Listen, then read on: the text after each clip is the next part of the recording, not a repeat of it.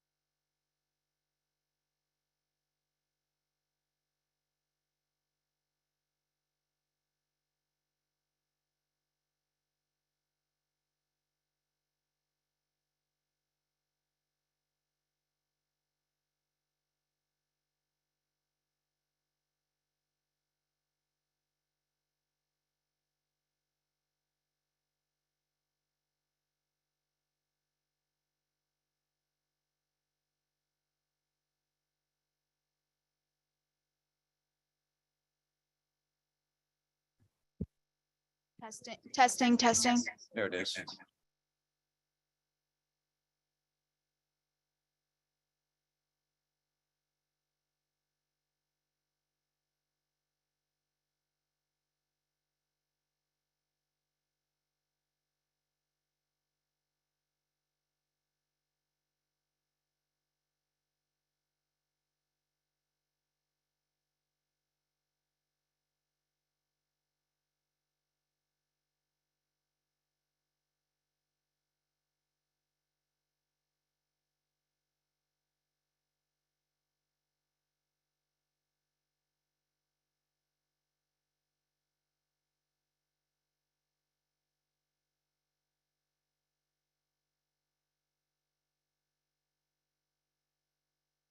All right, turn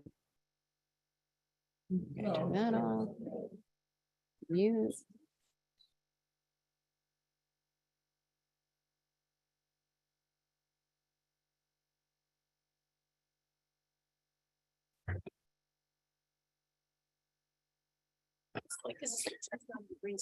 Good morning, everyone. We are going to reconvene the public hearing, the joint public hearing of the Human Services and Aging Committee. I'm Representative Jillian Gilchrist. And before we get going, I'm just going to turn it over to my co-chairs to see if they have any opening remarks. I'll start with my good colleague on the Aging Committee, Representative Garibay. Just want to welcome everyone and thank you all for taking time today to come out and let us hear your voice. Thank you.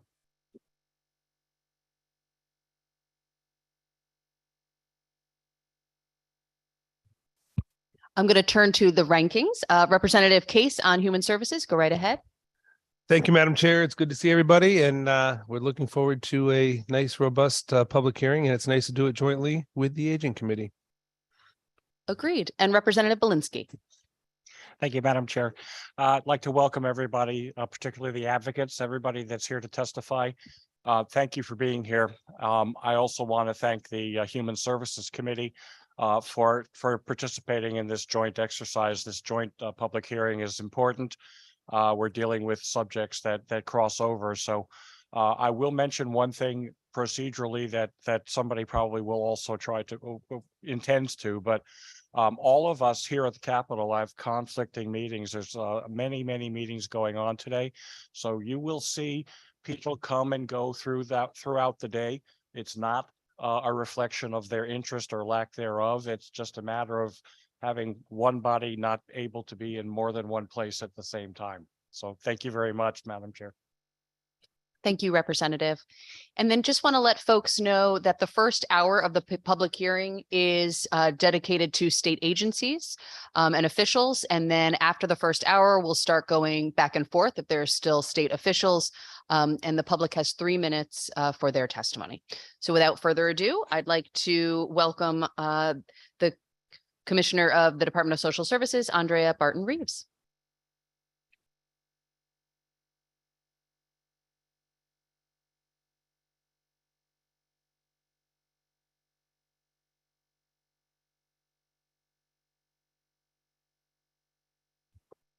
Good morning. Good morning, Senators Hochschild and Lesser, Representatives Garibay, Gilchrist and Case, and distinguished members of the Aging and Human Services Committees. My name is Andrea Barton Reeves, and I'm the Commissioner Designate of the Department of Social Services. I'm here today to offer testimony on several bills, starting with Senate Bill, I need to put my glasses on, Senate Bill 989, an act concerning nursing homes. While we support certain aspects of this bill, we do have concerns with certain sections of the bill as noted. And before I begin, I'd like to say that the concerns that we note are primarily budgetary. We are, as an agency, in full support of improvements in care and quality in nursing homes. But you'll hear me say time and again that some of these concerns are, and our ability to respond to them are constrained, and that is the reason why. So first, we do support certain aspects of Senate Bill 989, an act concerning nursing homes. And I'll speak specifically to Section 1, which establishes a requirement for air conditioning in all resident rooms, while Section 2 establishes a loan-based financing mechanism through which CHFA, the Connecticut Health and Education Facilities Authority, would support that cost. Right now, this mandate is not part of the governor's budget, and it is not part of DSS's current budget. So we would not be able to support that with respect to budgeting. Section 4 of the bill also establishes, subject to available appropriations, a grant to support non-emergency transportation for nursing home residents to the homes of their residents' families, with certain provisions, which includes distance and transportation being approved in advance and the like. Again, we are very much in support of the concept of the bill, but as we sit here today, there is not a specific line item in our budget for this particular provision. And third, we'd like to have more of a robust discussion about Section 6 of the bill, which requires us as an agency to do quite a bit of reporting. And our primary concern about this part of the bill is that much of this reporting is already reporting that we do within our current regulations and statutes.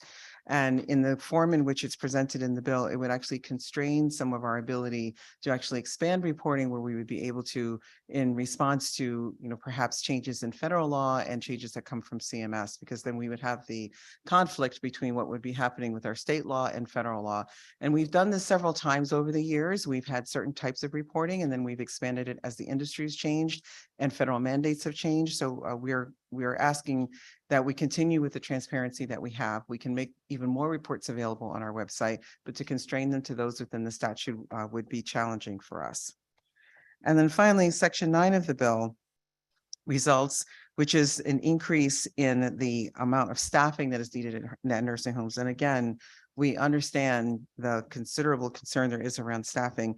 This particular request within this statute would increase our unbudgeted costs of over $30 million, some of which would be subject to Medicaid reimbursement, but we would not know what that exact amount would be.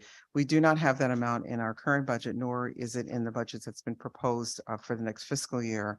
So our concern is that we would not be able to support that with our current allocations. Now, moving on to House Bill 6386, an act concerning the safeguarding the rights, health, and finances and quality of life of nursing home residents.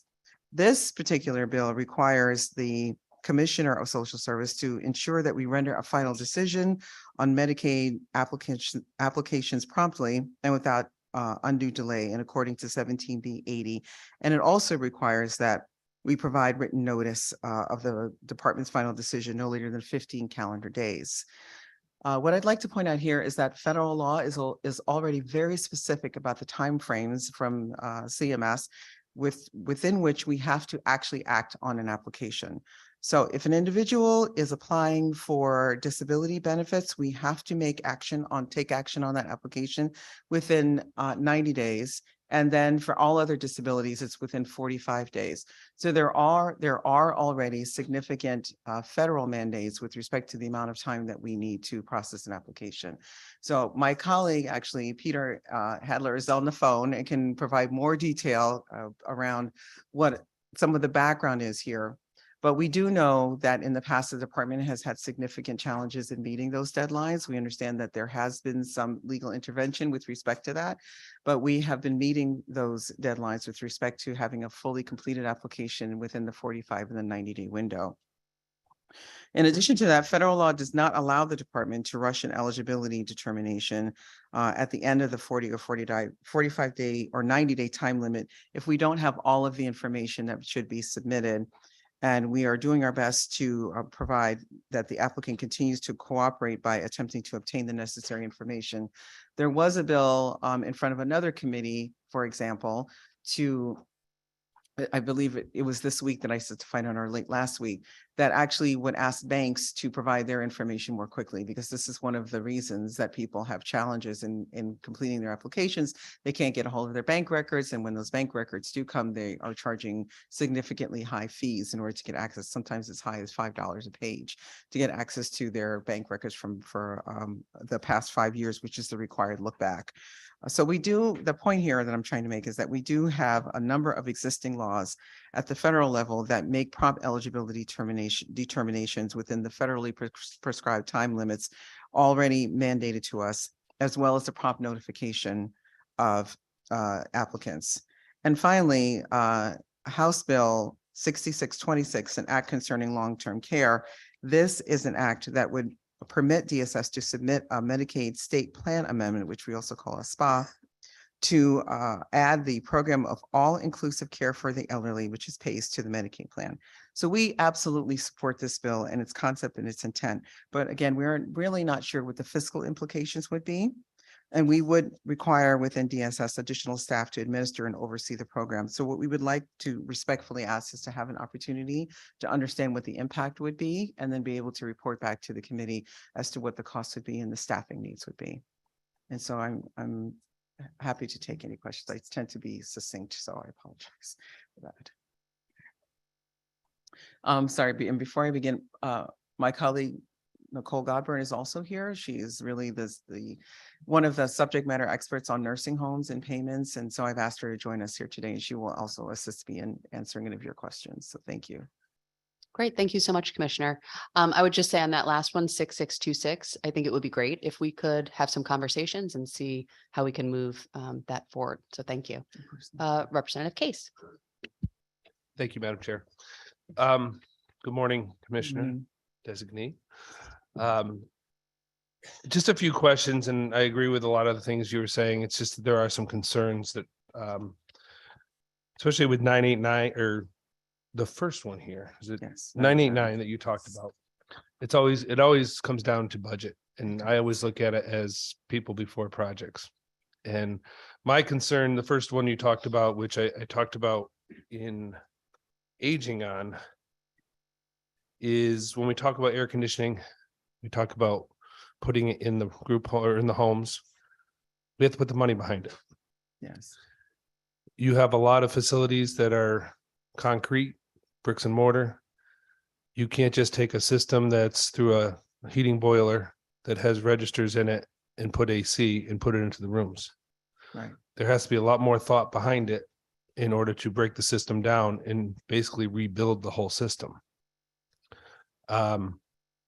So I look at that and I say, there's a lot of bills that we have to put the money behind in order to move forward. Do we want all the rooms AC'd? Yes. Would have been perfect to go through the COVID money and ARPA dollars. We could have used it because we could have done HEPA filters. We could have done the heat and the AC all in one shot. And those dollars would have been perfectly used for that. If you're talking about an older building that has the older systems in it, they're run through by a boiler, doesn't have forced hot air. It's nearly impossible to get this stuff into the center rooms or into the areas of the building. And we might want to talk about what we do if we put bonding out for this, put a bond package together and let people apply for the bond package, because we can't mandate something we don't put the money behind. Right. And that goes the same thing for staff. We can't mandate staffing unless we put the money behind it. And I agree. The biggest issues I have these days with nursing homes and with group homes, and I'm reading the signs right now. We don't stop adding patients, but we have stopped or are at a halt right now with adding staff because we don't have the staff. So we need to work on, as we are with the big bill around here with 5001, is workforce development. We're working with our nursing schools. We're working, Representative Cook and I have one in our own district, a nursing school. And we're trying to produce, but we can't get people to do the applications to take the programs. If we can't get the people that want to work in these facilities or want to work with these populations, what do? We have to do something to enhance people to work with our most vulnerable populations. So I thank you for your comments on that. And it's up to our job. If we're going to mandate something, we better put the money behind it before we take the agencies and make them have to do it, because they're going to go bankrupt. They're going to go out of business. So increase the staffing. We talk about that. We talked about the other day in the Human Services hearing. Since we've gone through the pandemic, the staffing has just become less and less. I mean, we're 40% higher on homeless people, and we can't get people to staff shelters. We can't get people to staff nursing homes. We can't get people to staff group homes. We're in some difficult times, and you've come into this position at the right time, because I believe we can work with you and we can get things done. Because you're having the own struggle in your own department, because DSS itself is understaffed. Indeed, we are. And that's something that we have to work on also. DDS is understaffed. We got to take this budget, take a hard look at it, find the money, put the money behind what we're putting on the agendas, and make sure that we can get this stuff done, because we can't put the onus on you to make sure that AC is put into every room if we don't put the money behind it. These corporations aren't making as much money or aren't making what they used to. And, we are paying higher wage. Darn it, I believe it, with the most vulnerable populations, those wages are way low. We are taking care of the difficult people out there. I thank you for your time. I thank you for you're going through this very piece by piece, but we have to be careful on what we wish for. And if we're going to do something, we as a group need to make sure we go and put the money behind it. So thank you. Thank you very much. Thank you. Thank you, Madam Speaker. Thank you, Representative. Representative Garabay. Thank you. So I believe that there are nursing, long-term care facilities out there doing it right. They tend to have full staffing and not the issues that some of the others have. Having said that, how will increased staffing levels, like in a daycare, it's 5 to 1, Right. 5 kids to 1 caregiver. When we're talking in nursing homes, it's kind of the same needs, but not there. How will increasing the staffing level affect DSS when it will be the nursing home that's going to have to do that? You said something like it would cost, and I Yes, don't understand. thank you. Thank you for your question. I don't know if Nicole wants to answer, but I can start by saying that it's all about the Medicaid match. So I'll allow Nicole to. Good morning. My name is Nicole Godburn. I'm the fiscal manager of reimbursement and certificate of need with the Department of Social Services. We're the office that oversees reimbursement under the Medicaid program, and of course, nursing homes being one of the biggest parts of that. To answer your question, nursing homes are funded about 70% through Medicaid. So the way the process works is nursing homes submit annual cost reports to us that encompass their entire cost of running the building. So that's staffing, infrastructure costs, operational maintenance, all of that. We then take all of that into consideration when we calculate the annual rate for the nursing home. So when you increase the staffing ratio in the home and tell them to hire more RNs, more CNAs, et cetera, that cost is then reported to us, and we need to increase the Medicaid reimbursement to compensate for those increased costs that the home is seeing. And given that Medicaid is about 70% of the revenue stream for the average nursing home, so that cost typically falls mostly to Medicaid when that happens. Okay, and so that's why you were saying, Commissioner, that we need to know what those numbers are before. So all I'll say, I feel that every day that goes by that we do not take care of the issues, and that's why the transparency is so important. I don't know if they're earning less than they did 5 years ago, 20 years ago. We need to know what is happening in our long-term care facilities. They're receiving public funding, taxpayer money. And I just feel that once we know that, then we can help make some of the changes that need to be. But every day that goes by, and it's not just in my district, it's not just in Connecticut, it's nationwide. And it's been happening for many, many years. And I'm hoping this is the year that we can make some change. Thank you. Thank you, Representative Garabay. Senator Lesser. Thank you, Madam Chair. Commissioner, it's good to see you, and congratulations on your new role pending confirmation, but we're excited to work with you and appreciate you engaging on these issues. There are 2 sections of the bill that I noticed of Senate Bill 989 that I noticed the DSS testified against because you were already doing the work and were concerned that this would inhibit the ability of DSS to make modifications to existing programs, the reporting requirements that currently exist. I just wanted to know if it was possible to work with the agency to address that, to set minimum requirements, but also give the department the flexibility to augment them if necessary. Is that something that could work? Yes, of course, there is something that we can do, but I think it probably would be more effective if they probably match the federal requirements, because it's okay. Thank you. Always like a soundtrack in here, livens up the difficult I conversation. felt like I was home with my 20-year-old for a moment there. So, which, yes. So our challenge is, and we just want to make sure that the state mandates and the federal mandates are not in conflict with one another, but certainly we can have that conversation. And, and as our team and I were talking, if there is a way that we can, and we do believe there is, to make it easier to find these reports on our website, because sometimes they can be buried. That's something that we can fix. We can look at website redesign, and it just might be a link that says all the reports are here, as opposed to having to go through several layers, so that because all of the data is there. We just want to make sure that people can access it more readily. And so that just might be a pretty simple fix in terms of accessibility. And I apologize if you already answered this because I did come in on Senate time. But wanted to know that with regard to the state staffing requirements in 989, which would cost, according to DSS, about $30 million in That's correct. additional Medicaid. Is that the state match or is that the total cost? I believe that's the total cost. That's the total cost, right? So the actual state impact, the state pays in terms of likely state impact, do you know what that would be?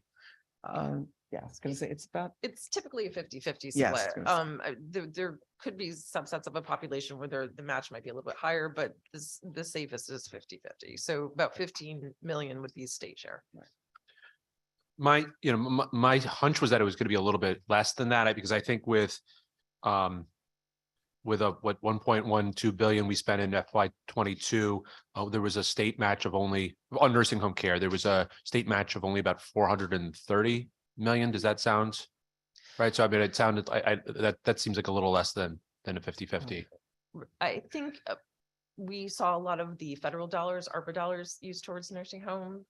So not knowing the number that you're pulling from, some of that, there may be some ARPA that was mixed in that. Or some enhanced match or something. Yes. Okay. yeah, correct. I was gonna say exactly. I think Yeah. the combination of ARPA and enhanced match would have that number look different, but now that Mhm. we're well, according to the federal government, post pandemic, Mhm. we're back down to about the 50-50 split with no additional ARPA funds available. Well, I would just say, and I'm editorializing here, that 15 million seems within the realm of what we can have a conversation about. And so if the federal government's going to pick up half the cost, that seems like a more reasonable number. And just want to thank you for that. Thank Those you. are all the questions I have right now. And I just want to thank you for being here. Thank you. Thank you, Senator Lesser. Representative Cook. Thank you, Madam Chairman, and welcome, Commissioner. It's great to see you. And Thank you. you definitely picked an incredible time to hop on board and partner with us. And great to see you, Nicole. Thank you. So I might be the longest serving representative on this committee. So this is my 15th year. And my first couple of years here, I also sat on the Aging Committee with then Senator, God rest her soul, Edith Craig. Hmm. Now, mind you, that's 15 years. 15 years ago, Edith Craig was fighting for air conditioning in nursing homes. Mm, Here we are 15 years later, and we're still having the same debate. mm. And so you obviously weren't there 15 years ago, so this is not directed to you. So this is just a generalized statement. It's the same pushback every year, every legislative session, regardless of who is delivering the message. And I find it completely unacceptable as our climate has changed. Back in the years where air conditioning in Connecticut might not have been completely necessary to the years now where our summers are much warmer and longer than they have been. That residents do not have the dignity and respect for comfort that we have. I don't have air conditioning in my home. I just don't like it, but my kids do, and my husband does, and we would have the ability to institute that if we chose to. We require clean air and functioning air systems in our school systems. But yet, for our older population or folks that have to be in a long care facility or for rehab or for living, we don't give them that. We just keep telling them, we can't do it, we can't do it, we can't do it. But yet over the last several years, we've been able to do it for our public schools. And I think one of the things that really disturbs me about this is, as we talk about our nursing homes, a lot of them are private owners who choose not to play by the rules. And they're padding their pockets with big bonuses and an essence of double dipping, of which we can clearly talk about later on. But yet we can't give care to the folks that deserve it and need it the most. And so on my list of things, I have full transparency, staffing, accountability, the separation out when we give numbers on the private facilities versus what we may consider to be a public facility. The discrepancies in the numbers. So as we were just talking, and I thank the senator for pointing that out, there's a $30 million number listed, but it's really not a $30 million cost to the state. It could be 15, but it's reported as 30. And when we are asked to do accurate budgeting, it's very difficult if we don't have accurate numbers. And I know the summer of 2019, prior to COVID, and this nursing homes has been an argument and a push that I've been having since I've been in this building. We instituted a raise for nursing home staff. I believe it was 2%, then 2%. Now that was the summer before the pandemic. Before we ever knew pandemic was in our future. And there were nursing home staff that never received those raises. Not in September, October, November, December, January, February. Then the pandemic hit in March. And the nursing home owners sent a message to those staff in a letter that stated, unfortunately, due to the pandemic, we cannot give you your raises. That's 7 months. Where is that money? Where is the interest of those dollars?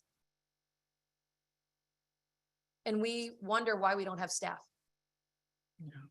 And we wonder why people are afraid to go into a nursing home.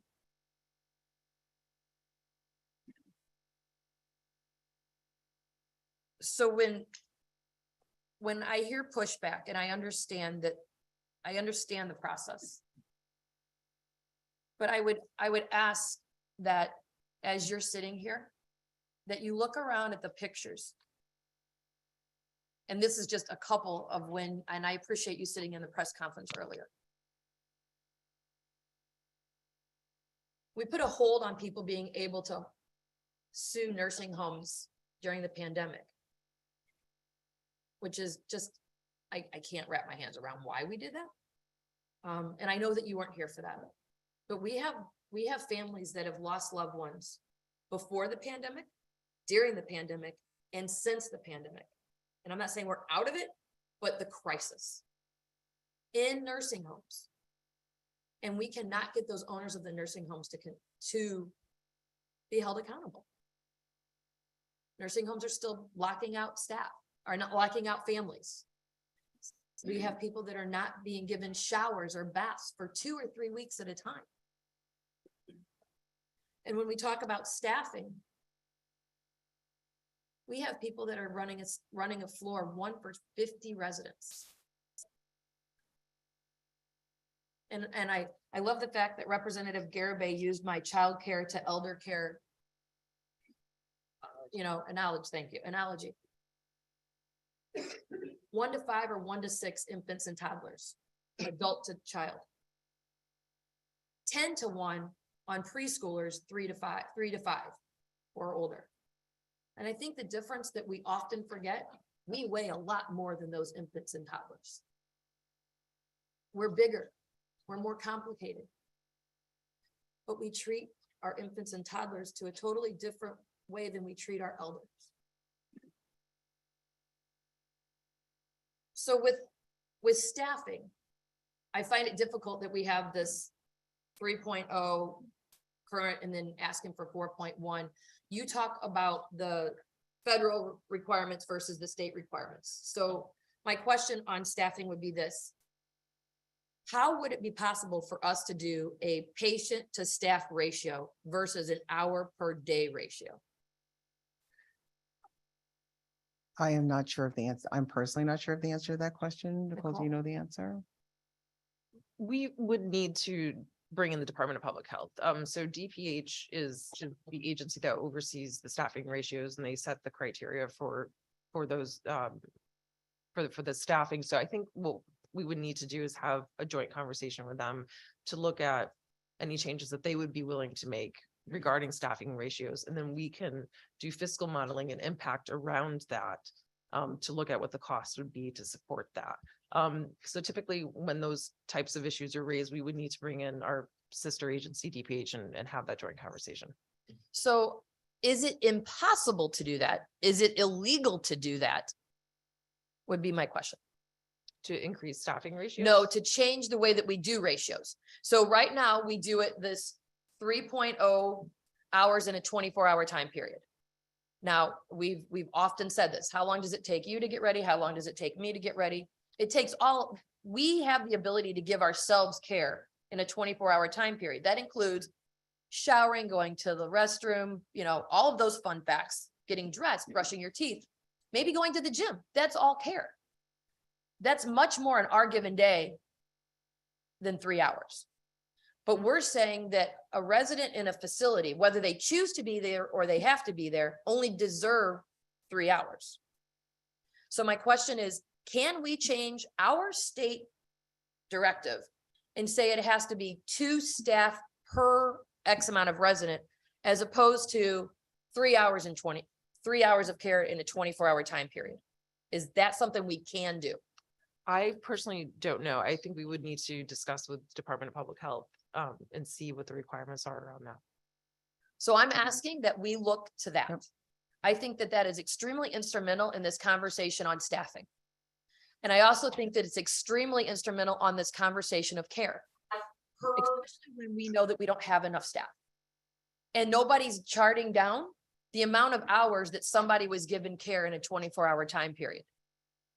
So my father-in-law, God rest his soul, died because of COVID in a nursing home that told us that there was no COVID. But we know there was COVID because one of the staff was on the news saying that they had COVID. So with all of that,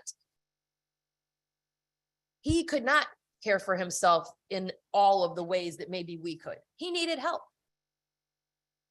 He would wait hours to go to the men's room. He would wait days to get a shower. But we blame that on COVID. That was happening before COVID, and it is happening today. So if we had the ability to log how many hours somebody got care, that helps our conversation. But if we were able to say 2 staff per 10 residents, not only is that better for the resident, but it's safer for the staff. Because with a Hoyer lift or all of those other things that are needed in a nursing home, I couldn't lift somebody by myself. And my husband's not a small guy, and that's hard for them to do too. And he was a CNA. So, I mean, as I look around the room and I look at wounds that need wound care, and I look at family members that have lost loved ones, and then I look at staff that are really doing this job because they love it, because they have a care and a passion. We as a state, as legislators sitting around this table, we have a moral and ethical obligation to protect them on both fronts. And I think we have failed. And that hurts me hard to say that. And when we talk about accountability, the only way accountability changes is to increase the staffing in the ombudsman's office. They need at least 15 more staff. We have 230 nursing homes, maybe more. How are they going to check every complaint with 5 or 6 or 7 staff? It's impossible. So I challenge us to fulfill their requirements and needs and fund them for 15 staff more. And if we talk about budget and priorities, I think that needs to be on the top of the list. Because if we start with accountability, it starts with them. And then a lot of other things trickle down accordingly.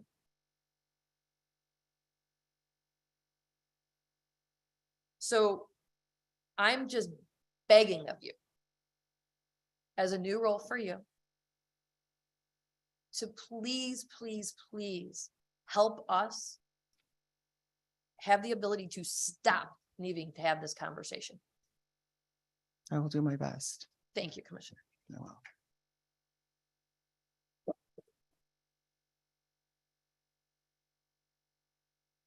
I know it can be hard when we support something, but just going to let folks know we don't allow clapping just because if there's something you don't like, right, we won't want the booing. So if everyone could just withhold their kind of response like that, I appreciate it. I'm going to go to Representative Fortier. Thank you, Chair. It's hard to go after the good Representative Cook. Her years of experience really accentuate how serious this issue is at this point, because I think I agree with her. I think we've failed in this area. I'm new here. I don't know if we have any ARPA funds left, but I want to say that they should go for air conditioning if we do. I don't think it's a big ask. I don't think all 200 of our nursing homes need air conditioning, but I think it's well worth the spending of any ARPA funds that we may have. Specifically for you, Commissioner, and I thank you both for being here. When you mentioned Section 6, you said that you do facility reporting, and that it's in line with federal regulations, and that what's in our bill, could conflict, particularly if those regs changed. I wonder if you could just explain a little more about that. I'm specifically concerned with some of the accounting and accountability aspects of that section. In other words, are we getting the data that we've referenced in the statute? In other words, are you getting it? First of all, are there areas that you aren't getting? In other words, could we reword the wording of our statute to make it in line with federal guidelines? Number one. Okay. Number two, I appreciate you saying we can put more reports on our website and make them more accessible. Are the reports understandable? I am, an attorney who's retired now, working with the state. I tell people I went to law school because I didn't want to do math.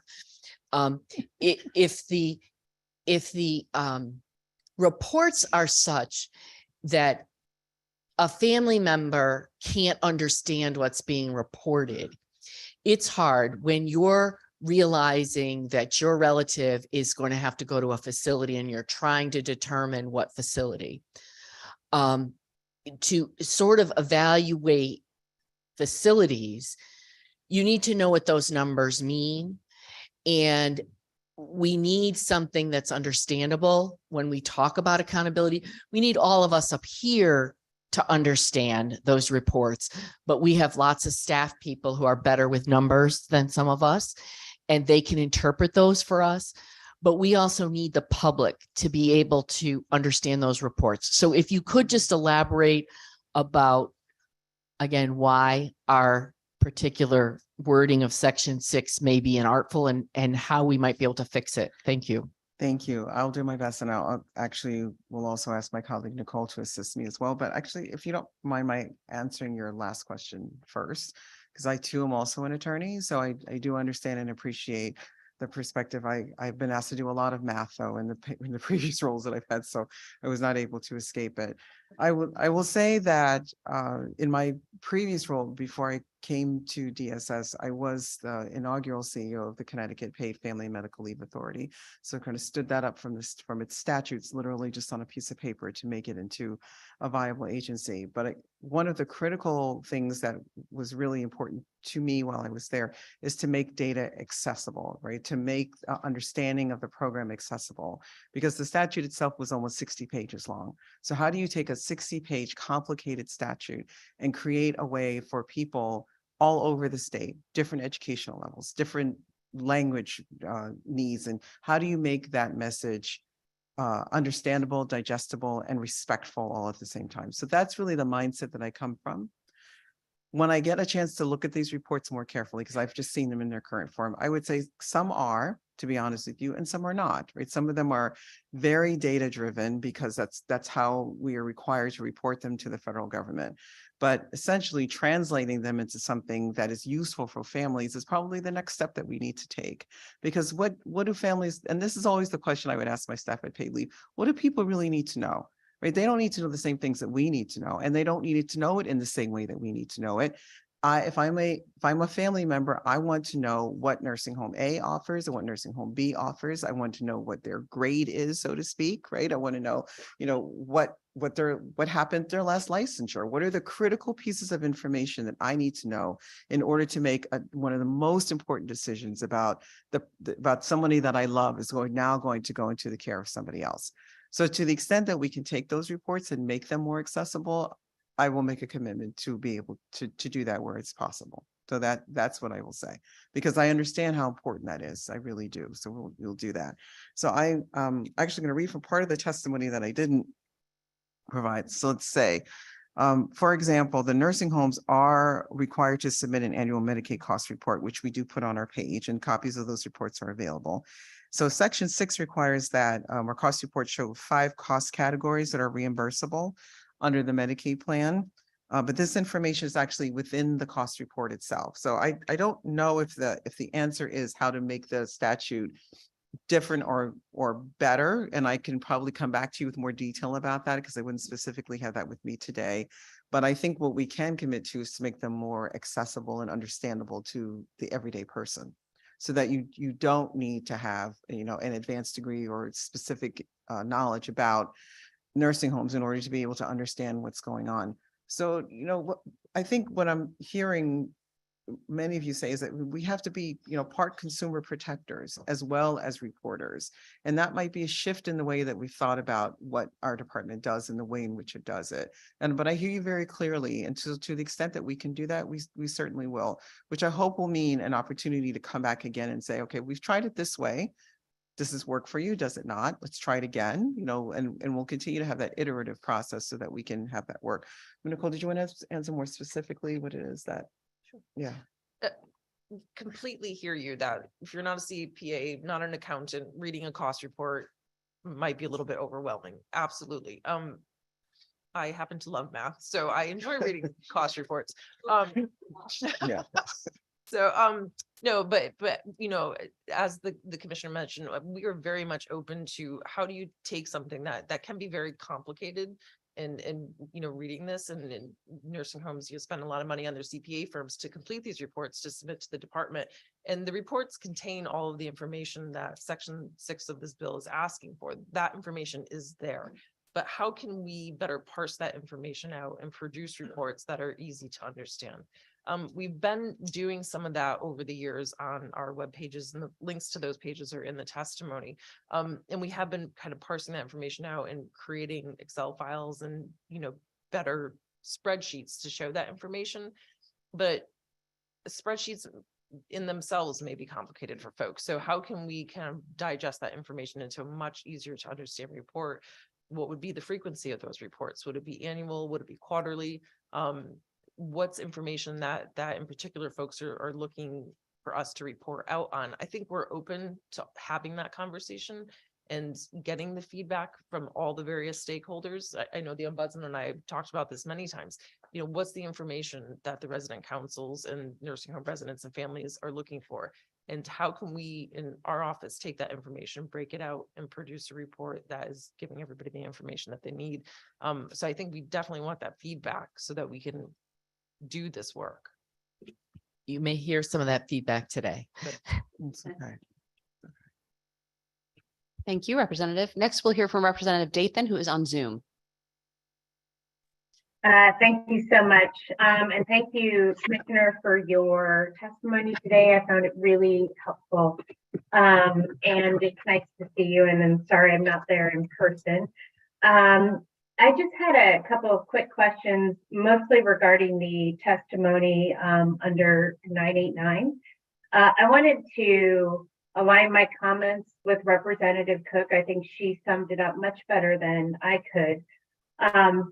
I've very much supported the community ombudsman last year, but I do see that the department is really pushed. And I'm wondering, are you aware of any best practices that the ombudsman programs need to adhere to as part of operating?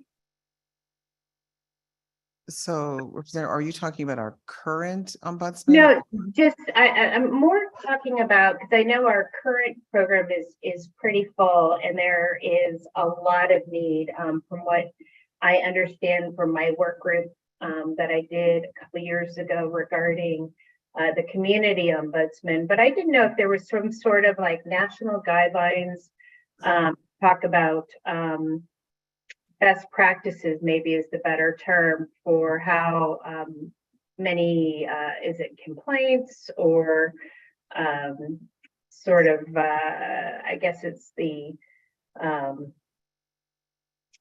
things that the individual ombudsman would work on, because, I'm feeling that they are really, really, pushed, and we have a number of people aging in place. We have a number of people, working within the, in the care, centers. And I'm wondering, is there any sort of, best practices that, maybe, Medicaid or CMS, kind of dictates, or any sort of, governmental organizations when dealing with, the complaint process?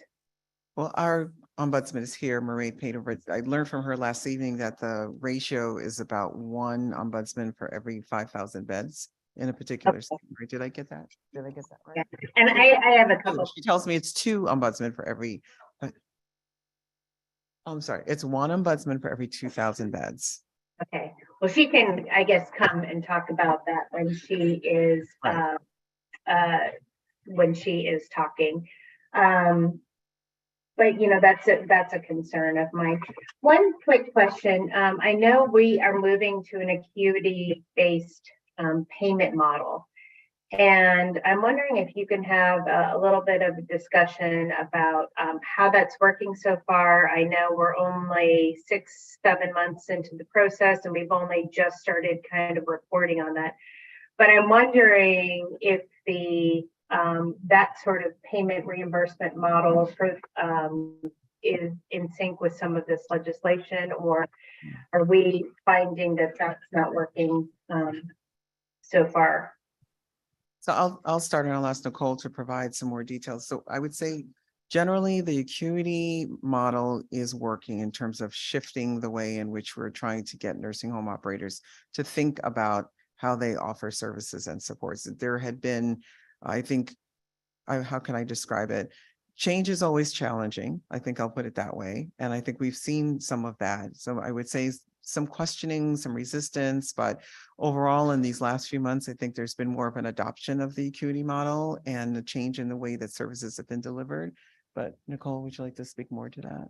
Sure. So we are constantly evaluating acuity. So folks that are maybe not familiar with the system, Connecticut used to pay nursing homes on a cost-based system. So the nursing homes would submit their cost reports. We would take that calculation and come up with the rate. And no matter what the medical complexity of the resident was, the nursing home was getting paid the same amount for every single resident in the building. What acuity does is it throttles the reimbursement for the medical complexity of the resident. So the easiest way to say is the sicker the resident, the more money the nursing home will receive to care for that person. We adjust the reimbursement on a quarterly basis, and we use the MDS minimum data set, which is information every nursing home is required to submit to the federal government. So that's the information that we extract quarterly to come up with a case mix index that we use to throttle the reimbursement quarterly for the nursing homes. We are constantly monitoring it, but we are starting to see a change in behavior. We're starting to see nursing homes taking a look at their CMIs, their case mix index, and understand that under acuity, if I take a more acute resident, I will get a higher reimbursement to support more medically complex. What that then does is it frees up space under our home and community-based program to ensure that those folks who want to be in the community don't necessarily want to be in a nursing home, but are able to live independently on their own. That will shift folks into the community and keep the more medically complex folks within nursing homes. So that's what acuity systems do. Connecticut's a little bit behind the 8 ball in that there were about 20 to 30 other states who were under acuity systems before us. We're one of the last states to come to the table for this. But long term, we've seen the other states and their experiences actually do that, shifting more folks to the community and keeping people in the nursing home who medically need to be there. So we're starting to see that change in behavior in Connecticut, and we're constantly monitoring it, and we're happy to report out. As we have more data available to us, we're happy to report out to you on that. But we are seeing some change in behavior.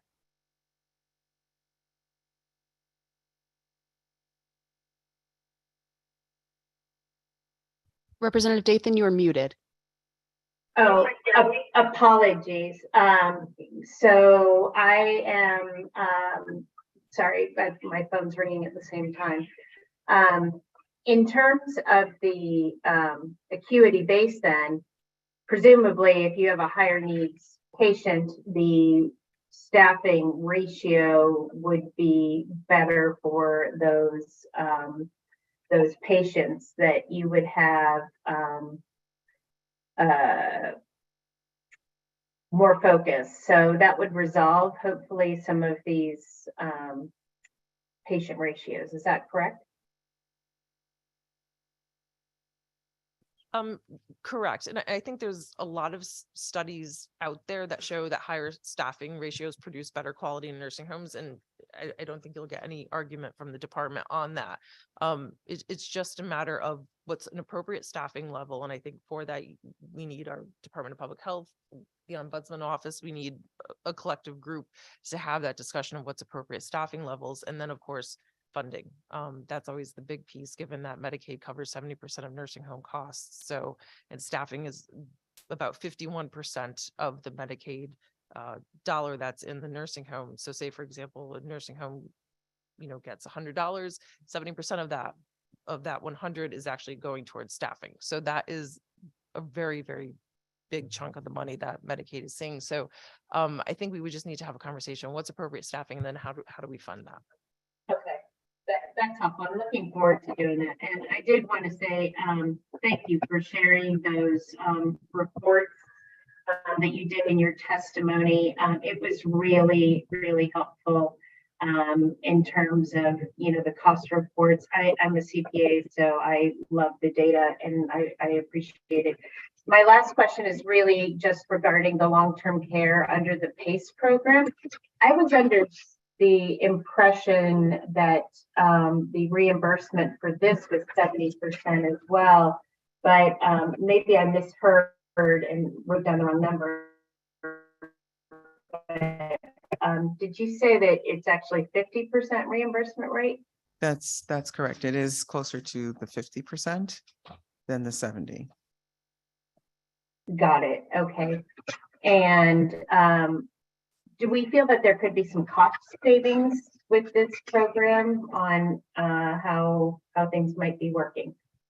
It is really hard to say, Representative, which is one of the reasons that we asked for an opportunity to do some more research and to come back with some more numbers. It's certainly possible, but I couldn't sit here today and tell you that it was definite. Okay. Thank you so much. And I have a few more questions for, I'll save them for Mairead. But thank you so much. Have a good day.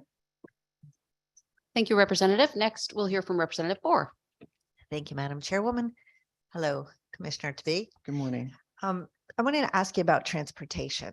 So there's a component in the nursing home bill regarding transportation in between ambulatory and I guess regular car service. So two questions around that. When we switched, I think it was from Logisticare to VEHO, at the time there were significant challenges. What is your assessment today of how that transportation service is working? So right now we're actually in the contracting phase for a new vendor. So I would say that the concerns that have been raised about VEHO, which is the current vendor, have been very clearly heard, and that the department has responded to those by going back out to bid in a competitive bidding process to look for another vendor. This is a very challenging space because there are only a few vendors that actually do this work. And the ride sharing companies that we usually think of that we're all familiar with are not ones that are particularly well suited for this kind of transportation for a number of reasons, for insurance, for security and the like. So that means that the field of vendors to choose from is fairly small. Some obviously, like in any industry, are better than others, and we've heard very clearly what the concerns are about the current one, and we're currently working to make a final selection for a vendor and then move into contract with them. Great. That's great to hear. I've had significant constituent issues myself, which I have passed on those concerns of residents at the homes waiting to go see a specialist and literally sitting in the lobby for hours. So what is, you mentioned there's limited vendors in this space, and there's a component in this bill about non-ambulatory transportation. Is there a service that's in between a car and an ambulance? I know when, you know, my mother lived with me and she would go from the hospital to the home and then back home, she would come by ambulance. I didn't think she really needed an ambulance, but she couldn't just go in a car because she had trouble, you know, stepping up and some complications. Is there an in-between type of service? There isn't an in-between type of service that, for example, could manage the volume of transportation that we would need in the state. And that's the concern. That's what I meant about there just being a limited number of vendors.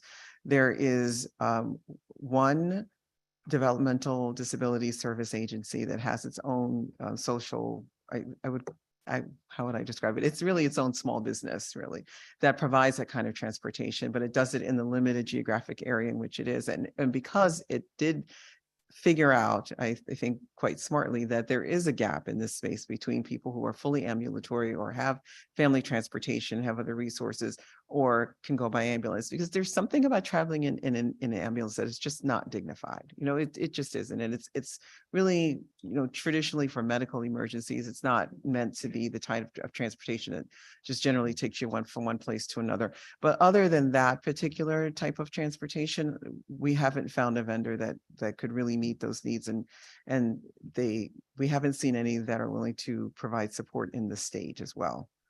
Yeah, that's unfortunate, but I It is understand indeed. it's a challenge Yeah. beyond your control, but I'm really grateful to hear that you're going out to bid. Yes. Just switching to physicians, what is the requirement for a physician to be on site? How often at a nursing home? So I'm not familiar with that, and I would have to go back to our friends at the Department of Public Health, because there's a lot of overlap between what we do. I don't know that personally. I can get that information for you, Nicole. I don't know if you know that off the top of I don't know it either. Okay. No. That'd be great. I know that Okay. specialists are hard to come by, but it seems like a lot of the transportation are for residents that need to go out to specialists because there aren't specialists at the home. And I know it's difficult to because of the scheduling, you know, because there is a shortage of specialists, but if we could get more specialists to go to the homes, right? Because very often the illness or the disease or the disabilities are common, right? So if you could have a specialist go to the home, then that would avoid the patient having to wait in the lobby, get in the car, go to the doctor, wait at the doctor, come back when they're already, you know, sick to begin with. So yes, I would love that information, how often a doctor needs to be on site and what is the program, if anything, around specialists being there as well. Thank you.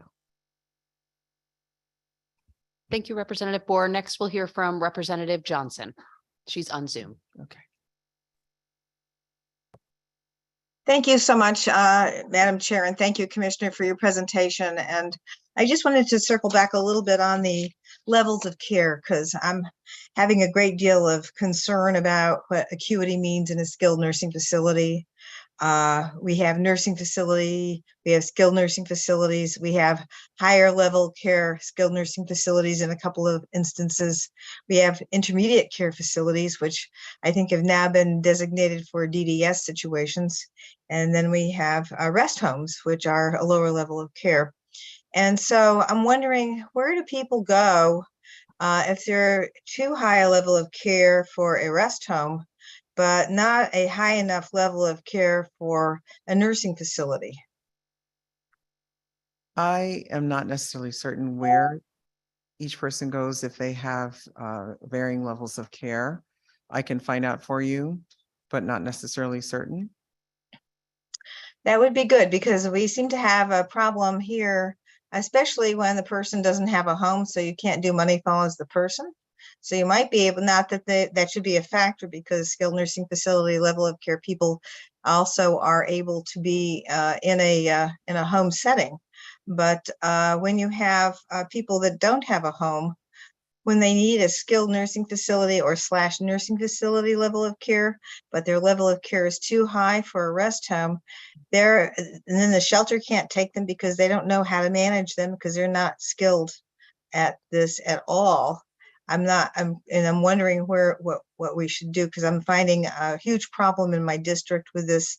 I've been talking to the different shelters, and they are having difficulty finding places, and people end up in a tent out in the river when they really should be in a nursing home. Thank you. I will find out and get you an answer. Okay, I appreciate that. Thank you so much.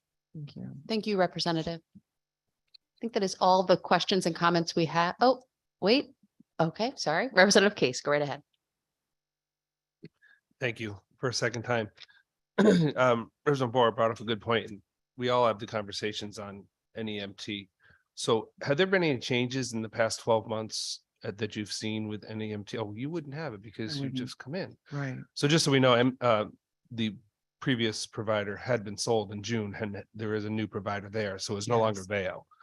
As of June 8th, it's MTM, I believe it is. Yes, it has a new name, and I believe. So it that's has a whole correct. new staff with 25 years of experience. And I was hoping that things would have changed and maybe things would be different. And then, like you said, it's more difficult to get that transportation because this particular MTM company right now is in 31 different states. So they cover Correct. most of the country. So it's no longer Vail. It's actually a different company that's in the state of Connecticut right now. That's correct, but we still went out to bid because Correct. of the, yes. And that's the right thing to Yes. do. And that's also a very difficult, along with the nursing homes, along with the group homes. I mean, myself, as Rep. Cook says, losing a family member is not easy when have somebody within a state run facility. I lost my brother 5 years ago in a group home. Yeah. If staff related. And it's heart wrenching. But when you talk about transportation, I think a lot of us want to look at it as not only non-emergency medical transportation, but some of the bills are looking to get residents out to go visit other family members or do other things. Right. But it is also difficult for these agencies such as MTM, which is our new transportation company, to get people to drive the cars. Yes. And that's one of the reasons our agency at DCF went out and got 60 of their own cars with 60 of their own drivers, because they couldn't depend on another outside agency to do it. So we're doing it in-house. I don't know if your agency has the ability to do that because there's so many rides that are needed, but they saw that they needed control. And the commissioner says, we're going to try and do this. So they have their own transportation division within DCF to handle that. It's not an easy task. No. And I just want to say thank you. You got a lot on the plate right here. And we put stuff out down on paper and legislation, and we need to follow it up with the money to follow it. I agree. We've come through some difficult times, but it's going to take a little bit longer, I believe, to pull us out of those difficult times. But darn it, we have to take care of our most vulnerable people. Agreed. Okay. Thank you, Yes, Commissioner. thank you. Thank you, Representative. Thank you so much, Commissioner, for Thank being you. here today. We've hit the hour mark, so we're going to start going back and forth between public and state officials. And so I'd like to invite up John Enderle from Kinship Health. Or maybe he's on Zoom.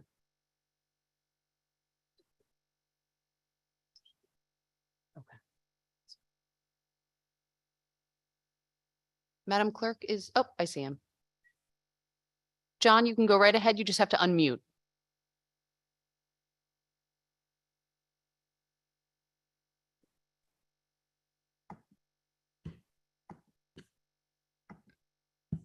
All set? Yes, all set. We can't see you, but we can hear you.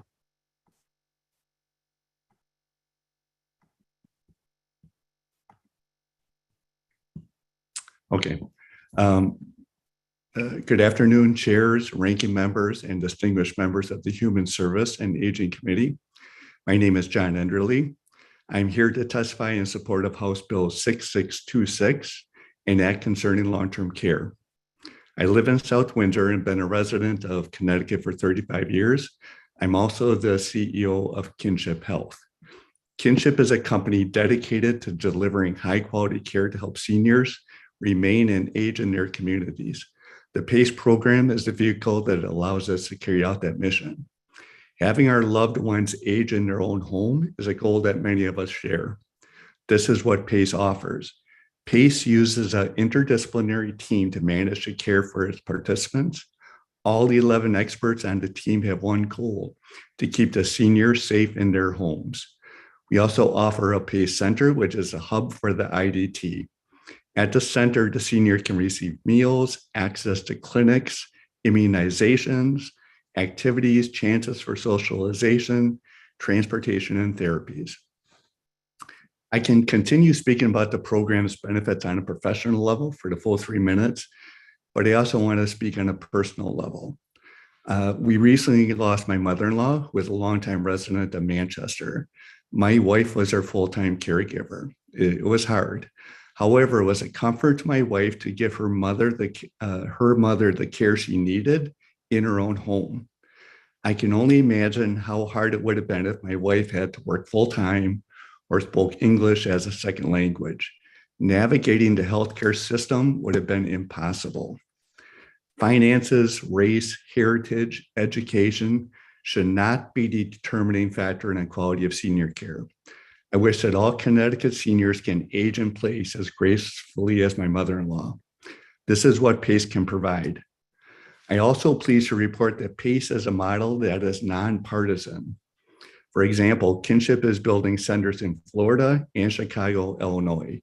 Regardless of their political affiliation, both state governments recognize their responsibilities to deliver care to their seniors and have chosen PACE as that vehicle. Kinship has estimated there's about over 15,000 Connecticut residents who need the PACE model of care. Simply put, PACE is a premier geriatric model of care. It is how senior medicine should be delivered to our citizens. It's effective and efficient. It is personalized. It maximizes the dignity that each senior deserves and maintains the support system to ensure higher quality care. I urge you to help make it available in Connecticut and support the legislation. Thank you. Thank you, Mr. Enderle. I don't see any questions or comments. Thank you for your testimony. Thank you. Next, we'll hear from Mariette Painter, the state's long-term care ombudsperson.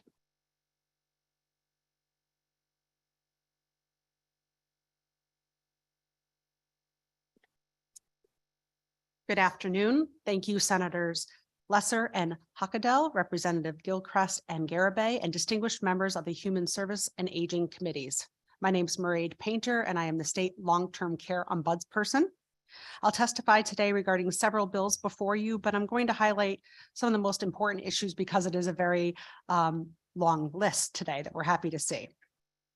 Access to high-quality, skilled nursing facilities is a vital part of ensuring that residents receive the care that they need and deserve.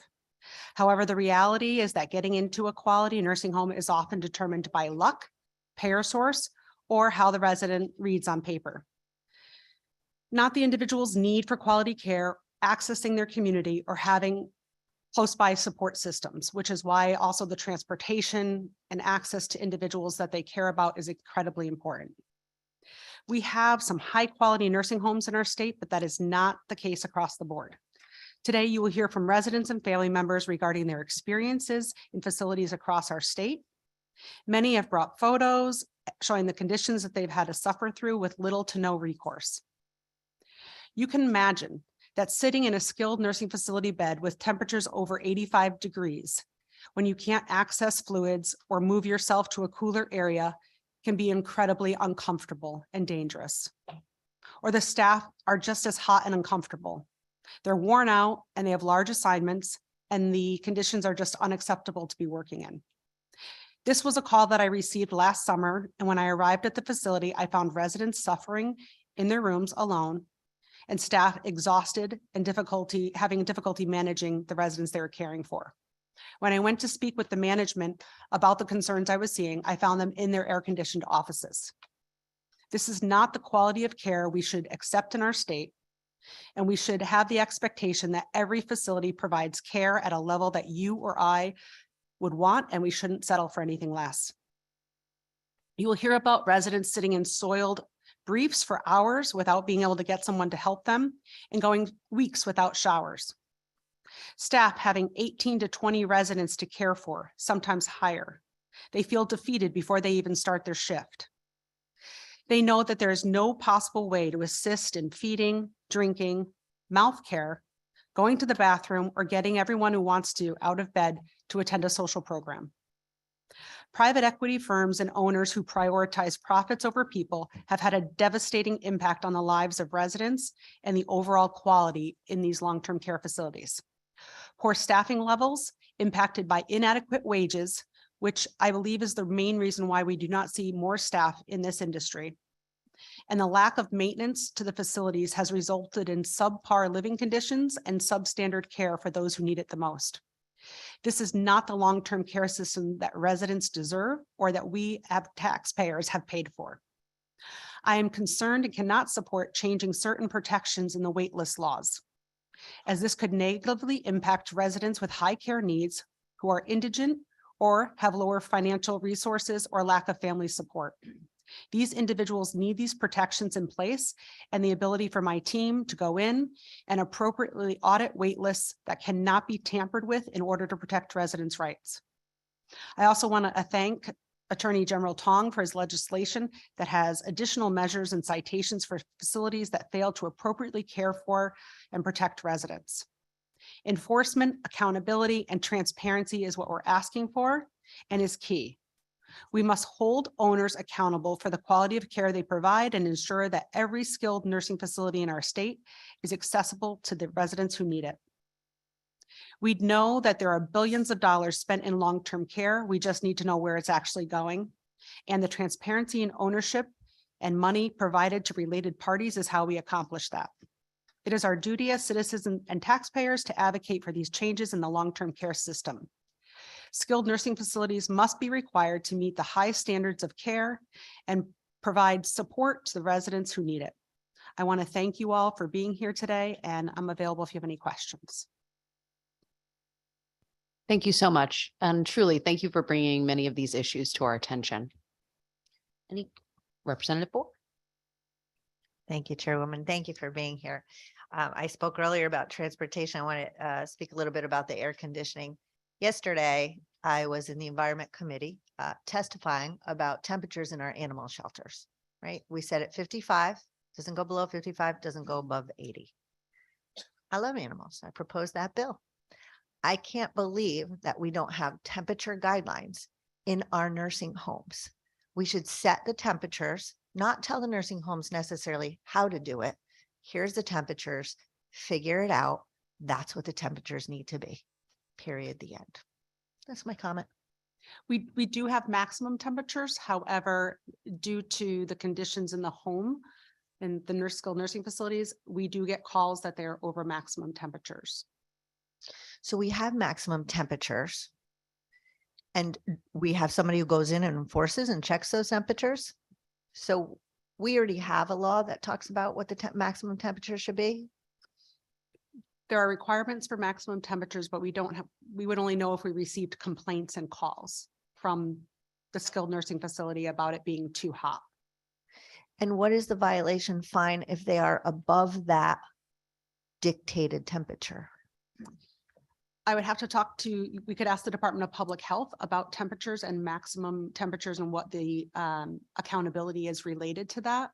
I don't know that I've seen many citations or tags related to maximum temperature or heat in skilled nursing facilities. Got it. Okay. That might be a different story then. That might be a different angle. Thank you. Representative, thank you. Representative Garibay. Thank you for coming today. I know in some of our previous conversations, like we've come up with quite a few really good legislative pieces this session that we hope we can move forward. But we have legislation and rules out there. It's the accountability piece that we're lacking. Am I correct? In some cases. In some, like trying what are, so what happens when you go in there and it's 100 degrees? What happens to that facility? I would reach out to the Department of Public Health, and I want to make it clear, they have been very responsive. Right. They show up, they would go out with individuals from the building fire safety portion of their department and respond and figure out, one, why it's so hot. Usually a nurse would go out as well, or a surveyor, and ensure that residents get access to fluids. Why aren't there enough staff to pass fluids, popsicles, cold compresses? But that can only go so far. So they use the tools that they have available to them to help relieve some of that pain and suffering. And then the facility works with the team members from DPH to address why the temperature is so hot and how that can be corrected. Last year, we did see the Department of Public Health requiring them to make adjustments. Some brought in portable air conditioners that they had at their corporate offices, which was frustrating that we had buildings that hot. And it wasn't until I went out in the evening and identified it and brought it up, and DPH called them, that they then brought what they had at their corporate office in to relieve the temperatures in the building. Yeah, and by no way was I insinuating that agencies weren't doing their job. It's, have we given them the tools to make people accountable for their actions, I guess? And I know the answer already, I think, which is no. Well, and I think bandwidth has been an issue. We've all had a lot of changes in our staff this year due to retirements and openings in positions, but we've been fortunate to be able, I know I'm in my program, Phil, and I know the Department of Public Health has been working on that as well, and they can report that out to you, but getting people up to speed and understanding and trained in order to facilitate response to these kind of concerns takes some time, but everyone is actively working on that. Thank you. Senator Seminara. Yes, thank you, Madam Chair. And Ms. Garabay has really stolen my thunder in terms of, I was going to ask the same thing about the accountability. So I recognize that there isn't a lot of, there is some accountability lacking. Once something is identified, I know that you report it, but I am curious to know, what is the follow-up? And what I mean by that is, so you've taken care of the immediate problem. What happens in a month? What happens in 2 months? What happens in 6 months? How much accountability is there in longevity is what I'm referring to.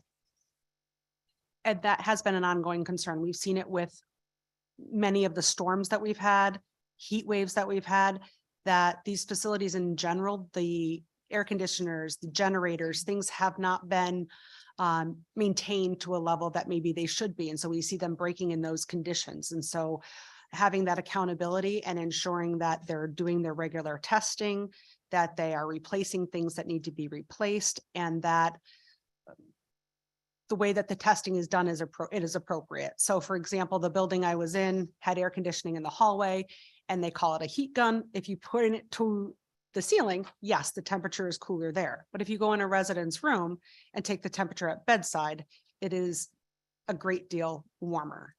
And so just that accountability of having enough people to go in, monitor that, and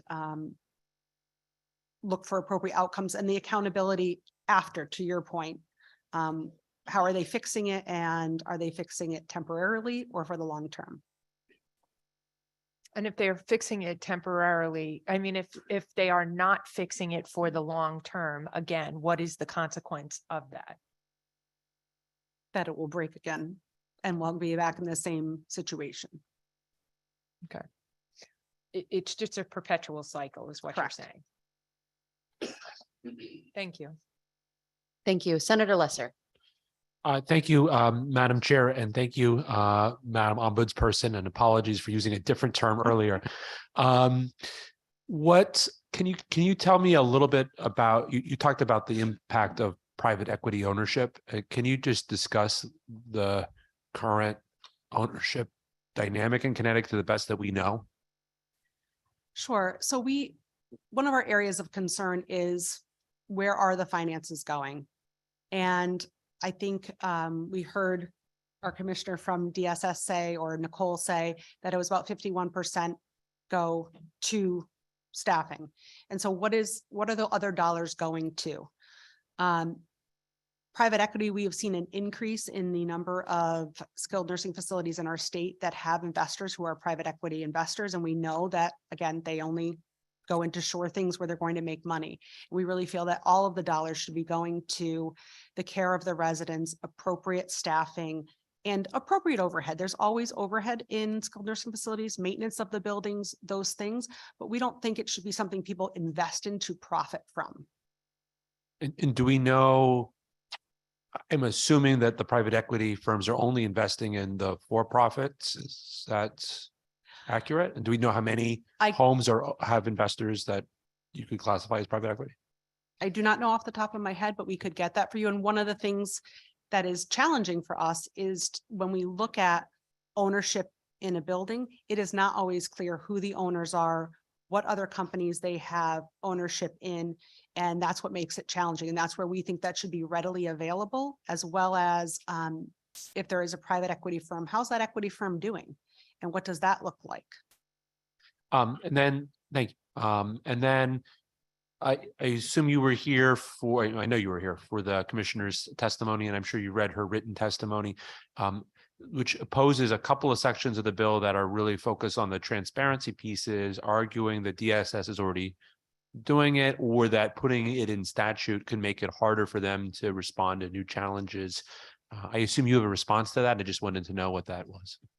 Yes. So as Nicole pointed out, she did reach out to me and we've started some discussions around that. And we were able to meet with her as well as some of our team members that look at that and see, is there a way to answer the questions that residents and family members have?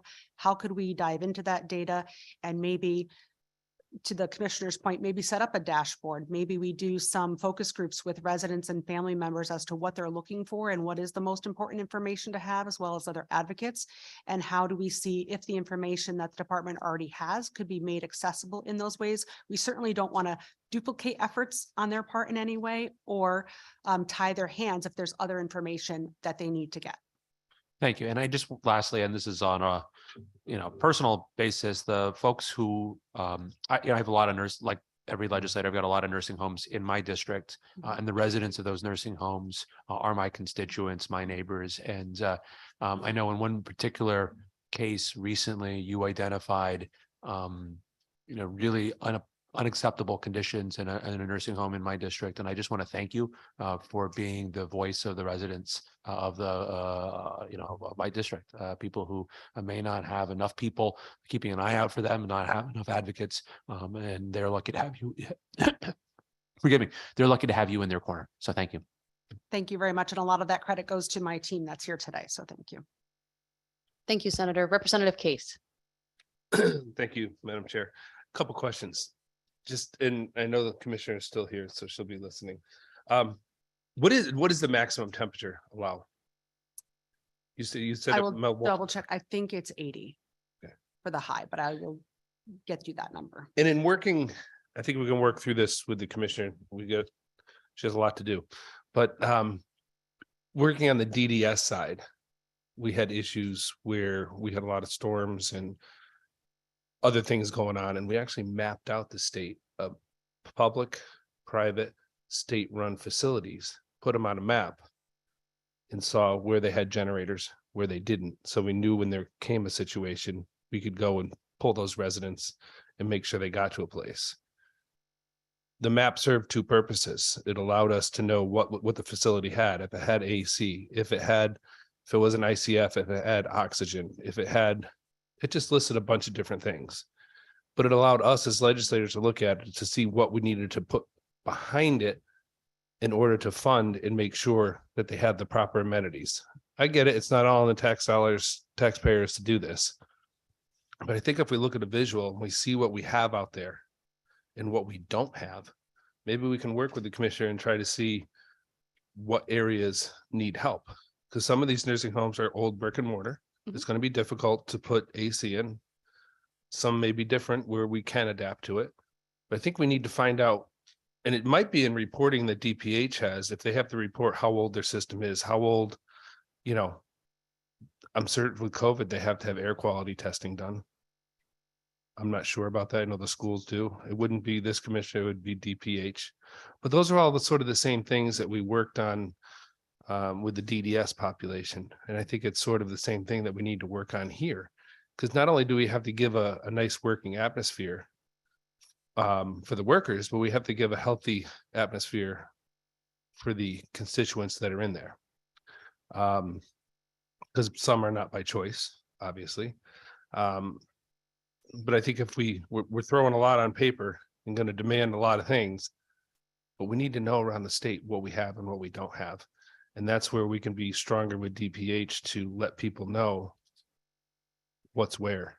And it makes the DSS commissioner's job, I think, a little bit easier knowing where the fall downs are. I don't know. Visuals sometimes work really well. And it's something that commissioners can fall back on if we have a big storm, if we have a heat wave coming. Geez, what facilities do we have that don't have air conditioning? Should we make sure we concentrate on those and see what we can get assets over to them to help them get through this? I mean, we just went through a cold snap. I'm in the fuel business. How many people run out of fuel with nursing homes? You know, we have to take a look at this stuff and we have to see what's going on. So just a thought, and it's something that maybe we can work on with the commissioners, but I appreciate you being out there because I don't know if you know it, but almost every committee is asking for ombudsman. I have heard that. So every committee I'm on, whether it's aging, human services, I mean, we have multiple bills that want people like you out there, because if we don't have you out there, we don't know what's going on. We can't see everything every day. So it's important that you report. And that's where I think I keep pointing to this DSS. Her record of transparency is great in my book because of where she's done previous jobs. And transparency is what we're looking at in the higher education system, the DDS system.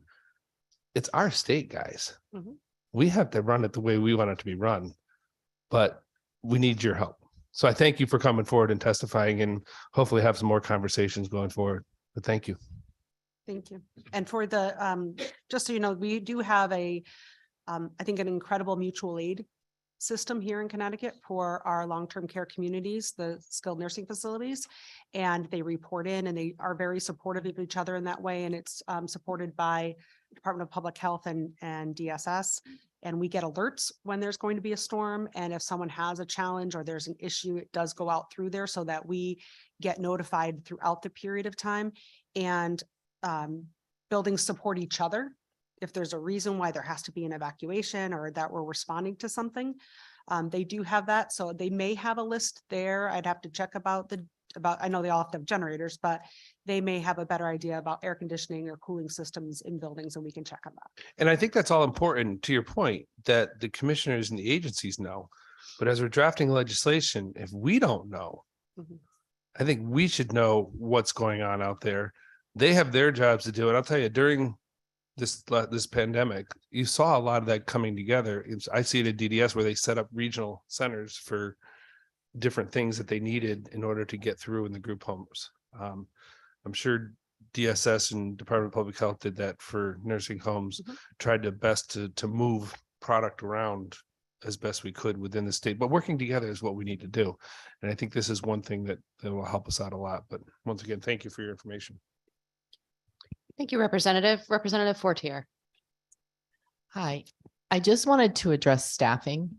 I'm just wondering, obviously, you go to these facilities, and while you may be going to address that heat issue, et cetera, just some general comments from you about our staffing crisis. And I'm calling it a crisis, and it's certainly not the only workforce that's in crisis, but other than money, which we know is a significant factor. In other words, when you can work for Amazon for more money than our CNAs are making, I understand why the stress of this kind of work perhaps invites you to go somewhere else. But in general, what else can we do to improve life for our staff in these facilities? And And I'm looking for your perspective because you're there and you speak to staff and perhaps staff that were getting ready to leave, why they were. That is a great question. I do think it's multifaceted. I think that when you talk about a nursing home, and you may see that I distinguish saying nursing home from skilled nursing facility, because a nursing home is a place where people live in a dignified way, and it is home-like, and it is warm, and the staff have a good quality of life, just like the residents do. When I say skilled nursing facility, I'm talking about the facilities where it's a facility. It's where people are just staying, and you don't have that overarching home-like environment. And I think that that matters to staff just as much as it matters to residents. People want to feel good about going to work, about the job they're able to do. Pay is huge. We need to start honoring the people that are doing this work and paying them livable and appropriate wages for the work that they're doing. I think also respect, the way that we treat individuals who do this work, and show them dignity and show them how much we value the work that they do, because they're caring for our loved ones. They're caring for our friends and our family members, and giving them that dignity. And then also understanding that making them have to choose, the choices that staff have to make in a day are incredibly challenging. The choice of, I'm working short. Do I get someone up and take them to the bathroom by myself because they're asking me to? I could drop them, they could fall. I'm supposed to have a 2-person assist to use the Hoyer, but I know they haven't been out of bed in hours. They want to go to a rec program. It's hot in their room. I want to get them to a different area in the building, but I don't have the other care team members to be able to do that. So sometimes they take that risk, and if they drop the person, that's their responsibility. It falls on them. That's a lot of pressure and anxiety. Or if it's the end of your shift and you're choosing to go home to your family and to have your daily life, and no one else is coming in, and you know the next shift is going to be short, do you choose to go home and you leave these individuals that you care for and you care about and you've taken care of short the next shift? That doesn't feel good. People don't want to return to that every day. And until we change that, we are not going to change the staffing patterns and the people responding to these homes. They get called when they're off to come in. And they've told us too, corporate has said we cannot call agency staff in, it's too expensive. We can't, they're not sending any other help. We've reached out to corporate. We've talked to management. Management tells us we're not getting any more support from corporate. And so the staff feel abandoned. The residents feel abandoned. We see management moving out of these facilities at a rate I've never seen before. I have been working within or related to long-term care for 25 years. I have never seen the amount of administrators, DNSs, and assistant DNSs change in buildings that I've seen in the past 2 years. And so I think until we change that and ensure that we go back about 20 years when I worked in long-term care, and we had teams, we had management teams, and they supported the individuals that worked in those facilities. And we knew our residents, and the administrators were on the floor, and it was the same administrator for 10 years. That's when you have good care. And you need to have a career ladder.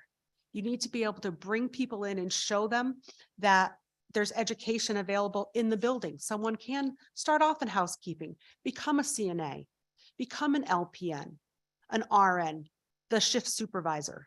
Those were some of the best team members that I worked with, because they grew up within the nursing home. They knew what the expectations were. Some had worked in dietary. And when you have that cross training, you have value for each other. People are treated differently, and ultimately who benefits? The residents in those homes.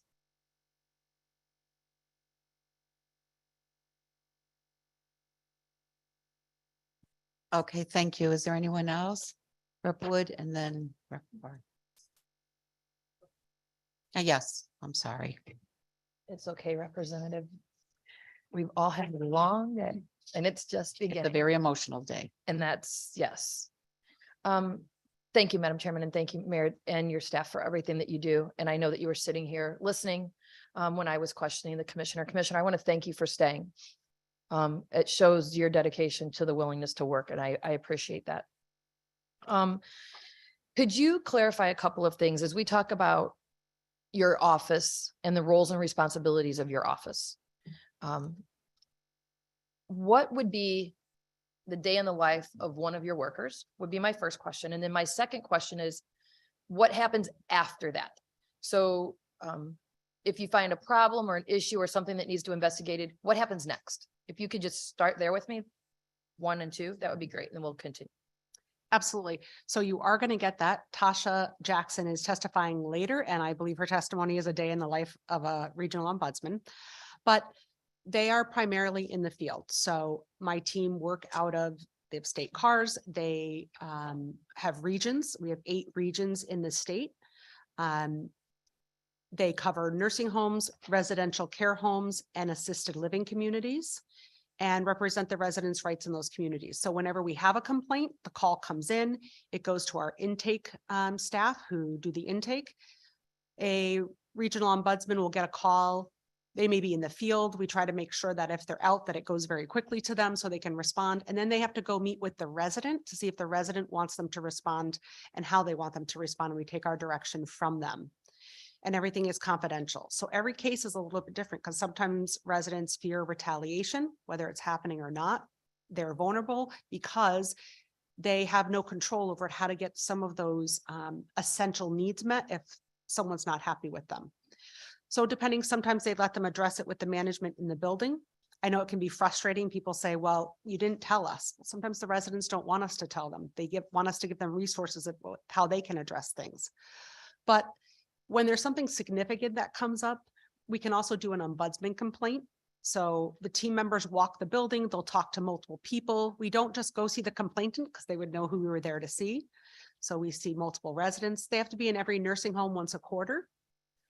So they'll make those visits, get their complaints, do the documentation.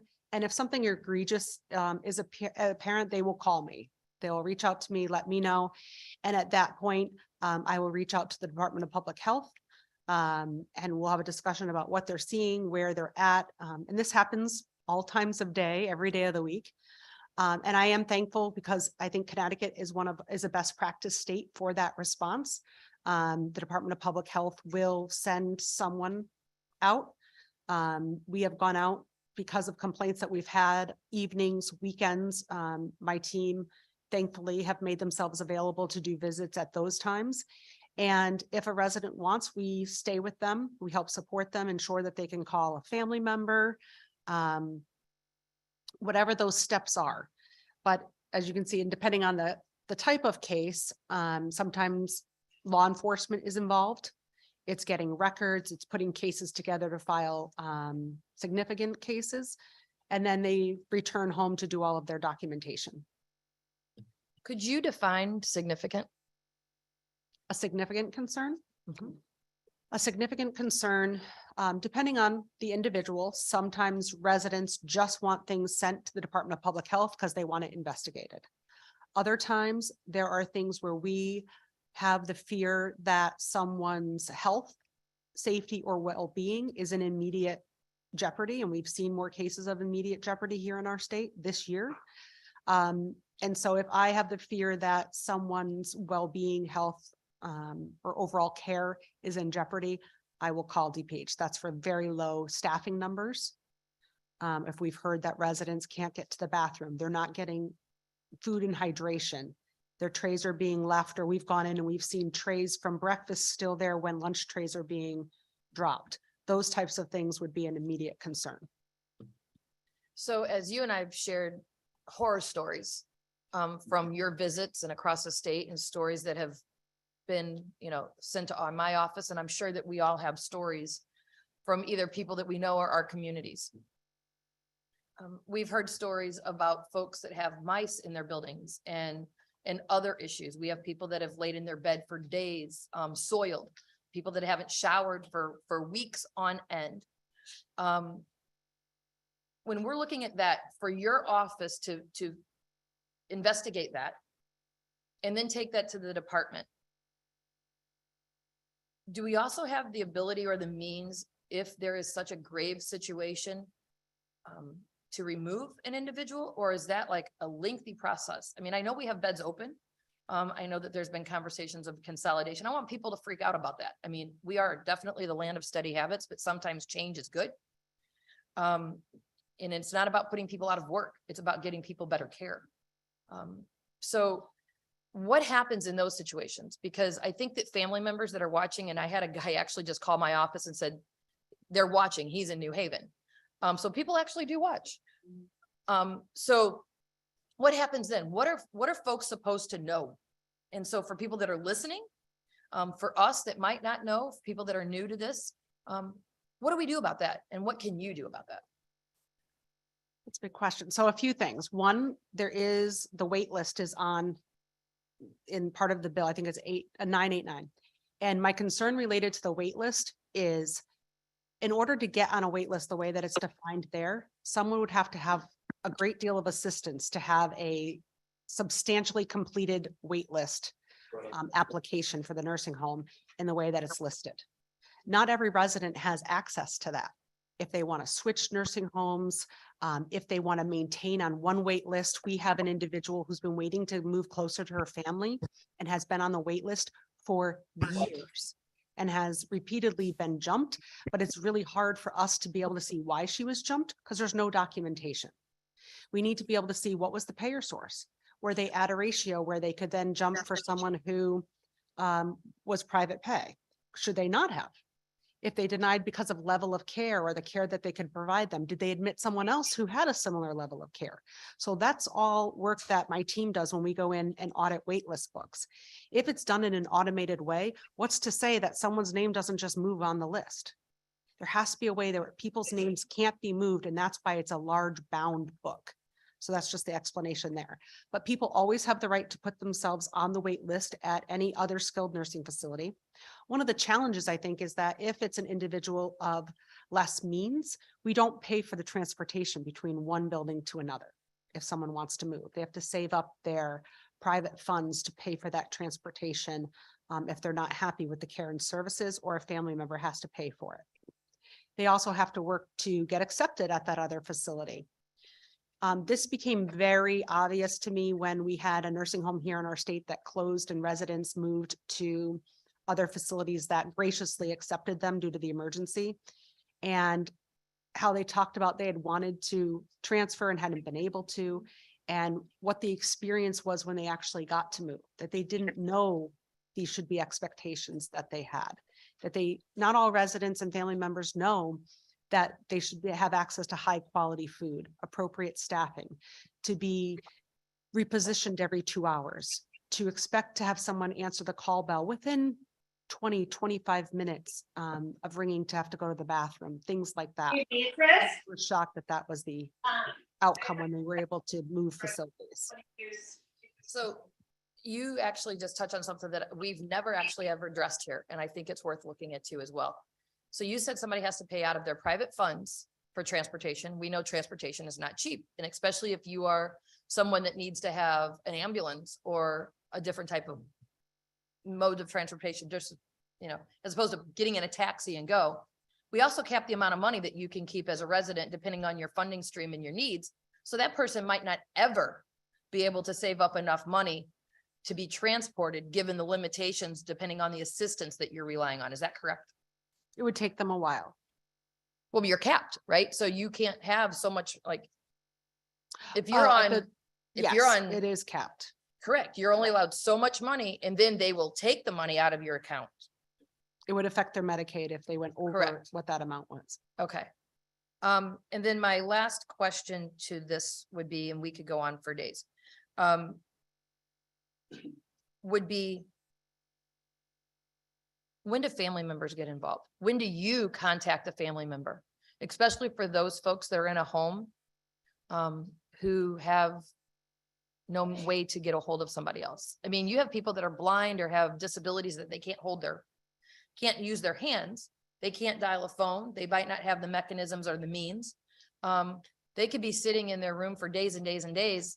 I know we legislated iPads and a variety of other things, but if none of those things are happening, and you recognize that, when do you reach out to the family members? Whenever residents ask us to. So if someone is not able to tell us, we look at who the resident representative is and we'll reach out to them if we see conditions that are concerning or residents trying to tell us something we can't understand or we don't know what they would want. We reach out to the representative, or residents will ask us to help them get in touch with or ensure that they have access to a telephone in a private way to talk to a family member. And to your point, yes, legislation that you all work to pass related to cameras and other types of technology, making that accessible. And we've actually seen a lot from that and individuals using the small devices that can be two-way, which make it easier for residents. But then what we hear from family members, and we've actually had some video sent to us recently, is when they're watching it or when they're hearing things and they're calling the skilled nursing facility, they can't get anyone to answer the phone. And so then being able to reach that person, we had someone that fell and the family member was able to see the person falling out of the bed and landing on the floor. But getting someone to go down to the room and respond and to help the individual took longer than I think would be appropriate. Thank you. Thank you so much for all of the great work that you do. And your staff. And I appreciate you all having the care and compassion to ensure that those that can't necessarily fight for themselves have somebody that can. So thank you. Thank you, Madam. Thank you, Representative Cook. Representative Bohr. Thank you, Chairwoman, again, and thank you again for hearing me the second time. And I just also want to emphasize the great work that you do, and I really appreciate it. I know families are a little bit more comforted knowing that there's somebody out there advocating. We talked about the temperatures a few speakers ago, and I had the opportunity to look it up. And if I'm reading it right, federal guidelines are 81 degrees for facilities that are built after 1990. There is no temperature maximum for facilities built before 1990, which is probably a good Most of our majority of buildings. our buildings. And there is no state temperature max. We would follow federal for after 1990. But as a state, we can implement maximum before 1990. So really, your hands are tied. If we don't have maximum temperatures for facilities prior to that year, you can't cite, right? Or not that you cite, but you can't, it's hard for you to hold accountable if you have nothing to measure against. So I think that's, an angle that we need to pursue. And then my question is, who would have a tracking report on violations related to the temperatures? Would it be the Department of Public Health? Would that be the Department of Yes. Public Health? Okay. All right, great. Thank you. Thank you. Is there anyone else? Thank you so much. And I just want to say also that I really appreciate. Jane, oh, I'm sorry, my hand came down. It's Lucy, Representative Dathan. Can I ask a question or is it too late? Go ahead, Rep. Dathan. Thank you. And thank you, Mairead, for coming today. You are such a treasure for the state. We are so lucky to have you, and so many people in our nursing care facilities appreciate everything you do. Just wanted to check in about the sort of ratio of calls or cases per person, and just get it covered, because I understand there is a ratio, and I think you had said during the commissioner's discussion that it was about 2 staff for every 5,000 calls. Is that right? The national recommendation, and I believe it's from 1991, federally, in a CMS report, is 1 FTE for every 2,000 beds, so long-term care beds. And currently, we're at about 1 FTE to every 3,500, 3,800 beds. Wow. So approximately how many more positions do you think that the department would need just to manage the regional ombudsman work for the nursing homes? At those numbers, if we were using those numbers, it would be about another 7 positions, which would make us 15. Okay. That's really helpful to know. And of course, this doesn't even include the nursing home, not the community-based care. Is that right? That is correct. And is that community care ombudsman, has that been hired from the 22 budget? Or Yes, 23 the- budget adjustment? Yes, the position was just filled for the manager who will be developing the policies, procedures, and the program for the community ombudsman, and we're working on structuring the infrastructure. Okay.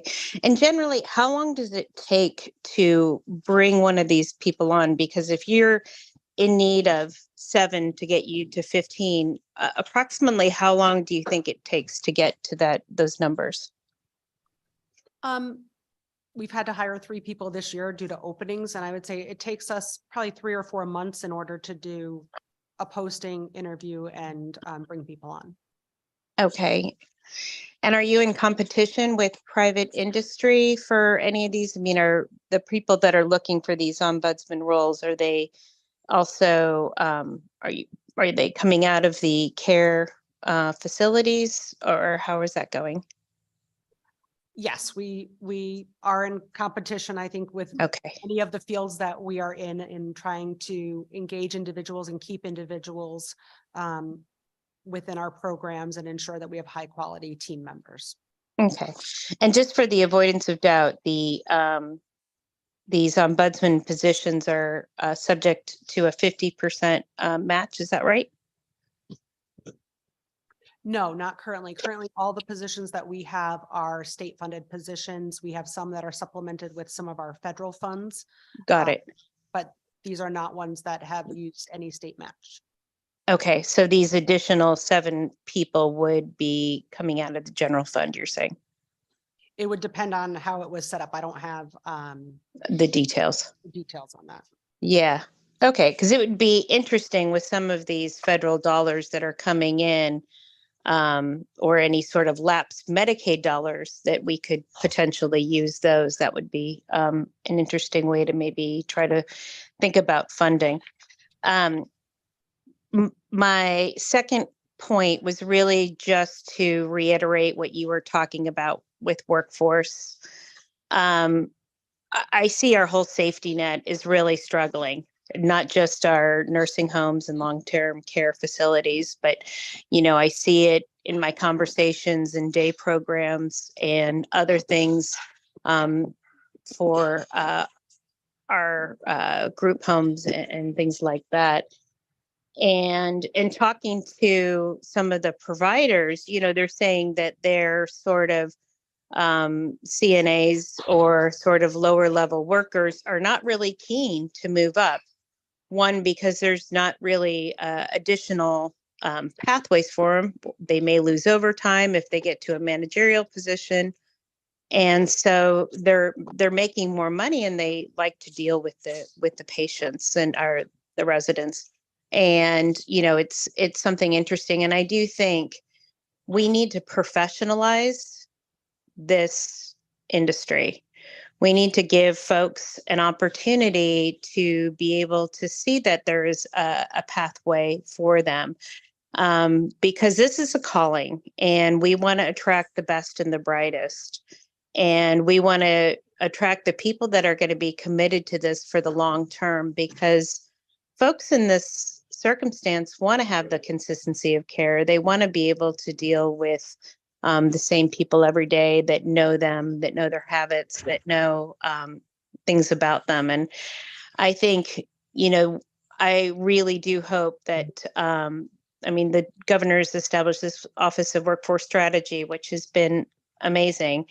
And I do hope that we have much more of a focus in on the safety net, because if we don't take care of these folks, it's going to be really difficult, and, it's going to put not just people's comfort to unrest, but people's potentially lives at risk.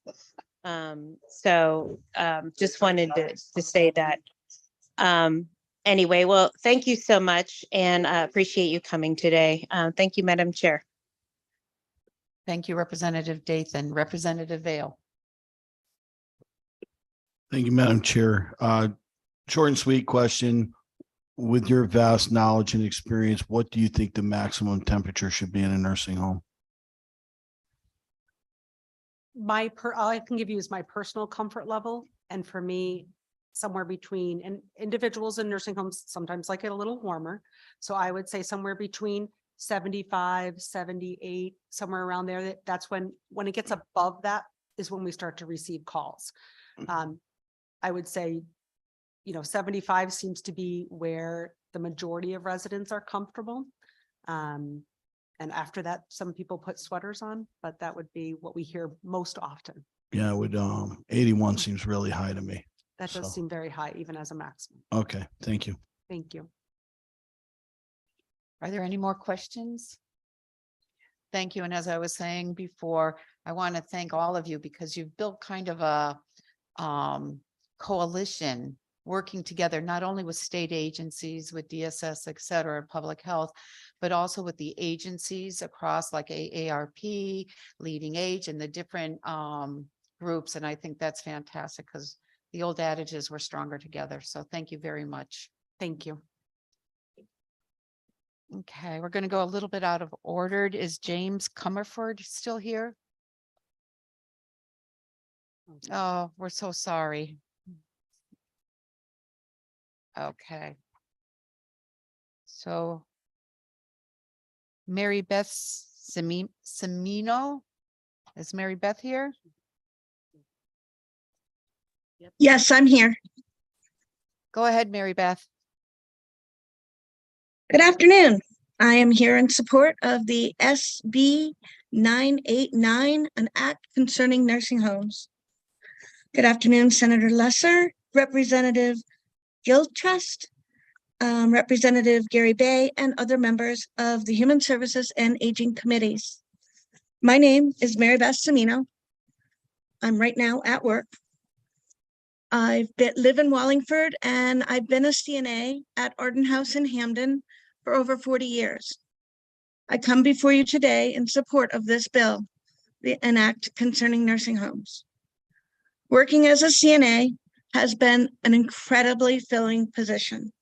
I truly love my job and my patients are like a family. But this field has changed so much over the decades, and I'm sad to say it's not for the better. It has been for the worse. Every year, staffing gets worse.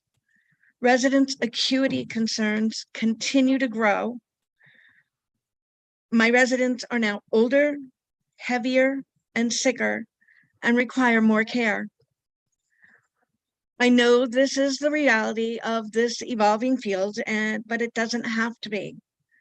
The current status quo in nursing homes is the result of decades of underfunding and understaffing. Short staffing has only exacerbated the problems that we have here in nursing homes and leaves my coworkers and I burnt out, broken, and exhausted. There's an emotional toll to this work. We love our residents. And while we're trying to do the very best that we can, we know they are not receiving the quality care they deserve.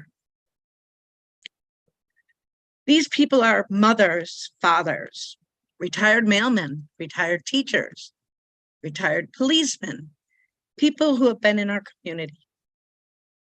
Like everyone, they deserved dignified life, and we struggle every day to give it to them.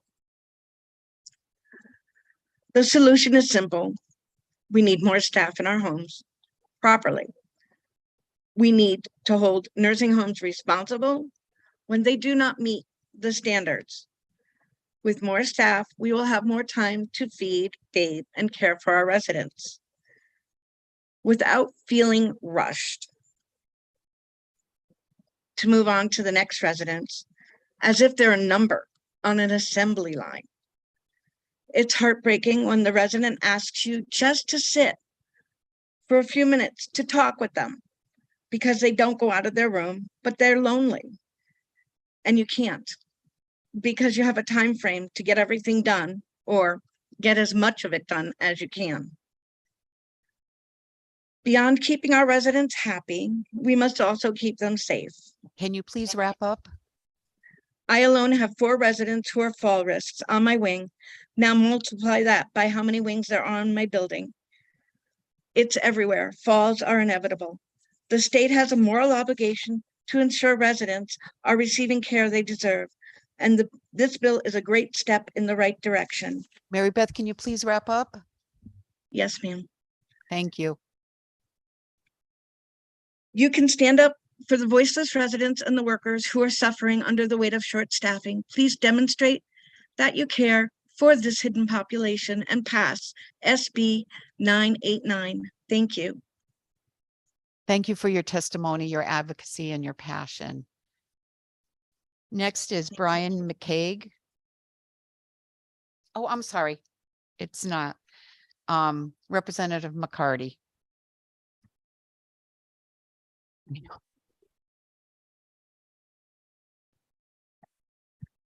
Good afternoon, Chairman Lesser, Gilchrist, Huckadell, and Garabay, and ranking members Seminara, Case, and Belinsky, and distinguished members of both the Human Services and Aging Committee. Thank you so much for this opportunity to be in front of you today to testify in support of HB 6575, an act encouraging socialization for nursing home residents by providing transportation for visits with family, and also for Section 4 of SB 989. I did submit written testimony to you, so I'd just like to speak to you a little bit from my heart. And I do want to thank very much the Aging Committee for raising HB 6575, the socialization for non-ambulatory residents. You know, I've been in front of the Aging Committee over the years, and I think this is really truly a gap in services and a hidden population within the nursing home. These individuals that are non-ambulatory have no other way of ever leaving the nursing home. And I think part of it is due to the reimbursement to the nursing homes, because socialization visits are not they're not under Medicaid reimbursement. So we have an additional issue there. And unless you have a family member that has a van with a hydraulic lift or some way to take you home, there's no other way to visit your family. And we know, having come through the pandemic, and we looked at the Mathematica report, that there was a very strong case made for socialization with family members, that I think we should change the whole definition and say that they're medical visits, actually, because they improve the physical, mental, and social well-being of the resident, but they're really not able to leave the nursing home.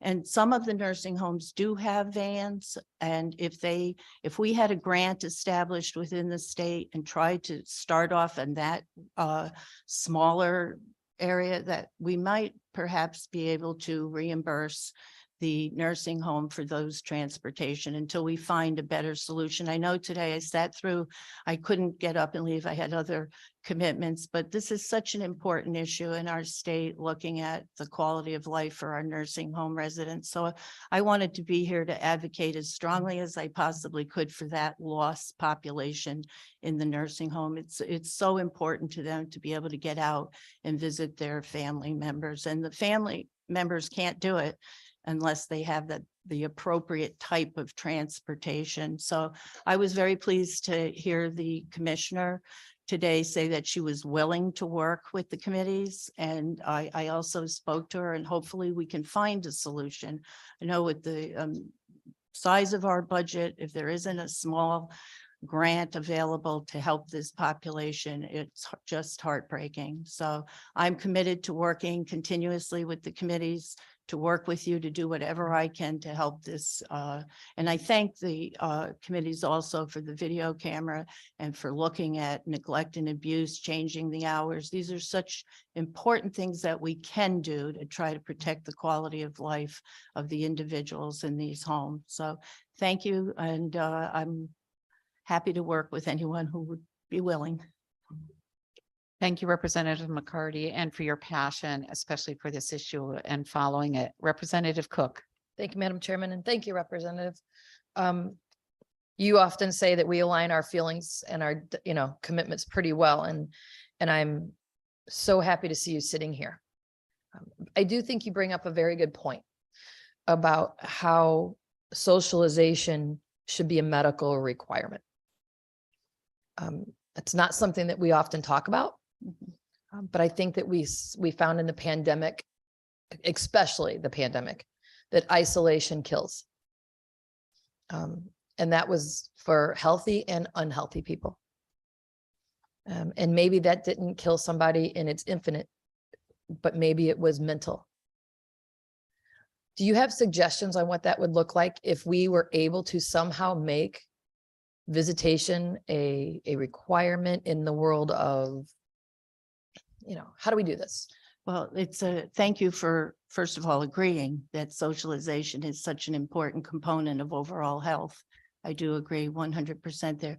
We did do work in the state with the essential caregiver going into the nursing homes to be with the loved ones. So now we need to do somewhat the reverse. So I'll have to continue to think about how we could do that. I don't know. I'm sure it's very complicated when you change the definition from how you portray socialization as a medical issue.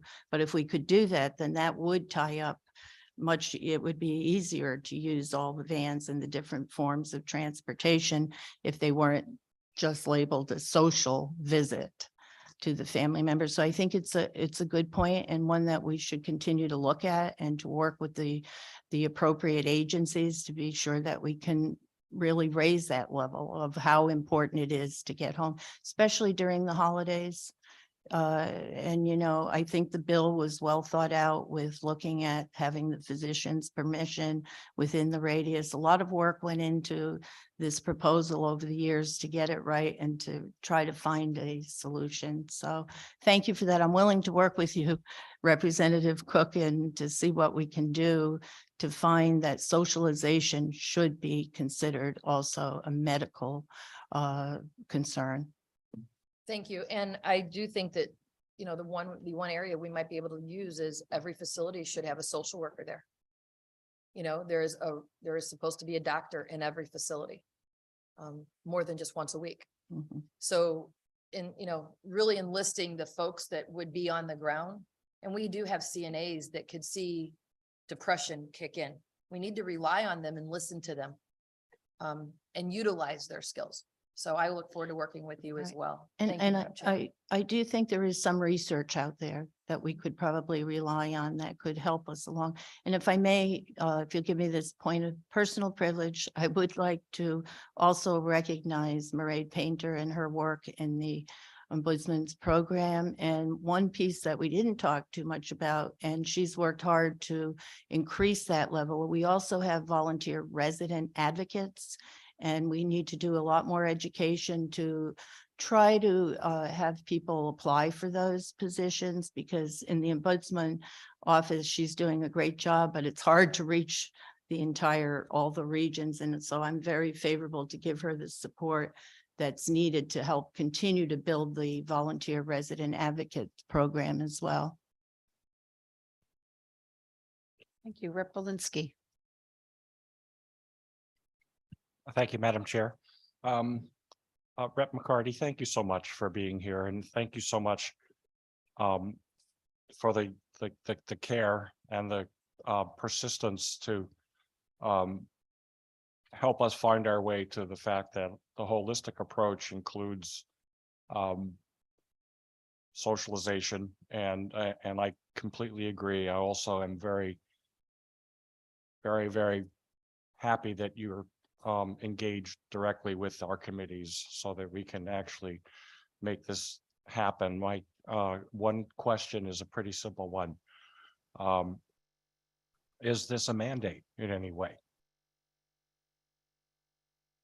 I think right now that nursing homes, we're authorizing them to be able to do this. I think part of the holdback, and I don't have the exact number of how many facilities have vans. I understand some do not.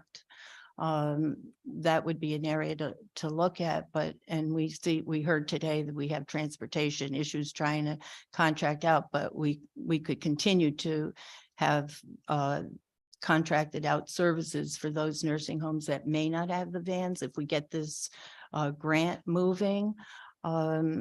So I think it's going to be an ongoing investigation, but I think we need to do something now.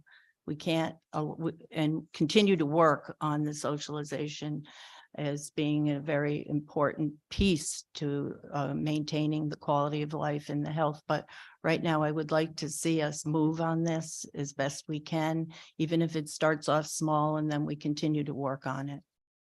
Thank you.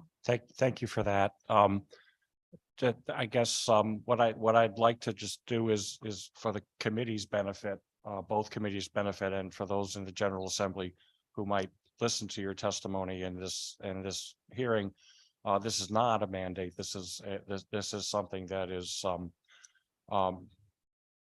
is permissive.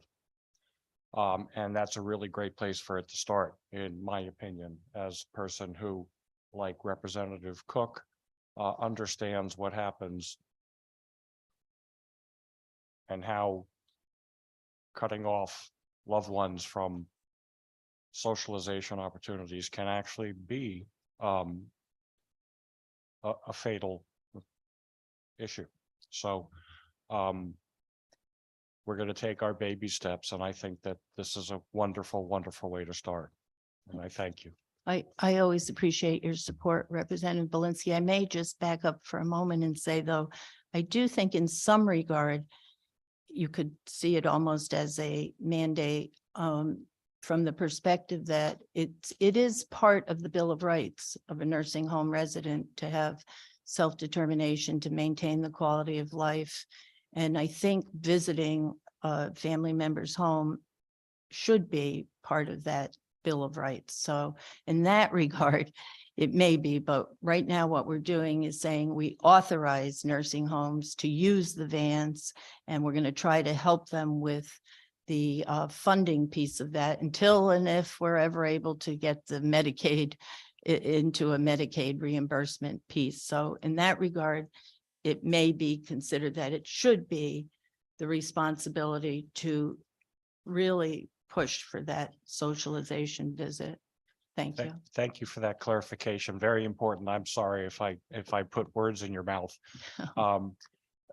That part of it, the caring part of it, and the holistic approach should be a mandate, that we have relieved the responsibility of having nursing facilities have to have a bus or acquire a bus, and making that permissive within, for lack of better words, within existing resources, is the mandate that I was referring to, allowing us to move forward. So your points are all well taken. They're understood and appreciated very, very much. Thank you so much for your testimony. Thank you, Representative.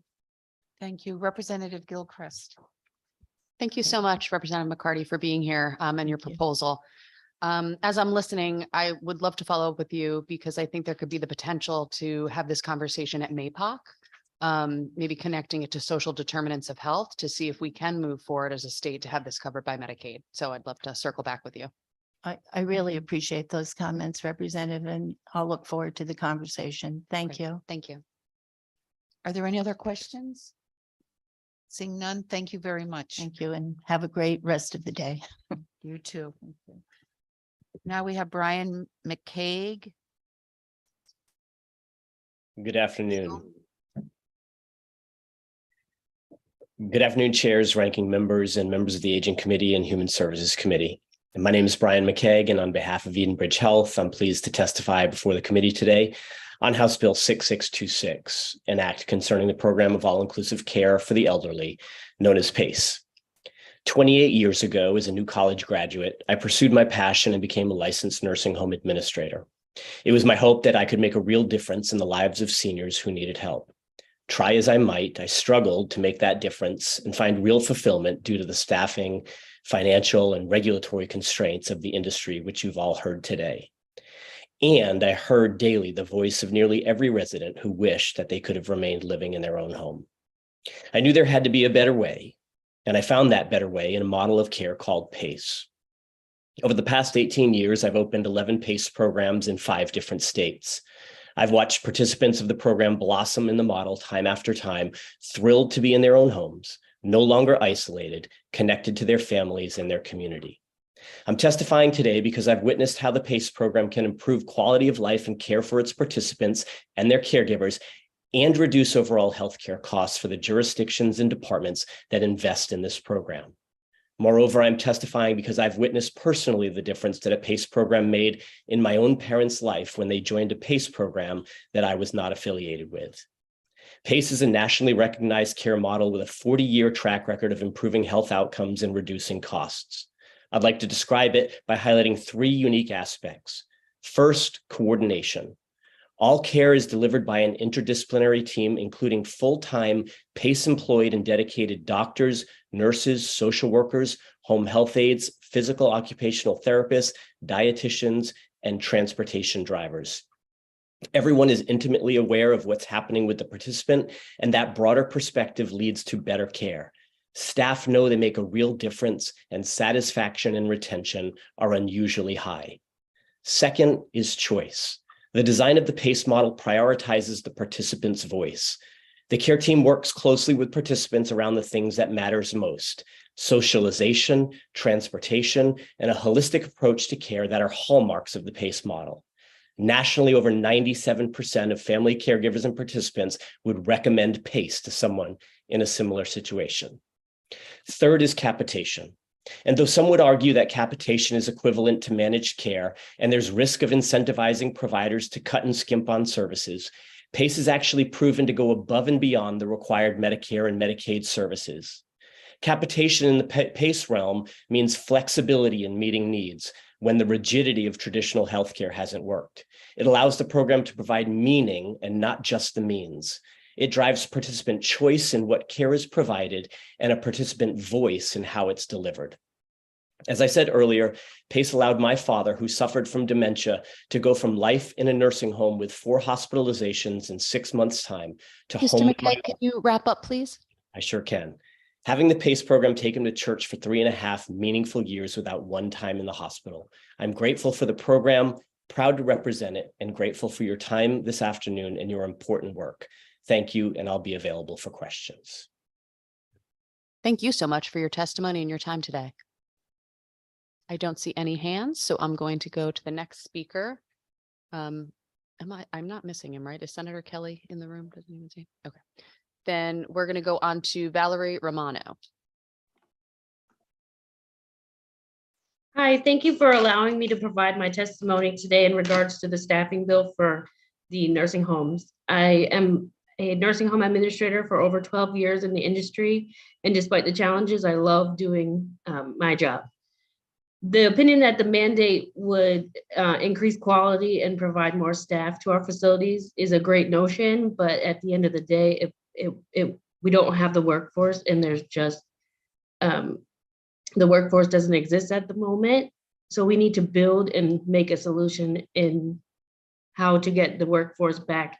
We did lose a lot of staff during the pandemic, and we have moved through different courses, providing CNA education, CNA trainings, working through getting them to become LPNs. But at the moment, there's just not enough workforce in order to enforce a staffing mandate across the board.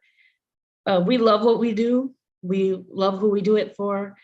And why we do it every day is for our residents.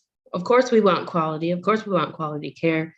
And we strive every day at Apple Rehab Watertown to make sure that we have quality care for our residents, our staff, and their families, because quite frankly, we become their families as well.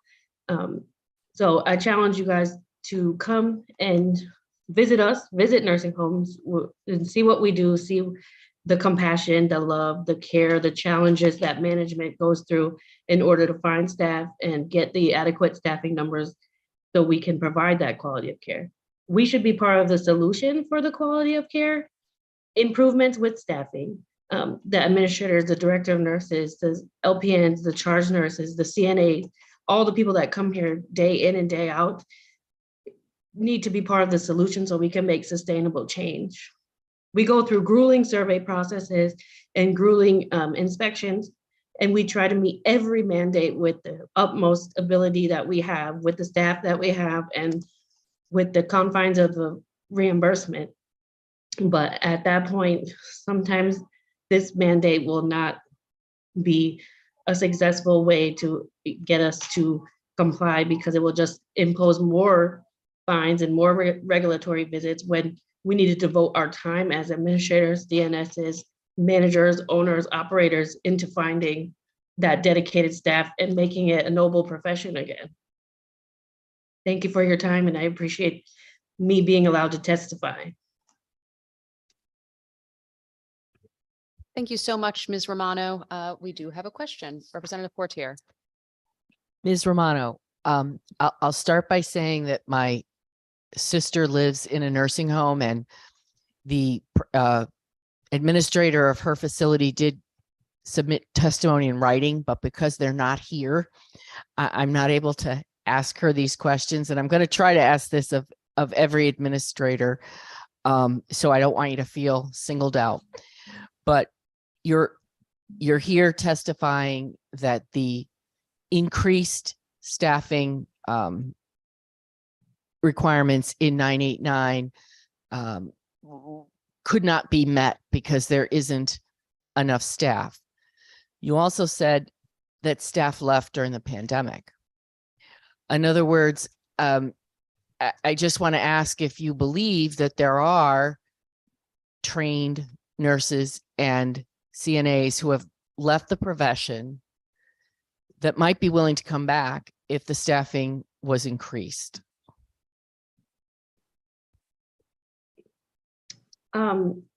Yeah, so we have seen people that have left due to, the pandemic or being concerned about the staffing levels, and the staffing mandate we want quality, and that is a way to get it with the quality staffing, mandate, but it can't be mandated when we don't have the workforce. And the nurses that have left the profession are, working from home now, doing insurance company jobs, or just left the industry altogether. So we have to build the workforce in order to meet a mandate or a regulatory requirement, where I would love to meet the regulatory requirement, pardon me, but at this juncture, with the lack of the qualified CNAs, they have to go through programs if we're going to build our own. And same thing with the LPNs or RNs. There's just not enough of them in order to meet that quality standard right now. So you don't think that someone would come back from a insurance job that they're working in if the staffing ratios were higher? No, I don't believe so. Because those jobs are mostly remote and working from home. And I've had a lot of staff that have told me, I love being a long-term care professional, but this job is paying more and I get to work from home. Okay, thank you. Thank you, Representative. We do have an additional question. Representative Johnson. Thank you so much, Madam Chair, and thank you for your testimony and your work as a nursing home administrator. My question Thank has you. to do with a couple of things. One is the current staffing requirements, or an increase in staffing requirements. Does that have an impact on how many people you take into the nursing home? So at this time, we have the staffing requirements per the Public Health Code of Connecticut. So we have to work to meet them every day. We have to be in compliance with that staffing mandate that we already have in place. And when the State Department of Public Health, they come in and they ensure that we are in compliance when they come every visit, as well as off-cycle visits, say complaints. But no, it has no correlation with our census at that point. Okay, so you don't refuse patients where the discharge planning staff has asked you to take in someone, and because of your staffing capacity, you can't really meet the requirements under the Department of Public Health. No, so we always meet the requirements of the staffing, and we don't refuse a patient from the hospital. we have to help our partners in care and get the patients to the next level of care that they need possible. So we'll work harder to find the additional staff if possible, so we can take in that resident and help our hospital partners. Okay, one other question, and that has to do with what happened during COVID. And did any of the staffing that you had there, did they have COVID, and were they able to collect any workers' compensation based on the fact they caught COVID at the nursing facility, or did your organization argue that it was community spread? During the 2020, when it was really raging and we had the initial outbreaks in the facility, my facility was lucky enough not to have one until the end of 2020. And we had almost, obviously it was a very widespread pandemic, but no, our workers were allowed to file workers' comp, and they were allowed to collect. That was when the 14-day isolation period was present. So obviously staffing became a little bit more challenged during that period, but we made it through, and our workers have stayed with us through, I guess you would say, multiple COVID outbreaks in our facility. And now we have a little bit better understanding than in 2020 and 2021. So the testing is better, and we have better, community tracking now. And the local health departments do a better job at calling and contact tracing. So now we can isolate if it was really COVID from our facility and or the community. But we're doing everything to keep our employees safe and happy and working, take the best care of our residents here at Apple Watertown. Yeah, just a question on the HVAC systems that you have there. How are they working, and was that an issue during the COVID? No, so we have a very solid facilities director here, facility team. We have a corporate director of facilities. We followed all the guidance from epidemiology of the State Department of Public Health. And even at one point, we decided that maybe we should probably try to shut off the HVAC and see if that would, eliminate the spread. But then we talked to epidemiology, and then that wasn't the best option. So we were learning as we went, but our HVAC system is very, very good, and it gets checked, quarterly as it should, right, per the regulation. Very good. Thank you so much for your answers. Thank you, Madam Chair. Thank you. Thank you, Representative. Representative Cook. Thank you, Madam Chair. Thank Valerie for being here and for what you all do. I have a couple of questions. Did we lose her? No, I'm here. Okay. Thank you. So I wanted to touch base on the intake policies. So if you do not have enough staff, but you do have available beds, do you still go ahead and take a new resident, or do you turn them away? No, so I would like to clarify that we do not turn away any residents. We take all possible admissions from our hospital partners, because sometimes they need the next level of care, which would be skilled nursing facility, rehab. So depending on our staffing, that's my responsibility as the administrator, and to enforce that we're meeting those staffing requirements in order to take care of those residents' needs, that potential residents and or our current residents.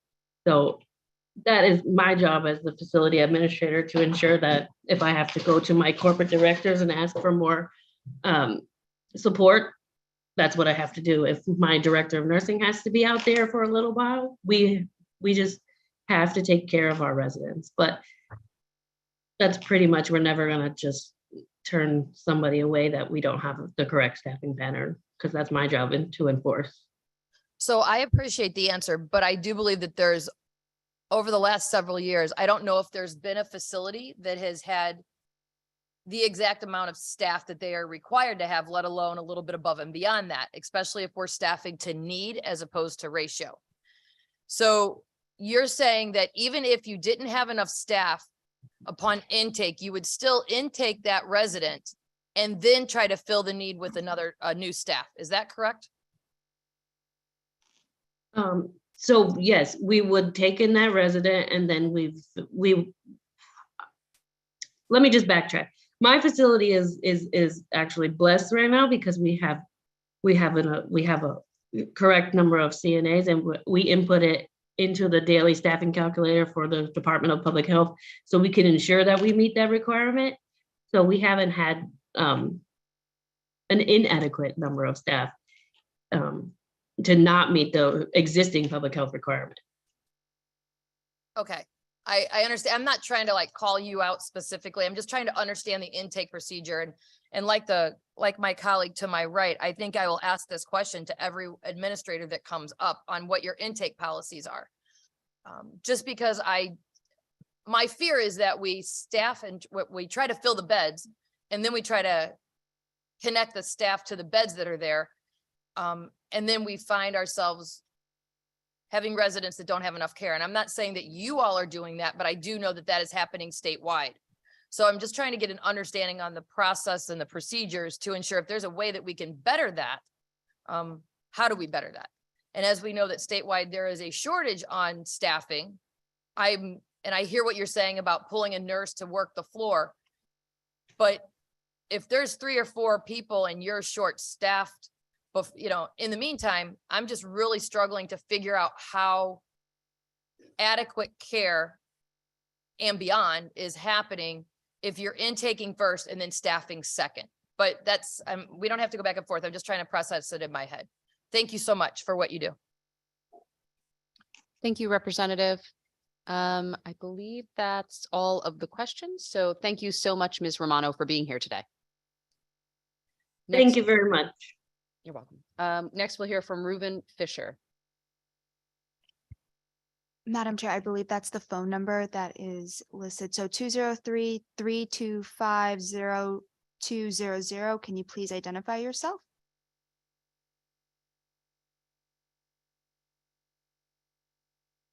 You need to unmute.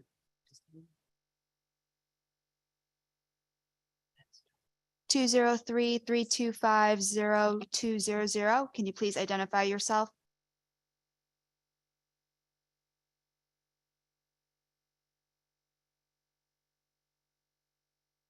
I guess we can come back to them at a later point. Okay, thank you so much, Madam Clerk. Next, we'll go on to Tina Yates. Yeats.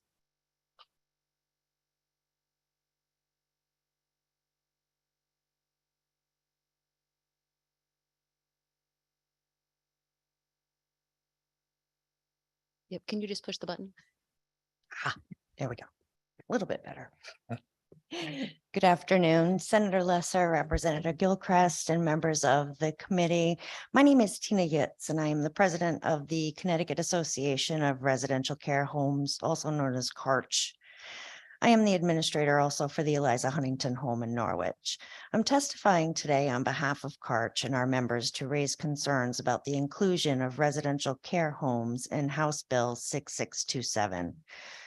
By way of background, there are about 90 residential care homes licensed by the Connecticut Department of Public Health with a total capacity of approximately 2,700 licensed beds. Residential care homes are a non-medical community model of care. The residential care home industry is composed of small homes which provide room and board, med administration, socialization, and comfort to many of the state's low-income elderly and disabled individuals. Most of our residents are transient and are free to come and go as they please. We are a community model of living, and the overwhelmingly majority of our residents have behavioral health diagnoses. Our staff are the first line of defense with our higher functioning mental health population, helping with medication compliance, providing supervision in challenging times, and providing real-time communication with their medical care providers. If many individuals were not in a residential care home, they would be living in a nursing home at a much greater cost to the state, or their needs would have to be met in other ways. We understand the need to protect the residents being served in all forms of long-term care, but feel unfairly included in this legislation. We're very different from nursing homes and are not responsible for the direct health care of our residents. We do not receive Medicaid payments. Our residents are served by a variety of caregivers, which can include waiver services being provided in a home or a variety of care providers. The residents can range, especially in the types of services and supports that they receive. We have residents that attend adult daycare with others that stay at home throughout the day. We also have residents who exercise independence and manage their own day-to-day activities, including scheduling their medical appointments. Finally, I'd say that a penalty for our residential care home is very different than a penalty for a nursing home operator. Most of our homes are very small, family-owned, and operating on the margins with limited ability to increase staff pay. We need additional state assistance and thank the governor for acknowledging this. Providing the same penalty for a larger market players as for us could jeopardize the future of operations of any residential care home. We appreciate the opportunity to offer testimony and would urge the committee not to move forward with the inclusion of residential care homes in this legislation. Thank you for your time. Thank you so much, Ms. Yates. I don't see any hands. Thank you. Oh, I'm sorry, Senator Lesser. Thank you for your testimony. Just with regard to that, I know that there's an ongoing conversation about Medicaid reimbursement for residential care homes. If that reimbursement is secured, why should the Attorney General not have the power to recoup Medicaid funds? If that comes to fruition, I would understand that at this time, that is not the case, nor do we see it in the very near future at all. At this point, they haven't updated us on anything different. So there are no convers.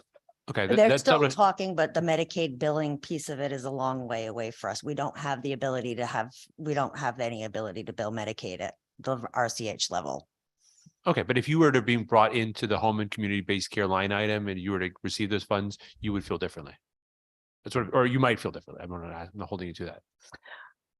Well, the home and Through- community-based through waivers Medicaid, yeah. program is different from us being able to, that just enables our residents to participate in that program. That doesn't enable us to bill Medicaid for it. Okay, thank you. Representative Cook. Thank you, Madam Chairman, and thank you for being here. Clarification, you said the ability for billing is a long way off. What do you believe? Well, for Medicaid, RCHs are fully state funded through the state Medicaid fund. We don't receive any federal Medicaid. So we're not considered part of the like CMS Medicaid billing. We don't bill anything to them currently. All of our funds are through the state portion. There's no 50-50 match like with the Medicaid for nursing homes. We are 100% state funded. So if the clients are on a waiver, do you not bill? So if the clients are currently, when the home and community-based waiver program goes into effect on the 17th, if we have a waiver program participant in our facility, we have to be in compliance with all of those requirements of HBC in order for that person to stay and remain on that waiver. If that residential care home chooses not to participate in that home and community-based waivers program and they opt out of it, then that resident would either have to relocate to another residential care home or drop the waiver services that they have. And so do you know how many of those folks are actually in that situation that may or may not be dropped? Currently, I believe it was about, was it 20%?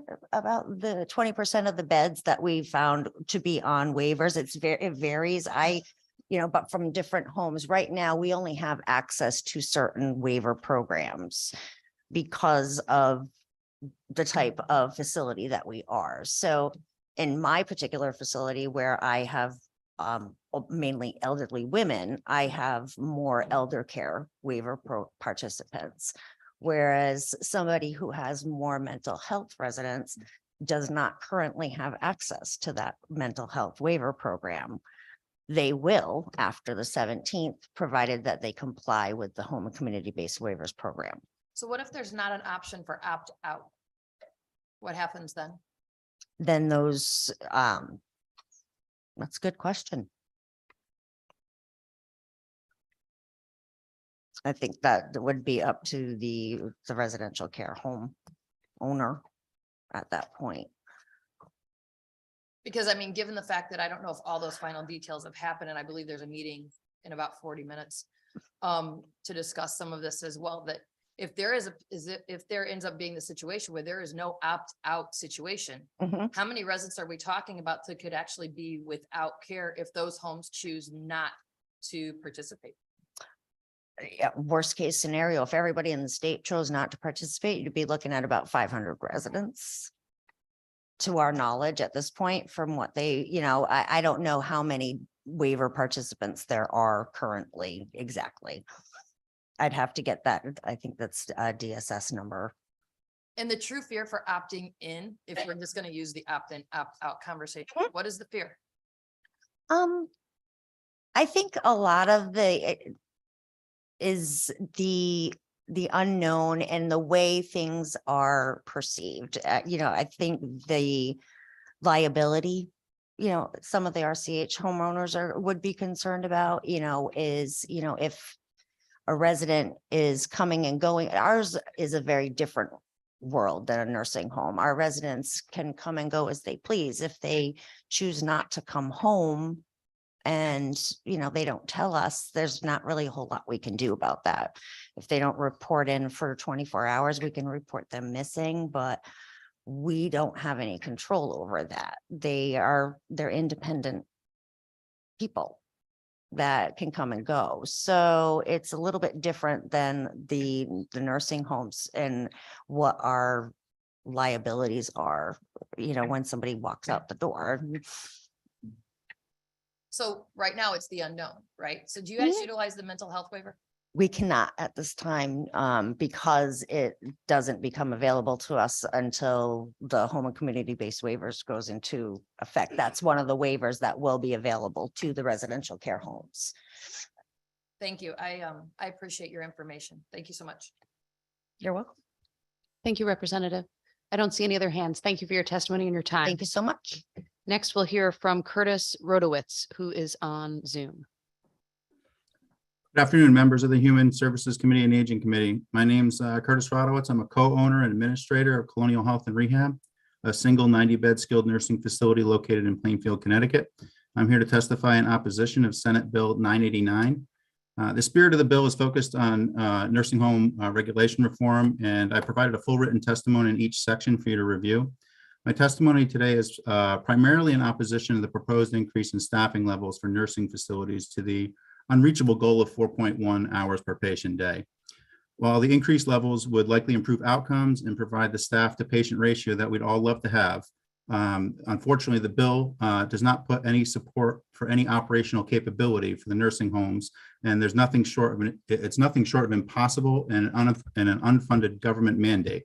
The primary cause that we're having in terms of issues in the healthcare is that there's a lack of workforce in the 3 job categories that are classifications that are mandated in the bill. The second is a severe lack of funding for that program or for these recommendations. But let's talk quickly about the funding. Currently, our facility would have to add about 51.85 hours on average per day to the CNA schedule to meet the bare minimum staffing levels of this new bill. That's if the wage rates remain constant, no changes in benefits, and absolutely no call-outs occur in our facility. Our estimated cost for our center is about $662,000 for the CNA job class alone. The LPN and RN categories only amplify that funding shortfall. So we expect that our costs will exceed $1 million for our center, which doesn't account for the primary issue, which is there's no one available to hire. We continually pay pickup shift bonuses. We have doubled our advertising, implemented our own free CNA training program, which is not free for the facility to implement. We continue to utilize temporary agency staff in record numbers. Colonial is not alone in this tumultuous environment, and it all boils down to the lack of a Connecticut workforce. The climate for this workforce can best be described in my eyes as disintegrating. It's just dissolving. I currently have been participating in a joint effort with the Eastern Connecticut Healthcare Regional Sector Partnership in hopes to create pathways to a workforce development solution. We're a group of healthcare providers and other community partners sharing the same frustration and ongoing cycle of rehiring the same staff. As an administrator that's intimately involved with the day-to-day operations, it's my obligation to inform you that money alone can't solve this problem. We urge you to take a look at this comprehensive problem and consider a comprehensive package that has the physical and the financial resources in place before phasing in any new staffing requirements. In summary, there's a lack of Connecticut workforce complicated by a lack of adequate enrollment in nursing schools to meet our current and future needs. And there's a lack of school seats, instructors, and incentives to promote these job classes. And also, obviously, a lack of financial funding to meet this request. Make no mistake, the bill raised is a great vision for the healthcare related to staffing. Mandating it instead of systematically building it will end with two vastly different outcomes. So I thank you for your time today. I'm here to answer any questions you have. Thank you, Mr. Radowitz. Representative Cook. Thank you, Madam Chairman. Curtis, correct? That's correct. Curtis, what is your staffing ratio right now?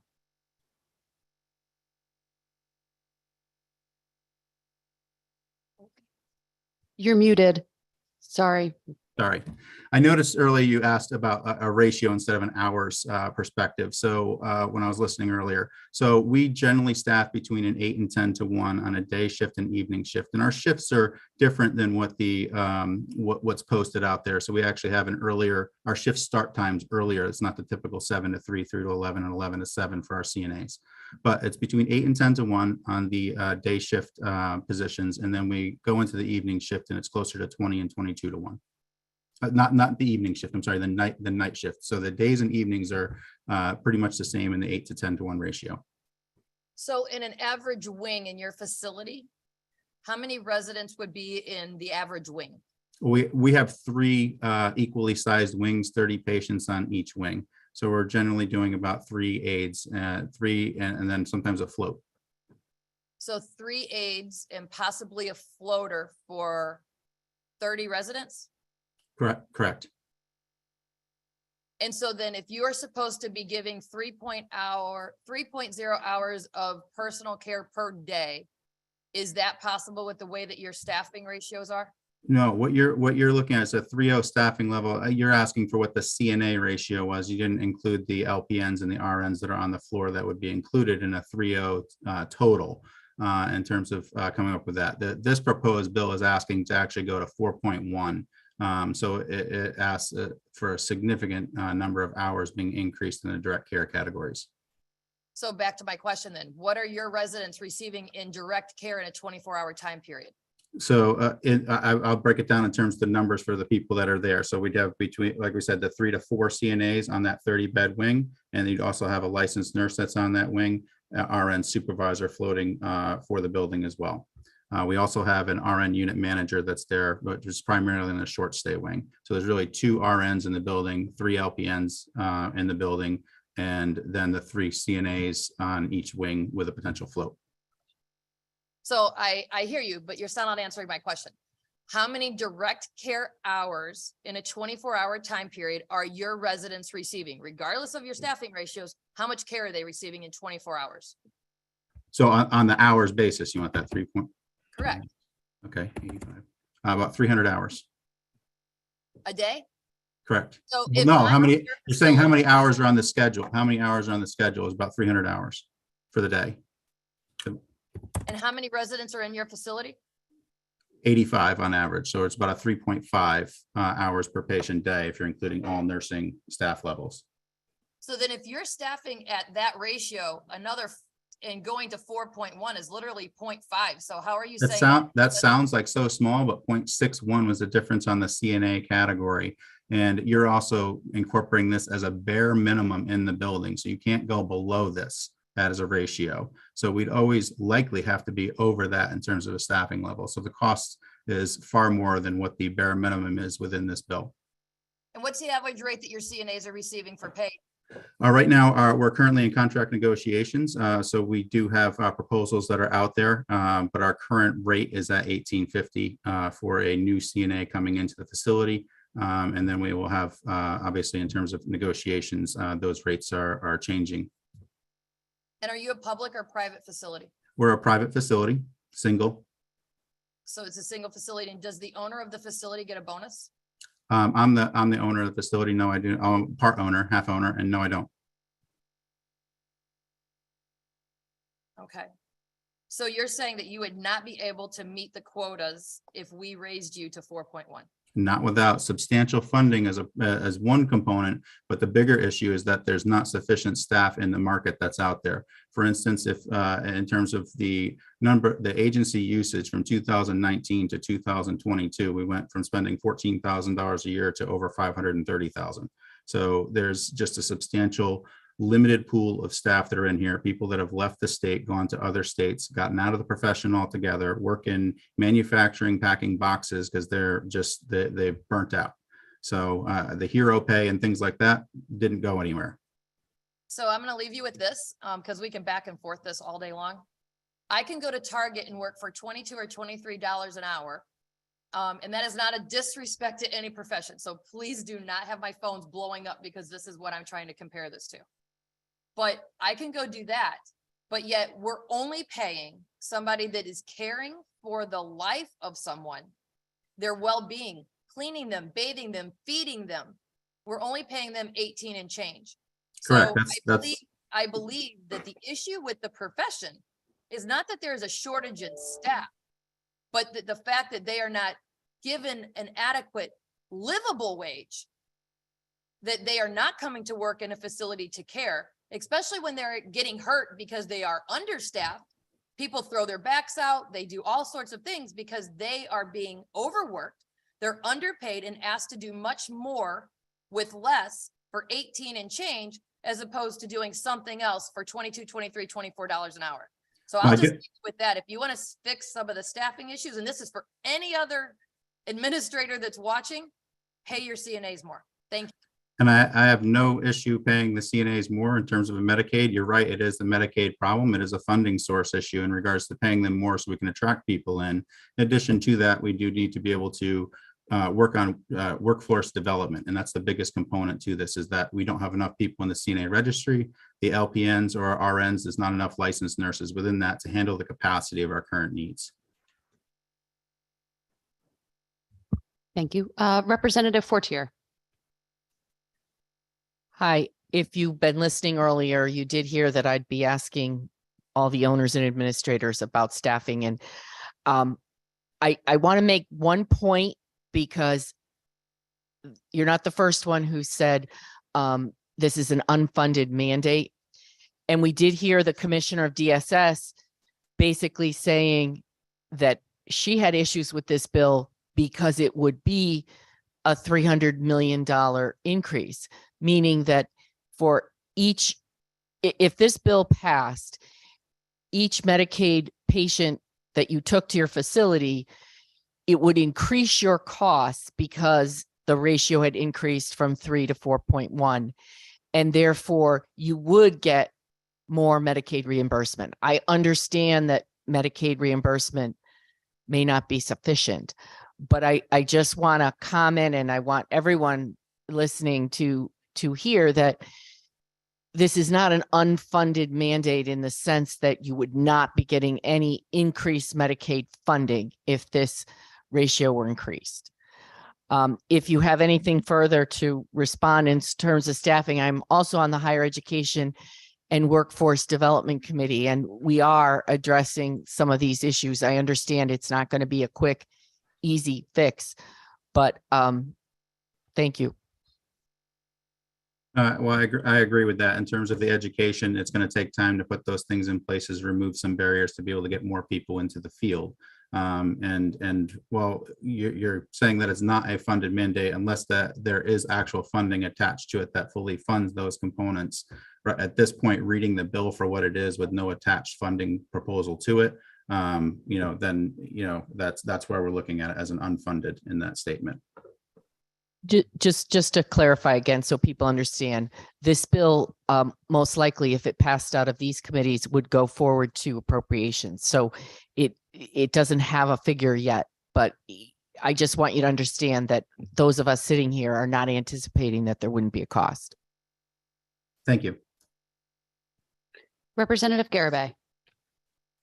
So I'm not so naive as to think that money doesn't matter, that things don't cost money, but in all our talks, that has seemed like the only issue. We're talking about people's lives. We're talking about people that have defended our country in World War II, Korea, Vietnam. There are parents, our aunts, our uncles, etc., our neighbors. And I look at everyone in this room and on Zoom, we will be there one day, some of us quicker than others. And we better fix this problem because this is about human life and doing, and I understand business. I was Chamber of Commerce Director for 20 years, and I understand the business part, but there is a line drawn that we have to, it's not just about how many hours, it's what does those hours do? What is the care for our elderly? It was just a comment. Thank you, Madam. Thank you, Representative. And thank you, Mr. Rodowitz. Thank you. Going back to Reuben Fisher.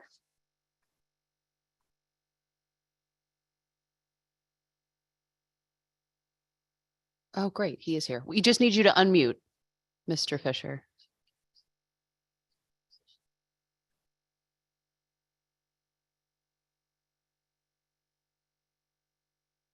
You're still muted. Can you unmute?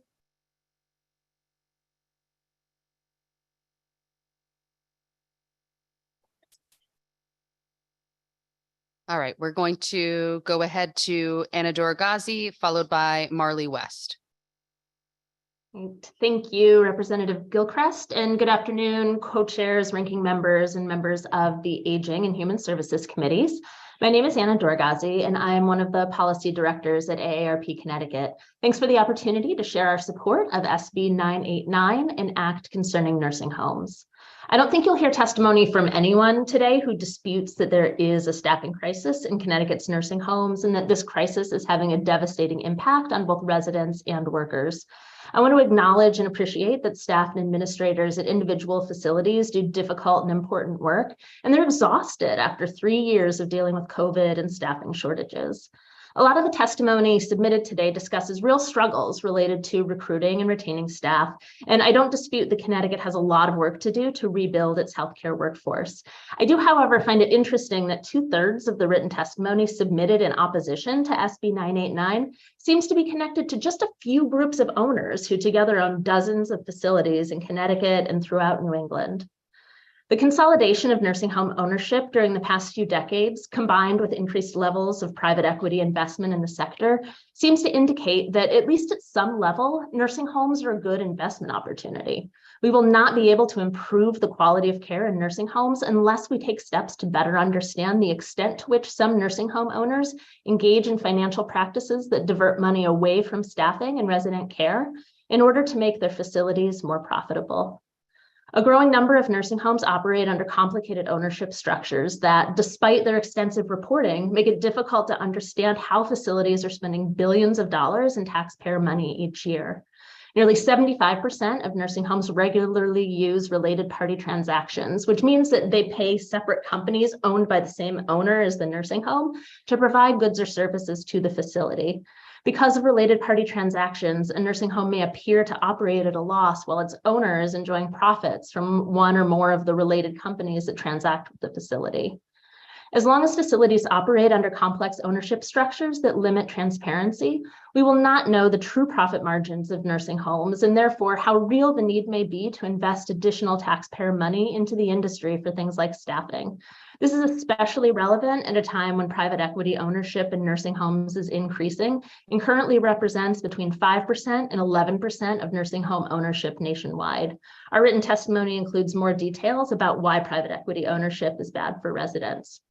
Nursing homes are a critical part of Connecticut's long-term care continuum, and we're fortunate to have some very good nursing homes and nursing home owners in our state, but some is not enough. We need to improve financial transparency so that we can better understand how taxpayer dollars are being spent and what additional resources, if any, are needed to improve care and provide residents with the dignified living conditions they deserve. Thank you for the chance to speak today, and I'm happy to take any questions. Thank you, Ms. Doragazi. Good to see you. Thanks. Any questions or comments? Okay, we're gonna thank you for your testimony and your time. Going on to Marley West, followed by Lara Alatis.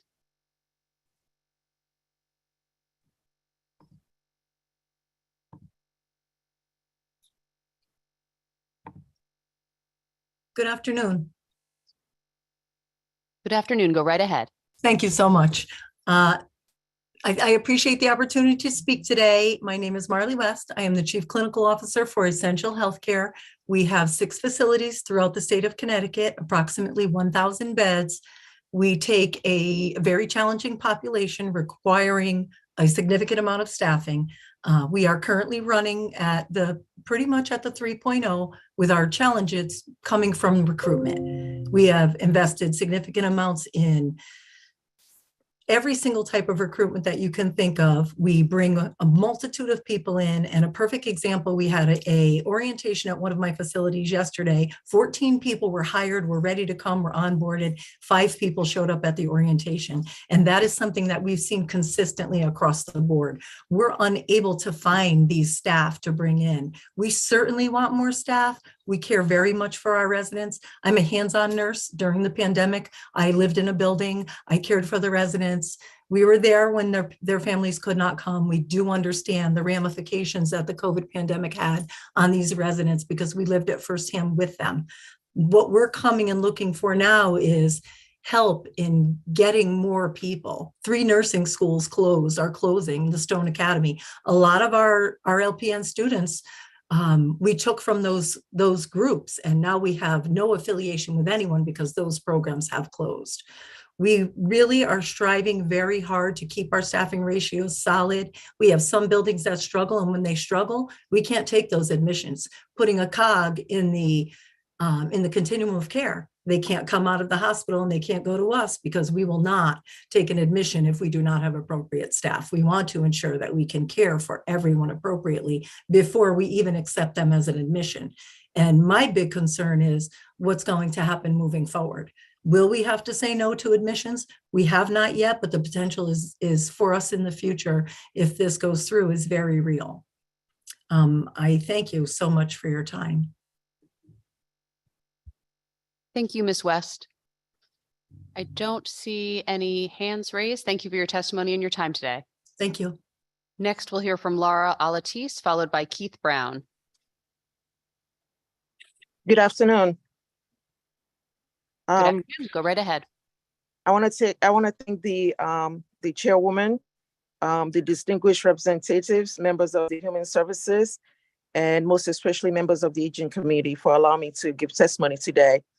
I did submit a written testimony. So my name is Lara Latis, as you was introduced, and I'm the owner and the administrator of Windsor Health and Rehabilitation Center, which is a 108-bed nursing home facility in Windsor, Connecticut.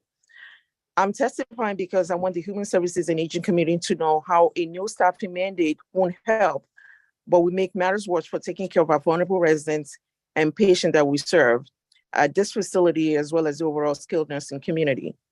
The committee should not pass the SB 989 at this time.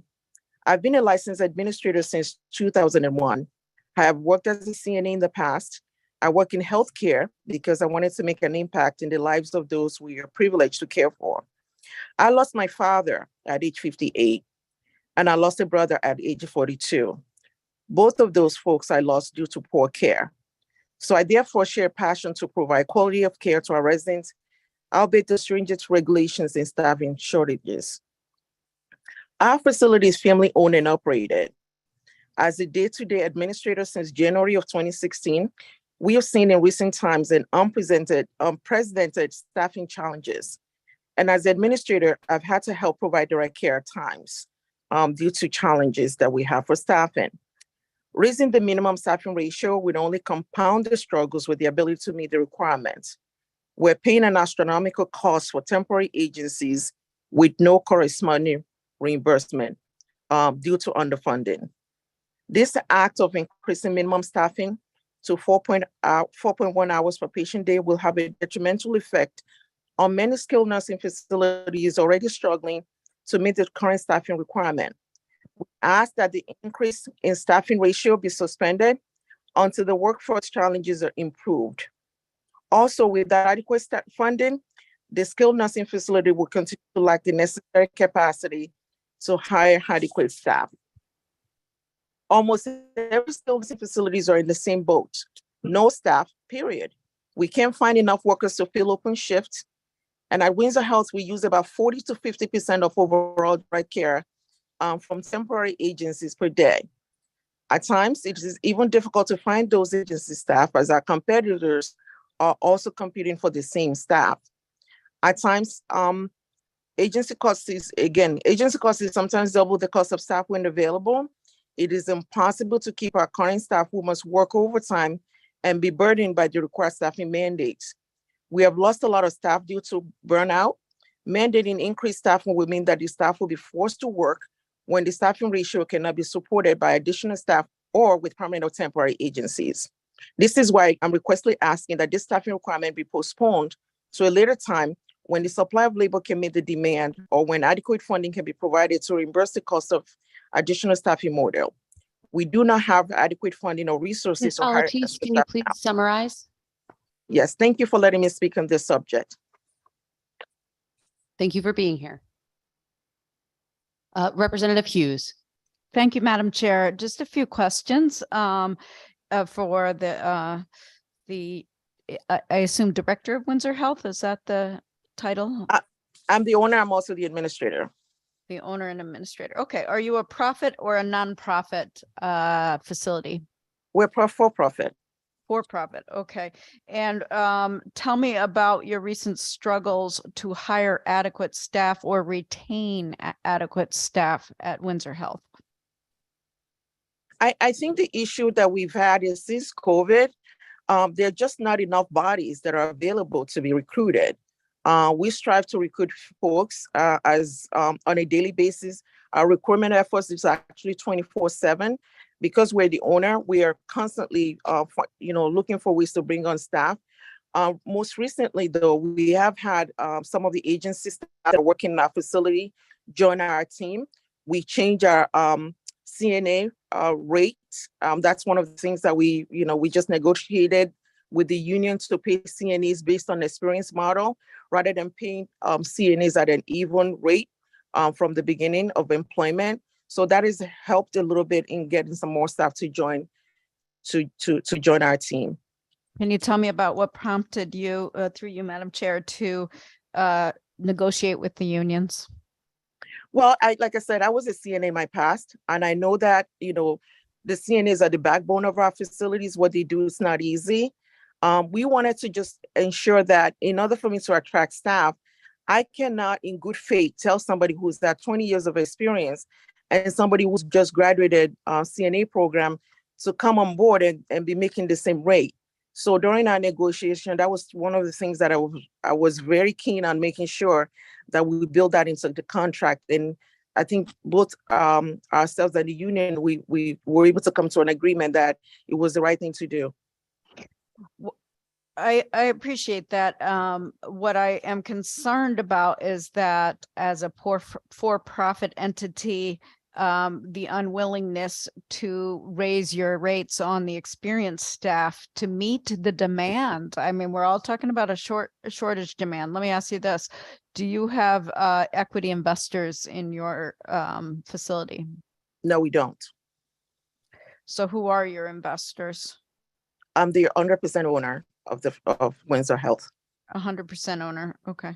And do you own the as well the contractors like landscaping and the other contracts that work for the nursing? No, we do not have related parties vendors. So one of the things this SB 989 is attempting to do is to really direct any subsidies that the state can provide towards patient care. And that includes workforce, direct care workforce, and patient care. And what we're looking for is some assurance from agencies that they would use any supports and resources that the state is looking to offer, basically taxpayer resources towards that patient care, and not for enriching the profits of either the owners, sole owners, equity investors, shareholders, anyone else, but for the patient care. How can you give those types of assurances? I think we already have a system where, we've every nursing home has to file a cost report. and the cost report shows your expenses towards the cost of care. So I think there's already a medium for doing that. Like I said, at Windsor Health, we do not have, we don't have the management company. We do all the back end stuff.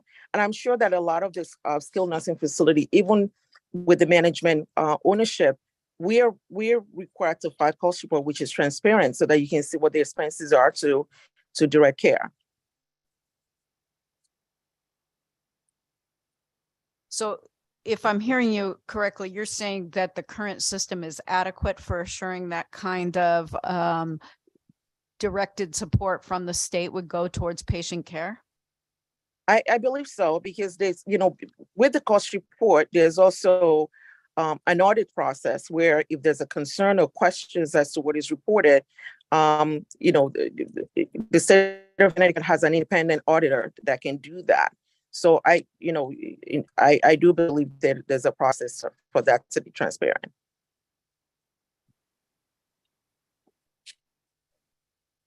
What do you do with the family complaints about patient care, patient lack of care of your residents? How do you address those?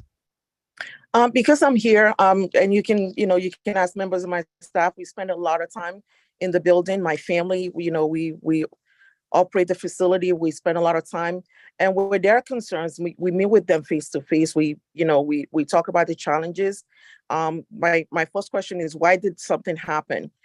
I need to know why it happened in the first place so that I can take care of it.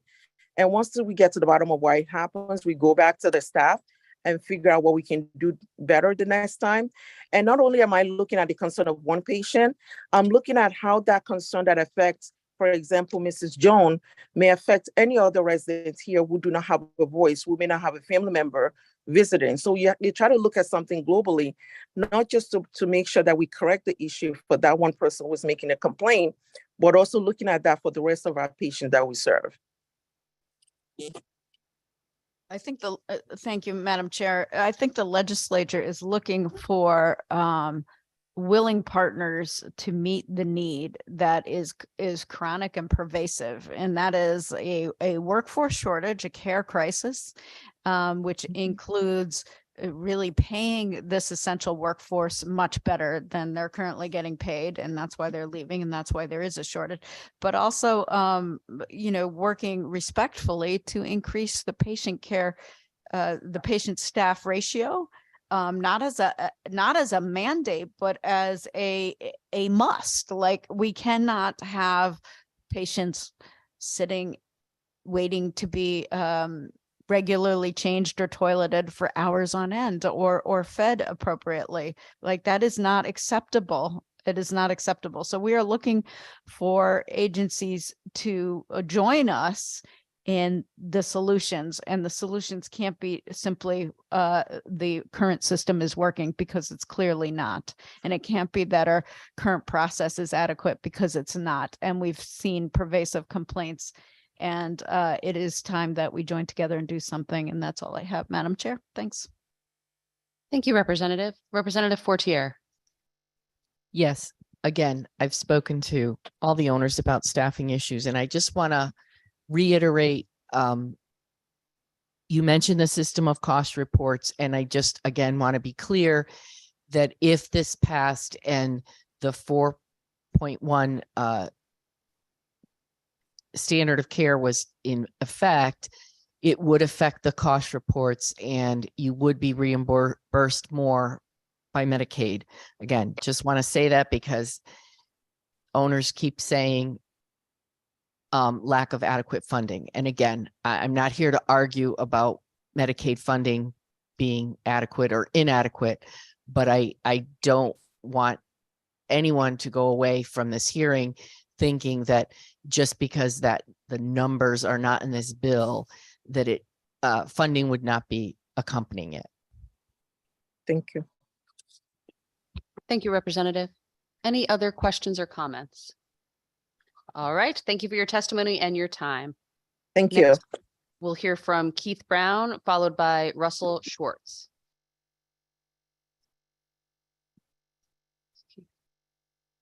Yes, good afternoon, Madam Chairman and the distinguished members of the Aging and Human Services Committee.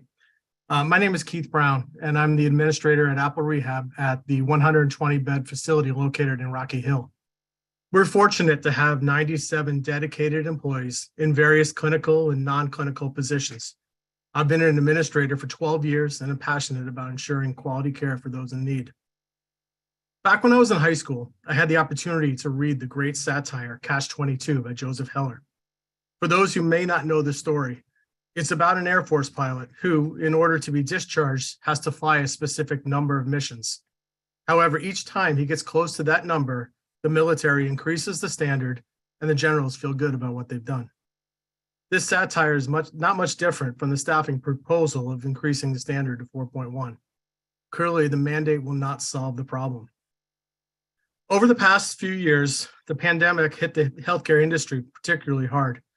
Unlike many other industries, we cannot work from home. Resources are needed to provide direct care. However, as we have all seen, many tenured staff retired to protect themselves. Many others left the industry completely to be able to work from home. And perhaps the greatest insult of all came from staffing agencies that rated our staff with the promise of exorbitant pay and then proceeded to sell our own employees back to us at huge markups. Throughout it all, many of us have persevered. We have forced puzzle pieces into place in some strange arrangements, but we have filled our schedules and continued to provide care.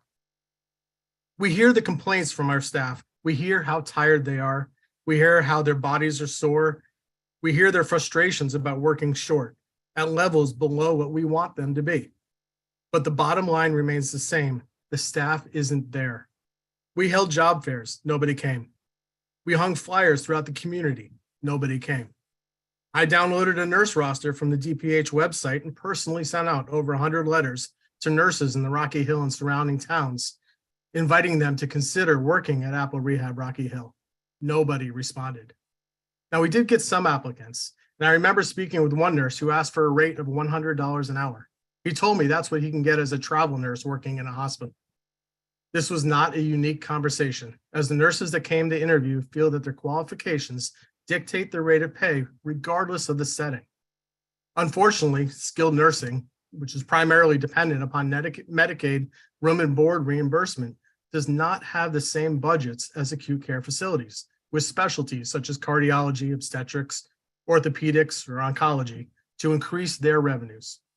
A quick look at the Medicaid cost reports will show that many nursing homes have negative net incomes as we struggle to meet rising expenses with revenues set intentionally below our expenses. Skilled nursing cannot compete with acute care for wages for any extended period of time. And under our current reimbursement method. Mr. Brown, can you please summarize? Yep, it is not sustainable. And if it's not sustainable, we can no longer meet the needs of those entrusted to our care. What does passing of this mandate accomplish? It makes a bad situation worse. Numbers of staff that are needed to comply don't currently exist, and it puts nursing facilities out of compliance and subject to fines. Fines that only restrict our ability to provide care and work towards providing quality of life for those dependent upon us. Thank you for your time today, and I respectfully ask that you take my testimony, as well as the others speaking today, to heart, and please do not pass SB 989, an act concerning nursing homes. Thank you. Thank you, Mr. Brown. Representative Vale. Thank you, Madam Chair. So in your facility, how many residents do you have? Our current census today is 67. Of those 67, or how many are Medicaid? We have 47 Medicaid residents currently. And how many are private pay and how many have insurance?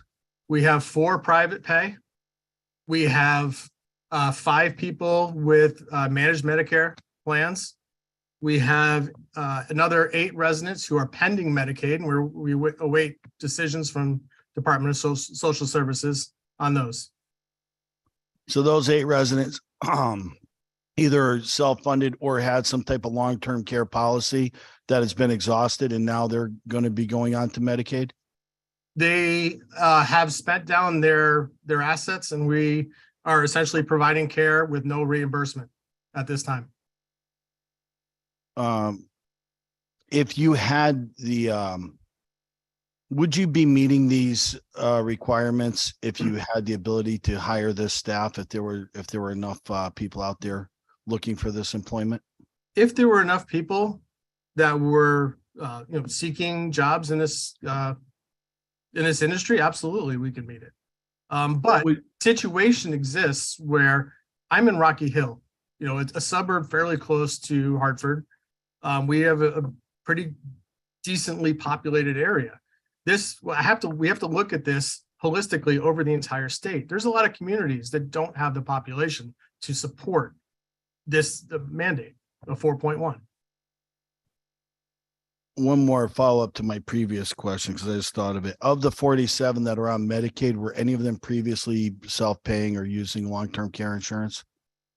Well, I've been here for a couple of years. Many of them have been in this facility before I came here. So I don't know if they'd used long-term care insurance. To be frank, we rarely see anybody with long-term care insurance. Many of them did spend down their private pay assets to become eligible for Medicaid. Okay, thank you.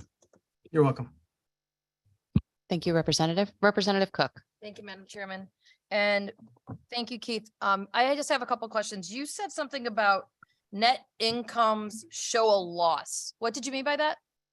Well, if you look at the Medicaid cost reports that are all posted on the DSS website, you can see the financials, and it's been spoken about throughout this hearing today. But at the end of each one of the Medicaid cost reports, it details what the facility's revenues were for the entire year and what their expenses were. And a significant number of facilities, if you look at those reports, show a loss for both 2021 and as well as 2020, and many going back to 2015, which is where the first reports are actually showing. So if staffing is your issue, and you're understaffed, are your beds full? No, we're 120 bed licensed facility. So you're 120 beds and you said you had 80. No, we're 67. You have 67 Yes. full. And how many CNAs do you have? Currently, right now on the floor, I have 7 CNAs working right now. And RNs and LPNs? I have 1 RN here and 3 LPNs. So I actually, in this facility right now, am meeting the 4.1. But the important thing about this is there's a lot of communities out there that cannot meet that 4.1. I'm fortunate being where I am in Rocky Hill. Right, but if you are able to reach that 4.1 right now, is your concern that if your beds were full, you wouldn't be able to meet that 4.1? Oh, absolutely. If you're reaching the threshold that we're trying to achieve, why are you opposing us? Well, no, I absolutely am nervous about that. If as census grows, it's harder and harder to recruit and retain staff. As I mentioned in my testimony, we held job fairs and I did letter campaigns and flyers throughout the community, and nobody came. Nobody responded to any of that because we don't keep pace, and we can't keep pace under the Medicaid reimbursement methodology with what acute care facilities pay for nursing.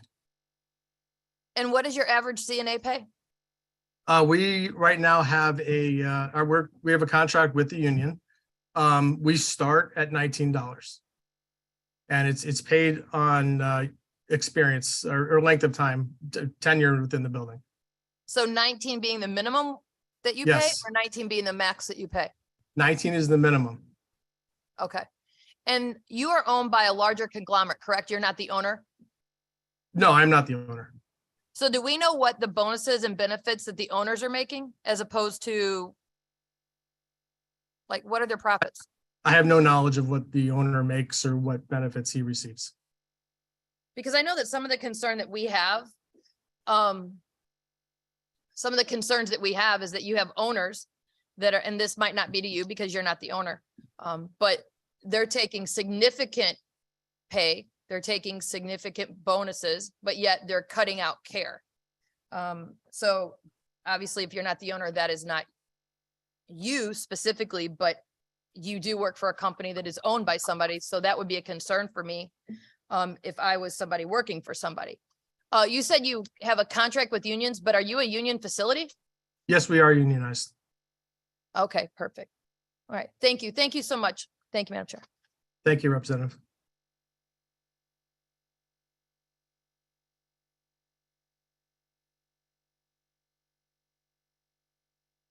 Senator Marks. Thank you, Chair. Through you, thank you, sir. Oh, did he go away? No, I'm still here. Oh, okay. Hi. Which union do you employ? We're with SEIU 1199. 1199. Okay, thanks. So do they work 40 hours a week? We do have some of our employees are 40-hour employees. Most are less than 40.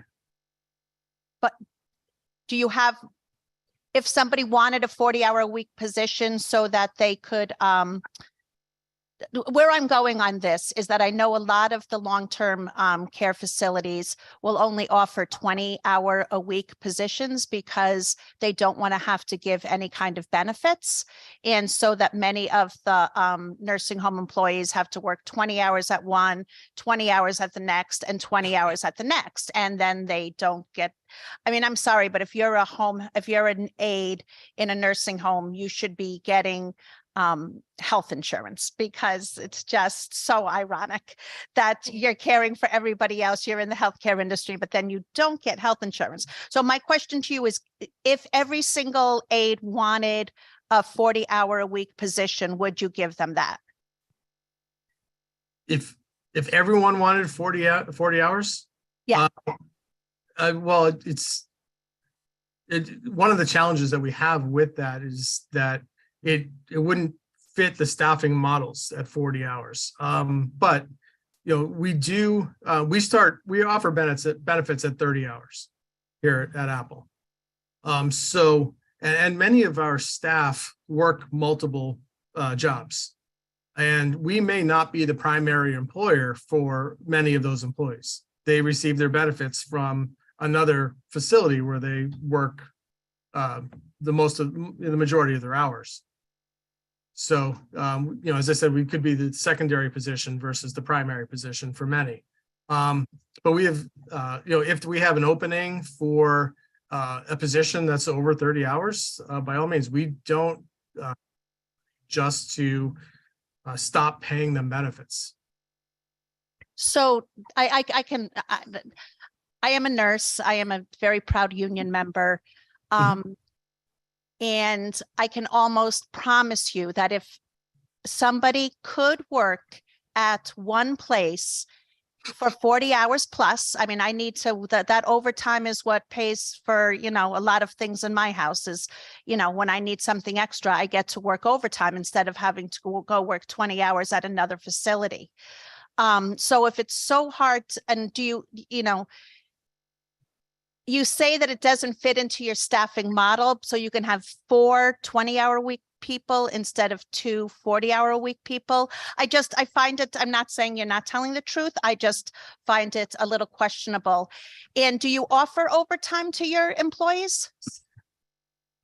Yes, absolutely. We do have overtime, and it's something that we look at. We constantly try to monitor that, because as I mentioned, with a significant number of facilities in the state losing money, wages are an important component of that. We have to look at that. We have to be fiscally responsible so we can continue to provide care.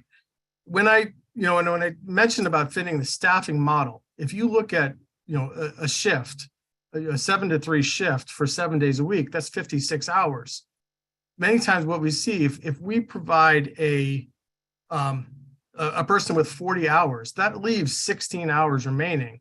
And that 16-hour remaining shift on that week is very difficult to fill. People don't want 15 hours. They want a minimum of 24. So by splitting the week with like a methodology of one person at 32 hours and one person at 24, it fits the 56. So You're getting the wrath of Martha, and I'm sorry that you're getting it. I don't know why I picked you, but I did. That's okay. I haven't said anything this whole time, and this is something I've written, so I apologize. I hope you can handle it. Is the first hospital, the first nursing home, the first short, rehab center that offers its workers a livable wage, 40 hours a week, free health insurance, because we are doing God's work. We're angels. And the first people that do that will no longer have a staffing issue, and your patients will be the happiest patients working, going there, and you will never worry about an empty bed again. And so I think sometimes, no one is willing to recreate or think about how we do the staffing. And it's a really, really hard job. People go into the travel nurses because they get to work a month and then have a month off. You know what? It's back-breaking work. Maybe some nursing home needs to figure out how to let you work for an entire month and then have a month off. I really think you have to start looking at it differently. So I'm going to just leave it at that. I will say during COVID, when I knew that, and I have many, many friends that are aides, that they were still working 20 hours in one nursing home, then 20 hours in another nursing home. Why during a pandemic did we have caregivers going from a COVID home to a COVID home? It's infuriating to me. And it's like, infection control 101.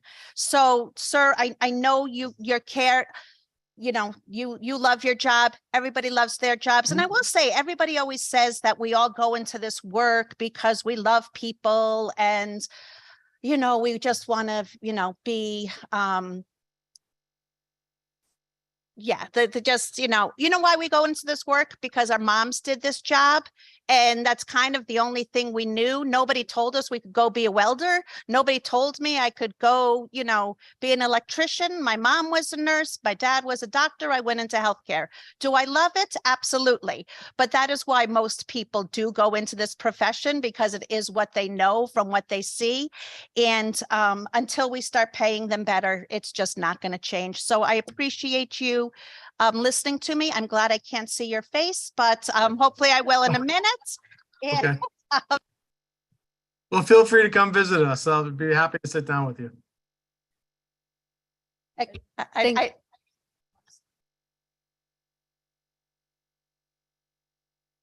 Thank you, Senator. Thank you, Senator Mark. Sorry for the flub earlier. Representative Hughes, are you good? I'm good. I'd just like to echo what Martha said, is that it's not a staffing model problem that we don't fit into. It's a human problem, both that we can solve, and we need to be normalizing healthcare and sick time to every frontline worker, frontline or not, and a livable wage. We need to start there with the floor, not see it as a ceiling, but as the floor, and restart it like a computer, just, from this point on. And that's what Senate Bill 989 is trying to restart. Thanks. Thank you, Representative. And thank you, Mr. Brown, for being here today. Thank you for having me. Russell Schwartz, followed by Barbara Wing.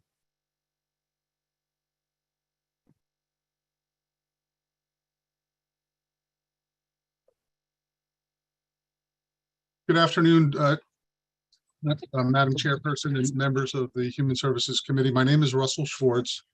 I'm the Director of Operations for our family-owned facilities, Avon Health Center and West Hartford Health and Rehabilitation. We've been a part of the Avon and West Hartford communities since 1974 and 1976, respectively. Growing up around the nursing homes, I developed an affection for our residents and got the calling for the field. I found great satisfaction in caring for our residents and ensuring they continue to have a good quality of life. Our facilities in total have 280 beds, and we employ 400 staff members. We've also been a five-star facility for many years at both locations. I am testifying today in opposition of Senate Bill 989, which contains various provisions The most significant, as has been discussed, is the staffing ratio of 4.1. Just to be clear up front, my facilities have in general through the years had a 1 to 3.25 or 1 to 3.3 staffing ratio. And going to the 4.1 is a significant increase. There's been a lot of talk about funding and whether there will be appropriate funding for this requested increase, which I think is totally admirable.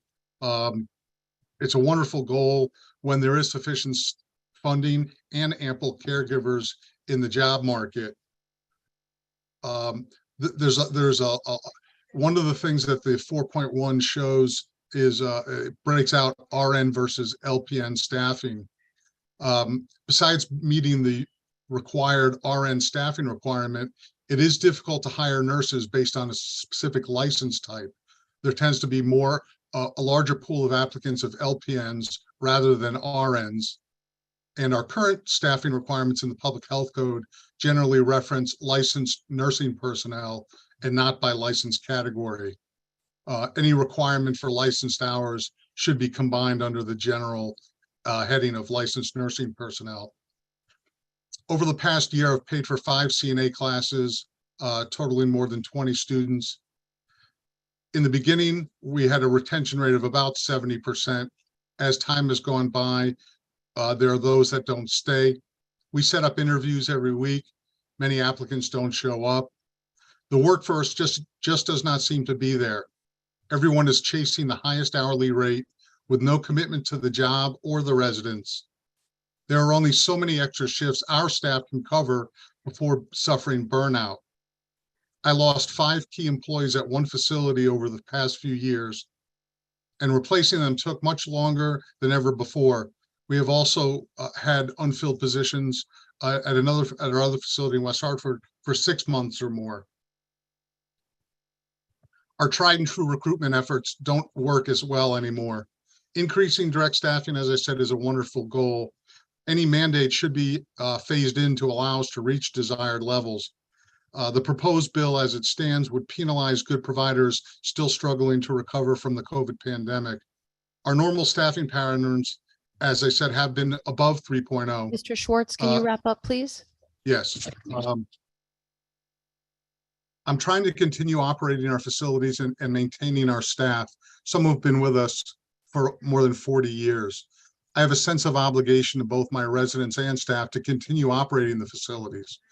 The pandemic has hurt many of us. We are still trying to recover both our census and our staffing. Help us survive so we can take care of those that rely on us. We need to prioritize workforce development and adequate reimbursement before higher staffing levels are mandated. An increase in the minimum staffing levels is ill-timed.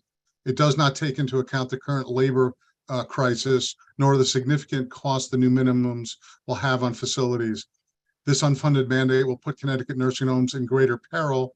I strongly oppose the proposed minimum staffing mandate and ask you to do the same at this time. Thank you. Thank you, Mr. Schwartz. Good to see you. Thank you for being here today. You too. Thank you. I don't see any questions. I'm going to turn it over to my good co-chair. Yes, could we, Jeanette Sullivan Martinez?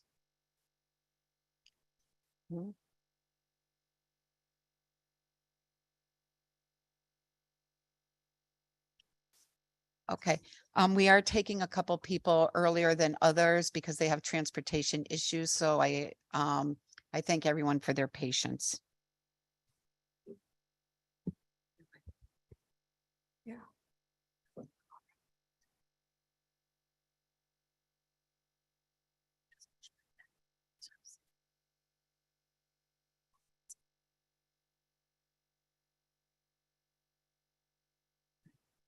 Thank you for the opportunity to speak with you today. My name is Jeanette Sullivan Martinez. I am the former president of the statewide coalition of resident council presidents. I'm currently co-president of the resident council at the nursing home in Mystic, where I have resided for almost 15 years. I would like to take a few minutes to walk you through a typical start of a day for a resident like myself. You wake up and you ring your bell because you need to use the bedpan or go to the bathroom, and you wait on an average of at least 15 minutes. Think about that. Waking up and then having to hold your bladder. Otherwise, you start your day off with a loss of your own dignity, humiliated and embarrassed. And this is just the first 15 minutes of your day. This is something we cannot choose to look away from. This is our everyday. Staffing was a problem prior to the pandemic, and the pandemic only put a spotlight on it. Though the pandemic having lost over half of the medical staff in our state, through the pandemic, we lost over half the medical staff in our state. It has put the remaining workers at a higher stress level because they are overwhelmed with their current workload. They are not paid appropriately to meet the challenges their day-to-day work involves. When an employee receives a salary that is considered a living wage, there is a much greater retention to the workforce. Patients then receive better personal care. Nursing homes need a higher reimbursement to aid in paying staff the wages that they truly deserve. Let's face it, it is a time we need to recognize that the jobs that they do is not something that others would want to do, but they choose to do. You can and collectively, we must do better by our long-term residents living in nursing homes.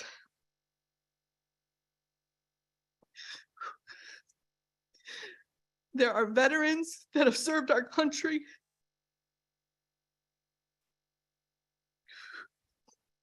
They're teachers, doctors, nurses, everyday citizens that deserve respect and most of all, good personal care. That comes with good, efficient, abundant staff. Please don't look away. Help us with our everyday. Residents are counting on you. Thank you.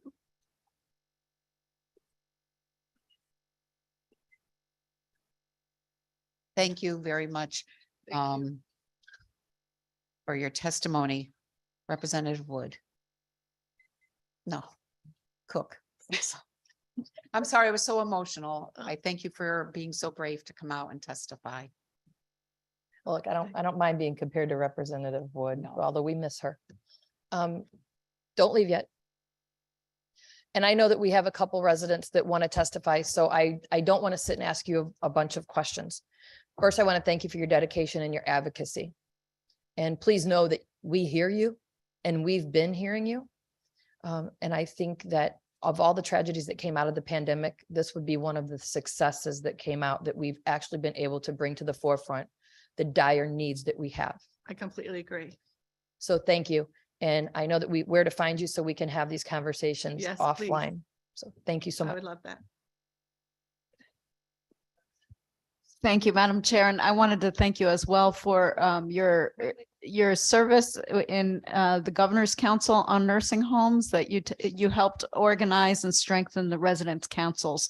And I so appreciate, we cannot do this work without lived experience on the ground. And I admire your dedication to resident councils across the state and determination for patient dignity. Determination and self-determination about their homes that they get to live in, and what kind of conditions need to be available at these homes. And we're going to continue to prioritize your experience and your needs, because you represent so many that aren't here today in person to testify. Thank you for coming in. Thank you. Thank you for hearing me. Is there anyone else that wants to come? Go ahead, please. Thank you, Chair, through you. Thank you so much. I live in New London, so we're neighbors. Was Please there an feel free to article visit about me. you in the New London Day? That one? Yes, Yeah, actually, I I've knew had that was several. you. You've probably seen me on the evening news as well. Yeah, yeah. Advocating for our residents in the state. Yes. Yes, thank you so much. I Please don't feel want you to free miss. come visit me. I would love to have you. Yeah, I will. I will. I don't want you to miss your ride, but you know, we did lose like half of our medical staff, and it's because we did get so burnt out. But don't you agree that if they changed their business plan and figured out how to ensure that workers would have adequate staff, adequate wages, and free health insurance? I think you're a Pendleton, right? Yes, I am. Yes, that Pendleton would be full of people ready to take care of you. Yes. I feel very blessed. I feel like I live in one of the better homes in our state. We've had our complications and we still have our staffing difficulties, but some of the other homes throughout our state are really suffering. And I want to advocate for them as well, because I feel like everyone deserves to have a clean, healthy, well-loved place to be. And I believe our staff that are there are very dedicated to us. Unfortunately, we did lose some members to a COVID and or the other workforce because they were in burnout. And I think if we can provide a living wage for these people, I think it's shameful that aides have to work at 2 or 3 different places just to pay their bills. Because in their heart, they really would like to be able to stay to get to know their patients and love and care for them the way that they do. But they're very torn because then they have to run to the next place. So I think we need to really help them. Some people choose to be a CNA. It shouldn't always have to be a stepping stone. It's a place where I know 2 individuals that work in my home that they've been there for more than 20 years. This has been their life work, and they've chosen it because they want the one-on-one, the hands-on, not having to worry about all the paperwork and all the other stuff that goes with it. They want to be with the people they care for. And I think we need to honor that as well. Not always see a CNA as a stepping stone job, but as a full-time career, because they're caring for the people that we love, people that you love, and they deserve to get really good care, and they deserve to be loved and cared for in return. And it's a hard job now. It's not like it used to be 30 years ago. And the other thing is nursing homes are no longer 80 and 90-year-old people. I came to the nursing home at 44. So, and I'm 59 now. So we've had ages between 25 to 104 just in the last couple of years. That's a big diversity of group to care for. I mean, and a wide range as far as likes, dislikes, how you approach them. How you approach a 40-year-old woman is very different today than how you would approach a 90-year-old. A lot of them don't even like male aides, and half the staff are male. So then you've got to make those adjustments as well. So there's a lot to be considered. Yeah, there is. Thank you so Thank you much. for all of your help. Yeah, thank you. Any other comments? Seeing none. Thank you very much, Ms. Sullivan Martinez. Thank you. We're now gonna hear from John Balaciano.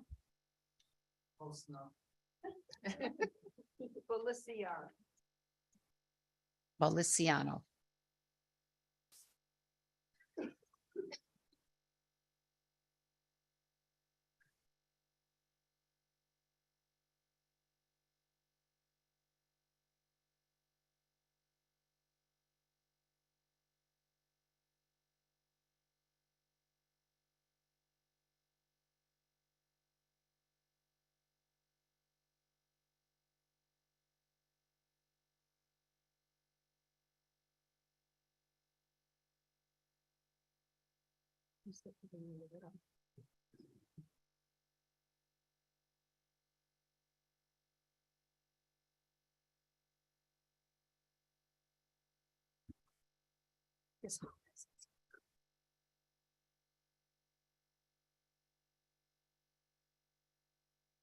Good afternoon, distinguished members of the Aging and Human Services Committee. My name is John Baliciano, and I am a long-term resident and president of the Resident Council at Apple Hewitt Rehab. I am also a member of the statewide coalition of presidents of Resident Council.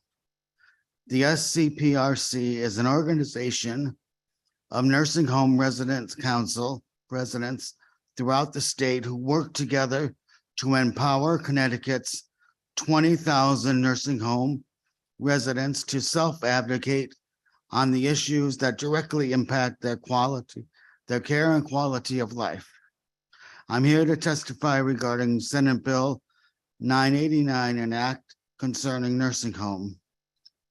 As the president of the Resident Council at my home, as well as a member of the statewide coalition of presidents, I have continued to hear concerns raised by peers that staffing levels continue to be stretched thin. Residents are struggling to complete their tasks of daily living, like getting up out of bed, getting showered, or getting assistance to the bathroom.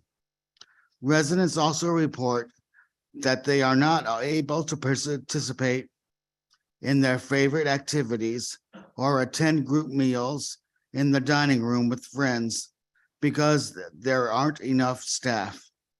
This lack of care not only leads to physical challenges, but emotional ones as residents are left feeling neglected and ignored. That's why I am in full support of Senate Bill 989 as a piece of legislation that would increase the minimum staffing level to 4.1 hours of care per resident per day. Please give these residents back their dignity and independence, both in terms of their physical and emotional well-being.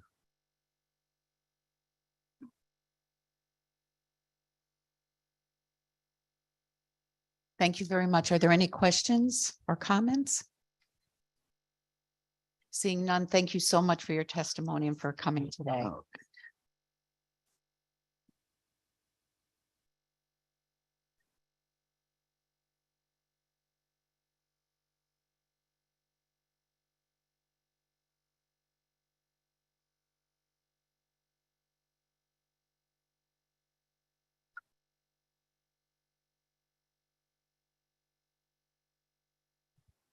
Bobby and Martha Leland are going to speak together because their rides are here. Okay, thank you.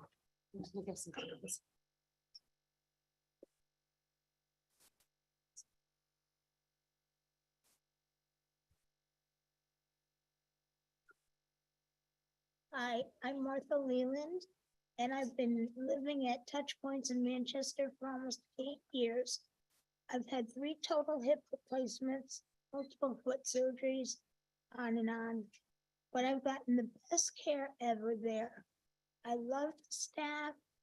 In fact, the other day I fell out of bed, and would you believe by the time I got up or sat up, there were 7 CNAs that came running to help me, and the nurse too. She got the Hoyer. I haven't been in the Hoyer in a long time, but they figured out how to get me off the floor and back into bed.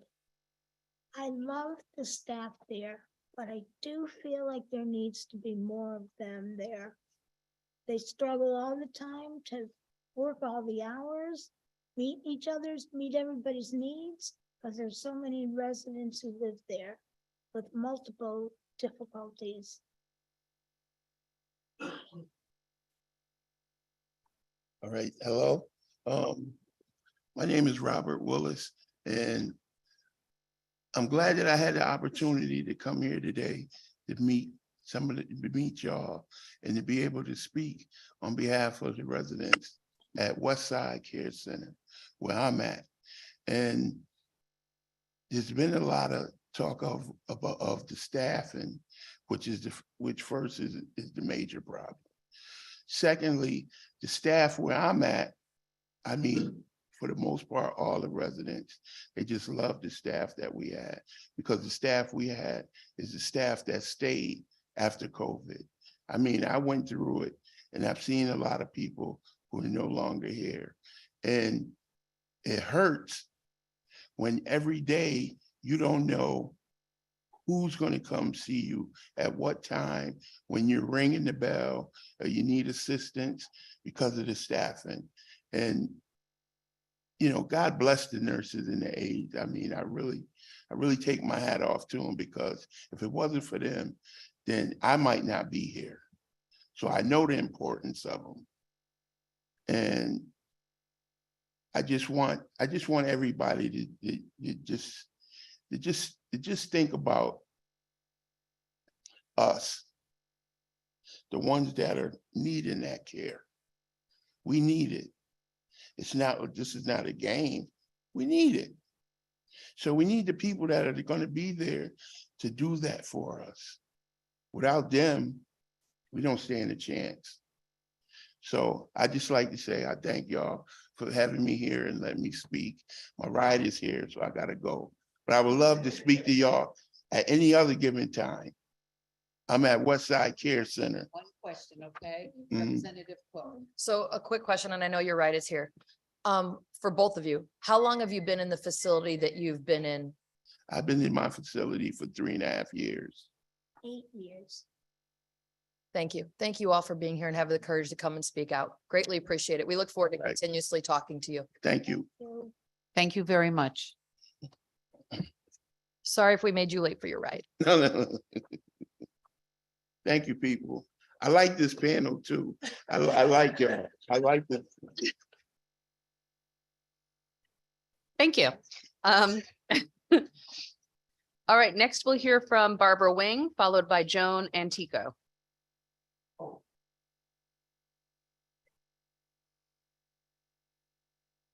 Is Barbara with us?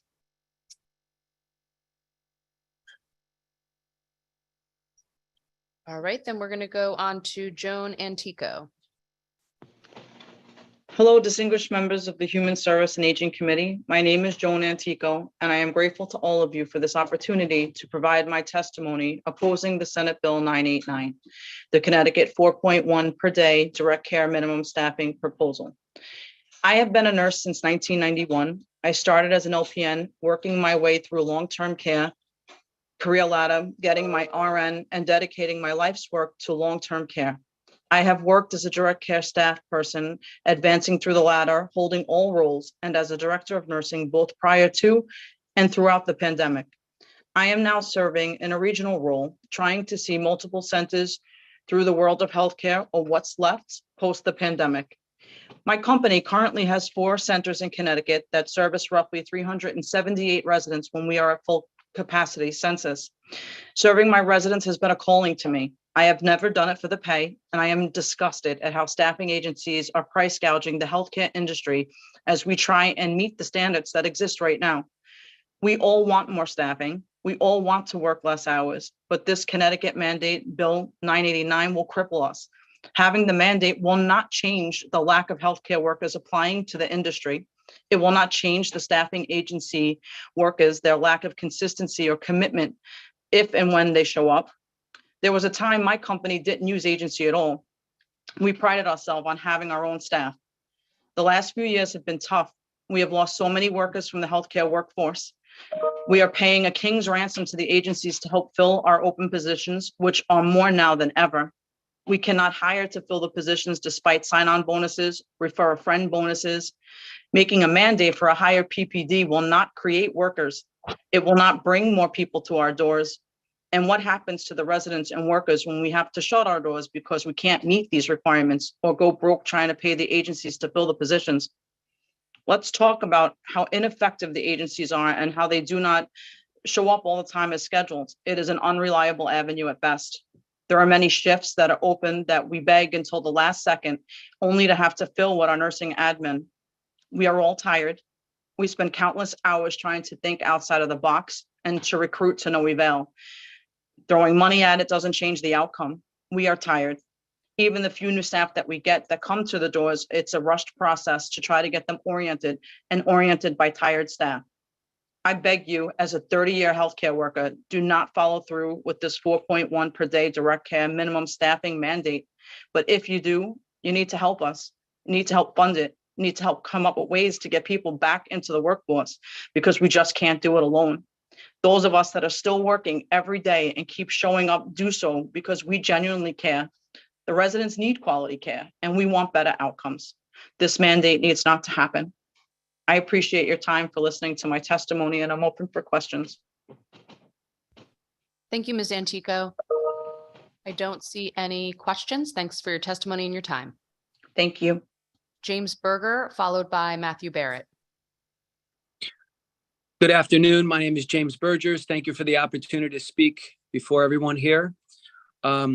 Before I get started, I just wanted to give a little background on my history. I've kind of been grown up in the nursing home industry. I started in the kitchen over 25 years ago and was offered the opportunity to become an administrator. I've been in the trenches for many, many years and I enjoy what I do. The last 3 years have been very difficult with regards to the staffing.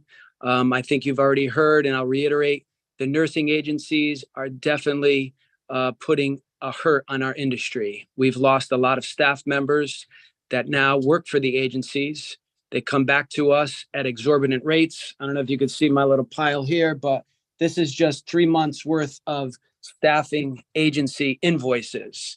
And that's how we've been able to backfill our open available positions. Some of these rates, $142 for an RN shift supervisor, $75 for an LPN, $95 for an LPN. We have $45 for a CNA. It's just not sustainable. And what happens to us is a lot of these agencies are working for multiple agencies. So we will book an agency, and at the 11th hour, 15 minutes before the shift, they'll actually cancel because they have a better opportunity with another agency who's offering a higher rate. We have been doing career fairs here. We've been doing Facebook advertising, Instagram advertising. We've been using various resources on social media.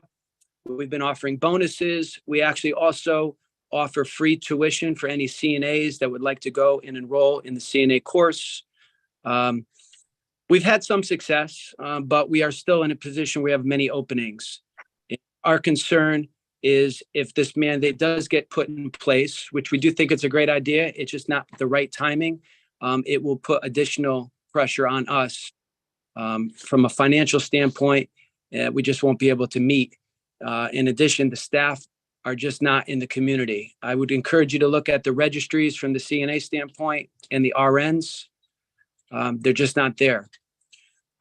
Any questions? Thank you, Mr. Burgers. Yes, Representative Ferraro. Good afternoon, Mr. Burgers. Good I would afternoon. just like to say that I've had the privilege of knowing you when you were working in the kitchen and have seen your rise in the nursing home industry up close and have respected your work in this field and the staff at Lord Chamberlain after having visited and having been given the tour by your staff. I have listened carefully to the testimony here today. And there is a common theme among the nursing home administrators. And that is obviously there's a staff shortage and there's seems to be a lack of available workers in the workforce. So I have a couple of questions for you with regards to your facility and some of the ideas you might have in helping to rectify the situation. Currently, at the Lord Chamberlain facility that you work at, how many beds are available? So we are a 250 bed nursing home. And how many of those beds are occupied at this time? Currently, our census at 234. So you're nearly at capacity there. Yeah, we do actually. We're very fortunate. We're in the Fairfield County. A lot of hospitals around us. So we do, run, typically 90% occupancy. And you are a full service nursing home, if I'm correct? That is correct. And how many staff members do you currently have there to administrate to the 234 beds? So on average, between part-time and full-time, our payroll has about 400 staff members on our payroll. And historically, when you were running at Optimal, how many staff members did you have employed? About 450. So your current number is what again? Around 400 staff members. So you're about 50 short with about 16 beds available. Is that correct? Correct. And your facility is a Medicaid facility? That is correct. And what would be the percentage of patients there on Medicaid versus those being funded privately and through insurance? Sure. So right now we have 125 Medicaid patients. It roughly is around 53% of our patient population. And do you feel that the funding you're getting from Medicaid adequately allows you to provide the services to your Medicaid patients? Unfortunately, no. I'll give you our actual number here. It's public information. We receive $286.85 for a Medicaid patient, of which $21.02 goes back to the state of Connecticut for the provider user fee. So it nets $265.83. To put that in perspective, as I just mentioned, the $147, hourly nurse, that cuts into that 265 in the addition to the inflation, in addition to the agency usage. A person that comes from Bridgeport Hospital to Lord Chamberlain, which is less than 15 miles away, round trip ambulance is $600 a day. So, and we're getting $265 to provide care, food. So right now, we believe our Medicaid rate is not adequately, reimbursable. Thank you. And I mean, I've been listening to some of the comments and, some of them have, in my opinion, have oversimplified it and just simply said, you need to pay people more and that's going to solve your issue. But, sometimes being able to pay people more is a function of being able to keep the doors open in the facility and to pay the expenses. And I'm sure that if I gave you the adequate time, you could pretty much occupy the rest of our public hearing with what it costs to run your facility. So what I'm going to do to just shorten the time is I would like you to just take a few minutes for my benefit and maybe the benefit of some others. What are some of the ideas that you might have in which can be incorporated in how to improve or increase the available workforce so that nursing homes like yours can staff to optimal and can fill the empty beds that they have in their facilities? Sure. I think one idea is just partnering with the state with some community-based work programs. I know it would be helpful for us if there was some incentive, either tax incentives for, community members to enroll in nursing school, to enroll into CNA school. I think that would be helpful. So working out programs with regards to where there's incentive. The other issue is addressing our Medicaid rate. I don't believe anybody can agree for $265, taking care of a Medicaid patient, such as the one we just heard, those residents. It's very difficult, especially with the increased costs in today's world. The other challenge we have is when we process Medicaid applications, nursing homes get caught in the middle of family members and the state of Connecticut processing these. Currently, we have 11 pending Medicaid applications that we provide care for, electricity, food, and we have no funding that comes in. On average, it takes about 6 months to a year to have a Medicaid application processed.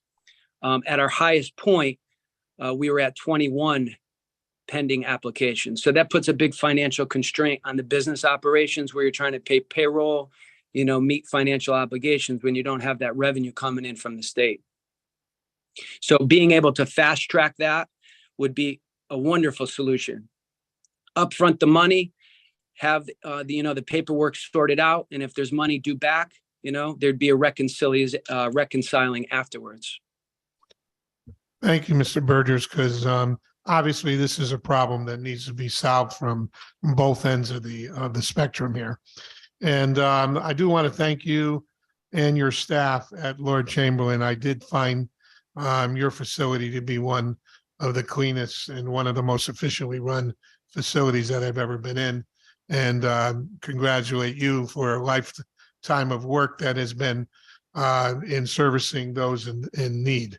And I want to thank the chairman for allowing me to ask the questions I asked. Thank you very much.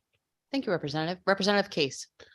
Thank you, Madam Chair. And thank you, Representative Ferraro, for your questions. You opened up some eyes. Through you, does your agency or your facility offer any sign-on bonuses as far as putting out there for new employees to come? Yes, we do. We offer a $5,000 sign-on bonus for a RN full-time and a $2,500 for an LPN, licensed practical nurse. And are you getting a lot of applications in? So we do get a few applications for LPNs, of which, many do no call, no shows. We will speak to them on phone. We will book a in-person interview. We offer do Zoom interviews, and a lot of them do just no call, no shows. RNs, they're just not out there. They're like unicorns, at least from my perspective. We've been advertising. We do the sign-on bonus. So it's been very difficult to attract at least RNs from our standpoint. No, and I thank you. And we're talking about staffing ratios, and we're talking about a bunch of things here. And Google's a difficult or a dangerous tool sometimes. But you get out there and you start looking at some of these facilities.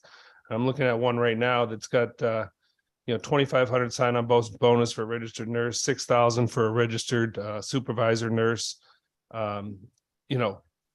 This one facility has 150 job openings. Wow. 32 hours of vacation, or 32 days. I'm sorry, 32 days of time off, $3 meals while you're on staff working. There's a lot of jobs out there. We have a workforce development issue. We got to work on fixing that so that we can grow the industry and get people in these job seats. I mean, it's you look at some of the stuff that they're offering. It's one here is offering housing, on-site housing for people who want to go to work. And that's just 2 or 3 agencies. I mean, we have an issue, and the issue isn't going to be solved just with one bill. The issue is going to be solved with workforce development and getting the right people out there to fill these positions. I agree, burnt out, whether you're healthcare, teacher, wherever. We've lost a lot of employees. We got to start building things back up. These bonuses are coming, and correct me if I'm wrong, sir. If you put a bonus out there, that comes off your bottom line, correct? That is correct, yes. So if you want to do a sign-on bonus to hire employees or entice employees to come in, that's off of your bottom line. That's not reimbursed through the state of Connecticut, correct? My initial thought is no, but I'm not the financial officer, so my gut says no, but I could follow back up with you and get that answer. Yeah, it'd be interesting to hear that and how we're doing it. But we're looking at, we just had one of the larger schools that teaches CNAs and nursing be closed down yesterday. Stone Academy is no longer. Where are we going to do this? This is something pretty scary, and we have to get on top of it. And it's not pinning people against each other. We have to stop that. Everybody who works, whether it's a group home or a nursing home, they all care about their patients. They all want to give them the best. We want to help give them the tools. But when you hear the word mandate, I don't like that word. I want to make sure that we give people the tools and we talk about this the right way. And once again, I'll end it, but people before projects. Thank you. Appreciate it. Representative Cook. Thank you, Madam Chairman. And just for clarification to my good colleague to my right over there, those 3 schools that we closed were because they were using non-certified staff. So I think it's vitally important that when we're doing this, we also explain why. You do not want somebody that are teaching your up and coming nursing or medical professionals to not be certified and trained. So actually we were holding a facility, 3 locations, 1 facility accountable for not doing what they were legally supposed to be doing. So James, I know that has nothing to do with this conversation. So here's my question for you. Sure. Yes. I have a question for clarification and then a couple of numbers questions. Your facility, which I was just looking online, is actually beautiful. When did you build that?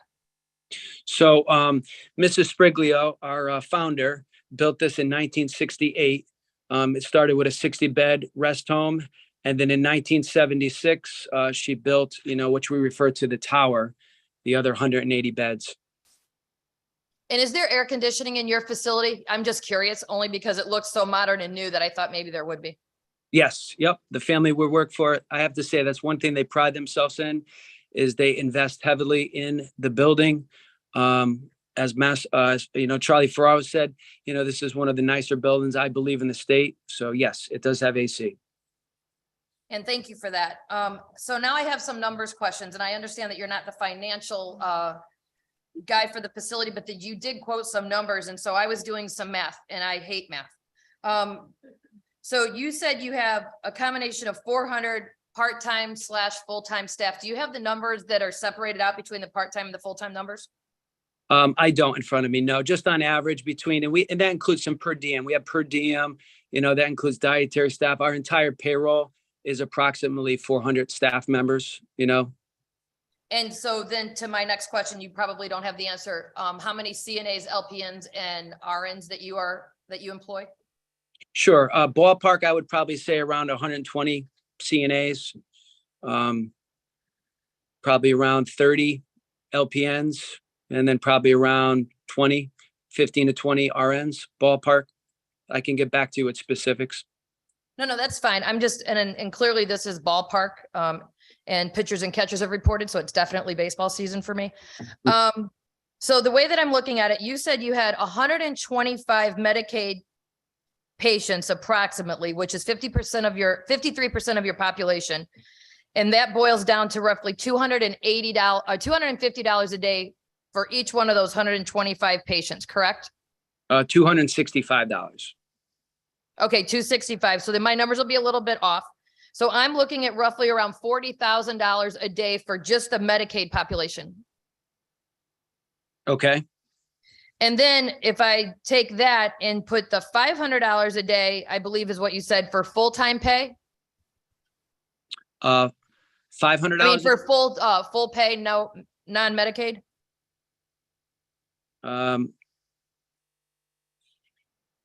Yeah, I didn't say that. Maybe I misunderstood you. So the folks that are paying full rate, not Medicaid rate, are they paying roughly around $500 a day? We have 16 private pay patients only. So those people pay a private room rate around $450 to $500 a day, depending on, if they're in a semi-private or private room. And then the difference in between. Yep, So if I have a Medicaid population and a private pay population, those folks that are untouched on either one of those criteria, where are they? Yeah, Medicare and then also managed care. Managed care, 65 patients currently, and Medicare, 28 patients. So do you know what the rate on the managed care pay is? Roughly on average, about $300 between, all payer sources. It's based on level of care. So I would say on average, $300. So your average pay per day resident is somewhere in the neighborhood, and I'm going average because the private pay is only 16. So we're looking around 300 to 350 a day for average pay per day per person. Yeah, I would say that's probably fair. So in my very non-skewed, definitely skewed numbers, I'm looking at a potential net intake of roughly around $30 million a year. Would that be correct? By any chance, would you know that? Yeah, I would. Yeah, I'll tell you in a sec. I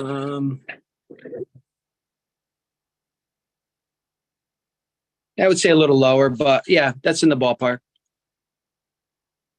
And so to make your system work, so I'm understanding that you're feeling that increasing requirements on staffing, you feel puts a burden on your financial bottom line. Yeah. So go ahead. In our world, we have fixed income. We get a fixed income from the state. We get a fixed income from the managed care companies. They're set rates. They don't negotiate. They threaten. If you do want to negotiate, they throw you out. And then, 16, private, you have a little flexibility, but we have fixed income, but we have unlimited expenses between inflation, rates of pay. Over the last, 2 years, we've increased pay rates quite significantly, electric costs. So that's where we're bleeding. If our expenses were fixed, yeah, we'd be in a different world. But the income just cannot match, the expenses, what's going out. And so then, as you've been listening, my next and final question would be, what are you paying your CNAs per hour? Sure. Between $18.75 per hour for a brand new CNA, and then there's shift differentials on top of that. So on average 19 all the way up to about $23 an hour for somebody who's been here quite some time. We pay on years of service and experience. And do you believe, and this is going to be very subjective, that there is absolutely no way that you all would have the ability to increase that pay at all to make it, even $25 an hour, recognizing that somebody can go to a retail facility and make $25 an hour? I thought you said 22 at Target. Well, Target's somewhere between 22 and 25. Oh, okay. All right. Listen, we would love, honestly, for us, we would love to pay $25. We just can't financially make the numbers work, We have no issue with that. And we have no issue with the 4.1 minimum mandate. It's just not good timing right now, just because of the staffing shortages in the state. I think, if we waited a year, 2 years, and we wanted to implement that, it'd be a different story. But currently in today's, industry and climate, it's just not feasible. I understand. I definitely understand the shortage in the workforce. And I don't think that anybody sitting here would say that they don't understand it. And how we get there, I believe, is an ongoing conversation for all of us. James, please don't think that I'm picking on you. I'm just trying to look at this and look at the numbers. I'm trying to understand owner and management fees, what cost reports look like. If we're asking you to do something, then we need to understand all of that. And so for my reason for asking, I appreciate your indulgence. Thank you so much. Sure. You're welcome. Thank you, Representative, and thank you, Mr. Burgers. Oh, Senator Marks. Thank you, through you, Chair. Thank you for testifying, sir. So I actually am a unicorn. I'm a nurse, and an RN. Well, thank you. Do you need a job? No, I became a senator, which, believe me, it was not for the money. But I am still working as a nurse. I always hear about the hospitals, the nursing homes are so upset because the nurses are going to work for the travel agencies because it's more lucrative, as if nurses aren't supposed to want to make money. And so then I just don't understand. Well, then just increase your salaries. I will say, I said this to another person that testified, and I'll say it to you. The first nursing home, the first hospital that truly increases their wages, gives very good health insurance. I'm sure most of your aides have to use Husky, which we're paying for, taxpayers are paying for. The first one that gives good health care and good benefits, you will not have a staffing problem. There are 40,000 nurses in Connecticut who are not working. And that's because it's an exhausting, really hard job. So when you look at that stack of paper like you showed us, do you ever consider, well, maybe we do need to just increase the rate of pay? Because you give a bonus and that's great, but then that bonus has just, that paid off the credit card, and now you're still just making, your $30, $35 an hour as a nurse. But if you truly increased the hourly wage, then every time there's a raise, it becomes more and more lucrative. Sure. Let me ask you, I'm sorry, I don't know your name. As far as an RN, what would you think would be a fair rate for an RN hourly rate? For a starting rate? Yeah, sure. I can tell you, I've been a nurse for almost 40 years. I just hit $50 an hour, which it sounds like not a lot, but for 40 years with a BSN, $50 an hour. I have to work a lot of overtime to pay the bills, and it's because I had too many kids. But Sure. I got good news for you. Our rate for a starting RN supervisor is $52 an hour, all the way up to $54 an hour. So those are our rates here at Lord Chamberlain, and we still have not been able to adequately attract anybody. Yeah, that's because it's a supervisor. I mean, I would never want to be in management. You know, I'd be fired first of all, but I like hands-on care. I like to do wounds care. I like my patients. So that's why I'm not going to a nursing home. If I went to a nursing home, I would want to probably be an aide because I like taking care of patients. So I don't know. You didn't answer me though. Why don't you then jack it up to $60 an hour? I'm not worried about the RNs. I'm worried about the aides. Yeah. Why don't you jack up your starting price for the aides to $22 an hour and promise them 40 hours a week? I'm sure you give a lot of just 20 hours a week because you don't want to give benefits. Sure. So why don't you change that business plan? Honestly, because we'll go bankrupt. I'm losing money right now on a monthly basis. And if we do that, we'll be going further backwards. So we would love to. It's just there's no, revenue to match it. It's basically like a household. You make so much. We're just on a bigger level. I would love to do that. Just there's no money. But you're paying that outrageous amount to the travel nurses, to the agencies. Yeah, that's another story. We would love to pay their invoices, but we're having difficulty paying their invoices. Then you need to change your business plan. Well, we need help from you guys. That's what we're saying. So it's a partnership and we have good operators. We have good administrators. We have good staff. We just need to partner with the state and be creative to come up with some workforce where we can incentivize people to go into our industry and be creative. As you stated, we would love to. We're just, we're having difficulty running a building and, finding staff. So if we would love to hire somebody. All right. Thank you, sir. You're welcome. Thank you, Senator. And now I believe that is it, Mr. Burgess. Thank you so much for your testimony and your time. All right. Thank you. Next, we'll hear from Matthew Barrett, followed by Christine McKinney.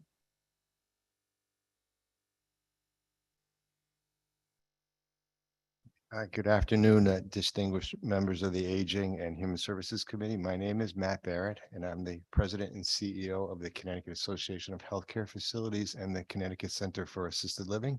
We're a trade association of principally skilled nursing facilities. We have 151 members, and we have a small number of assisted living communities that we began representing just a few years ago.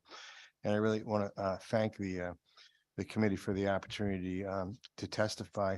But with your indulgence, I'd also like to thank all of the skilled nursing facility representatives that took time out of their day today to testify thus far. And there's a number of them continue to testify as the hearing proceeds. And many of them are testifying because I asked them to testify. And because every day they tell me about how hard it is to meet the 3.0 minimum staffing mandate that currently exists, let alone going to 4.1, and how they feel they'll be set up to fail with state regulators who monitor their staffing levels if it were to go to 4.1 in an environment where they just can't get the staff.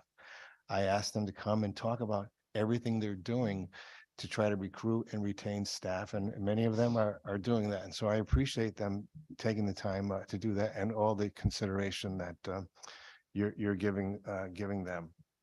I have submitted 8 pages of testimony, as you might expect, Representative Gilchrist, considering that the bills on the agenda. And I'm happy to answer questions on any of the bills, whether it be the air conditioning bill or to discuss how reliant our Connecticut nursing facilities are on Medicaid. 75% of nursing facility residents are on Medicaid. Many years ago, that was not the case, but their reliance, there is no other healthcare entity in Connecticut, hospitals, no one who relies on Medicaid because of the spend down of resources. There is really no private pay marketplace. James's Burgess at Lord Chamberlain is probably one of the few facilities in Connecticut that boasts having 15 private pay patients. But in any event, I thought I should focus in on the transparency and the private equity issues that have gotten some attention, considering I represent 150 nursing homes. So with your permission, I'll just go right to Section 6 of 989, which is an act concerning nursing homes, beginning with the this provision, which would require annually on the cost reports, additional information and summaries on the various cost categories and comparisons in those cost categories that are reflective in the cost reports that that nursing homes submit annually to the Department of Social Services. And I apologize. I think I might have blown my testimony with my introduction. In any event, Mr. Barrett, my question will be for you to continue. 'cause I think thank they- you so much, Representative. And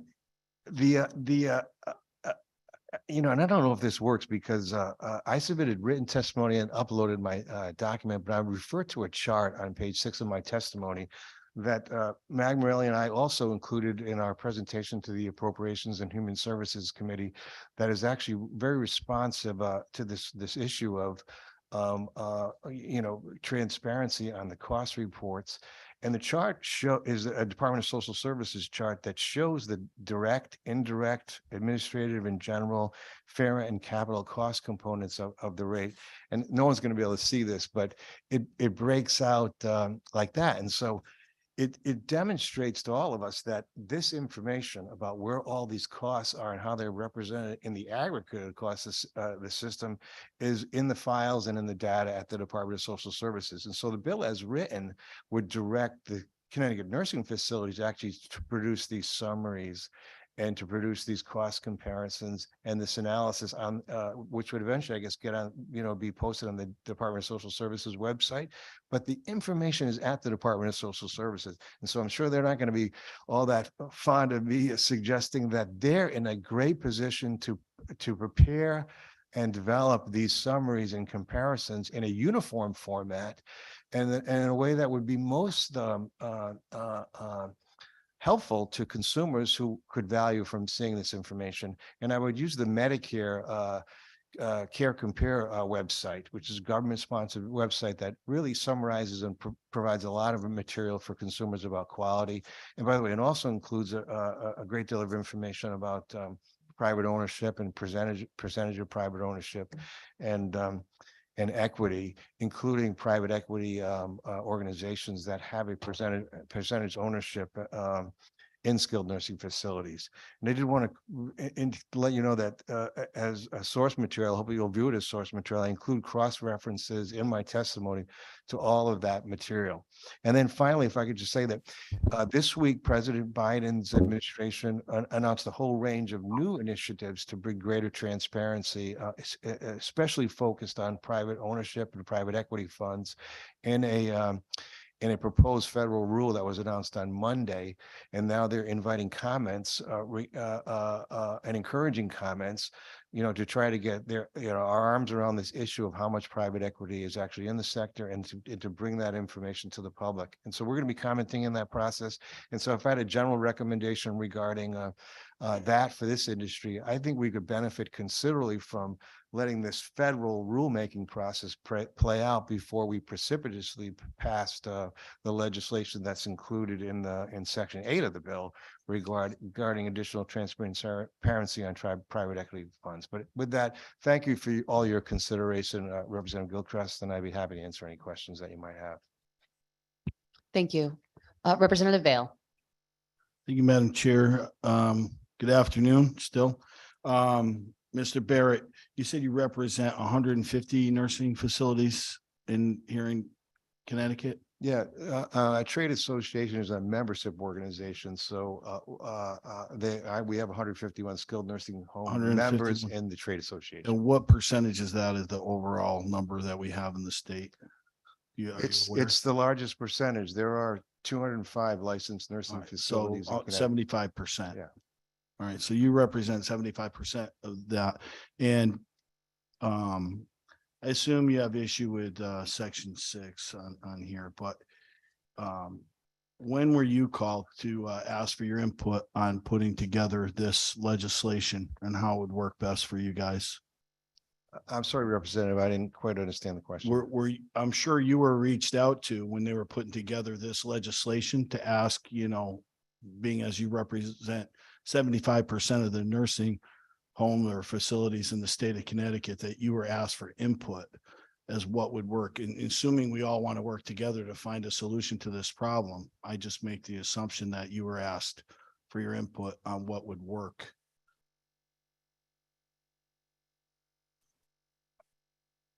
Were you? I wonder if you're suggesting that it wouldn't be uncommon not to be seeking input from the trade association in my experience. All right. There was a level of sarcasm in my question.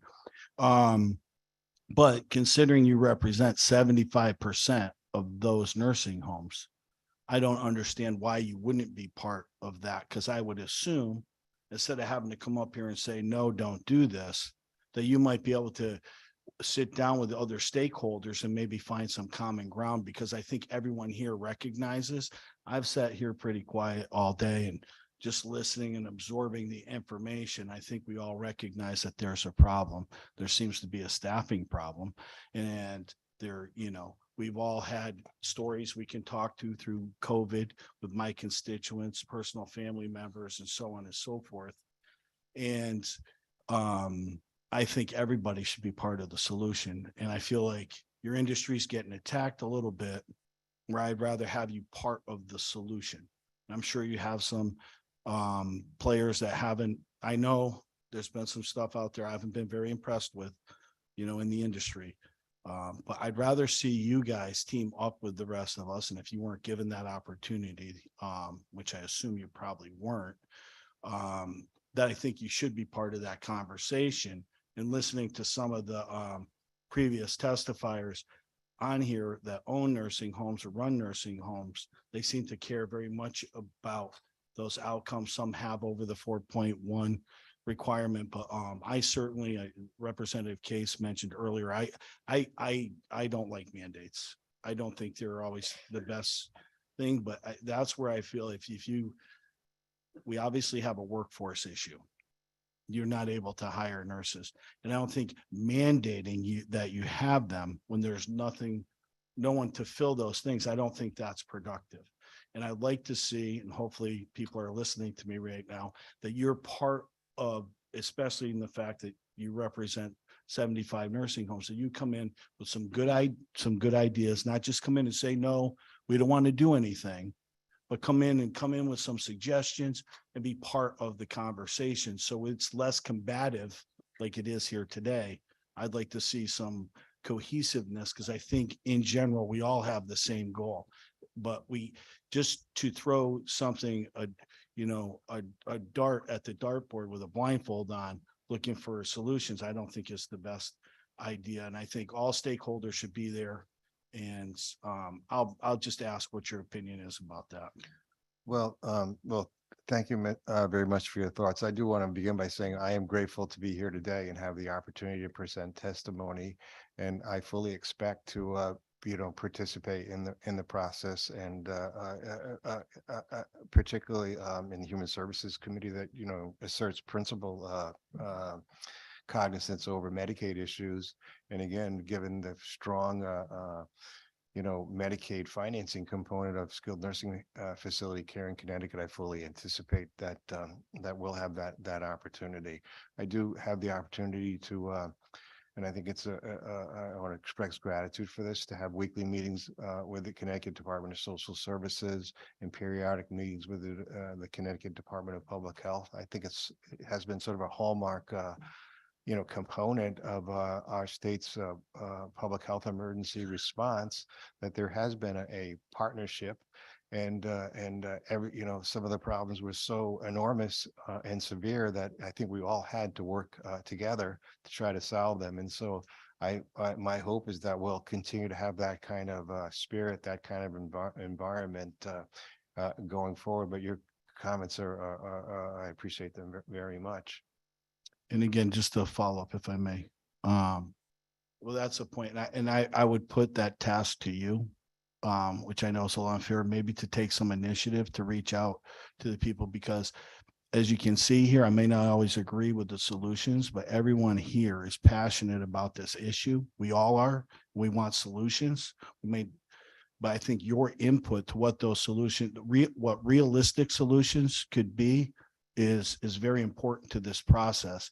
Everybody here, everybody on this committee and beyond, we all have the same, desired result, is we want the best care possible for the people in these things. And I would put that task to you, which may be unfair, maybe submit some suggestions that would work and be open to an open line of communication to work with the other stakeholders. Not at all. And if I could have your permission, Representative Gilchrist, to comment, I'll begin by trying to inform, I don't want to say clarify the record, but to inform the record right away that while we're having a serious conversation about minimum staffing and unfunded minimum staffing mandates, that present in the system right now is probably a much stronger regulatory enforcement tool to enforce staffing in Connecticut nursing facilities. It exists both in federal law and state law, and nursing homes must staff to meet the care needs of their residents.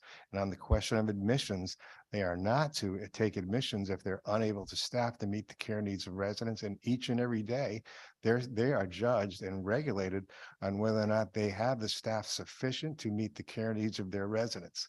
And so whether the staffing mandate is 3.0 or 3.8 or 4.1, a more powerful authority exists to, and by the way, nursing homes are cited about this and fined on this, in the current environment, have been for years. And so while we're having a conversation that this is the only tool, or perhaps the suggestion that this is the only tool to enforce staffing in Connecticut nursing facilities, it's just false. Thank you. I have some questions and you've got a long list, so prepare yourself, settle in. Wondering, how long have you been the president of the organization? I was originally hired as the executive director. They did change my title after a few years, and I guess I've been with the association for 12 years. Okay, 12 years. So in 12 years, would you say there's been an increase in the number of private equity that has come into the state that owns nursing homes? I don't know that I could say that. I think there may have been an influx of private. Well, here's the thing, and this is an interesting question, Representative Gilchrist, because it's one of the things that CMS is inviting in their public comments, and that's trying to get your arms around and on a definition of what is private equity.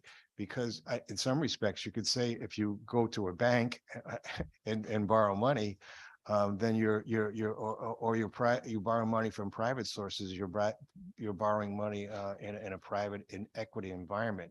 But somehow I think that's not what we're talking about. We're talking about either firms or individuals that perhaps band together and make investments in skilled nursing facilities. And by the way, if you follow the link on the in my testimony to Care Compare and click on ownership on skilled nursing facilities, you'll see the details of this right now, their percentage, and you'll see the types of organizations. What you won't know is exactly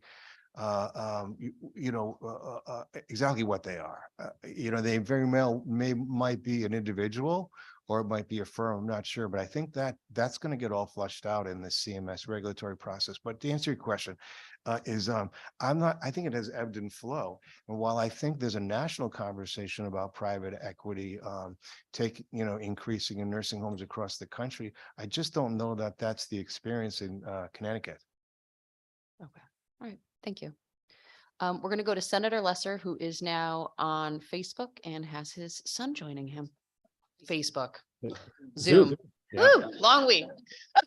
I hope I'm not on Facebook, Madam Chair. Maybe you are on Facebook. He's got cool glasses. I do have great glasses. Thank you, Madam Chair, and thank you, Matt, for your testimony. Just wanted to ask about a portion of your testimony that relates to the changes in the industry since the 2021 staffing law went into effect. And I understood your testimony suggested that even though as I understand it, the staffing requirements were strengthened in 2021, that the staffing situation is worse. And just wanted to see if you could just sort of talk about how that law has impacting staffing policies in the industry. Yeah, thank you so much, Senator Lesser. I think the point I was trying to make there is, in 2021, we were in the second year of the public health emergency. And if I'm correct about this, we were still in what we were referring to as the Delta variant. And so when we set in motion these minimum staffing requirements, we actually hadn't fully experienced, which was, and frankly, perhaps no one was expecting the pandemic would be as elongated as it has been. And that the staffing situation that was, I think we would characterize as in crisis back then, has worsened. We have lost more workers since then. The workforce is considerably more exhausted and traumatized. Many are not returning. And I don't know that I could be more articulate about that than so many of the skilled nursing facility providers that have testified earlier today and that will continue to testify throughout the evening. But the workforce shortage is I think we characterize as dramatically worsened since we initially put the 3.0 into place. And I think that's the reason why so many nursing facilities that while back in 2021 were saying that, increasing these minimums is reasonable considering the public health code for 40 years. I think our research showed that for 40 years, the minimum was 1.9 per patient per resident day, that it was reasonable to update that, and that compliance was something that might be more easily achieved as back in 2021. But many providers tell me today that that is not the case. In fact, I would say overwhelmingly, my membership says that just on the CNA provisions alone, that compliance with just the 3.0 is a challenge, which is why we encourage them to tell their story today about what we think it would mean to them to go to 4.1. I hope that's responsive to your question. So I'm sorry, it was to an extent, but just something you said 1.9, was that the industry standard, or was there some sort of evidence that suggested that was an okay staffing level? I think we felt it was an outdated, and I don't mean to criticize the executive branch here. It was an outdated public health code standard that hadn't been updated, but under no circumstances do we believe that anyone, even in 2021, was staffing below 1.9. And in fact, staffing is reported by way of payroll-based journal records. In other words, it's not self-reported. It's you have to furnish to CMS your actual payroll journals, and from that they calculate your staffing percentages. By the way, you can see that also on the Care Compare CMS website that I was talking about earlier. No one is. I'm not aware of anyone is even close to 1.9. So we heard, I think it was from the long-term care ombudsman or ombudsperson earlier, that about 50 cents on the dollar currently go to staff or direct care wages. Is that about right? And has that number been trending up or down in the 12 years you've been in the industry, or in at your position? Yeah, and I'm happy to get to reference the chart that I had in my testimony. It does indicate the direct care and those components of the cost reports that reflect the direct care staffing. I think it's 51% in the aggregate on that chart. I'd love to have the opportunity to correct the ombudsman on that. Oh, strike that. And I'm sorry, have those numbers been trending up or down as a percentage of the overall spend?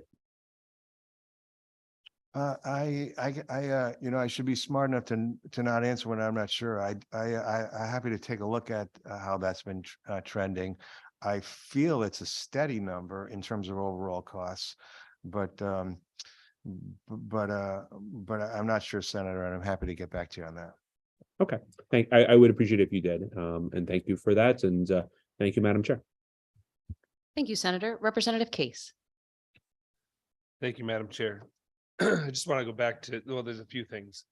And I think, Representative Cook and we agree on it. And we have a staffing issue. I think one of the biggest things that we had that happened yesterday was those 3 schools. And we have to get out there. And I respect for her for answering is, if they weren't teaching to the right potential, then that was an issue. But still, we're down schools with what we need for employment. So that's something that we really need to work at. And I applaud whoever did the look into. I watched Tim Larson yesterday and the Probes talk about it, and you know, we need to teach to the curriculum and hold people accountable, and that's part of transparency. So I think some good things might come out of that, and hopefully we can get some more staff going. So I hear two things going on throughout the day today, and it mind boggles me. We want to hear wage increase, but does wage increase solve the staffing issue?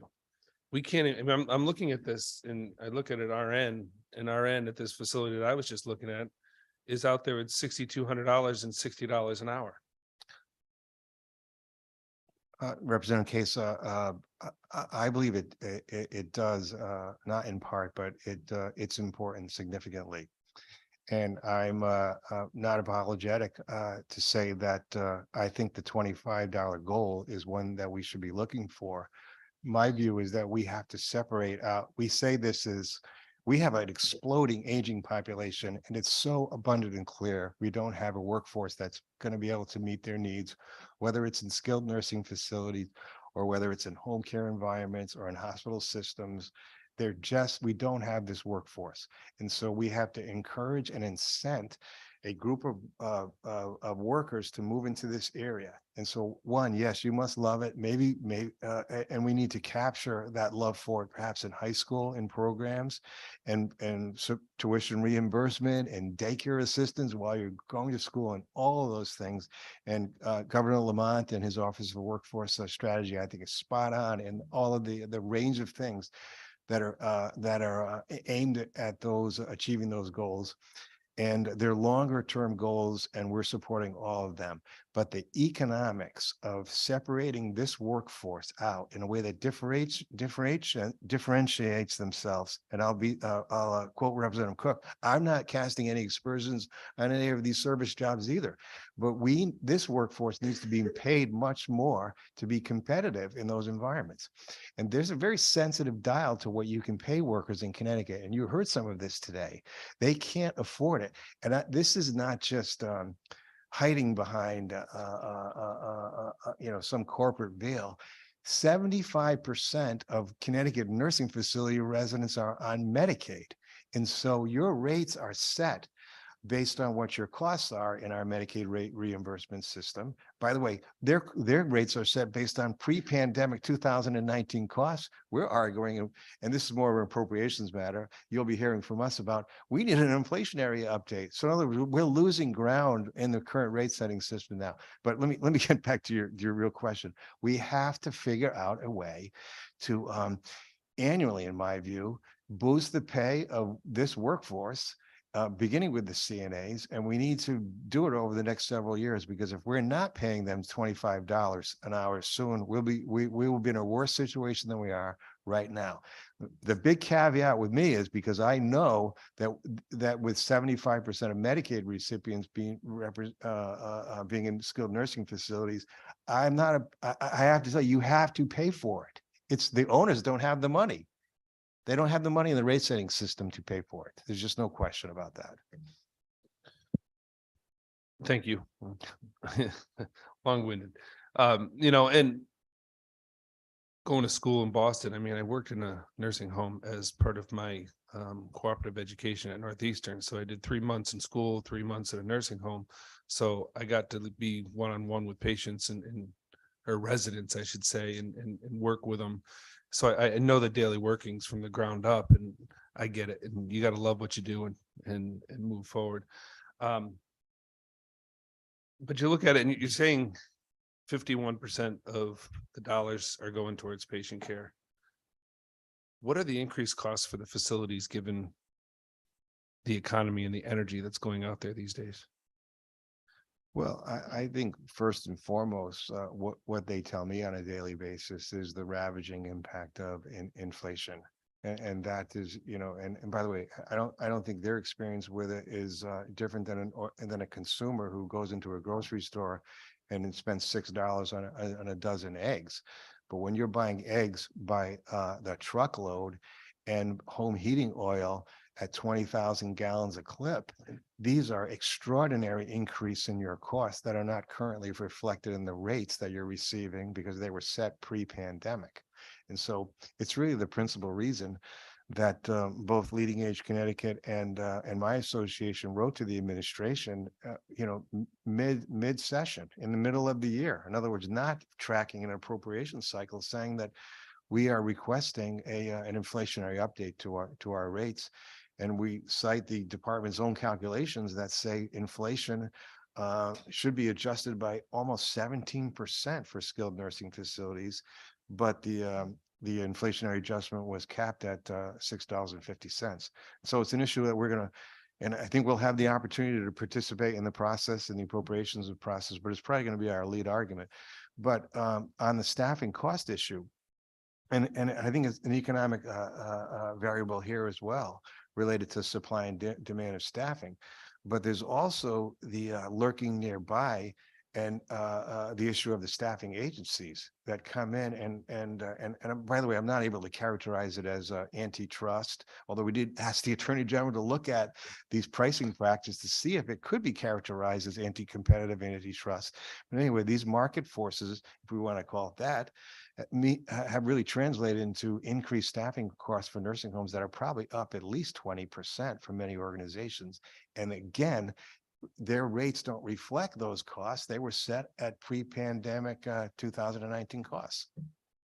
And when you use one of these outside services, a lot of people have them down in Florida and that way where they bring people up, and the staffing services, once you book a certain amount, you still pay for those. Those aren't reimbursed 100% if they're not used. Is that correct? No, and I think that's also indicated on the chart. While we have there's a cost structure, the costs are all capped, and so you're not really getting the full your costs reimbursed on the Medicaid program.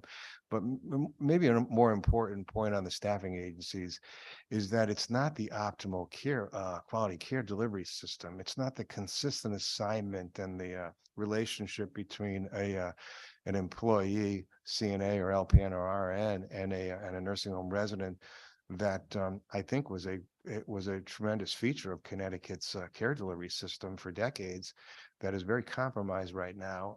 And by the way, many organizations who never used nurse staffing agencies previous to the pandemic are using them now, and some of them are using them because they're concerned and worried that they're going to bump up against a regulatory problem on the 3.0 minimum staffing level requirement. And so I think if I wasn't able to listen to everybody's testimony this morning, but at some point someone is going to say, all of this means that we're going to continue to use temporary nurse staffing agencies to meet these regulatory requirements, which is exactly the wrong outcome, and would be, I guess, maybe an unintended consequences of increasing minimum staffing requirements when the workforce that you want to be a full-time workforce, or even perhaps even part-time or part-time and full-time, is not present currently. You'll be bringing it right over to the staffing agencies, and I don't think that's the right care delivery model. And I agree with you, and I think everybody else here would agree. We want these facilities staffed with Connecticut grown, Connecticut licensed, Connecticut people here. The reason, and I'm talking with a few nursing home, they must be watching, but they're nervous about the 3.0, and they're hiring these agencies to have on the backside waiting because they don't want to come up against that wall because they can't get applications in the door. So they're putting, and that's where they're putting some of their capital to hold, I don't know how to say it, bodies to come to Connecticut to fill the gap so they meet the 3.0. We have to do better at workforce development right now and get people into this field, fill those classrooms at our nursing schools, and get people that want to do this, the business. I mean, this is the business of the people, whether, this is the most vulnerable, as, Representative Cook spoke earlier. We've had family members that we've had issues with facilities, and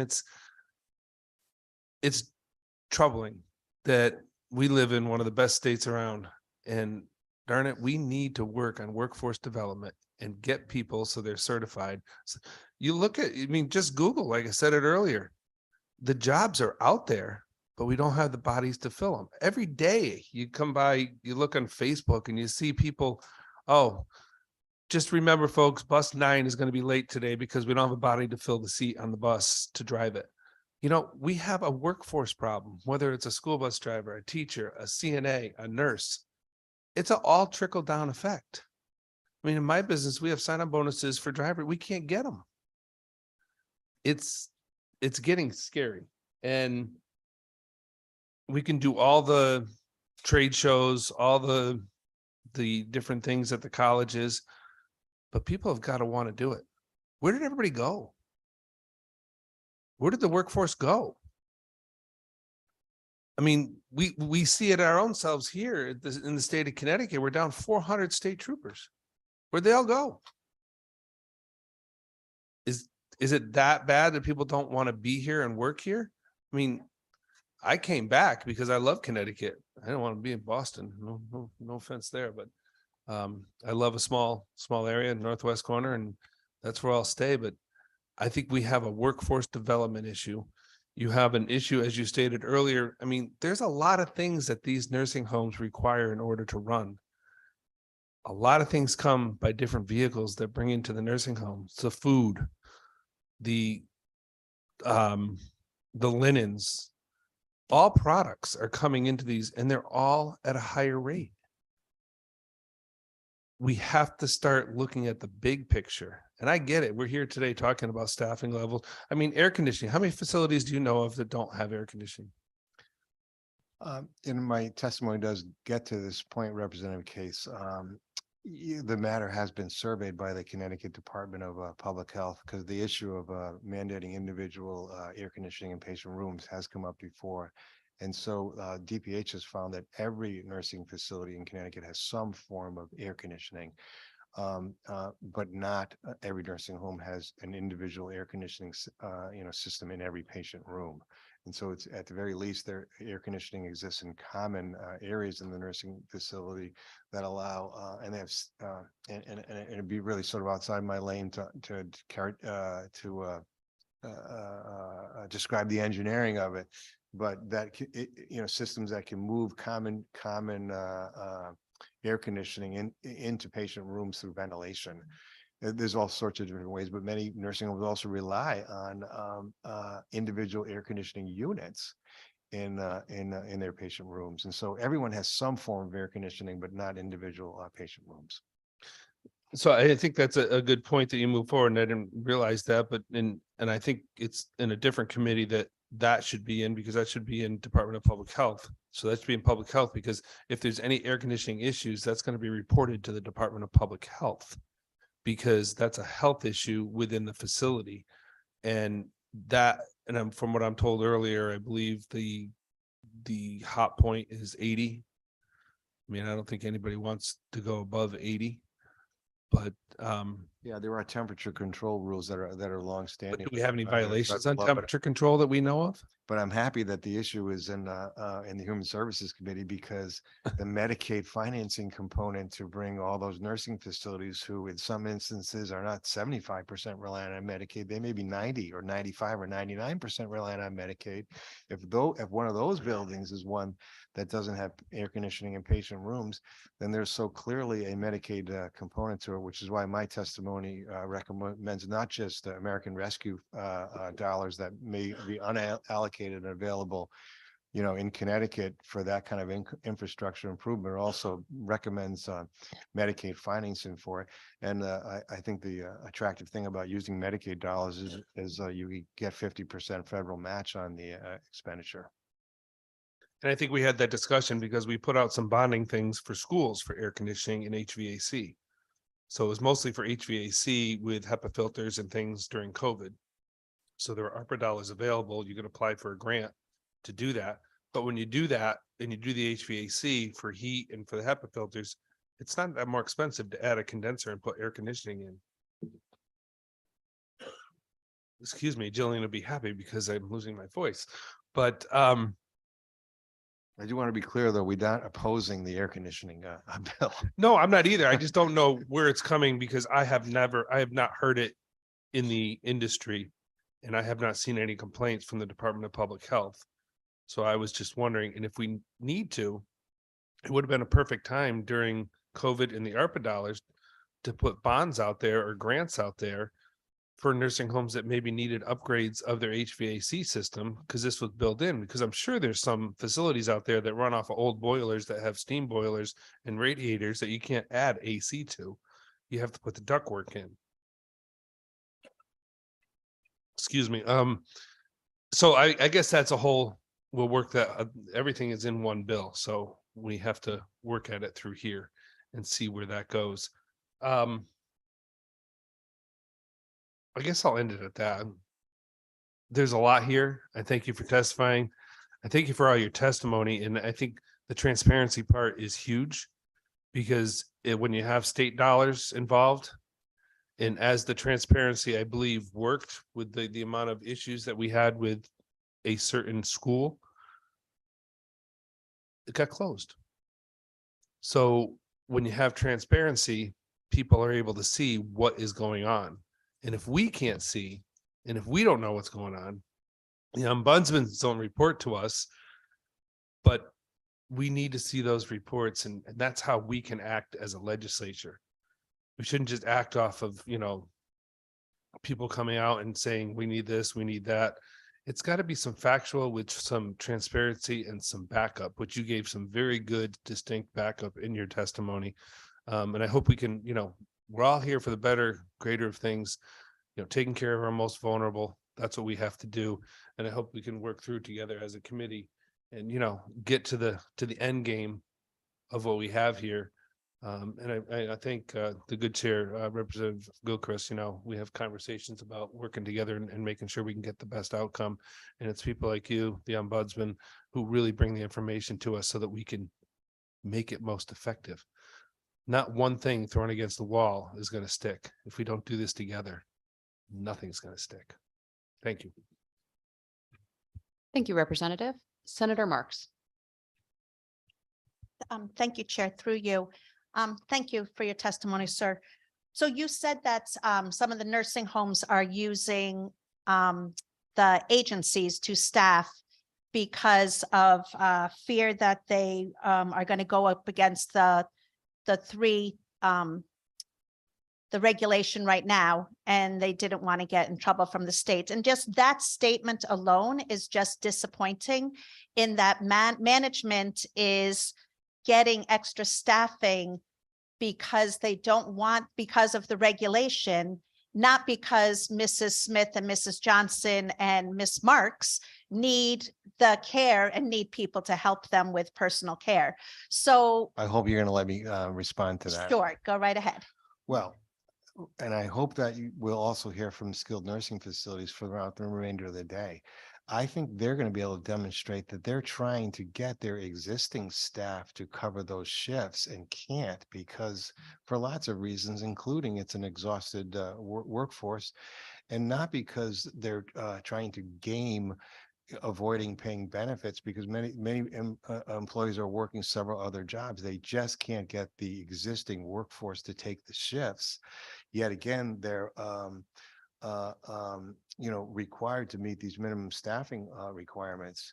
And, and we haven't really talked about the two big disasters, bigger than anything I think we've discussed thus far, related to the staffing crisis. And the closure that I would be worried about isn't schools, it's the Stone Academy closure. Does anybody in this room think that's going to improve the amount of licensed and certified staff that are available? But I don't think you understood what my question was. You said that they're using the agencies for staffing because they have to meet the regulation, not because they want to give their patients good care. So therefore, having the mandate does work if it made them go out and get more staff, right?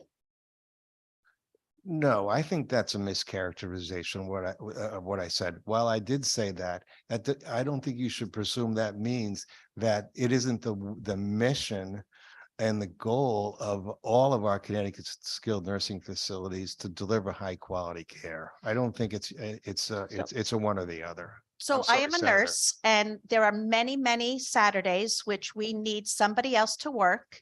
And, you know, now do they give shift like weekends differentials at the nursing homes?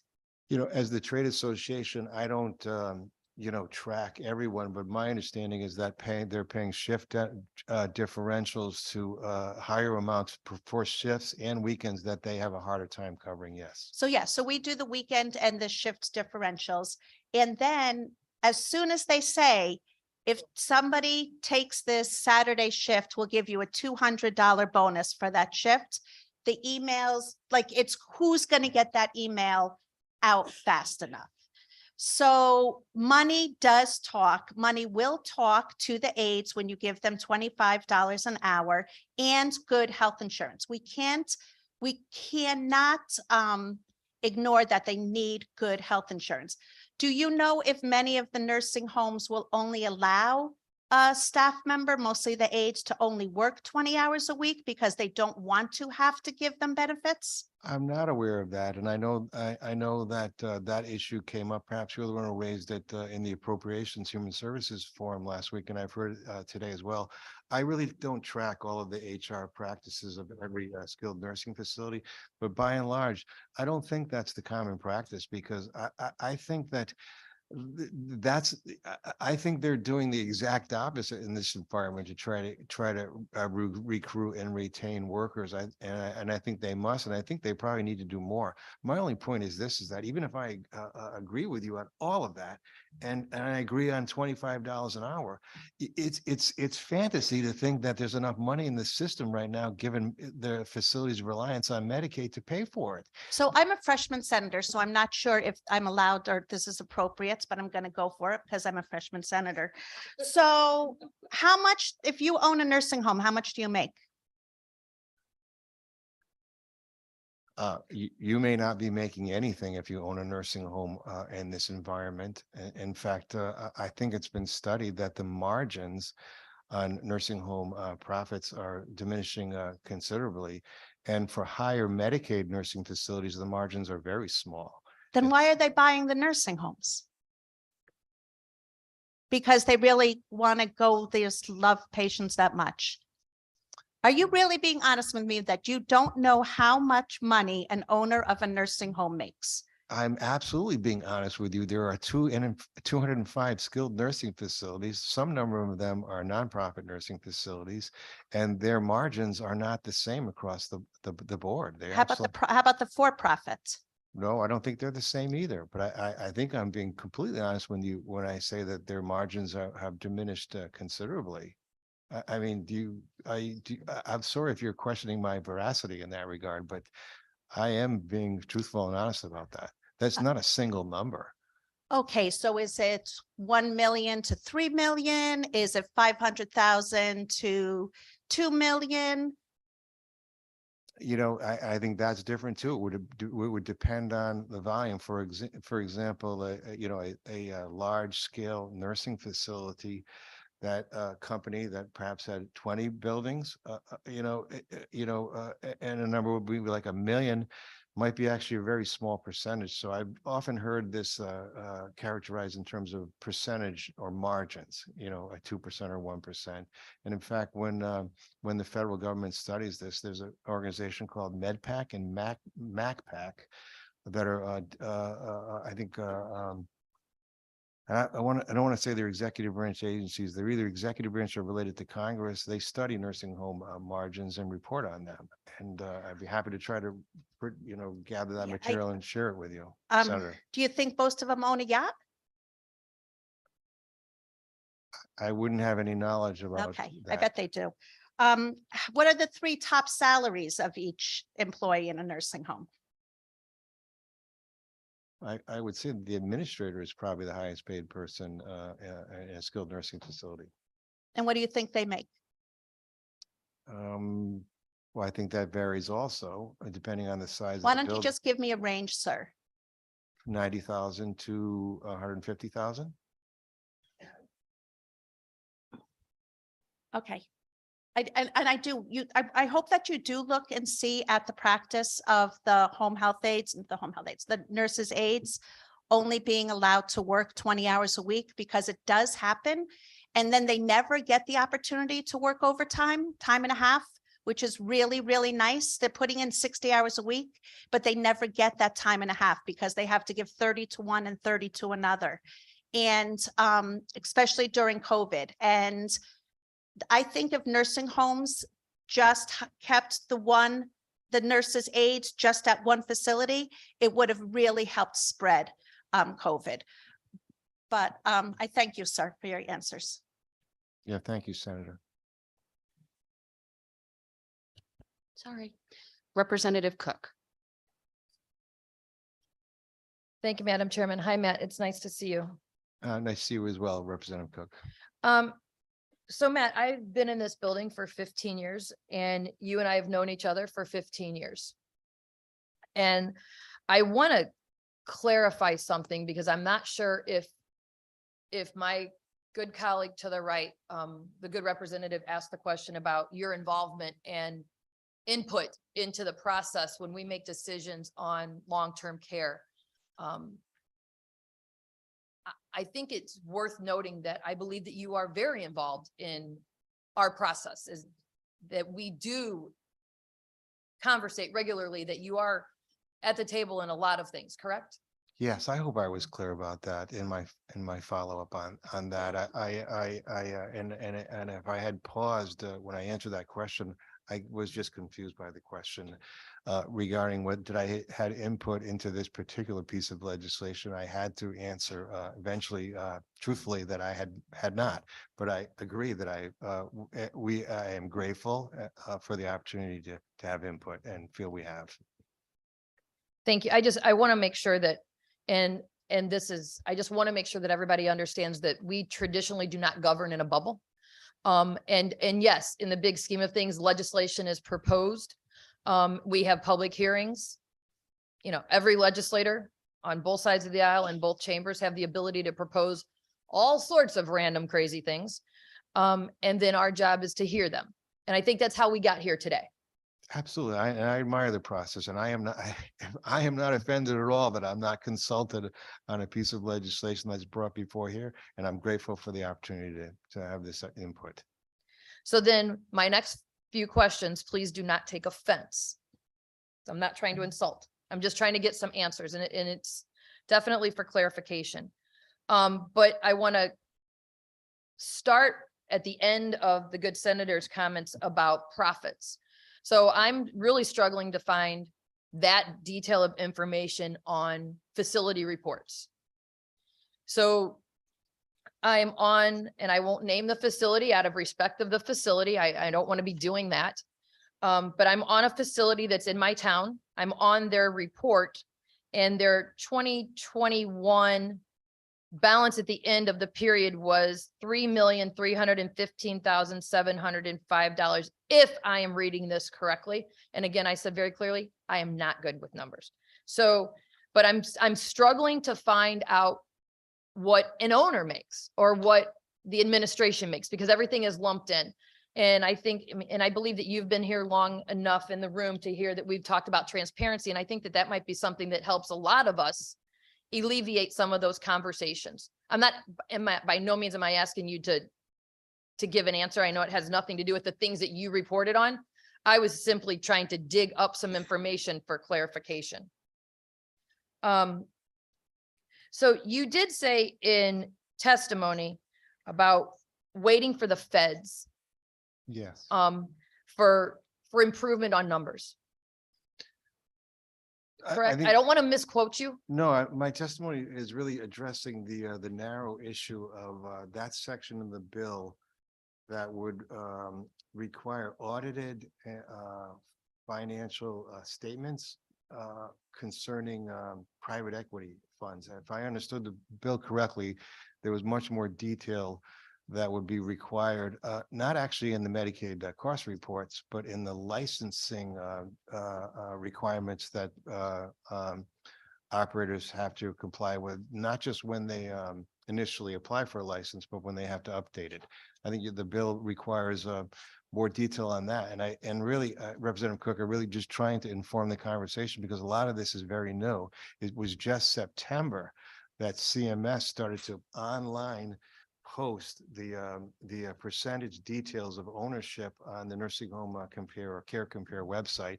And I, like you, I took a look at some buildings and I could see, some organizations where there's one person. I think we heard from one of those organizations today, and then other organizations where there's 9 or so ownerships. By the way, I don't find that if there's anything proper to have multiple owners, but they all are very, very specifically delineated and also delineated in their percentage of ownership, and also indicating whether it's or signaling to you, I think, whether it's an individual, whether it's a partnership, whether it's a corporation, and so on. And so there's quite a bit of information on there already. And I thought it would inform the committee's view if I noted, and I think, and it wasn't to suggest that not every member of this committee doesn't know this, but President Biden launched a major initiative on nursing home transparency on Monday or Tuesday this week. And I made reference to it in my testimony. Thank you for that. I just wanted to make sure that you weren't saying waiting on the 4.1 staffing ratio for feds to make a decision. That was my question on the federal. I didn't say that in my testimony, but that would be my view also. And here's the reason why that's my view. And that's because the Biden administration evaluation of, and I don't think they're saying it's 4.1. I think they're beginning their analysis on a 20-year-old report that indicated it should be 4.1.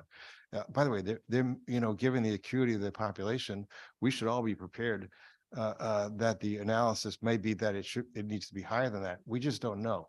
But what they did was they triggered a study even before initiating the rulemaking process, and the study even included sending field representatives to various states. I don't think they came to Connecticut, but I believe they came to Massachusetts.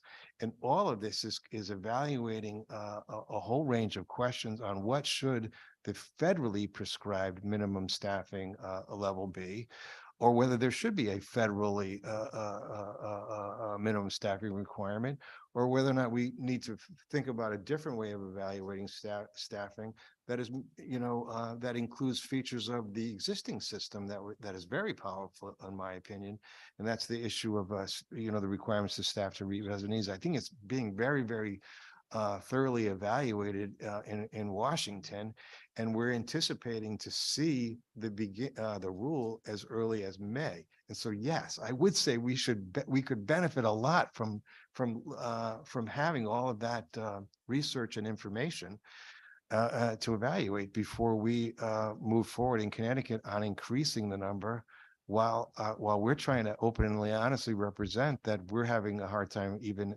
meeting 3 in many cases in the current environment. I think that's really all I'm saying, Representative Cook. So I might agree to disagree. And the reason why I say that is obviously we are not a year-round legislature, right? So we are only in this building January to June and February to May. And so we have limited opportunities to make good policy changes. And I am not numb to the conversation that we are having staffing issues, that we are that's across the gamut. That is not just this area, that is many areas. But I also am not numb to the fact that we get this limited opportunity to make change. Now, just because we make a change doesn't mean that it goes into immediate effect. You've been around this building many years longer than I, as far as how policy works and implementation and the like. So if we did make a staffing ratio change, we could make that change come June, but it might not go into effect until January. And so then if the feds in fact did make a change, I hope they make a change for the better, then we're ahead of the game. And I really like to be ahead of the game especially when it comes to care of our residents, especially for the residents that can't care for themselves. And I don't think anybody would disagree in that regard. So I kind of want to give a little bit of pushback on waiting till the feds come up with their decisions because of our limited opportunities. But I do have to push back a little bit because you said you do not believe that there are facilities, and maybe that's only the facilities that you represent, that are not meeting the threshold of 3.0. No, I think I was very clear about it. I didn't feel that any facility was anywhere near the 1.9, and that we were supportive of updating the 1.9 minimum that had been out of the books. I think the question in 2021 was because I'm trying to, represent this dial or sensitivity between these staffing mandates and Medicaid financing, and that the resources weren't being, put into increasing staffing levels in 2021.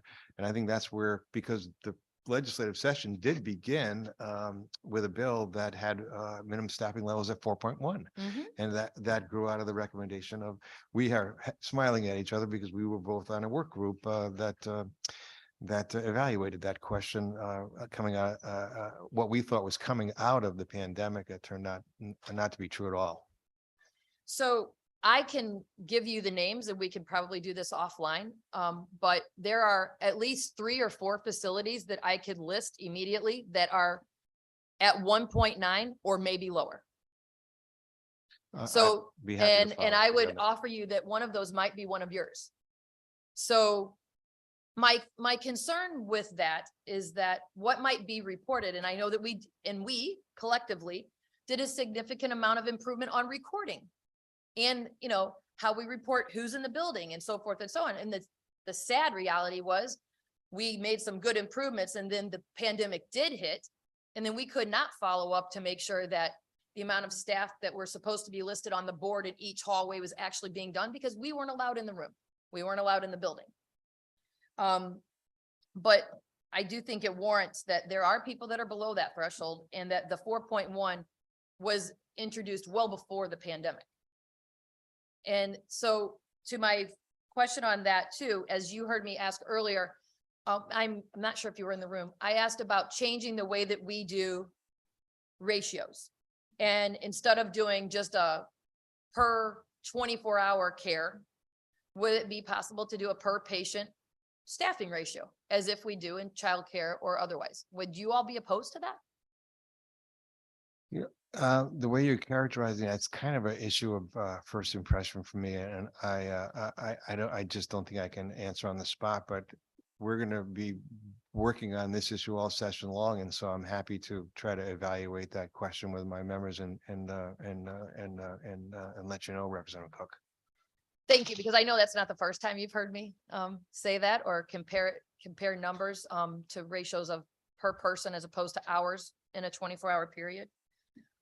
I think that we must realize that we are not meeting the care needs of thousands of our residents. And that we did implement a few years back that we had to staff, and you said that, we have to staff to the individual needs, not to meet the requirements. But I know we're not doing that either. And we weren't doing that before the pandemic. We obviously didn't do that during the pandemic, and we aren't doing that now. And I want folks to know that we are so grateful for the people that do the job that they do. This is not a hit on the folks that are on the ground doing their job. Not one person here is saying that we are not appreciative of what they do. I think we're here defending what they do and trying to help their work status. Right, and if I could just comment briefly, Please. Representative Garabay, I really appreciate you saying that, because I am very concerned that all of our Connecticut nursing facilities are being cast with a broad brush, and I don't think that's what you're saying. And I think the quality of Connecticut nursing facilities is something that our state can be proud of, and I think our numbers. And it's not just metrics that matter, but I think that's a defensible statement in terms of nursing homes across the country. Were we hard hit during the public health emergency up in the Northeast in a way that perhaps some other states weren't hard? Is our recovery from that, struggling along? I think these are dynamics that we ask for your consideration of, but and I do want to follow up with you, because I really try to be straightforward with the committee. I really don't believe that anyone is at 1.9. So I'm absolutely happy to have that conversation. Then I can connect you with maybe another legislator who has a 1.9 building in her district as well. I do recognize there's also a difference between a publicly funded and privately funded facility, although care should be equally the same. But profits are obviously very different. And what troubles me is where we know that some owners are making hundreds upon hundreds of thousands of dollars. And the staff that are doing yeoman's work are making bare minimum on the dollar. And they're overworked. And we know we've beat the dead horse about being underpaid. And we're putting them in harm's way because, again, as I said earlier, if you have one person that's trying to lift a 300-pound person and put him in a Hoyer lift, that's not safe for anybody on either That side would of be that against the scale. public health code. Correct, but it's happening. And that's the problem. And you did. You know, you mentioned that you and I have known each other a long time. I think you'll agree. I don't defend care that is poor. I know. And I know that you have a family history of caring for folks, and I respect that. And that's why I feel that this conversation is extremely important, and that when you hear what we have to say, that you go back and you try to change something and do something about it. I respect that. And that's, so I'm hoping that this back and forth is not, you're a horrible person, but we need to continue to get all of the truth out to make it a better system. So I hope you feel that way, that we're not like just jumping down your throat. I do feel that way, Representative Cook. And I'm I sorry, appreciate Matt. you saying that. I'm sorry. And you made a comment about everyone has air conditioning in a building. I would take pause with the statement, giving the fact that just because there's air conditioning in a dining room or offices or common room, that considers to be that everyone has access to air conditioning. Yeah, I agree with that. So I appreciate you being willing to work. I know that you were around when Edith was around, and that this conversation dates back far many years. So I hope that we can figure out a way to work that out. And I understand that we do have some old buildings, but I believe that there comes a point when we do have facilities that are for profit. There's got to be some responsibility on the owners, as opposed to the constant responsibility on the state. And so, And I appreciate you mentioning Senator Prague's name. You know, she was my state senator, and I knew her many, many years, even before I began working in Connecticut state government in 1985. But I had the opportunity to review the 2011 legislative history of the air conditioning bill that year. And I suppose it dates me a little bit, doesn't it? But and this is probably a point that you might view as being not very well taken. But the ombudsman at the time, Nancy Schaefer, and because reviewing her testimony, I thought it was very thoughtful and well-developed testimony. Wasn't actually advocating in 2011 for an air conditioning every room, because she was pointing out that many nursing home residents don't want to be that cold, and that even though we have federal minimum temperature standards, that many residents, you know, don't want that. Her advocacy was, but we should have, you know, perhaps 75%. And I don't know if she put a percentage on it, but a designated number of patient rooms must be have individual air conditioning, but not all of them. I mean, I would love, I mean, in the big world of great visionaries, I would love to have upgraded HVAC systems where we can be able to make purified air like we've required in our schools, to ensure that the quality of air is healthy for all folks. And we know that if we keep it to a certain temperature, bacteria and germs breed. And we know if we keep it too cold, as I am right now, we freeze. And so, you know, I do believe that there's a happy medium in there. But we definitely need to ensure that we are making the needs of those residents and meeting those to the best of our ability. And so And maybe, and you know, maybe it is not an individual unit. I agree with you in every room, but maybe there's a way to solve this problem. And before I close, you just made a really good point that we did not fare well during the pandemic. And other states might have. And I think that we have to also look at where we are and the climate of which we live in. And I mean, literally the outside climate. You know, in warmer and sunnier states, they were able to take their residents outside. They were able to open windows. They were able to do things to where we had to keep folks locked in. And that might be the sad reality of some of the detriment that we have experienced during the pandemic years.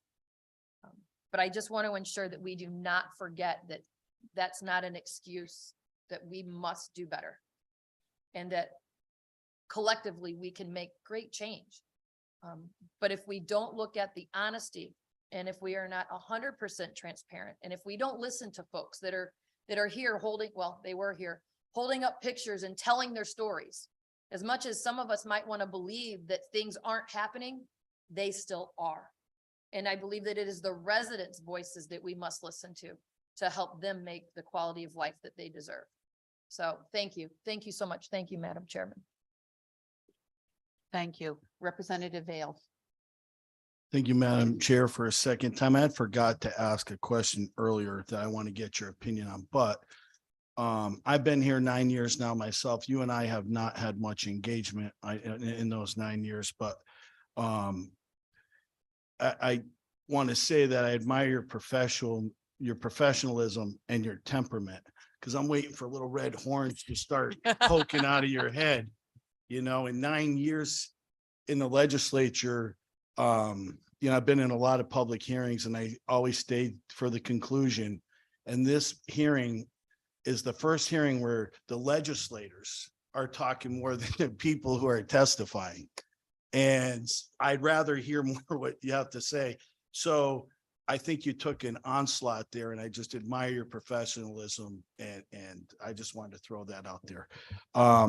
My question is, I asked the ombudsman earlier about, and Representative Borer had said that it's 81 degrees is the maximum for buildings that were built after 1990. And there is no maximum for that temperature for buildings before 1990.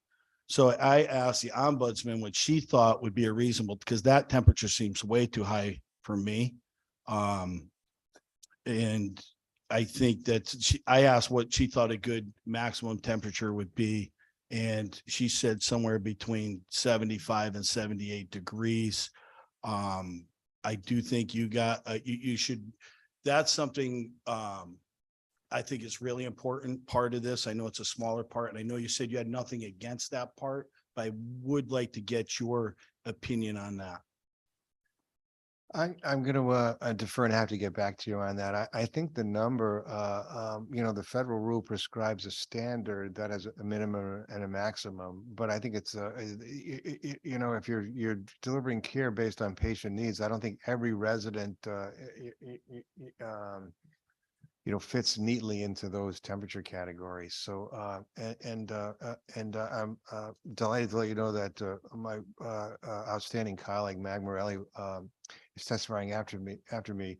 I think her air conditioning testimony is very well developed, and she might have a more informed answer on that than I do. But I will look into it and get back to you, Representative Vale. I appreciate that. And again, I agree with Representative Cook that, you know, we can certainly use federal guidelines as, you know, something we look at, but we're able here in this legislature to create, you know, our own if we feel fit. So thank you. Senator Marks. Thank you, Chair, for just my second question. So about the air conditioners. So I am a nurse and I'm a home care nurse. So I go into people's homes, and a lot of the older patients don't want to have an air conditioner. They have them in their windows, but they don't want to have them on. They're on Coumadin, their blood's thin, and they just don't, you know, they just don't get hot. But the nursing homes are also where people work. It is their workplace. And I can guarantee you that if you have a bed bound patient that you have to give a bed bath to, you need that air conditioner on for the half hour, 40 minutes that you are in with that patient. Or if they have a wound vac. I mean, sometimes I do really difficult wound care that can take up to an hour. And if there is no air conditioning and it's 80 to 100 degrees outside, I am sweating. I am dripping in sweat. And so we have to just remember that these nursing homes aren't only, they are the homes for the nurses, but they also workplace, and the workers there deserve good working conditions, which is an air conditioner when it's 100 degrees out. Thank you, Senator Mark. I appreciate your comment. Anything else? Okay, before we move on, I just want to say thank you for coming. And what I will say to Rep. Vale's comments, I am excited that the Aging Committee is excited that we have worked months to come up with some of these laws. We've met with many of your organizations to get information and how to move forward. So let us agree, like you said, Rep. Vale and Rep. Walensky said, that we all care here tremendously for our elderly, as we know you do too. We may not agree on some things, but I appreciate the passion of this group, and I thank everyone. Thank you for coming Thank today. you, Representative Garibay. We're going to move on to two people are going to testify together, Lisa Emmer and Waleska Martinez.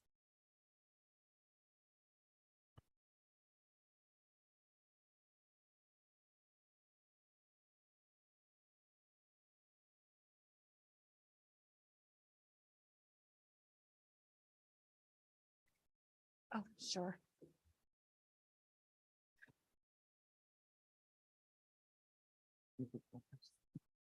No, thank you.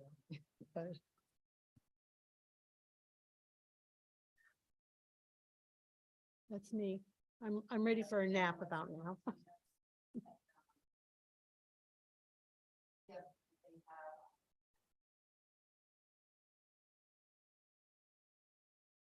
Thank you. Go Hi, ahead. good afternoon, distinguished members of the committee. My name is Lisa Emmer, and I am a certified nurse's aide. I have been working as a CNA at Complete Care Harrington Court in Colchester 15 years.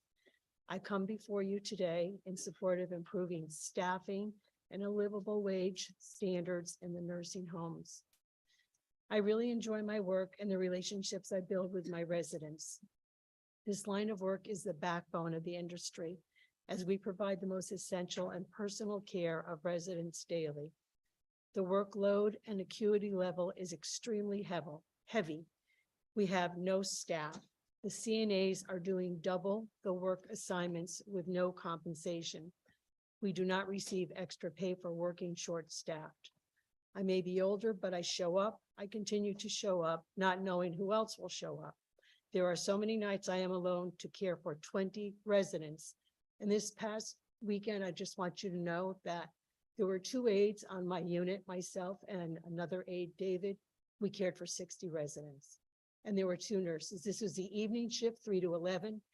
We did have a CNA, a pool staff CNA who stayed for 4 hours. She was tired and she left. So there were 60 residents that had to have care provided, fed, put to bed, everything. But we did it. We worked together and very well together because we knew the residents. So just a note here, I just wanted you to be aware of it. This is an ongoing problem, especially on the weekends at these nursing homes. And it has not been addressed. Moving forward. After I work my 8 hours alone to care for these residents, I am then told that I have to stay for another 8-hour shift. I am beat, tired, and held hostage. Mandating happens on a regular basis, and it is not fair to those of us who show up. We are burnt out physically, mentally, and emotionally. We are not compensated and threatened to be disciplined if we cannot stay or fall asleep while on a break. How is that fair? If you do not prepare to work doubles, fatigue kicks in. The next day, my body is sore and I have difficulty sleeping, become restless and too tired to even do the most basic of my own personal tasks. We all have our own medical and health problems to deal with, But on the rare occasions when we aren't working, we are too tired to take care of ourselves. Short staffing also means that these residents are not given the quality end-of-life care. We should be seeing residents 4 or more times a shift. We have incontinent residents, we have other residents who we must help reposition. If we are lucky, we will see them twice in an 8-hour shift. That is not fair to them. Short staffing is causing residents to have an increase in dehydration, malnutrition, skin breakdown, falling, and even death. Imagine delivering trays, walking into a resident and finding someone unexpectedly deceased. Something needs to be done. We all have a common goal of giving our residents the best quality care. The state provides these nursing homes companies with the funds to do so, but does not hold them accountable when they do not. We cannot continue on like this. No Can one you is please coming- wrap up? No one is coming to nursing homes with when new hires do show up, they often don't return because the short-term staffing makes this work unsustainable. I am 69 years old. I am old enough to retire past 4 years ago. I cannot afford to retire and live in this state. If something is not done, there will be no staff left to care for our residents. So Please please wrap up. pass SB 989. Thank you. Thank you. Good afternoon, everyone. My name is Waleska Martinez. I live in New Britain and I've worked as a CNA at Amberwoods of Farmington for 8 years. I come before you today to support 989 and act concerning nursing homes. CNAs are responsible for feeding residents, helping them with hygiene and ensuring they are safe. This is itself is time consuming, difficult work, but often times CNAs end up helping with tasks that aren't in our job description because they need to get done. We return carts to the kitchens and we do dishes because we don't have enough dietary aids. This takes up 45 minutes of our time every meal. Despite the challenges of this work, I love what I do. My residents are my main focus and I've grown to love them like family. They are very considerate and know we are short-staffed. They see us trying our best and many residents are patient with us, but that is still not fair to them.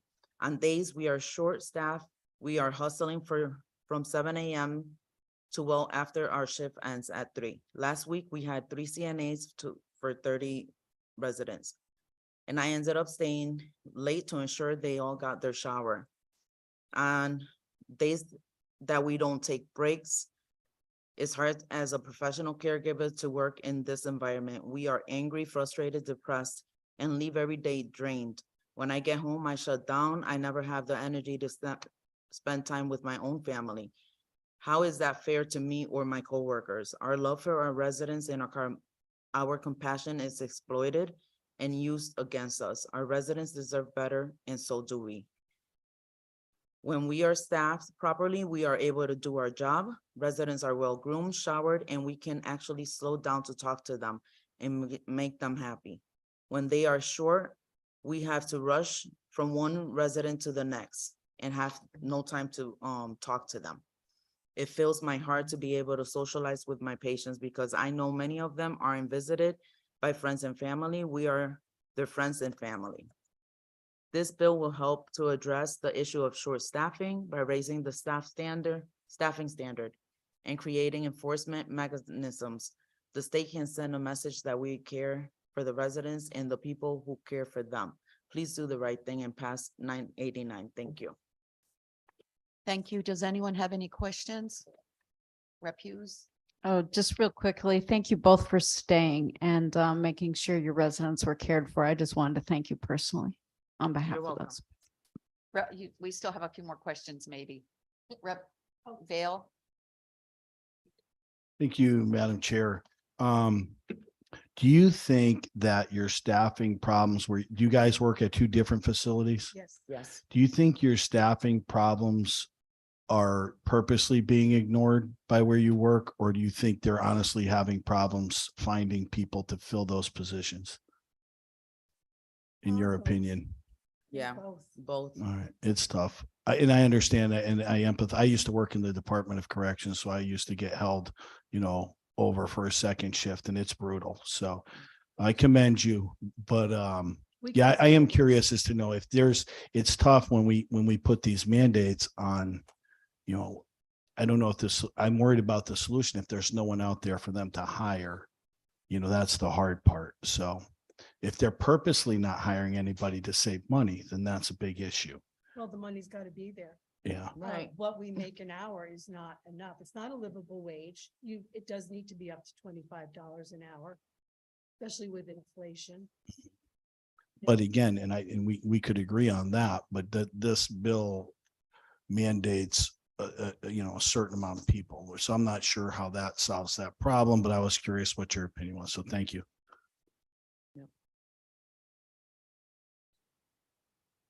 Within a second, Representative Exum. Thank you so much, Madam Chair. Good evening, or good afternoon, and thank you so much for your commitment and dedication. I just have a quick question regarding for the second, I understand the first testimony was 60 residents on a weekend with 2 CNAs and 2 nurses. What about the second, and I don't have the list before me. What is your situation on as far as number of residents on your load on the weekend or during the weekday? Okay, well, I'm second shift. Oh, I'm sorry, I'm second shift. There are 60 residents on the west unit where I work, which is long-term. So normal practices, you would have 6 CNAs, 2 on each hall. We are down to 3 on 3 to 11. On day shift, it varies. It could be 3, it could be 5 because of call outs. And they also do have pool agencies that come in. However, they don't always show up. And then sometimes they will work part of the shift and they're not happy and they'll leave. And there's no accountability. They don't get penalized if they leave. They still get paid and they can do what they want. And the burden falls on the regular staff. And many of these residents, the acuity level is very high. Their situations are very sad, and some of them are 2 people. You have to have 2 people to move these residents. It's hard. And we also have a few CNAs that are out on workers' comp, and they're younger than me. They are younger than me, and they've got injured. They have shoulder injuries. They have back injuries. This type of job, that's why people aren't going into this line of work. It is physically hard. It is a construction worker job. And nobody really recognizes or acknowledges that. Thank you so much. I absolutely think, telling that level of detail and really explaining what it's like to be in that space is really important for. And I love us to hear. these residents. I love talking with them because listening to their history and their lives, they're all very interesting and they all have a lot of stories to tell. And they deserve so much more. No, and they Yes. want somebody to listen to them. Absolutely. It's very sad. A lot of them don't have any families. So we're the family. Thank you so much. And ma'am, for you, what is your experience as far as the number of residents and what it looks like? Similar to her story, our facility, also, there's a lot of pool coming in and out. They're not reliable. They do hire people. They don't last for long, either for the pay or the work. Right now, I used to work on the long-term unit, and it's getting heavier. I want to say like 48 beds. Sometimes there's only 2 aides upstairs for 48. Now I'm working in the rehab. We're up to the whole facility, 120 patients, and they continue to just get residents, but we don't have the staff. Yesterday and today, last week, I worked 3. Even today, I worked 3. Really? So. Well, thank you. Thank you so much. I mean, I think collectively we are understanding what the issues are, and this is very complicated, but certainly you deserve better. Our seniors deserve better. Those in long-term care, simply deserve better. We can do better. And so, thank you. Thank you so much for sharing your experiences. Very valuable. Thank you for listening. Thank you, Madam Chair. Thank you. We're going to go. I know I have a whole list. Oh, no, don't leave. Oh, Don't leave. Yeah. go far after the phone. Okay, we're going to go to Representative Case, then Senator Marks and Senator Lesser. You sparked us all up. Sorry, I was just didn't want them to get up. So, a couple questions. So when there is a staffing issue and you're down below, what's the protocol? Does anything get to the agency? Does anything get to the uppers? Does the ombudsman come if- in? Patients do call them. Okay, There's a couple patients that they do call them. The facility, they usually say that they're calling people, but we don't have staff, so they are not calling anyone. They don't reach out to the agency to cover if we're short. And they just go about their business. no, Management so, does. so I agree. I appreciate your jobs, and in order for there has to be accountability at the DPH. But if it's not reported, is it reported? And is there a way we can find out that it's reported? I I- also just want I to don't respond know. on the facility that I work at. We do have an alert system that goes out. We get a text. They do try to get the staff in. We get an alert on our cell phones that they need staff for a shift. They do try to get the pool agencies in. There is an effort made. But because the staff where I work, sometimes they're just so tired and burned out. They're not going to come in unless there's a bonus offered.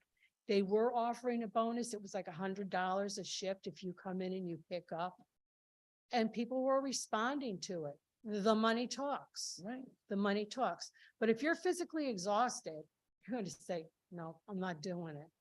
It's just too much. But there is an effort made, I will say, and with the nurses that I work with, I have to say that they're good. They do pitch in and they help.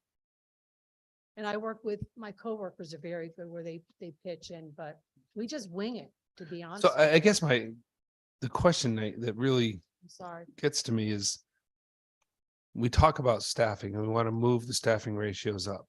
If we can't get employees now, you move the staffing ratios up, you can't get the staff.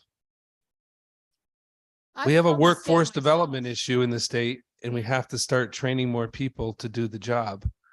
Like I said before, and I've done the job. I've been out there. I've worked for New Britain Parks and Recreation and worked in the IDD community, implementing the special needs kids into the camp and yes, doing the CNA type work during the day with them.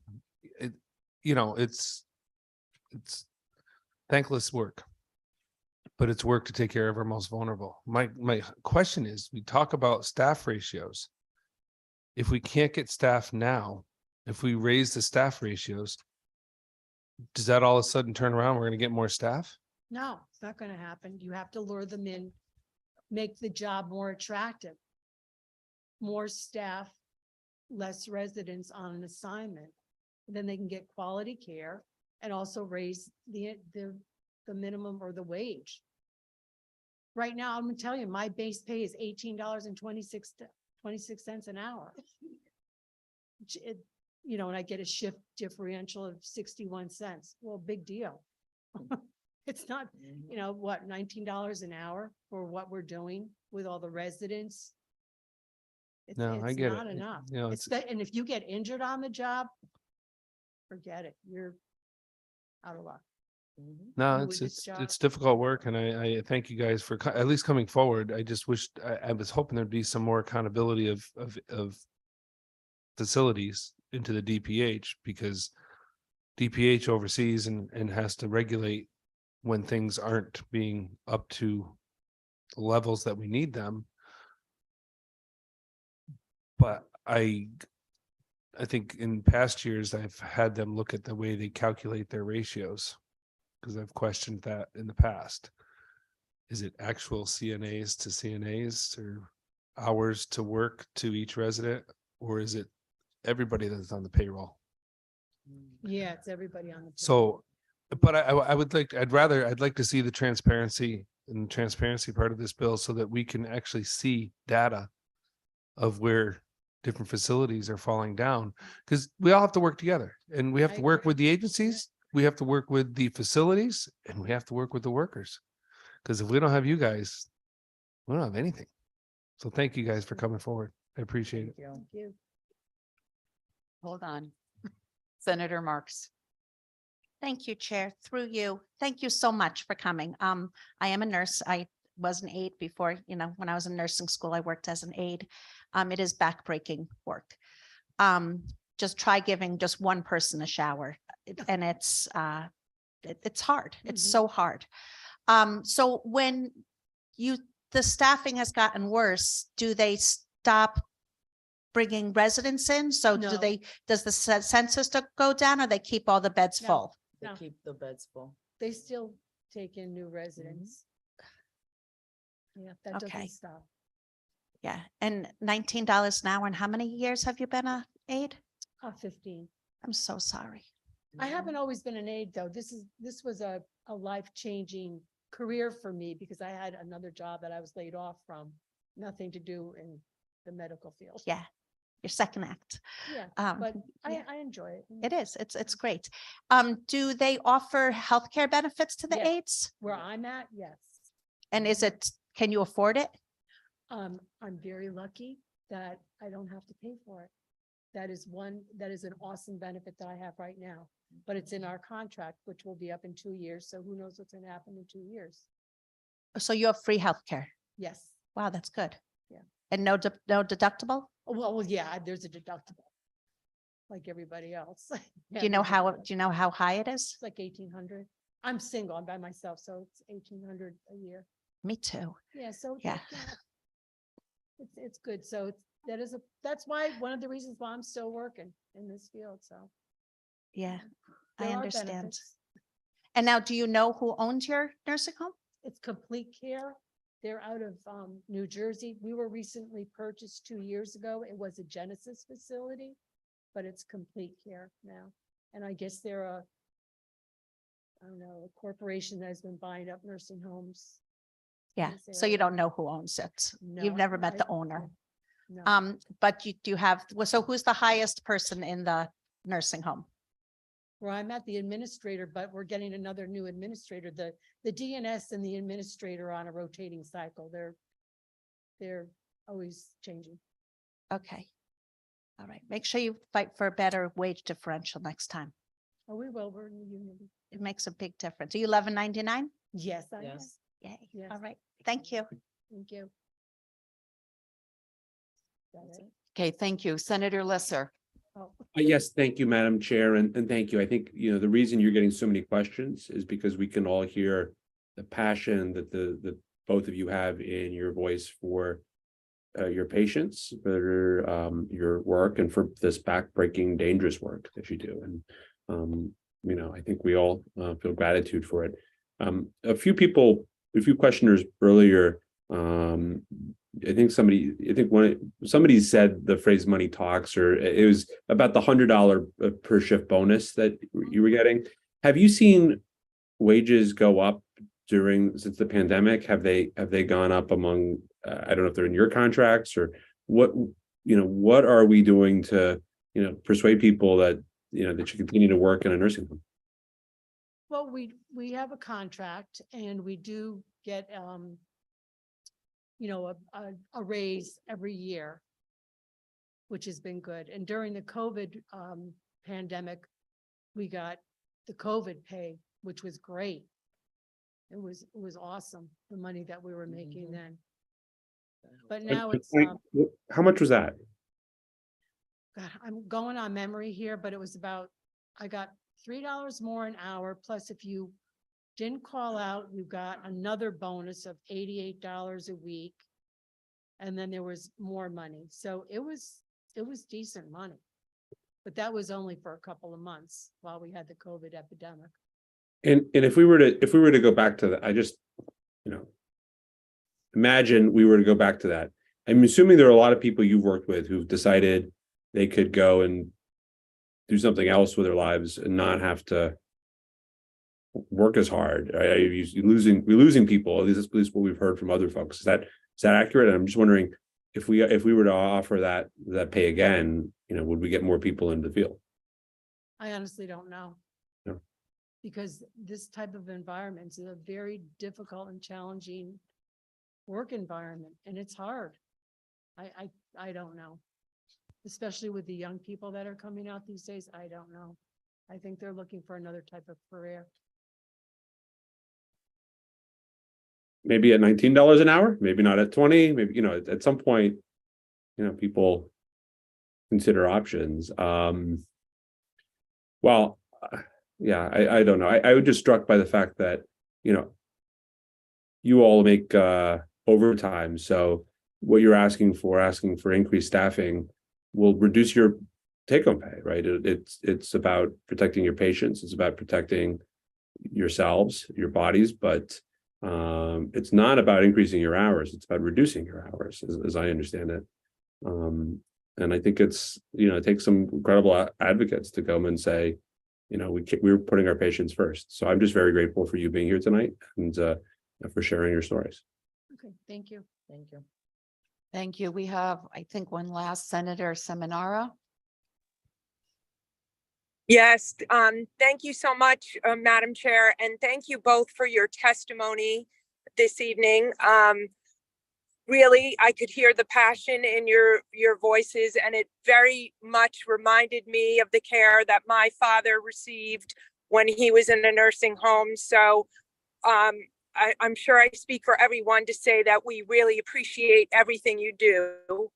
I did have one question for you regarding the pool staff when they come in.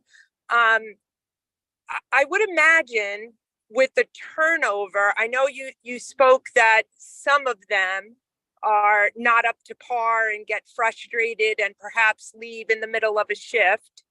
I was wondering if you could talk to me or talk to us and tell us a little bit more about the pool as a whole. Do you find the staff that comes from the pool as a whole up to par, not up to par? And my other question is, when I would imagine it makes it difficult for you to be working with people that are not there with regularity, and there's a lot of turnover. So can you maybe elaborate on both of those points? I can say personally, I can say good and bad about the pool staff that have been at my facility. There are several that are very good. They're dependable. They pitch right in. They'll help out, and they know what they're doing. There's been a few that they don't like the assignment, and if they have to move to another assignment, they get annoyed and they'll leave. But I can't really give you an accurate answer to that because I'm on one shift and it's the day shift. I think that deals with the pool staff the most. I do know that a lot of the pool staff calls out on the weekends when we need them the most and they're not dependable and you can't reach them. And it's the weekends that are the most stressful for my situation.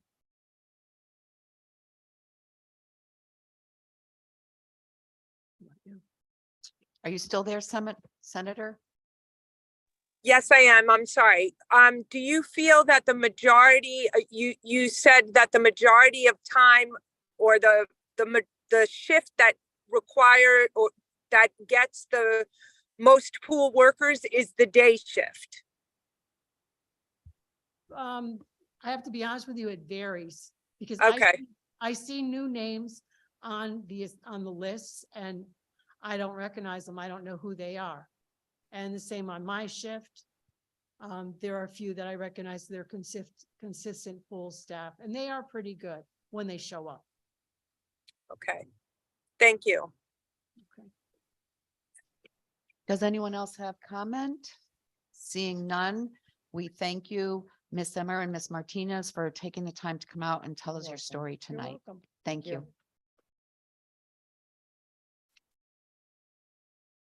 Our next person is number 21, Christine McKinney. Good afternoon to the members of the Human Services and Aging Committee. My name is Christine McKinney. I've been a licensed nursing home administrator and actually have been in the nursing home industry for over 30 years. I'm recently appointed a new position as the Regional Director of Operations for Connecticut for Athena. Athena Healthcare Systems believes that the committee should not pass Bill number 989, an act concerning nursing homes specifically related to the unfunding of 4.1 direct care minimum staffing mandate. I've been a very passionate administrator. I've worked myself from a line staff position up to become an administrator.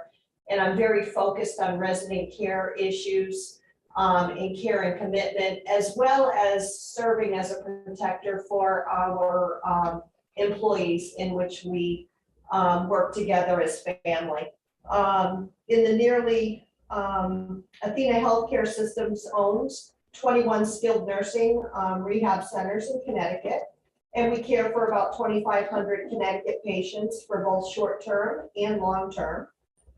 In our 40-year history, Athena Healthcare Systems was founded on the principle of providing a high-quality care and customer service to our residents and our families.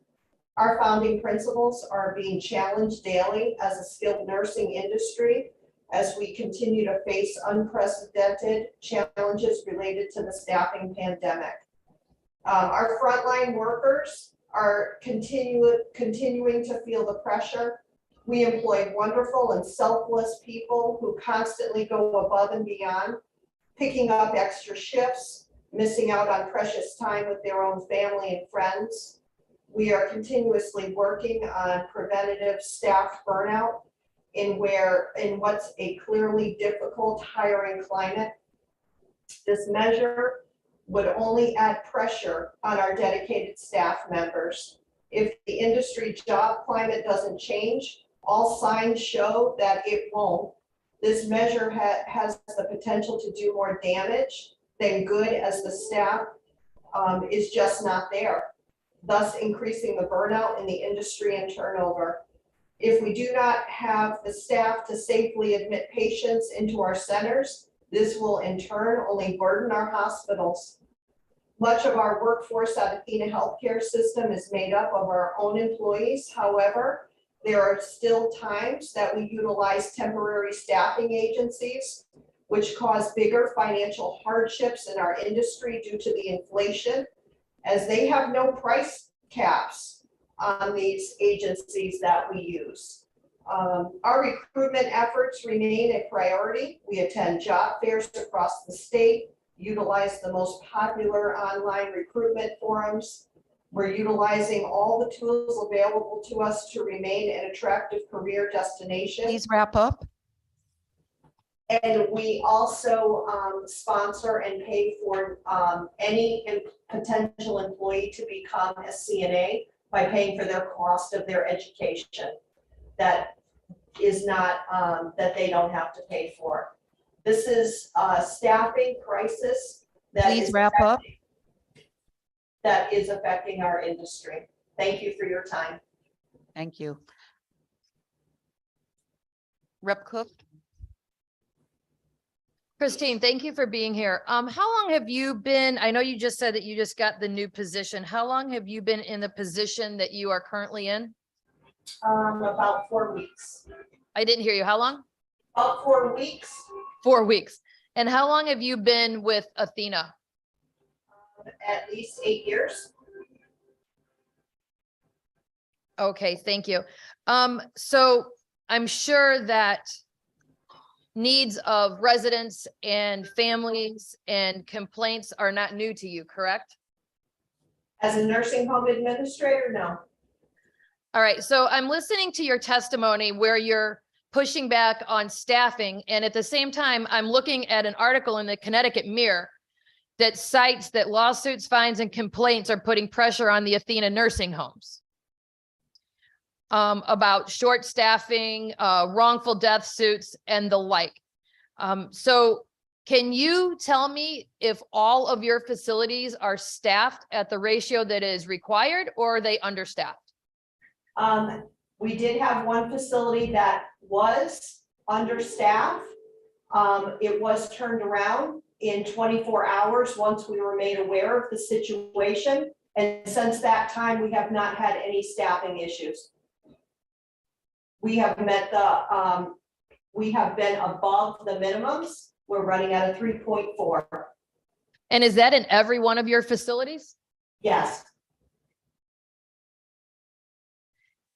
And when you're reporting staffing, how do you report? So you have your hourly folks that come in, and then what about people that go out on holiday, people that take vacations, people that come in and then leave early? Do you change those staffing reports, or do they stay as if somebody was still working? No, we changed them. So my concern with your testimony is probably about, well, we started here around 11. And I've received 6 emails from staff in your facilities, and I don't know which one because they're all anonymous actually, begging for help because they're understaffed, overworked, and they're putting themselves in harm's way because they are expected to do more with less. And I have 2 of your facilities in my hometown. So I constantly hear concerns from the folks that work there, and they're great folks. But they just don't feel that they're getting all of the things that they need. But I hear you tell a different story. So I'm trying to figure out the difference. From the reporting structures that have come up to us, everything that we have reviewed, and we also have a lot of our regional teams going into all of our facilities to make sure that the standards are being met and followed. So I'm not sure where that's coming from. I know in some of our facilities, we've stopped admissions because we need to make sure that we're meeting those mandated 3.0 staffing measures.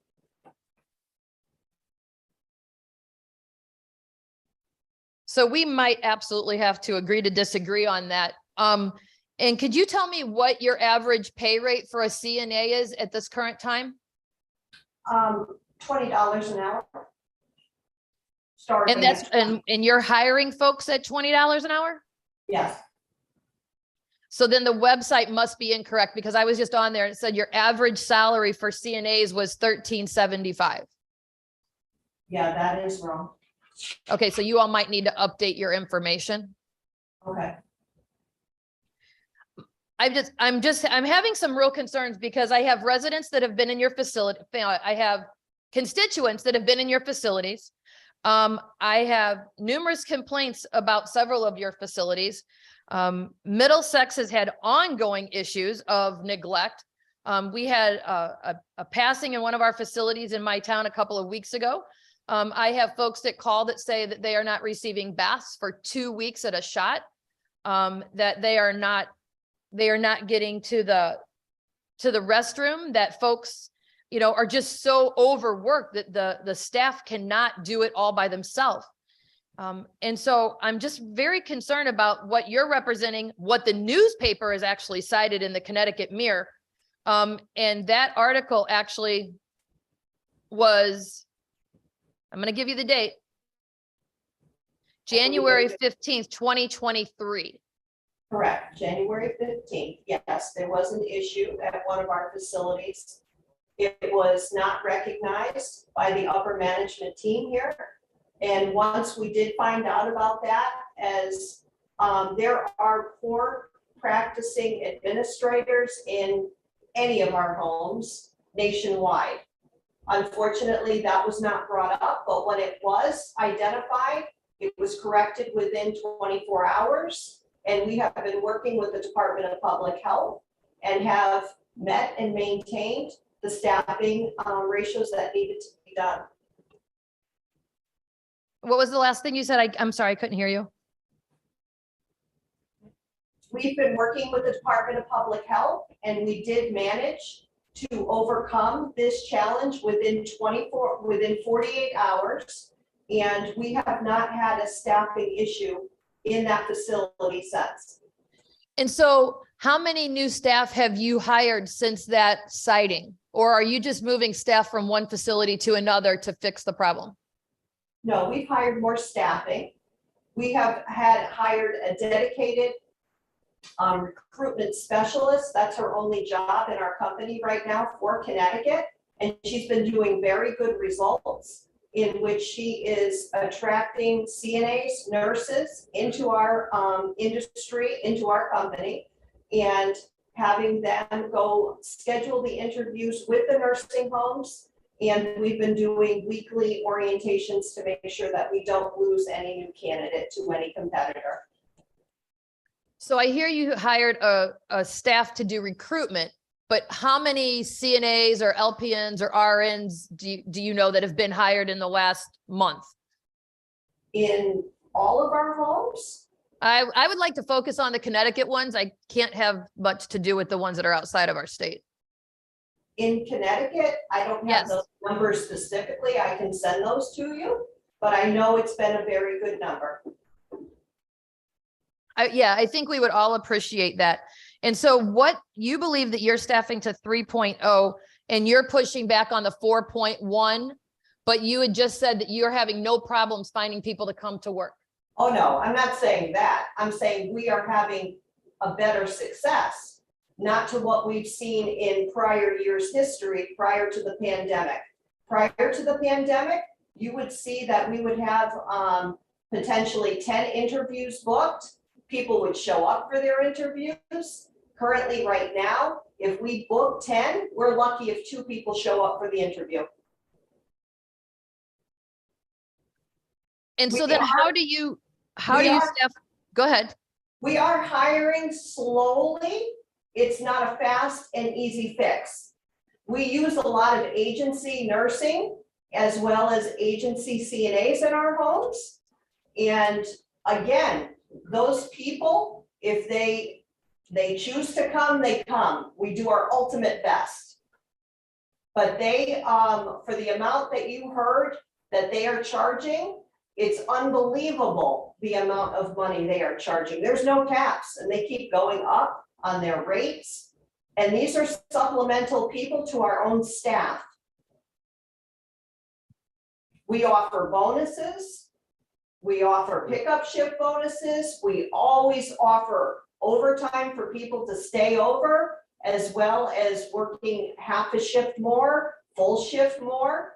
We do all of the things possible that we can for our employees to try to keep our facilities filled with our staff to provide the quality care.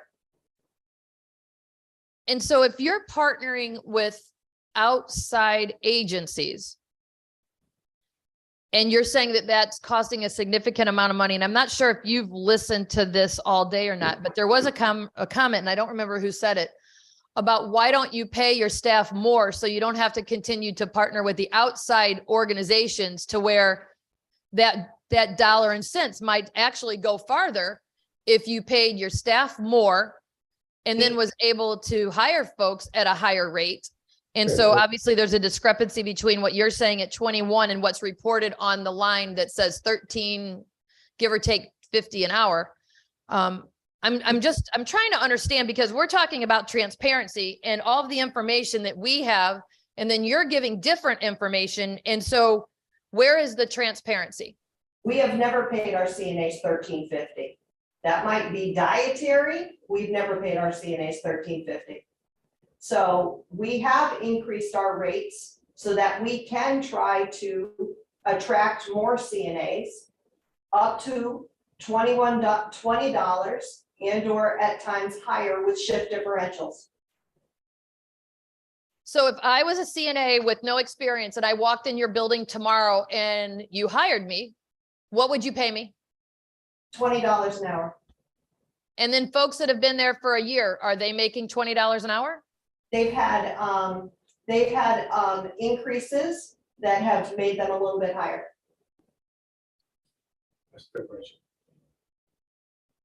And then on second shift, they have differential. On third shift, they have a differential. Okay. There's a question I would love to ask, but because you were not in your position, did you have any access to like payroll before this position? So the only payroll I would have had, it would have been for my own nursing home. Okay, so then when and I'm going to go back and this all rolls to transparency and why we're sitting here. So 3 years ago, before the pandemic hit, we put in a pay raise for nursing home staff, CNAs and the like, the 2% increase. And I'm not sure about all, but I do know that some of the facilities owned by Aetna did not give out those raises. And then when the pandemic hit, were sent a letter stating they couldn't get the raise because of the pandemic. Was that one of your facilities? I've only known that we have, in my facility, I can only speak when I was the licensed nursing home administrator, we did receive our raises. And what facility was that then? Evergreen Healthcare. Evergreen Healthcare?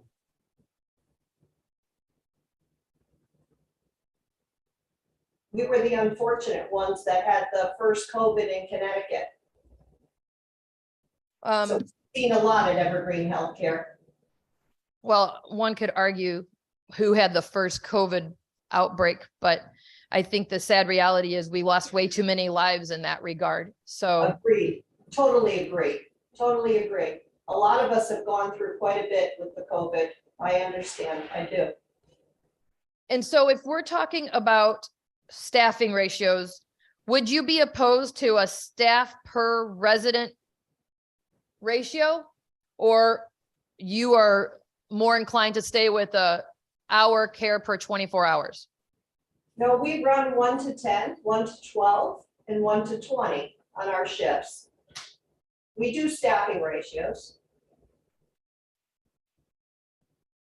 And is that, can you explain the 1 to 10, the 1 to 12, and the 1 to 20? 1 to 10 per patient, 1 to 12 per patient on second shift, and 1 to 20 on third shift for CNAs. And so you're staffing 1 CNA for 20 residents from what time to what time? 11 to 7. But that is usually higher. That's the minimums. What's the minimum? 1 to 10. 1 to 10, 1 to 12, 1 to 20.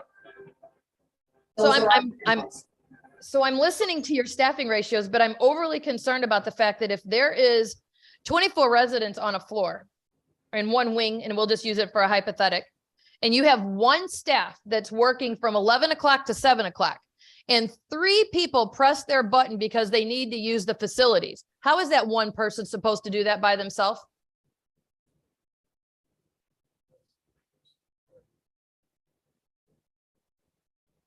How long is somebody supposed to wait to go to the restroom? We also have licensed staffing nurses, in addition to our CNAs, that also provide care and services. But they also have their own responsibilities, correct? On 11 to 7, that's pretty minimal.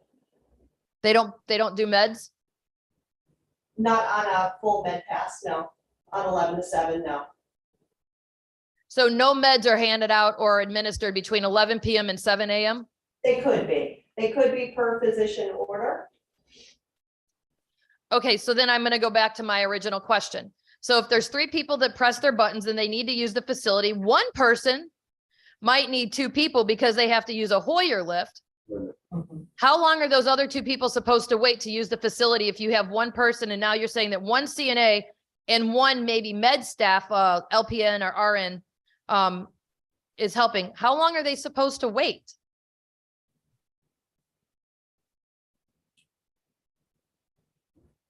I can't answer that question. I think that's the frustration. I think that's really part of the concern. You know, a lot of folks need help. They need watched. They need assistance. Some folks might be able to get up on their own.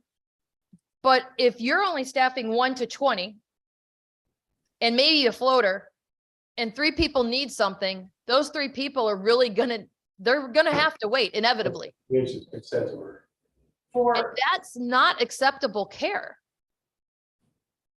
And that is why there is such a push for increase in staffing. Because your staff deserve better and the residents deserve better.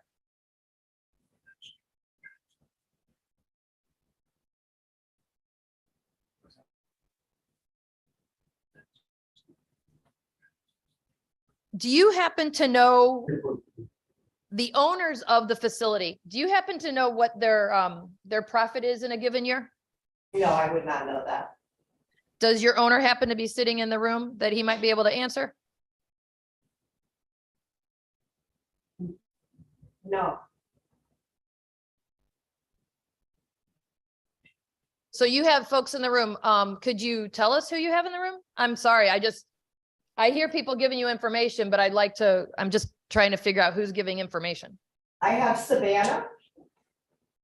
Okay. And the person that just took his foot out of the way, do you know who that was? I have Mike Mosher with me. And so none of those folks would be able to give that answer, correct? No, I wouldn't believe so. No. Okay. All right.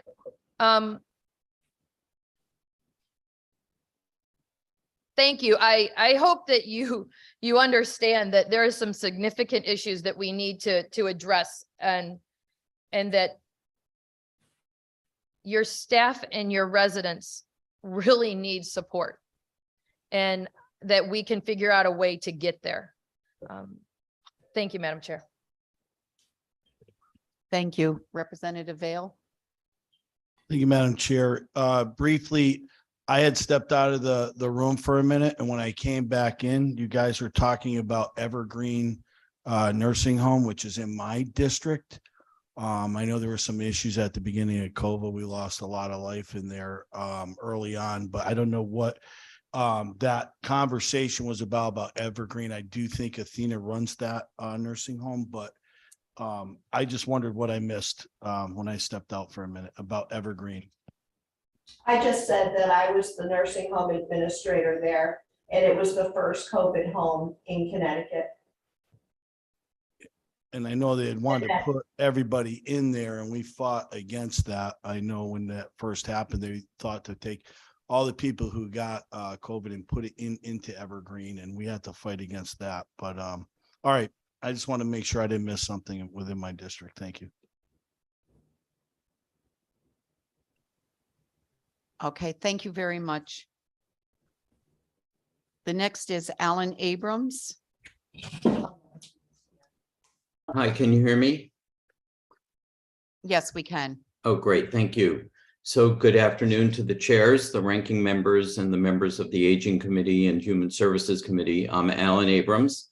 I'm a board certified geriatrician. I'm the Chief Medical Officer of Edenbridge Health and a practicing PACE physician with firsthand experience with how the nationally recognized PACE program can improve patient quality of life and experience, as well as overall healthcare costs for elderly participants and the jurisdictions that invest in the program. I also have been an educator since we've been hearing a lot about, being able to get people trained to provide the services that frail older population segments need in facilities and in their communities. I've been an educator for many, many years. I ran the Harvard Geriatric Medicine Fellowship Program. We train nurse practitioners, social workers, geriatric dentists, and behavioral health specialists and pharmacists. So I'm here on behalf of Edenbridge Health.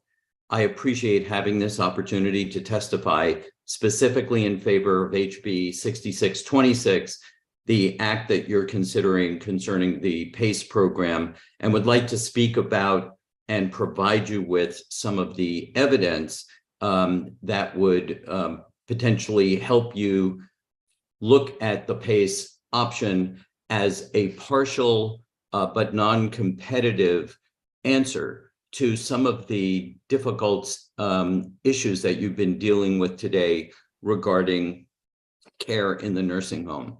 So this is a little bit of a change of focus. I wanted to say that PACE programs actually begin with what matters most to the person that they're caring for. and the caregivers who are caring for them.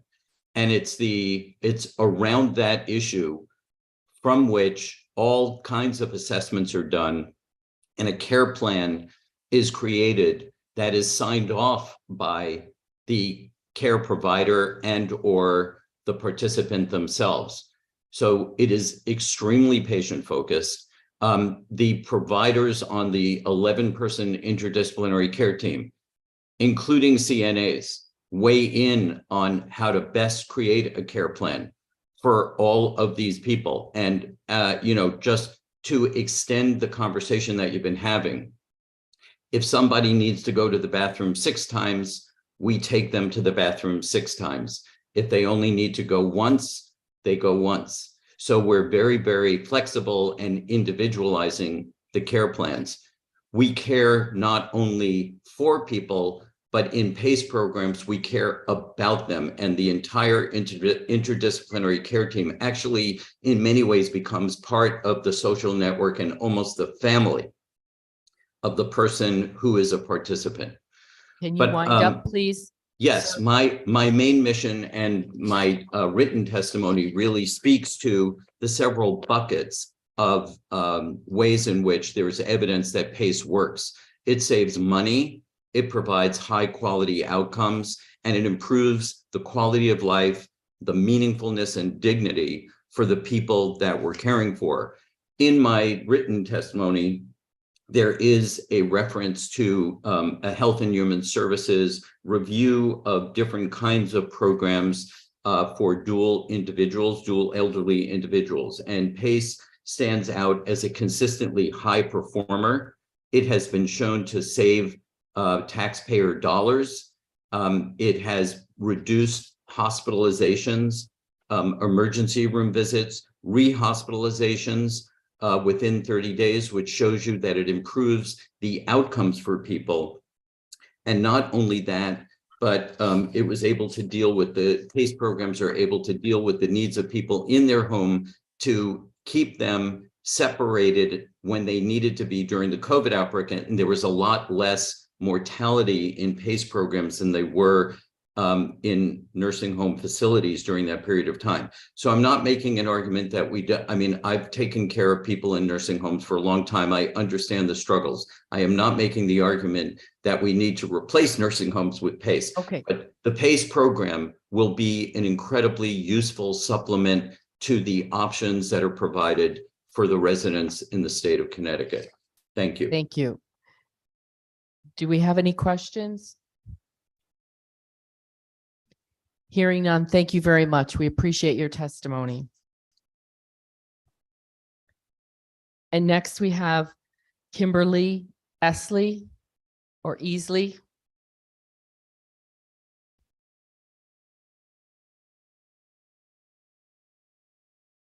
Okay.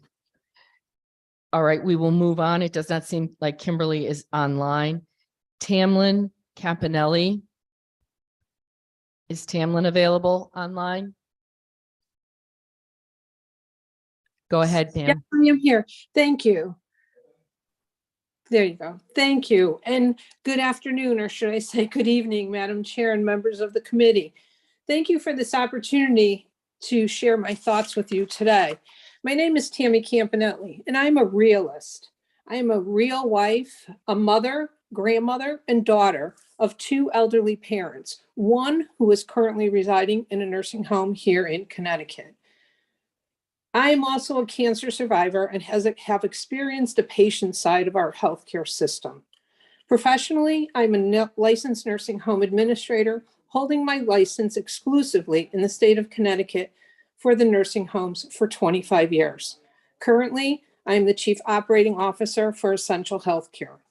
Essential has 6 nursing homes in Connecticut with over 700 beds, employing over 1,500 people. Let's talk about reality.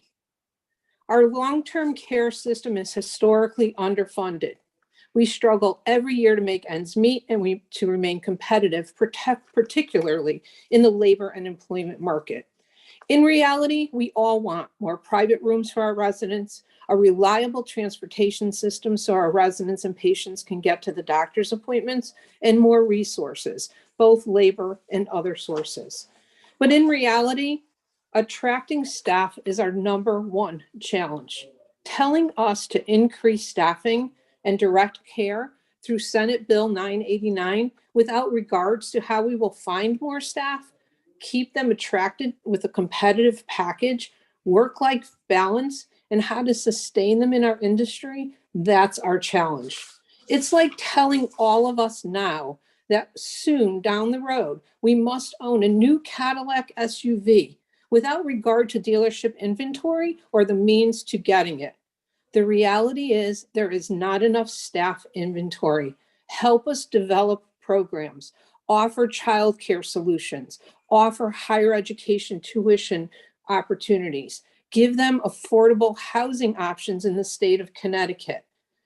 Currently, if you looked on Indeed today for CNA, LPN, and RN job opportunities, there are 11,378 positions posted. Yesterday, we closed 3 nursing schools. We've lost 3 great opportunities to train staff, to attract them and keep them in Connecticut, particularly to us in the nursing home industry. Let's not be unrealistic or irresponsible. I request that you oppose Senate Bill 989. We need a plan. We need resources in place before you just tell us to do it. Thank you. Thank you. Questions? Representative Case. Thank you. And I like that you're a realist and you come forward. I think that that's a very aggressive bill, and almost looking at it and trying to study. And a lot of us don't like the word study, but I think you hit the nail on the head, and it's workforce development. If we throw more money at it to bring wages up, but we still don't have the employees, we're still going to be at ground zero. We need a mixture of both, but we need to figure out how we're going to get the workforce back to where they are. Like I said before, it's not only in this industry, our teachers. Where our teachers go? We don't have the teachers anymore. There needs to be some workforce development and bringing people back to their jobs. The pandemic hit everybody hard in different ways, but I agree with you. Just throwing money at it and trying to put mandates isn't the way we need to get out of this. We need to grow things at a pace that not only, we don't want to put our facilities to bunk. We don't want to lose our facilities, but we need to take care of our most vulnerable. We all need to work together on this to find the solution. I think that's why we're here today, having the public hearing, to hear everybody, to see what the ideas are. Not all ideas, not one idea is going to work. We have to come together. And thank you, Madam Chair. But bottom line, we got to work on workforce development and get people trained and get more people in the workforce. And I want to just thank her for coming forward and being honest with us. Thank you. Thank you for this opportunity. Okay, I have one question. So I'm hearing, are you still here? I am. Okay. I'm hearing most nursing homes saying that they're meeting the minimum 3.0 requirement. Most residents are saying that the conditions are terrible. That's what we hear from our constituents. Most CNAs are saying that they are understaffed, overworked, and hurting. So I don't understand what the problem is. If that staffing requirement needs to be increased because you're already meeting 3, but things aren't happening, to me, that tells me that we need more staffing. I'm not saying we don't need it or want it.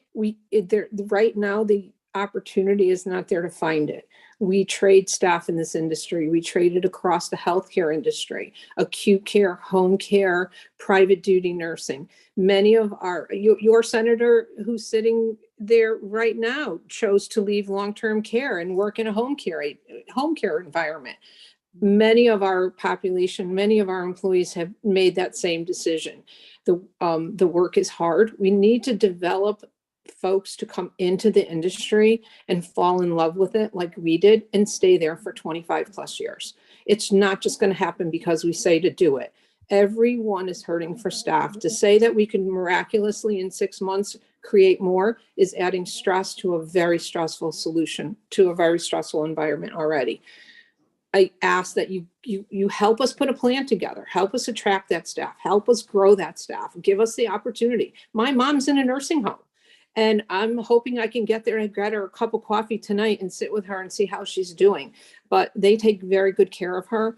I'm in this industry because I love people and I want to help them. And I do believe that the people that work here and own nursing homes all have a very passionate, vested, emotional interest in helping people.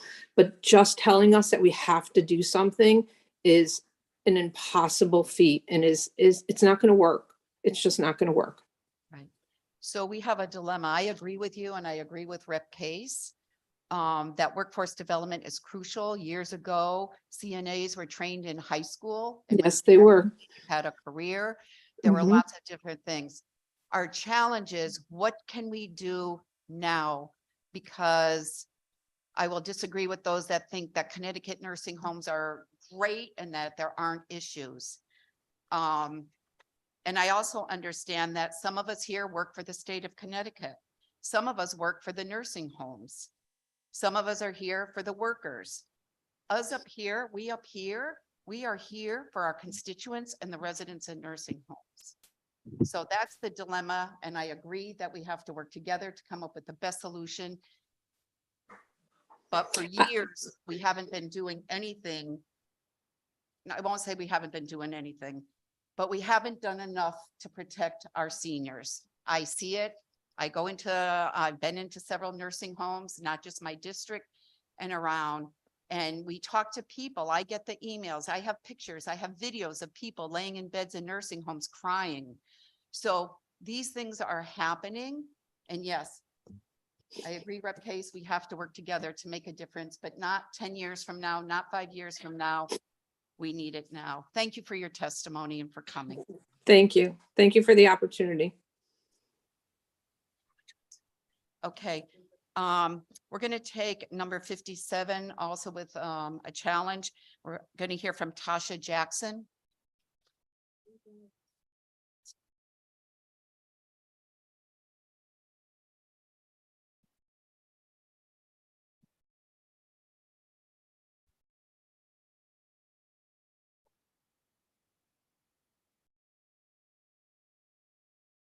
Thank you.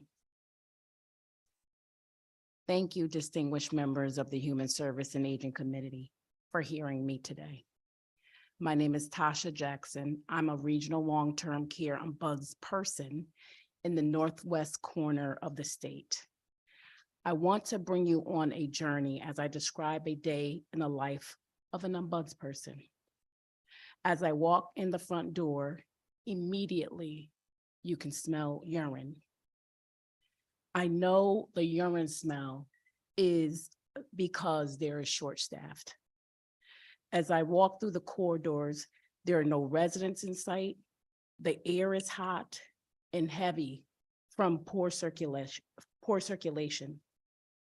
Normally, by late morning or early afternoon, residents in skilled nursing facilities with adequate staff are up and gathering for lunch. However, understaffed nursing home hallways are empty. No residents or staff in sight. I observe residents still in bed, asking for water. There's no air conditioning, and it is so hot in their rooms. They are calling out as I make my way down the hall, trying to get assistance for their needs. I introduce myself. I check those that are calling out. I reassure them that I'm going to get them the help they need. I try to find assistance, but there's no one to assist. Residents are still in their johnnies. Many are soiled or waiting to get into the bathrooms. I observe them in their briefs from previous shifts. The briefs are soaked through and they have soiled their beds. Residents who can't reposition themselves are sunk down in the bed and they look very uncomfortable. Residents report they have been waiting for hours, but staff have not been able to get to them. They say they have called to go to the bathroom, but staff tell them, go in your briefs. We are short-staffed. I can't get to you. Residents tell me their sheets have not been changed for weeks. When I asked why their sheets haven't been changed for weeks, residents said their sheets are only changed during shower days. So I asked, when was your last shower? Residents report 3 weeks, 2 weeks. So their sheets are dirty and they haven't had a shower in 2 and 3 weeks. Residents point to their bandages on their legs and they asked me to look at the dates. The wounds bandages have not been changed for 2 weeks.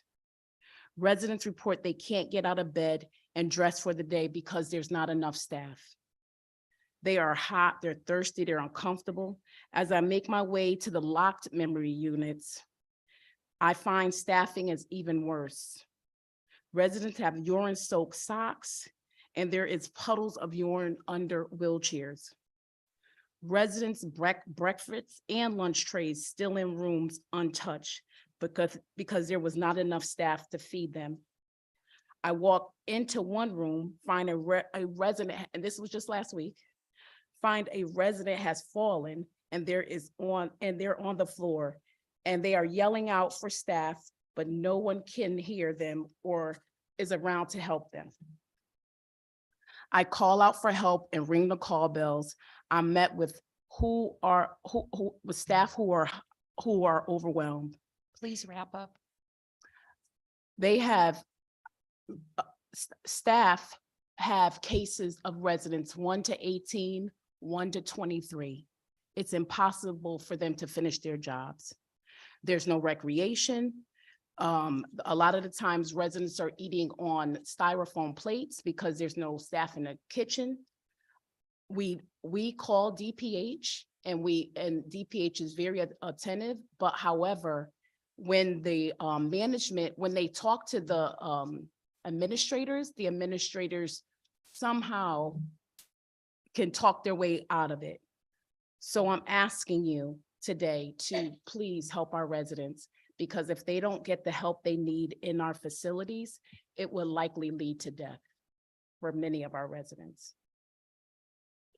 Thank you for your testimony. Are there any questions? Rep. Belinsky. Thank you, Madam Chair. I don't have any questions. I just wanted to say thank you for your testimony and especially thank you for your caring. It means a lot to us, and there are a lot of people listening to a lot of people listening to you, and bless you for caring. Thank you. Thank you. Thank you, Madam Chair. Okay, we're going to go back. Rep. Hughes and then Rep. Vale. Thank you, Madam Chair. Thank you so much for your specific and detailed testimony. I have a couple of questions. So after a complaint comes in, what is the lag time until your office is able to get an inspector out there? So our office, to be honest, we are very overwhelmed. I work weekends all the time. And so we're not getting back to calls in weeks, some of them. And but when we can get to them, it's supposed to be 48 hours, but it has not been averaging that.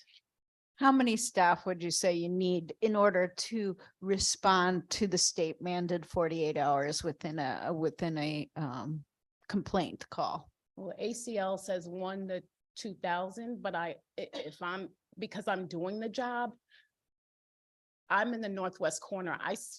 If you got a really bad nursing home, you got to constantly go in, and you're spending that much time in that one nursing home. So even if it's 1 to 2,000, you need even more than that. So I'm gonna go over and say we need like 25, 30. 2530. 2530 to do a accurate job and really find the problems and fix the problems and educate, because we're not just out there for complaints. We're out there to also be a help to the staff there as well when they have questions and stuff like that. But we can't do the job with what we have right now. That's really, really important information for this committee to have. Thank you for that. What kinds of tools can you offer as an ombudsman to a, let's face it, a failing system? You know, when you go in and you see these types of conditions that you've just described, and I am reluctant to say how pervasive I know this is for many of our residents. I shudder at how many thousands of residents are facing those kinds of conditions. This isn't just, you know, a few and occasional. And for us to need that many people, 25 to 30, we've probably been needing that for a while, right? So what kinds of tools are available? And then what kind of resources are required? Like, let's be honest about what kind of resources are required to bring those conditions up to minimum standards. And I'm talking minimum standards. Yeah, you talked a lot about the 1.9. That's not, in a lot of homes, that's not being even met. So, and that was last year's ratio. However, resources, we need transportation. A lot of my homes, I'm in that northwest corner. One of the biggest problems is transportation, getting people to be able to get to work. Higher wages, you know, they talked about, they're responding now, but only until when they're in the newspaper. That's when they respond. So we need higher wages across the board. We also, we need higher, So transportation, higher wages. You have a lot of acuity in our nursing homes right now.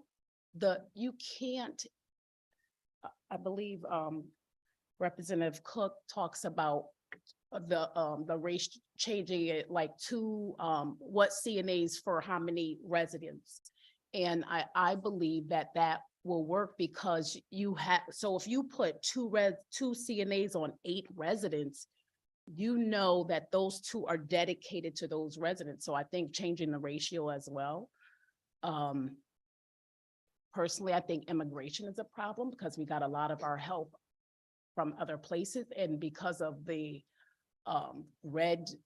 all the red tape to get people in here. I know nursing homes are trying to get other people in here, but it's hard, but that's a whole nother, but yeah.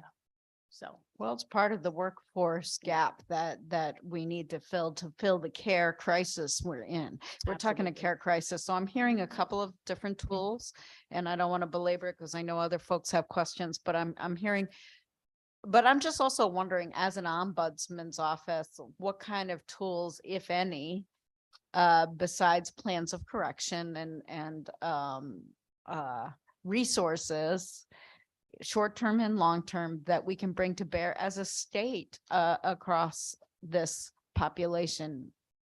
So in our office, I think one of the problems that we don't have we're advocates, but we can't go in and say, we don't have a stick. So we don't have that stick to say, you're not in non-compliance. We got to call DPH, get them out there, get them on the phone, and they're responsive, but our office don't have that. I believe that's one of the resources that might help. I mean, so. Well, if you had 25 to 30 more advocates going out, making regular visits, ensuring regular minimum standards, do you think that would help? Absolutely, because then there's the education piece that we're supposed to be doing, going out. We could even be a part of that, introducing the workforce but we don't have the time to do that. If we had adequate staff, we would be able to. we would be able to help in that sense, talk to different schools, community, we're supposed to go to community centers, a whole bunch of education comes with our job. And that part of the job is lacking because all we are doing right now is the complaint, trying to get. the Crisis complaints in, yeah, complaint. Crisis. Okay. Thank you. This is helpful. Thank you, Madam Chair. Thank you, Representative. Representative Vale. Thank you. Good evening. Thanks for your patience. Yeah, I'm new to this committee this year and trying to pick up on stuff and so as an ombudsman, you advocate for people in nursing homes. Is that correct? Yes. All right. So someone makes a complaint. Who would they make the complaint with? With you directly or with the department, the DPH or? It comes into our intake department. Okay. And so, and you said it takes weeks to respond because of staffing.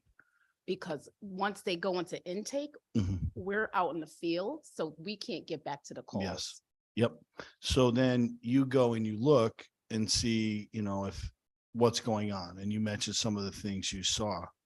So then you take that information, you see things, violations that concern you, and then you go to DPH with those concerns? Yes, if it's egregious, and most of the times it is, we can call DPH and they, through the phone or put a complaint in. And if it's really bad, they'll respond right away to our office. So you could call someone, right? So you call immediately upon seeing Call something my to manager, yep, DPH. state ombuds, yep. And so you have no vested interest in this one way or the other. You're just out there advocating for people because you've heard a complaint. Why would DPH not respond immediately to that? Well, DPH's role, and I'm gonna ask. I don't my- know if they do. Do they respond? Yeah, I'm gonna ask my state ombudsman, because that's a. I didn't mean to put you in that. I've never had. Mayor, just, you know the drill. Just identify yourself. So they do respond. They respond. We have to triage. There's only so many teams between my individuals in my office and DPH, but when it's something egregious and something that rises to the threshold where we think there's potential harm or someone's at risk, they do respond. How do they respond? We talk on the phone, they send someone out, they will send out either if it's related to a building. So let's say it's fire safety, they will send out someone from that part of their unit, or they'll send out a nurse consultant or a surveyor to go out to the facility. They may call the nursing home to find out what the situation is, what the numbers are, those types of things. But she said earlier, sometimes the nursing homes are able to talk themselves out of it.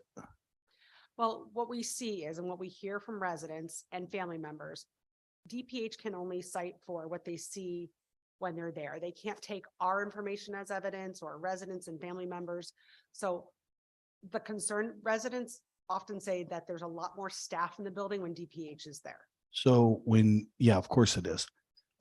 So when I used to work for the Department of Corrections, I know how it all works.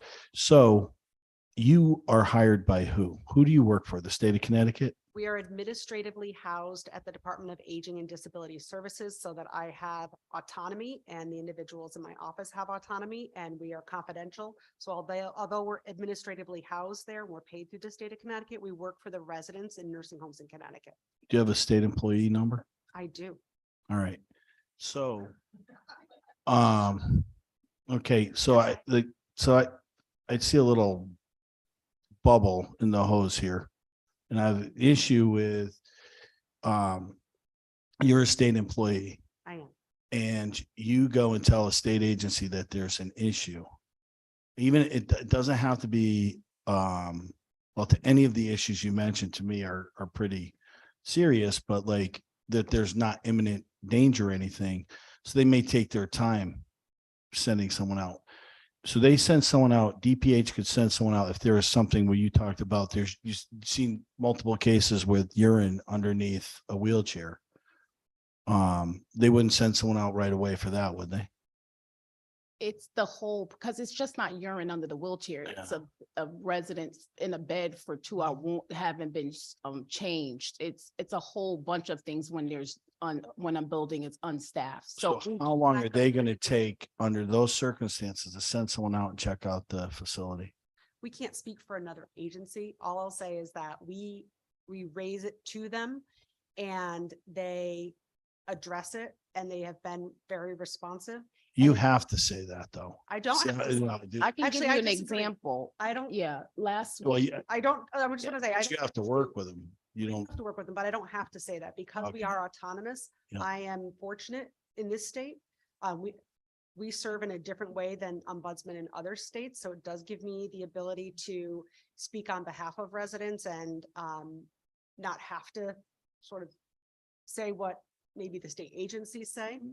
And so we do have that. However, I also have the federal level, so we're state and federal. If I don't think something is happening appropriately here in the state and happening through our Department of Public Health, I do meet with CMS and I would talk to CMS about that and the responsiveness. And if I had concerns with the way the facility licensure was running, I would absolutely address that with CMS. So we have some checks and balances and safeguards.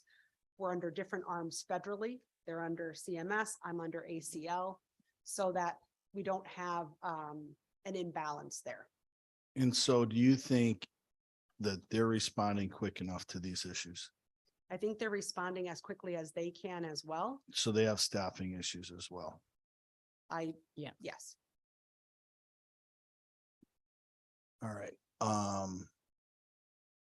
So if they're gonna go out and check out a facility, they call the facility and let them know they're coming, correct? No, They do surprise? yes. And then why do you think the facility might know they're coming so that they get everything looking pretty before they come there? It's the responsiveness once they're there. We will Okay. see individuals from corporate come. Tasha, if she's been there on a weekend and they know that there's issues, they know we are going to call something in. That's pretty standard now. If someone is out, if we're getting complaints and if I'm showing up at 5, 6 o'clock at night in a skilled nursing facility because there's a concern, and then I address concerns with administration and I've let them know that I think they're significant, I'm gonna guess that they know that I'm probably making another phone call. Okay. All right. It sounds like it could be done. Like, you guys are good. I'm good. You probably need more people in the field and I understand that. All right. Thank you for your answers. Thank you, Representative. Are there any further questions? All right, if not, thank you both so very much for what you do. Continue the great work. We greatly appreciate it. Next on the list is Loretta Newell. Come on up. We understand that noise doesn't ever go away.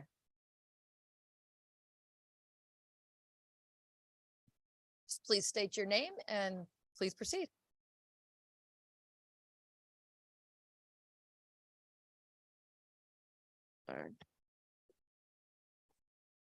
Good afternoon, Senator Lesser, Senator Holcott, Representative Gilchrist, Representative Gabry, and members of the committee. My name is Loretta Newell. I live in Manchester.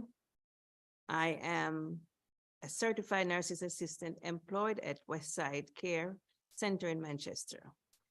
I'm here today to testify in support of SB 989 and improving staffing and in nursing home.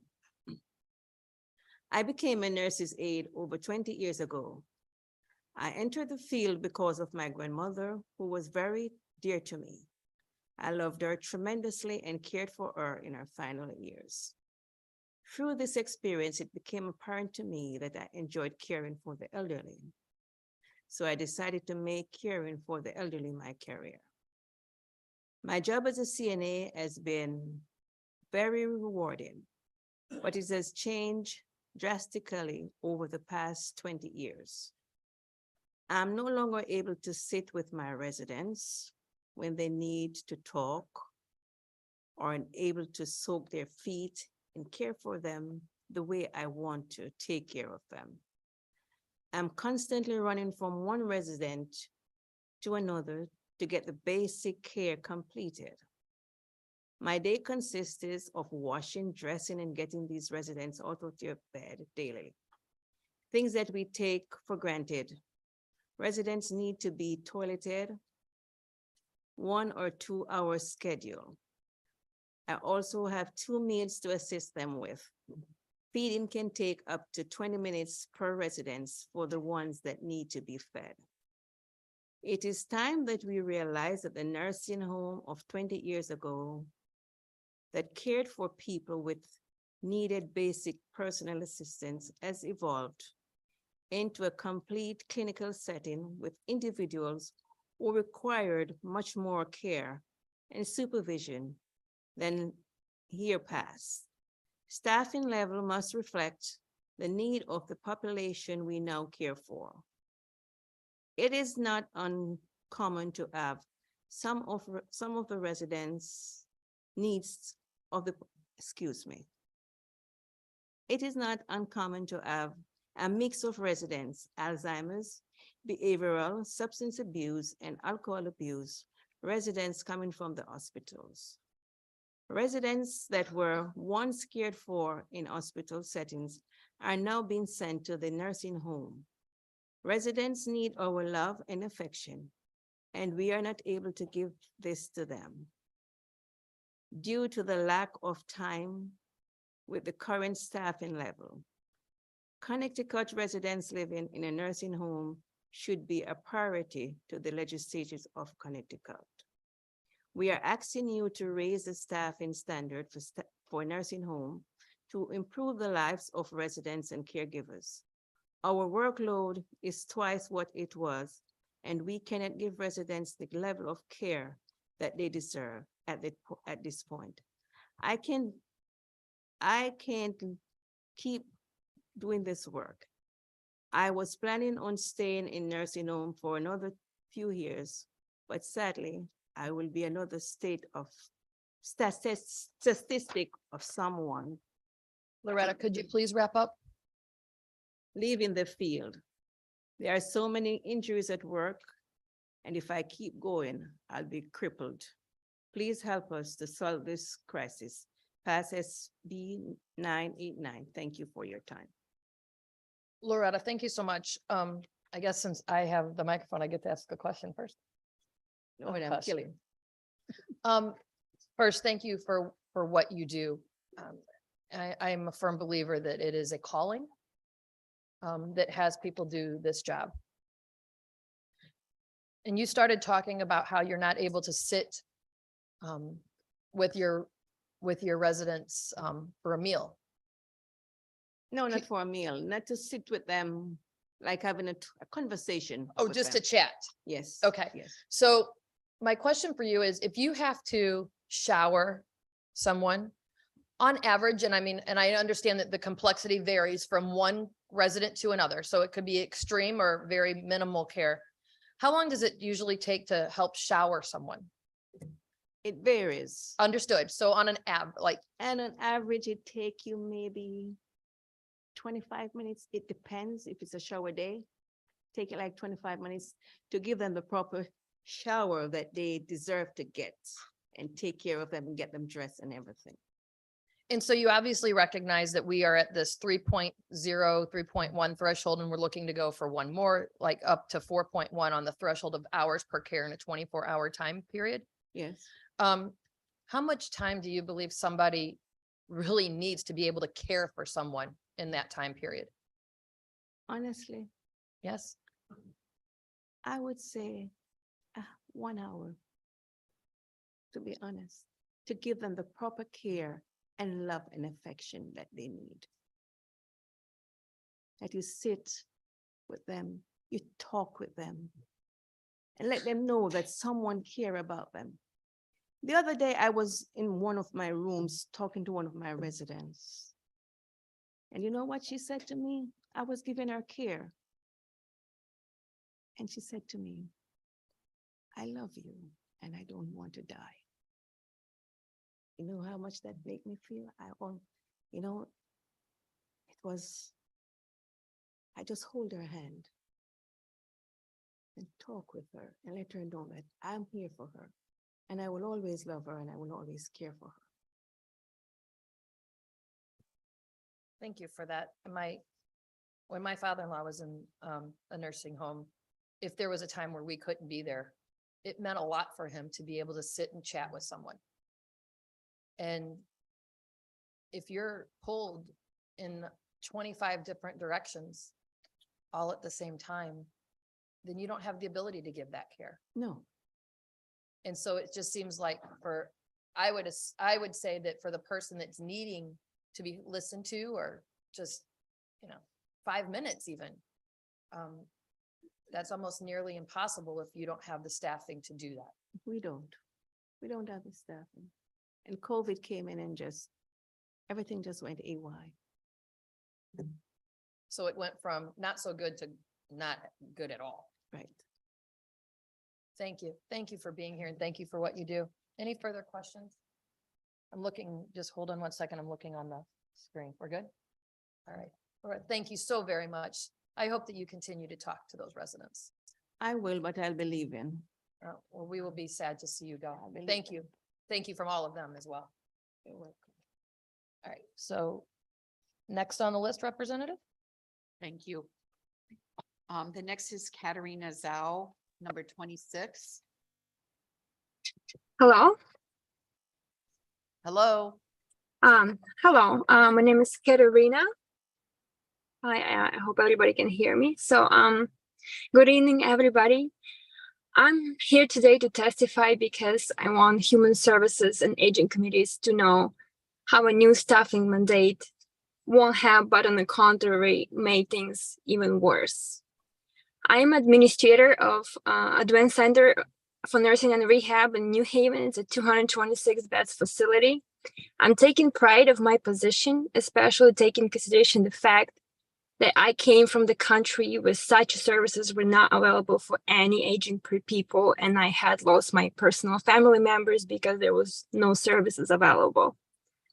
I'm lately new administrator. I became administrator during the pandemic, and I cannot compare to what it was like before. But what I can say is that my biggest battle during this couple of years was highly related to staffing. I don't want to stress financial resources and limits, which owners mostly worry about. From my perspective, as an insider, as a person who is in the facility most time of my day and seeing what is it like inside, is the struggle with the staffing. My facility does meet the requirement of 3 hours per patient per day at very high cost of paying the overtimes, and most importantly, having employees burn out following the issue of high turnover rate than ever before. While nursing homes experience the worst job loss on the healthcare sector, the increased amount of staffing agencies across the state who offer its employees unreasonably high rates made it extremely hard for us to hire people because of inability to even match their rates. And when I say unreasonable, is something outrageous. Our rates for nurses are higher than the rates in the Yale hospital that is just beside us. At least 20, 30, 40% depends on the position. And it is really hard. A lot of people who come in for the interviews, they just leave because like, oh, I'm a travel nurse, I'm a travel CNA, I'm a travel LPN, and no, this opportunity is not for me. We are a unionized building with very good rates, very good insurance that our employees do not have to pay premiums for. I think majority of them very happy, but they still tired. And I don't want to get them more tired. And what I think passing this bill it's good to have more hours for our residents. I never say we will go against it if we had enough funding for this, but at this period of time when the workforce at the crisis, what we will have to do is spend that limited last drop of money that we can spend somewhere else is to hire employees from agencies, because there's simply no people available to hire on the market, on the labor market. Instead of focusing on providing better care by newer equipment. Can you please wrap up? Sure. We will just have to go down the road and use agencies and stuff like that. I love my work. I like what I do. I like helping people, and it really makes me happy to see people meeting their health goals and going back to community stronger, healthier, and more independent. But it won't be possible without workforce development in the industry and adequate Medicaid and Medicare reimbursement for us. Thank you. Thank you. Are there any questions? Seeing none, thank you very much, Ms. Zhao. Going on to number 28, Laureate Thompson. She's on the Zoom, but she's not accepting the promotion to panelist. So if you can hear us, please accept the promotion.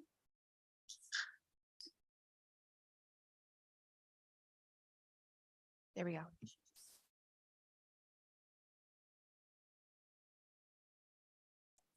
Ms. Thompson, are you on?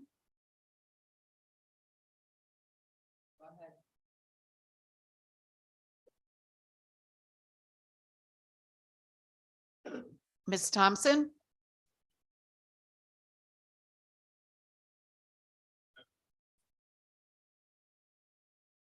Oh, unmute. I'm sorry. I had to unmute. I'm so sorry. Thank you. Okay. Hi, senators and representatives and members of the Human Service and Aging Committees. My name is Laureate. I live in Ansonia, and I've worked as a licensed practical nurse in nursing homes, many different nursing homes for 10 years. I support the Act, the SB 989 concerning the nursing homes. Working as an LPN, I have also had to be nurse and aide. Our job is very important to us. With working short and always understaffed, it makes it very difficult to work in a nursing home. We're all exhausted, overworked, at least to say underpaid. But that doesn't matter, because what matters is the care for our residents. Working understaffed is leaving our residents, our already vulnerable residents, more vulnerable, prone to falls, not enough staff to witness the falls, catch someone when they are falling. We can't ensure them quality care and a good quality of life with understaffing.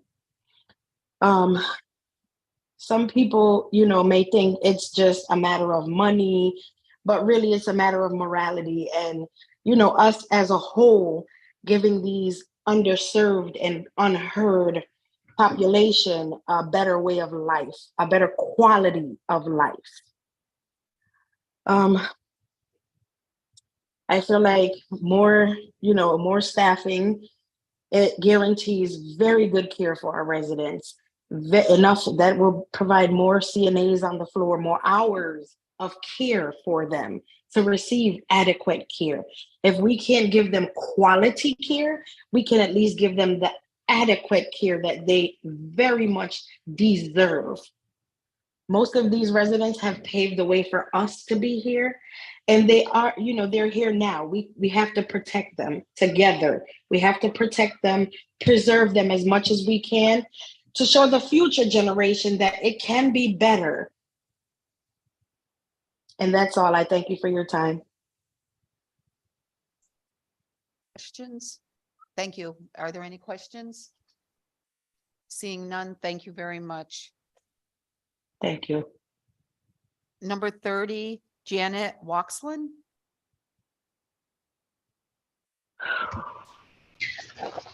Yes, hi, this is Janet Waxlin. And thank you all for listening to my testimony tonight. I am the administrator of ARC Healthcare and Rehabilitation at Branford Hills. We are a 5-star facility.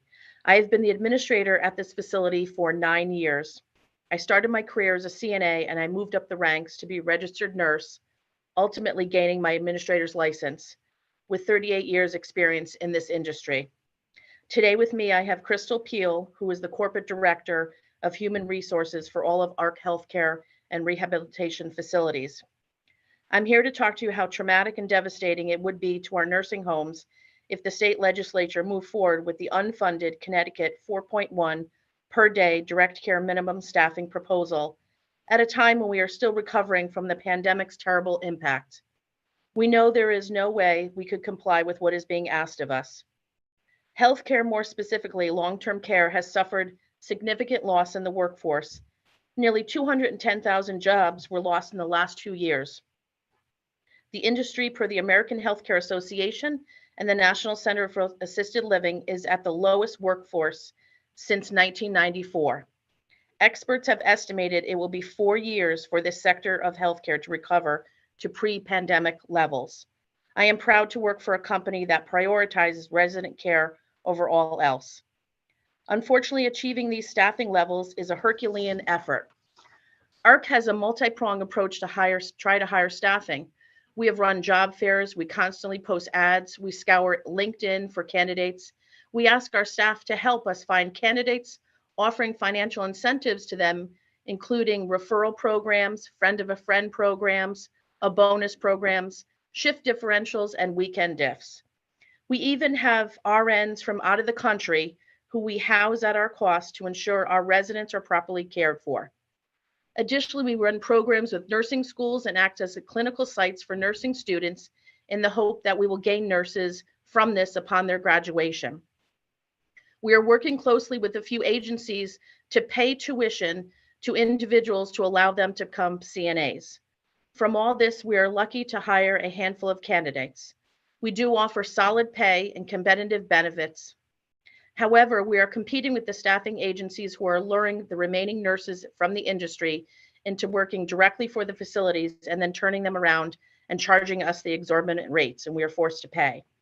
Staffing agencies are charging as much as $45 to $50 an hour, LPNs $60 to $70, and RNs $85 to $110 an hour, which is more double the normative and pre-COVID rates.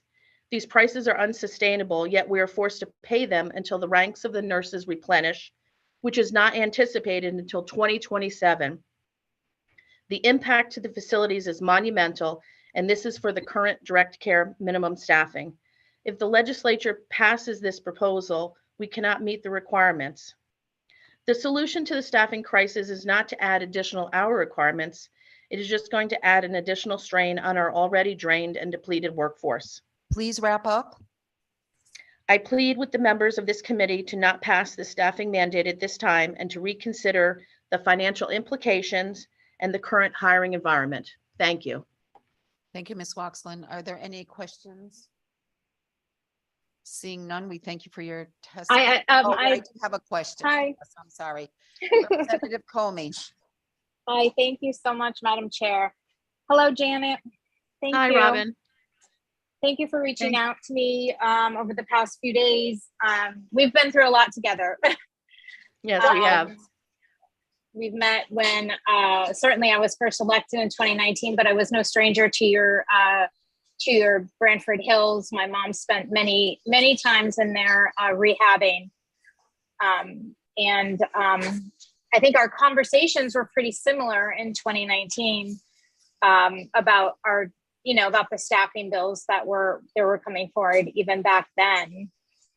And then came, of course, the COVID pandemic. And I know that I personally recognized your contributions to creating an incredible compassionate care to your patients, but also to the families during such a terrible, terrible time.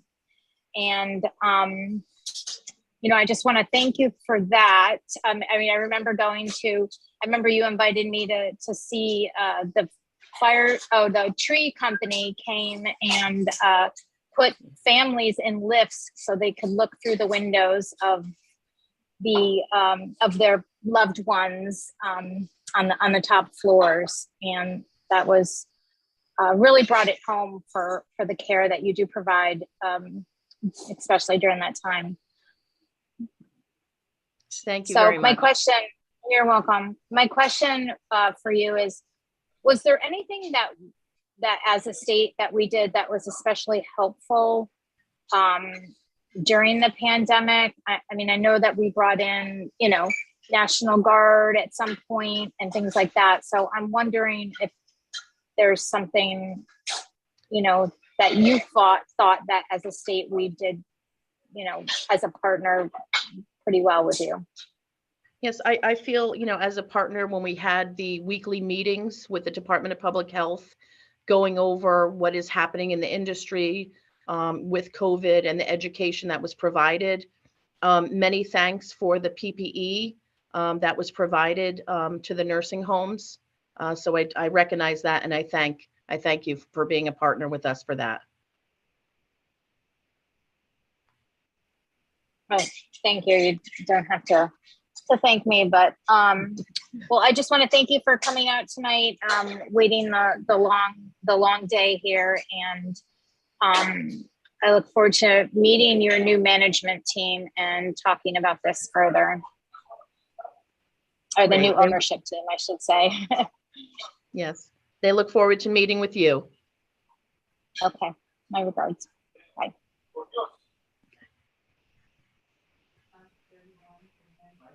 All set, Madam Chair.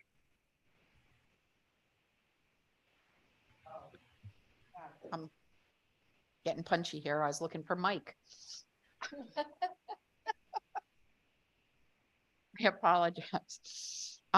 Number 31, Joanne Adami, please. It says here you're in person. Okay.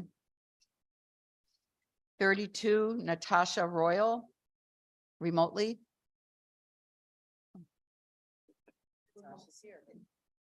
Mm-hmm. Right. Right. Good evening, distinguished members of the Human Services and Aging Committee. My name is Natasha Royal, and I am the Vice President of the Service Employees International Union, District 1199, New England, representing 26,000 healthcare workers across the state, including approximately 7,000 nursing home workers. Due to understaffing, nursing homes have struggled for decades to meet the needs of Connecticut's residents. Even before the global COVID pandemic, nursing homes were not staffed to handle the ever-growing demand for care. Not only was the acuity of residents increasing, but the population underwent dramatic changes as nursing homes began caring for residents with mental health conditions and substance addiction. Now, in wake of the pandemic, nursing homes are struggling worse than ever. Residents in nursing homes deserve quality care, and the nurses and aides who care for them deserve to work in a safe work environment. Neither are possible with the current staffing level. Short staffing leads to burnout and turnover among staff. Homes struggle to retain the talented caregivers they have because the ratio of residents to caregivers is unsustainable.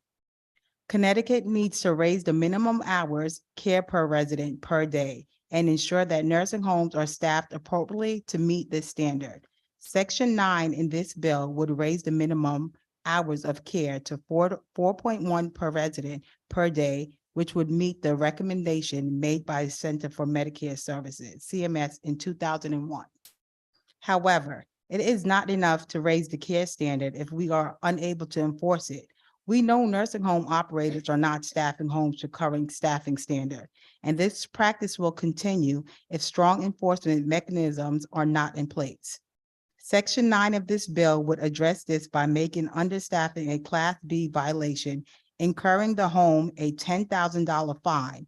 This fine should come out of the home's administrative and general fund as to not impact the home's direct care budget. Empowering the Department of Health in this way signals to the residents living in nursing homes and the nurses and aides who care for them that the state is serious about their well-being. In addition to provisions I've already mentioned, SB 989 will bring much-needed funding transparency to Connecticut's nursing homes.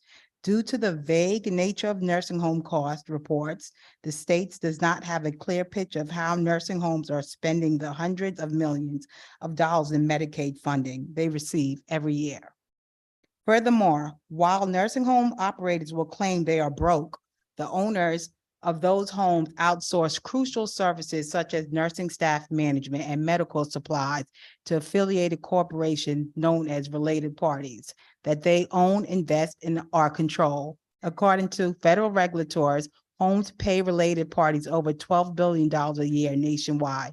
The provisions included in Section 6, 7, and 8 in this bill would greatly improve the state's ability to rein in money, mismanagement in nursing homes, and provide the data needed to plan for the future. On behalf of the 7,000 nursing home workers, 1199 represents, and tens of thousands of residents they care for, I urge you to pass SB 989. Thank you. Thank you. Are there any questions? Seeing none, thank you so much for your testimony. Thank you.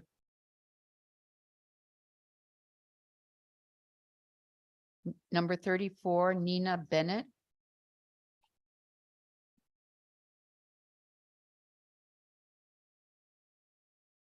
Okay. Number 35, Maura McNamara. Good evening. On behalf of Fallon Health, I am pleased to appear before the committees. My name is Maura McNamara, and I'm the PACE Business Development Director at Fallon Health, a not-for-profit and provider of care headquartered in Worcester, Massachusetts, whose mission is to improve health and inspire hope. Fallon Health provides care coverage and services designed to meet the unique and changing needs of the communities we serve. We offer innovative health insurance solutions, including Medicare and Medicaid plans. And we offer a program of all-inclusive care for the elderly, also known as PACE, which serves individuals age 55 or older who are certified by the state as needing nursing home level of care. Fallon Health PACE has been operating in Massachusetts since 1995. It currently has 5 centers that serve around 1,300 participants. Our Springfield PACE site is a 30-minute drive from where you're sitting today in Hartford, Connecticut. And we would welcome committee members to come for a tour to see the PACE model at work. In 2014, Fallon Health expanded its PACE efforts to New York State. We currently have a center in Amherst, New York, serving around 150 participants in the greater Buffalo area. Fallon Health strongly supports House Bill 6626, an act concerning the program of all-inclusive care for the elderly. And we encourage the state of Connecticut to enable PACE as an option for its qualified residents. Nationally, PACE serves more than 51,000 participants in 32 states and in the District of Columbia. The average PACE participant is 76 years old, has multiple complex medical conditions, both cognitive and functional impairments, and significant health and long-term care needs. Approximately 90% of the participants nationwide are both eligible for Medicare and Medicaid. PACE also provides economic benefits to the state. By helping older adults and those who require complex care to live at home, PACE reduces the burden on nursing homes and hospitals. PACE has a strong track record of success across the country. Its programs have received widespread support from participants, caregivers, and the healthcare community. Through our successful work with our own PACE plan, we have seen this firsthand. There's no greater advocate than our participants and their caregivers for our Fallon Health PACE program. A participant who also serves as a caregiver for his wife said, quote, "Looking back on why I came to PACE, I think I needed every one of the services they offer. This program has allowed us to live in our home independently, and that's important," end quote. This is why, on behalf of Fallon Health, I urge the committee to support the introduction of a PACE program in Connecticut. Thank you for considering my testimony this evening. Thank you so much. Does anyone have any questions? Okay, thank you very much. Thank you. Moving on, Mag Morelli.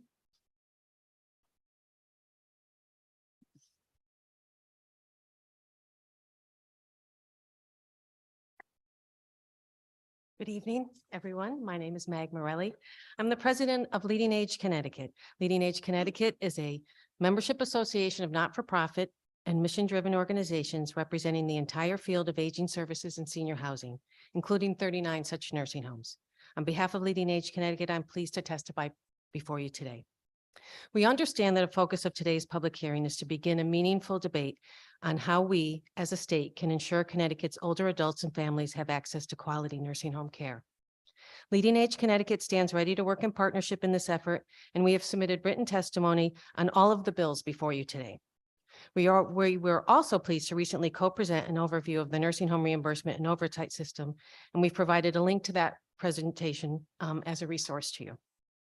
I do want to convey to the committee members and to the consumers who may be listening to this hearing that the vast majority of our state's nursing homes provide quality care and do so within an environment and culture that puts the resident at the center of that care. And to any potential employees, we understand that caring for older adults is more than just a job. It is a calling and a passion for many professional caregivers. And there are wonderful nursing homes that provide a work culture that nurtures that calling and who deeply appreciate their employees and their team members. Please don't be discouraged as we roll up our sleeves and begin the work that is needed to be done to ensure that quality care is provided at every aging services setting. We need you within this field and encourage you to follow your passion. Regarding the bills before you today, we ask the committee to review our written testimony and to consider our comments as you debate these proposals. First, we want to thank the Human Services Committee for raising two pieces of legislation that we strongly support. We appreciate the fact that you included in Senate Bill 989 a legislative update to the administrative process currently required to maintain the nursing home waiting list. Connecticut's waiting list laws have been in place for decades. I think we might be the last state to have them, and our statutes and regulations are out of date, particularly with regard to the manner in which the list must be maintained and the manner in which persons on the list must be contacted. We strongly encourage your support for updating these requirements to allow for modernization of the waiting list maintenance. We also thank the committee for raising the Senate Bill 6626, which would enable and encourage DSS to submit a state plan amendment to add the PACE program as an option in the state's Medicaid program. It's a wonderful choice for dual eligible older adults who wish to stay and age well in their communities. In the interest of time, I have submitted lengthy testimony, and I would be happy to answer any questions on any of the bills that we've testified on. And just to end by saying that on behalf of the nonprofit and mission-driven members that we have at Leading Age Connecticut, we thank you for this opportunity to testify. We stand ready to collaborate with you and the administration on behalf of our members and look forward to continuing the ongoing discussion of how to ensure quality nursing home care and aging services in every setting. Thank you. Thank you. Oh, right on time.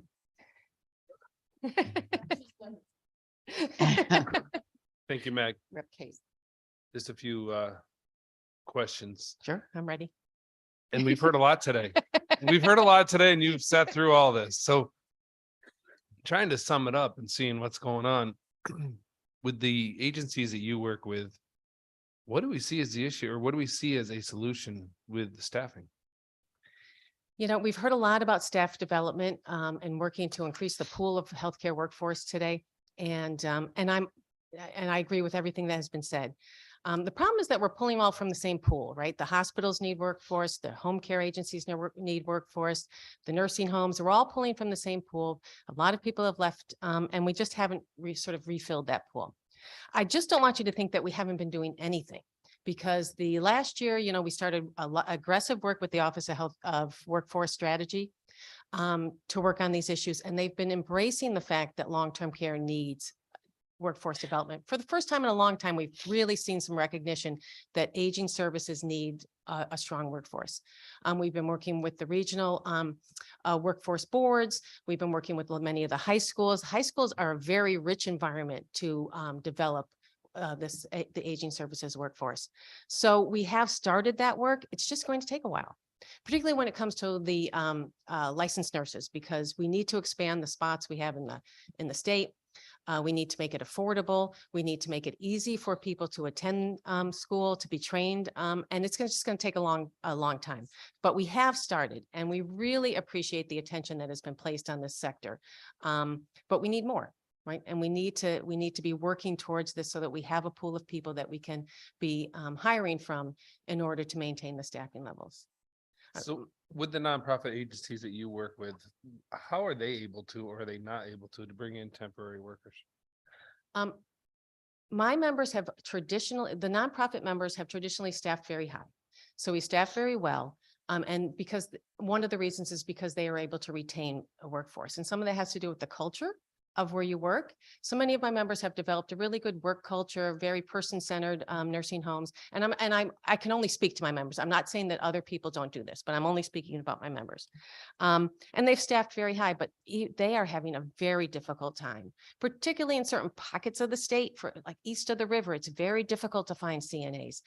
In the Litchfield County, it's very difficult to find CNAs. And so many of my members are purposely not filling wings of their building or a certain number of beds because they don't want to lower their staffing ratios. You can look on Nursing Home Compare, or I guess it's called Care Compare now, on the CMS Medicare website, and find out what everyone's staffing levels are. And you can see that they rate people by stars, 5-star system. People don't want to lose their 5 stars. They know that that means that they're staffing at a great level, that knows they're providing the care that their residents need, meeting the needs of their residents. And so they won't reduce the ratio of staff. And so they've limited admissions. Well, that's very difficult for a nursing home to do. It's a financial hit. So people need to look in I can do that now, I can do that next quarter, but how can I sustain my nursing home by only staffing, by only filling it up, halfway. So there's a lot of difficult decisions going on. A very interesting fact that I don't know if you know, but in April, the former commissioner of social services asked every nursing home, take a look at your nursing home, see how full you are, see how full everybody is around you, and start thinking about the future and let us know what you're thinking of doing. It was tied into the concept of right sizing, because we need a certain amount of beds. And it was probably the first time in the state, after we've been talking about rebalancing since I've been in this position, which is 20 years, that there was a time where everyone paused throughout the entire state, every nursing home, and looked at the landscape and looked at their nursing home and said, okay, what am I going to do moving into the future? So I think there's a lot of thought going on out there. I think there's a lot of planning and determination of who can sustain themselves in the long haul here in the nursing home field. And I think as a state, we have to take a look at that too. I think it's a partnership. We have to all work together on that. And you bring a little bit different with the nonprofit aspect of it rather than the commercial profit. How are they faring today with everything that's with the economy? If we go forward with this bill and we mandate AC, we mandate I building know structural Mike Connolly things. had told you to ask me about the AC. Sure. And it's interesting because he was talking about a study that the Department of Public Health did. And I was looking at my testimony last time I spoke on air conditioning, and that was 2012. And the Department of Public Health had just done a study. And I'm going to ask you today exactly what I asked us to do a decade ago. And that is to really do a needs assessment out there, because our nursing homes are very old. We had a moratorium in place since 1991. You couldn't build a new nursing home. Our nursing homes are very old. And some are very, very old because they're on, they're on campuses that have been serving their communities for decades.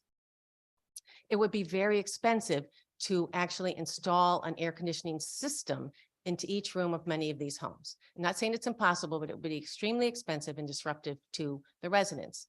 Many of these homes were built and designed with chillers or with an air circulation system, so to make it cool, but it's not technically air conditioning.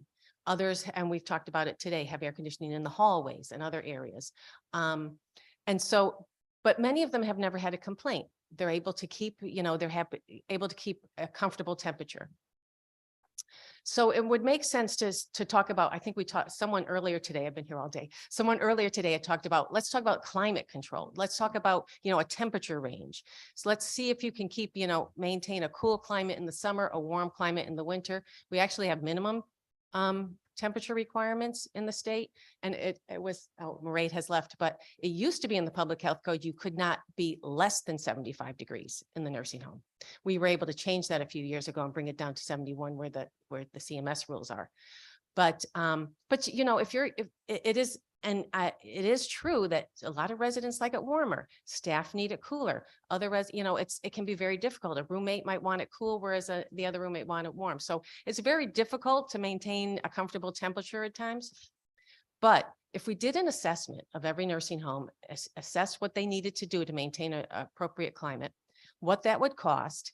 And from our membership, the other ask would be, those that currently have air conditioning, do they need to upgrade it, right? They may need some resources for the infrastructure to upgrade the air conditioning. Get a true number of what this would cost and what everyone needs to do. And then really let's make a plan and do it. But it would I think right now, if we just said everybody had to put air conditioning in every resident's room, it would be somewhat wasteful in some buildings. It would be very disruptive in other buildings for the residents. And we just don't know what the cost would be right now. But I think this could be done quickly because DPH already has an initial assessment. I think we could do the assessment quickly. We could do the costing out and we could really see how we could move forward with this. And I think what I stated earlier is we did this with DDS as far as the homes that had generators and the homes that didn't, because we had a major power outage that year that lasted for days. And we didn't know which ones were going to be up and running, which ones were ICF homes that have oxygen, or so we did a mapping and tried to figure out so that we knew where we needed to move some bond money or something to increase or to make their generator systems better. But it also helped DPH or DDS understand when you have a longer outage, where you need to concentrate to move people out. Right. But it also helped the energy companies and the municipalities to know where they had to go first in order to get power back up and running. And where there were vulnerable people that were living that needed to have So that power. Yeah. these mappings and these looking into these different things, I would think would be at the best interest of the agency. So that when we do have something happen, God forbid, in the state of Connecticut, we know where we need to target different operations, whether it's the municipal government, the DPH, the energy, or make sure that the residents just are safe. Because there's some type of environmental thing going on. So I think you're right. We need to take a look at that. And I think that's something that we can do outside of this bill and find out who has complaints, who has needs of air conditioning, who has it. We don't have that right now. But I don't think it would take that long to create it. I don't think this is something we need to push off. I think we can create that, we can look into that. The Department of Public Health is in every nursing home doing a physical plant inspection every year. So they know the condition of every building. It would probably be a little bit more to determine the climate, what's your temperature range? When there's hot weather, there's always a notice from the Department of Public Health. And I think Mairead spoke to this earlier. They always notify people. We have some severe weather coming in. They actually do it with any, we have a storm coming, wherever. And we do have a very good mutual aid plan in this state. We have, we're best practice for the nursing homes and the assisted livings in a mutual aid plan where the state can tell at any moment what people's current status is in a disaster. So they send out a notice and they say, okay, is everybody's generator working? Yes, they are.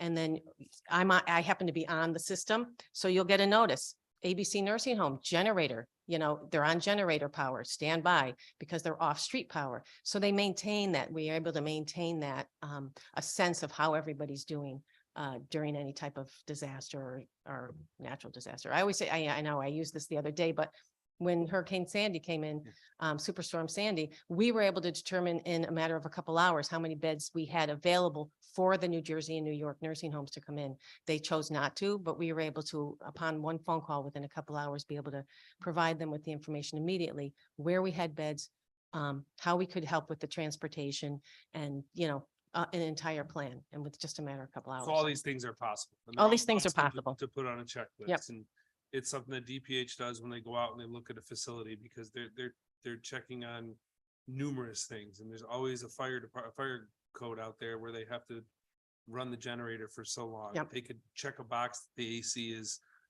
they put a temperature gauge in there to see where it's at. And so there are things that we can do before we mandate. Yes, absolutely. I think, And do it in a smart way. I think do it in a planned, smart way. Yeah, because as you said, I mean, I know in the northwest corner in Litchfield County, and she'll correct me if I'm wrong, but we have an older one in Litchfield that was closed. And we had one in Torrington that was closed, and they both were aging out facilities.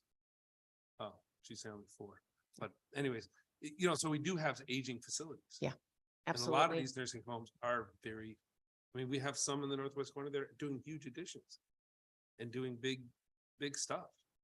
But you're right, if we want to do this type of thing, number one, somebody was telling me earlier that you could just put window units everywhere. You can't. You can't. These windows don't accept them because a lot of these are secured windows so that they can't be opened right to a certain extent for the safety of the residents. So there's a lot of things that have to be looked at and looked into, and I think we need to study it. But unfortunately, this is all in one bill. I know. Well, so let's take a look at it. Let's try to work together on it. Thanks, Meg, for coming. I appreciate it. Thank you. Rep Cook.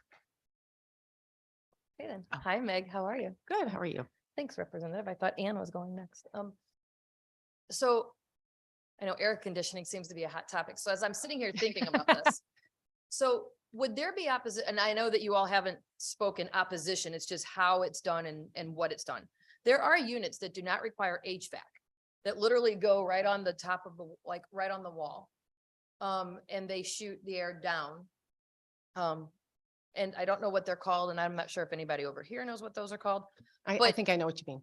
But I Yeah. mean, we wouldn't necessarily need to upgrade an HVAC system, that you could feasibly put these units in rooms and work around it that way. I think they're about this big and they're about this, and they go right on the wall. So they're not a required ventilation system. So, but if we're buying in bulk, maybe we get a deal. So If, and you know, I can't speak to the life safety code, whether those would be appropriate for the nursing home room. And we would work with DPH on that.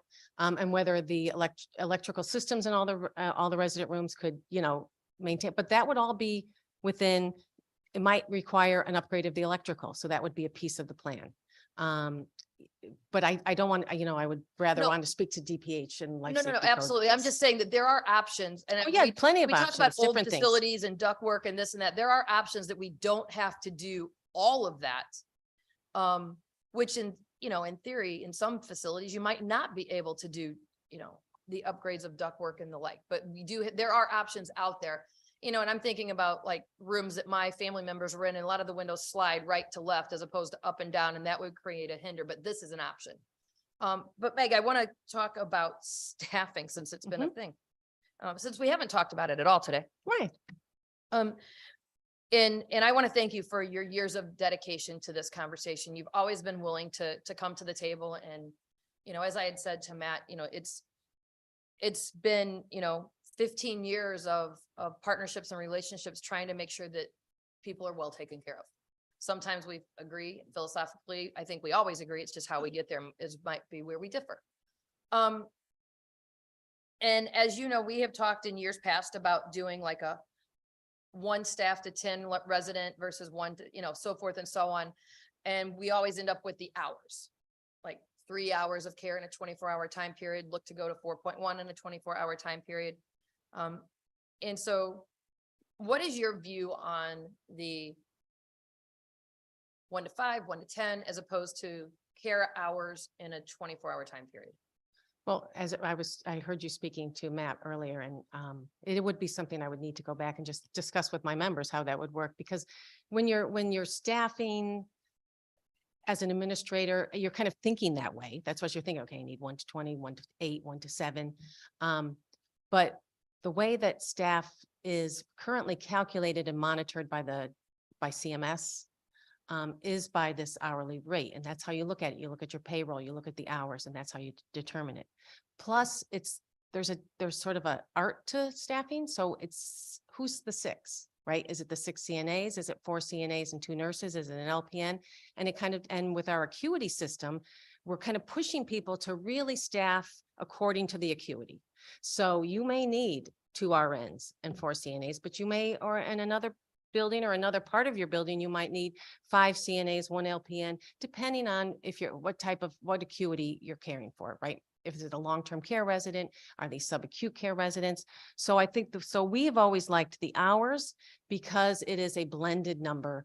There's a minimum, you know, there's a minimum you need of RNs and LPNs always, but it's easier to track and easier to determine without having to go and I think it's sort of, and it provides you a way to compare.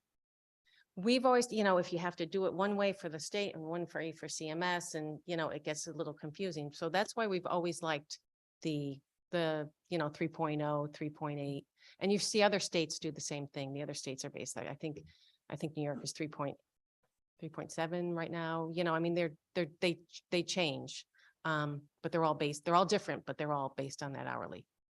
I just think it's complicated, and Very complicated. And as you have just explained why there is the complication, but I think where the complication comes down for us sitting here, for folks that you've heard testify, not just this year, but year after year after year, residents that you've heard cry for more help year after year after year, is like the one woman that testified and said, I staff 1 staff for 20 residents overnight. And nowhere in my wildest dreams can I imagine that that's an acceptable staffing.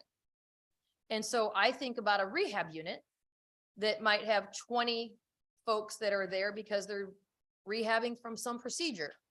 And those needs might vary, but obviously, and that was an administrator that I'm citing, that said she staffed at 1 to 20 on the overnight shift. Where is that acuity? Where is that need? And what happens? And that's why I'm thinking if we're staffing per person as opposed to the hour, some of those things might change. Maybe they don't. But I know what we're doing right now is not necessarily working. And we've had some of the best minds here on all levels. How do we fix it? And this has been, and you've been around as long as I, and I don't know who has more service, Matt or you, but between the two of you, you have decades of experience in this industry, and we still haven't figured it out. And so what do we need to do? Right? And to Representative Case's point, what is the magic, what is the magic here? There's no silver bullet. We've looked at a lot of different things and a lot of different pieces to the staffing issue. It can be as simple, we've talked, I know we've probably talked to many of you, the simple issue that, you need to fingerprint everyone who is you employ in a long-term care setting for the centralized background check. But they can only access their fingerprints at the state police barracks, but not the Middletown barracks because they don't do healthcare. So it's very difficult when you're recruiting people and you want to hire them. You say, okay, but you live, in New Haven, but you have to get to Bethany between the hours of 9 and 2 to get your fingerprints done. And so can we, even those little things, can we find ways, that would just, you can go to the New Haven Police Department and get your fingerprints done, make it easier for the people who are seeking these jobs. We've talked about doing, you might have seen the state public relations campaign that's out there to try to bring state workers in. Well, other states have done this for long, even before COVID, for the aging services settings. Because, and we're talking nursing homes now, but our home care agencies, homemaker, everyone is really, our adult day centers, everyone's looking for people for a workforce.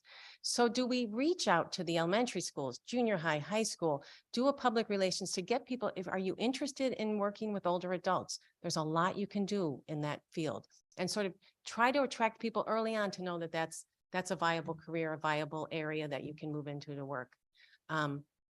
And having assistance to do that. We're talking to the Department of Public Health. Can we access some of our civil monetary penalty funds to do this, or somehow try to reach people? During the pandemic, there was something called the temporary nurse aid. And it was an online course, and it was temporary. We don't do it anymore. And you took the online course, and then you came in and you worked in the nursing home, and they were to train you for that additional hours and only allow you to do what you were, through your competencies you could do. It brought in hundreds of people. And I think that the lesson we learned is that there were people that maybe can't get to a school or can't drive to a nursing home, but have access to a computer and have the time and the interest, and it was free. And they could access that training. And most of those people, from what we're hearing from the field, are now certified CNAs who stayed in the field. So maybe that's another answer. Make the training accessible, make it free. I know most of our many nursing homes have restarted the CNA training programs.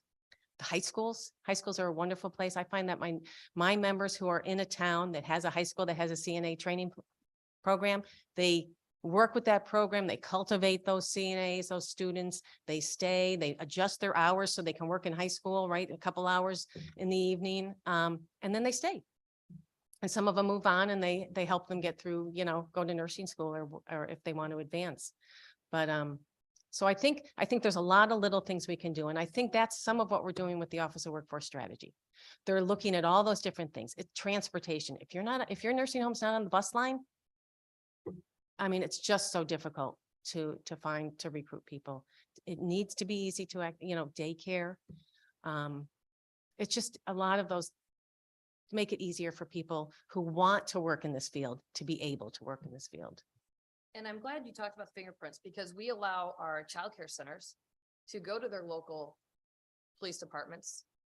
You know, OEC has a list of, you know, approved vendors.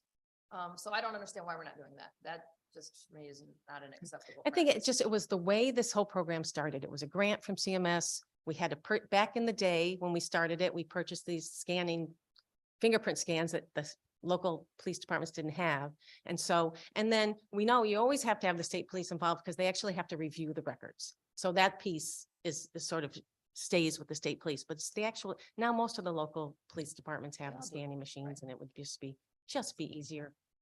And then you talked about workforce and reaching out to our schools. We have an incredible VOTEC school system. And so I would challenge anybody that's listening that if your VOTEC system does not have a CNA program in it, it should have one in it. I know mine does, and they work in our nursing homes and partner with our local hospitals and things like that. I think it's insurmountable what you could get from there. And I think that our public schools should do the same thing. As we know that there's not enough space in our VOTEC schools for the folks that want to get there, maybe a program like this could be a game changer to keeping somebody into class in a public system. And have a job when they graduate. Yes, Yeah. and I would hope by the time that all happens, the job that pays that livable wage, which I think is really one of the underlying conversations. As you heard, you know, time and time again, folks can't live on $18 or $19 an hour. That's, you know, and you're ending up working two different jobs in two different facilities. This is how we saw the pandemic spread from one place to the other place because they were working in multiple places because they had to pay the bills. We need to do better for our caregivers, but we also need to do better for those that are receiving that care. So I just want to thank you for all your dedication and for listening, and I look forward to the continued work. Thanks, Thank you. Meg. Representative Hughes. Thank you, Madam Chair, and thanks, Mag, for representing Leading Age so faithfully throughout the pandemic and beyond and prior to it. You touched on a couple of things. One of the things is retrofitting aging facilities, and the way that this industry has come about is it's privatized, right? Whereas we think about our schools and aging schools that were built in the 50s and 60s, well, those are public. So we can dedicate public money into those, either rebuilding or modernizing, or, you know, now there's schools that are looking at, because of climate change and the rising temperatures, you know, air conditioning and HVAC systems. And of course, we had a whole governor's workforce council subcommittee on nursing home facilities and aeration and stuff. So I guess why I'm looking towards your expertise in the nonprofit world of how, and you mentioned the moratorium, which is very important, that we basically didn't allow new facilities to be developed and therefore modernized. So now we do much more of the household model, right? And instead of the long corridors with the, you know, nursing station like hospitals. And that's why so many of our elders are terrified to go into these facilities, because that's what they envision. And that's in fact what still exists in some sectors of our society. So how would you, you know, modernize with the best practices that Leading Age has done such a great job of modeling, the facilities themselves, which require quite frankly reimagining in order to be person-centered and self-determined, and, you know, have people's own preferences in terms of temperature and that kind of thing, right? And the second thing is, talk to us a little more about how you have brought what's, I feel like, is an undervalued gendered workforce, right? Largely female. So it has been historically and institutionally undervalued.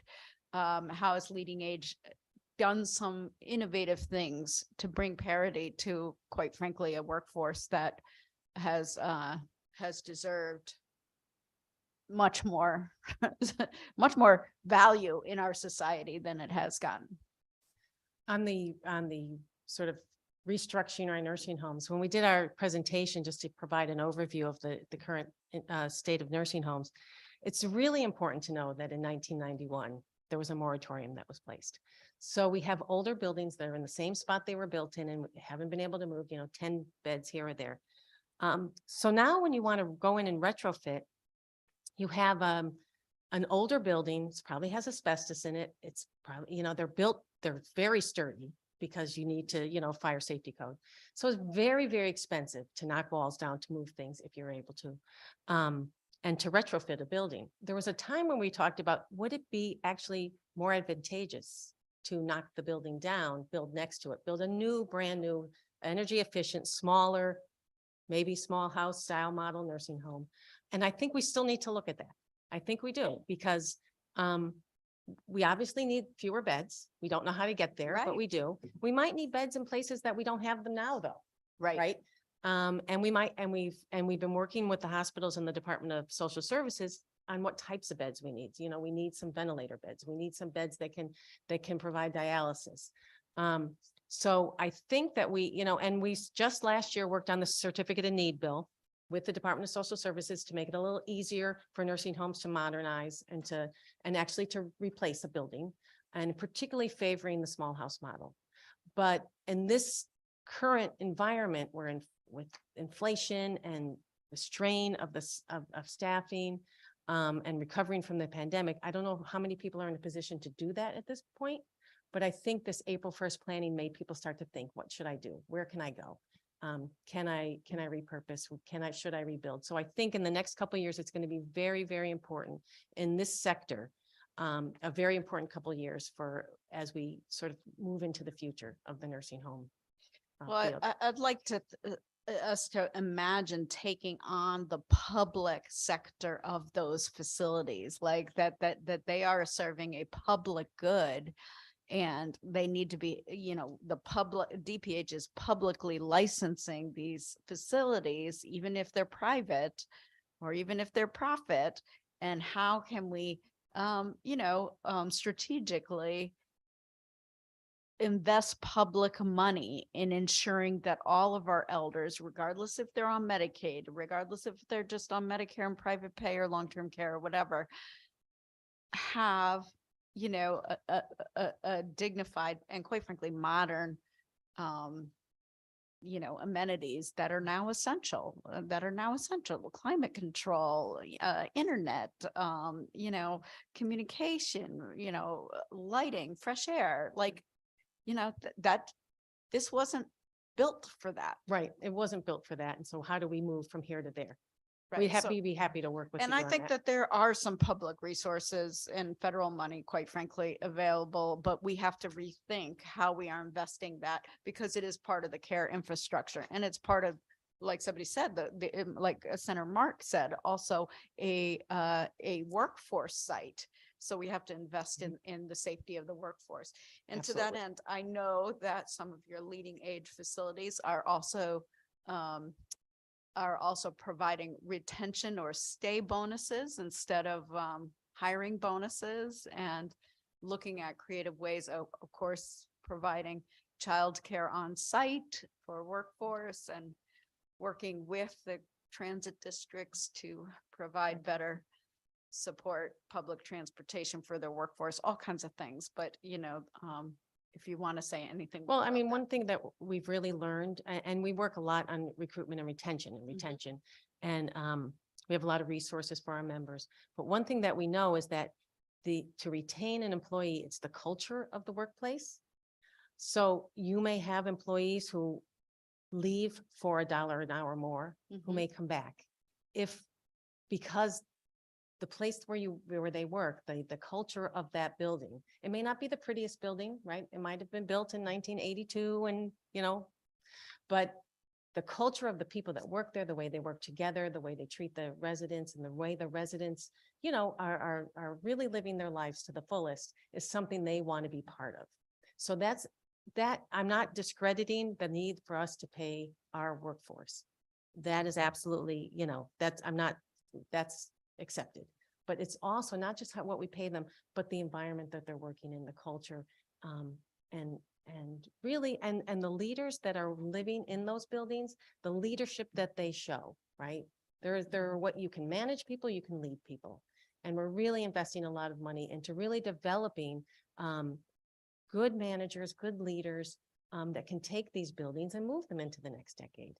Because that's one thing we learned in the pandemic, that leadership was crucial in this sector. You needed good, strong leadership. And sometimes I think we discredit that, but what we really need to do is develop it and really develop, a strong core of administrators and leaders and directors of nursing And culture. and culture. Thank you.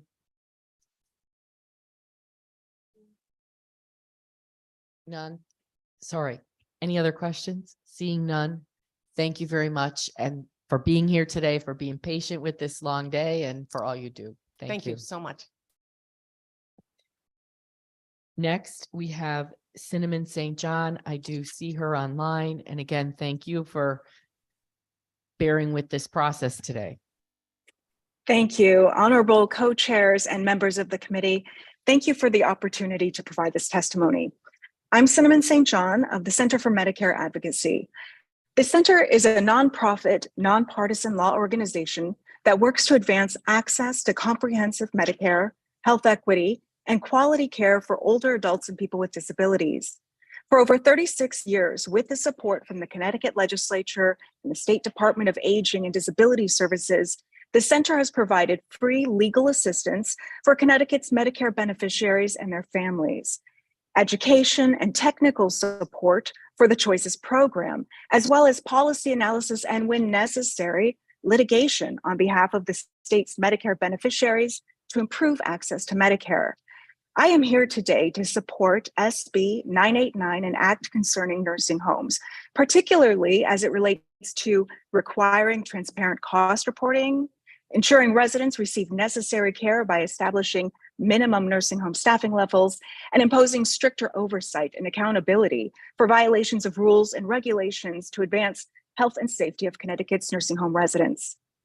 Over 4,100 Connecticut residents have suffered COVID-related deaths, and there have been 28,000 COVID cases.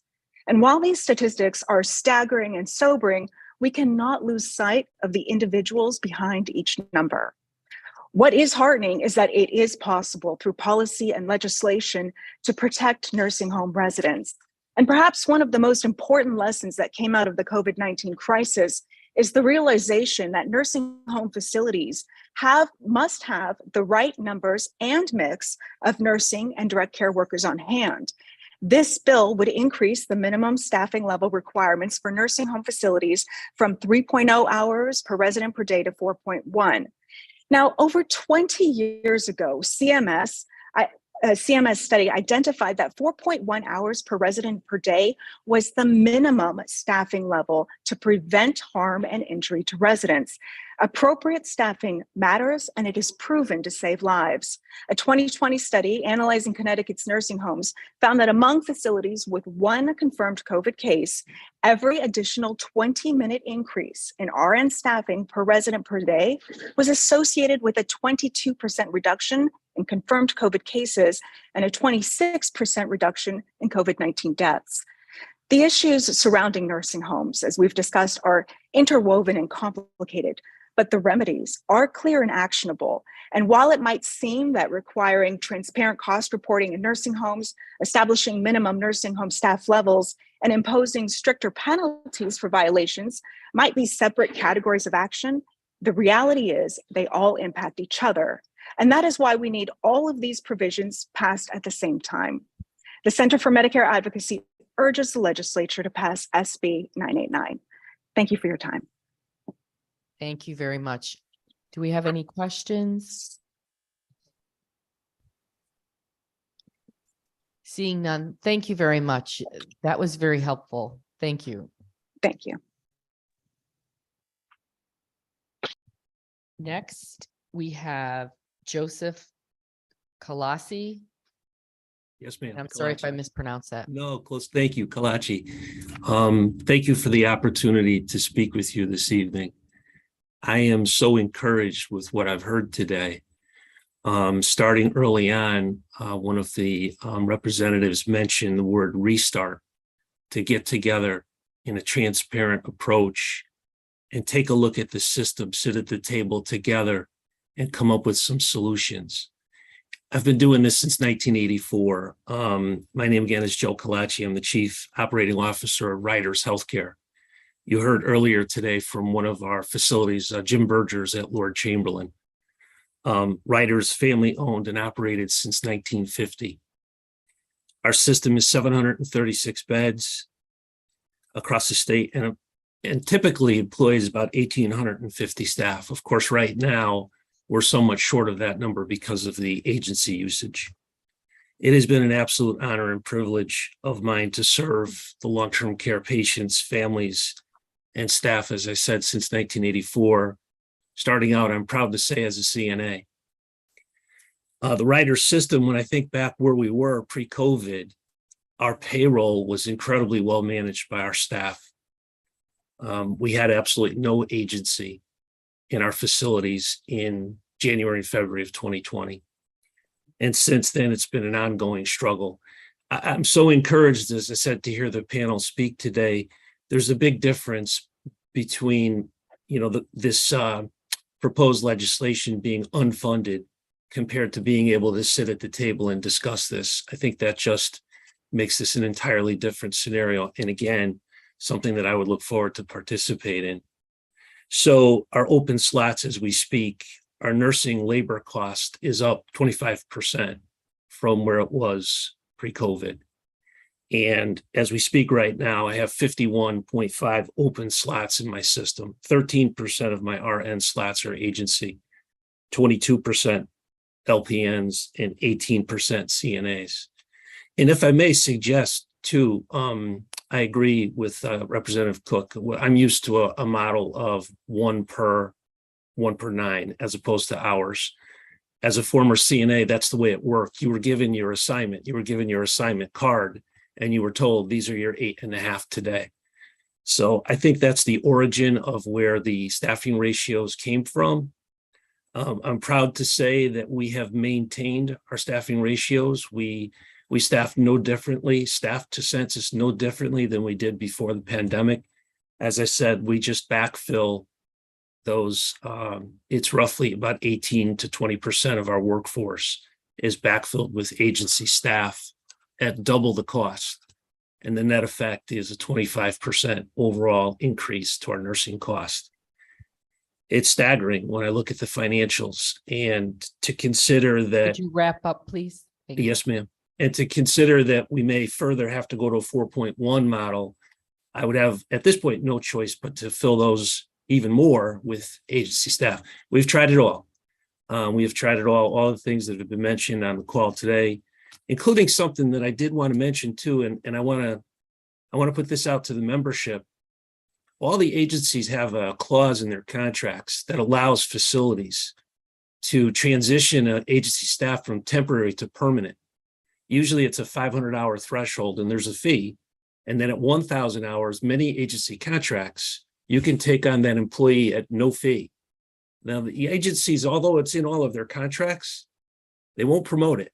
But I encourage all of the facilities, please take a look at your contract, because those agency staffs that we have taken to that do a good job, and we would like to bring them on in-house and make them a permanent part of our staff, they could be readily available even at no cost.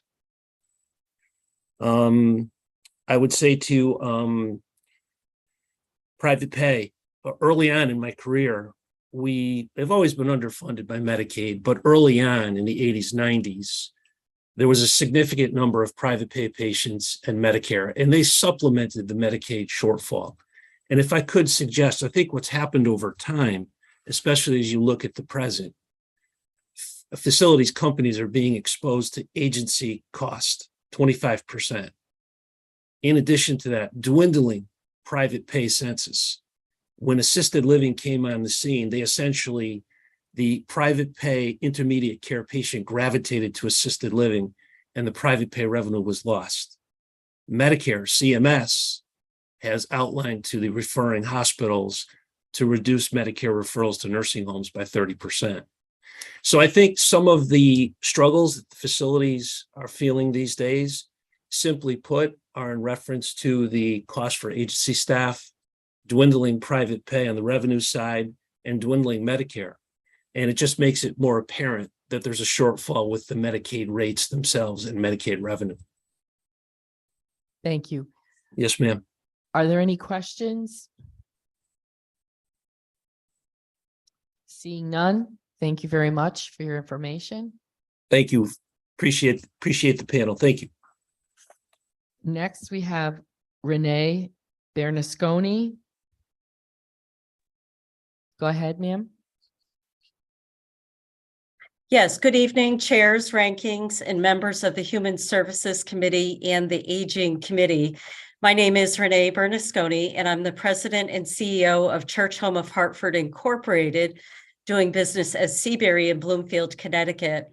I'm also a board member and member of Leading Age Connecticut. I support Bill 6626, which would allow for PACE, the program of all-inclusive care for the elderly, as an option within the state's Medicaid program. Church Home of Hartford was incorporated in 1876 by an act of the Connecticut legislature and was established as a charitable not-for-profit, and I'll underscore after hearing the testimony today, a not-for-profit organization affiliated with the Episcopal Church in Connecticut. Seabury is a CCRC, a continuing care retirement community, also known as a life plan community, which offers a continuum of care and services as well as accommodations for those 50 and older.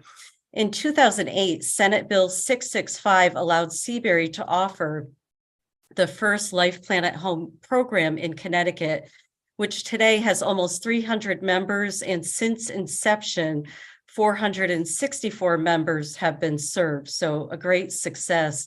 In short, Life Care at Home provides all-inclusive care and services over one's lifetime for an affordable fixed rate. Seabury's vision has also included PACE to offer a comprehensive package of coordinated long-term care services for frail, dual-eligible seniors who wish to remain at home. PACE supports the Connecticut Nursing Home Rebalancing and Efficiency Plans, which empower consumer choice by reducing reliance on institutional care and expanding access to home and community-based services while supporting the efficiencies in the Medicaid program. Aside from the payer source, PACE does not vary in any significant way from successful Life Plan at Home models. The at-home program offers care coordination, transportation, meals, supportive technologies, telehealth, etc. In addition, assisted living and skilled nursing are available if one can no longer stay at home safely. In summary, PACE expands the availability of the continuum of care model to dual eligible individuals and provides another option for long-term care services. Additionally, PACE promotes sound public policy and has demonstrated success in 31 states for more than 25 years. And lastly, PACE offers choice and opportunity for the 80% of the population who want to stay in their own homes and have the ability to do so safely, which has been nearly impossible due to the significant gaps in services. I urge you to vote yes for Assembly Bill 6626 and support the expansion of PACE to Connecticut as an alternative for Connecticut residents. Thank you for considering our testimony. Thank you. Are there any questions? I see Representative Hughes. Go ahead. Thank you, Madam Chair, and thank you for your testimony. I'm well familiar with Seabury and its long legacy and some very proud residents of that facility. I think our committee is a little it hasn't done a great job of understanding the PACE model because it would just apply to certain communities that have enough residents to support it. Is that your understanding as well? That is correct. And I have been working with who I consider to be sort of a national expert in PACE. And one of the first things that we should all be doing, and however that happens, is doing the market assessment and evaluation in terms of the need in Connecticut. We know that there's need, certainly in Hartford County, there's need. We are a Medicaid provider as well as have 50 residential care home beds, and there just quite frankly aren't enough of those types of beds, sort of in the community for people who are dually eligible. So I think that a study should happen, absolutely determining the numbers and what those numbers look like in terms of folks who would be eligible for the PACE program. And can you say something, thanks for that, that's helpful. Can you say something also about, just in your experience with Seabury, what you see in terms of dually eligible residents? Like, what does that look like? Right. So we do have, as I said, which is pretty unusual for CCRC, a life care community. We have a total of 72 skilled nursing beds, 30 of which are Medicaid. And we have 50 residential care home beds within assisted living. In fact, we just received 14 new ones, so that gave us the total of 50. I will tell you that there's great demand for those beds and those services. As many of you know, people will leave, or residents will leave for example, other assisted living facilities because they've run out of money and there's no resources available to enable them to remain in that particular facility. So we do see a lot of those folks where they could come here to assisted living within residential care and receive old age assistance and be able to remain here really over their lifetime. Once we receive someone in our care, we do provide that assurance. Obviously, 30 skilled beds, highly desirable, mostly private rooms. There just aren't enough, but I know within the PACE program, it's really speaking to those folks who want to remain at home. And there are no vehicles really, except for some of the sort of the pilot programs, that are available that would help really cover the care and services, the coordination that one would need to safely remain at home. So we know that it can be done. We provide that care and service all the time. We've been doing this since 2008, and prior to that with our own visiting nurse agency. But it has to be expanded to include those who couldn't afford it on their own. So that's what you mean by dually eligible. Correct. Medicare, Medicaid eligible, correct. Okay, great. And again, just for our audience and for committee members, assisted living is not covered by Medicare generally. And that's why the continuing care model is so distinctive, because once you're committed to living there, that is their home, right? Oh, yes, but we do have the at-home program, which has grown significantly, and there's no requirement to come to campus. There are many people who enjoy Seabury and spend a lot of time with us, but expect to remain at home and be within their home for their final days. So, for example, we've had 10 members currently who have full-time live-ins, 24-hour care, who are there, and that's because the member has chosen to be at home. That's where they want to spend their final days, and that's possible based on the services that we provide. That is not possible for someone who doesn't have the financial resources to come into a life care program. That is, I think that's the real crux that we're trying to get at as we consider PACE, is how that can work both for the person, their spouse, and for the facilities, because, and I just want to point this out for my colleagues, you're training those staff, right, that are going into those homes so folks can stay into their homes. So they're part of your Seabury culture of employer, I should say, or care. Correct. So as I said, we started with Seabury Visiting Nurse, which goes back to 1999. And so we've been in home and community-based services for many, many years. And absolutely, the training comes as part of this process. We've done very well training our staff who both, in many cases will serve the residents on campus, as well as members in the at-home program. And, we'll go from one to the other. It's not required, but we make sure that we do have certified nursing assistants who are in the home. So we keep those very high standards regardless of where we're providing that care. I think that oversight is really key as we consider that model. Thank you, Madam Chair. I just wanted to get those details from you. Thank you very much for your testimony. Thank you. Thank you. Seeing no other questions, thank you for your important testimony in our hearing today. Thank you. Great, thank you. I believe that next we have Beth McGinnis. Beth was supposed to be in person. I'm not sure. I don't believe we have Beth McGinnis. Next, we have Paulette Boleyn. Is Paulette online? Yes, I see her online. I'm here. Go ahead. Thank you. Good afternoon, members of the committee. My name is Paulette Beelan.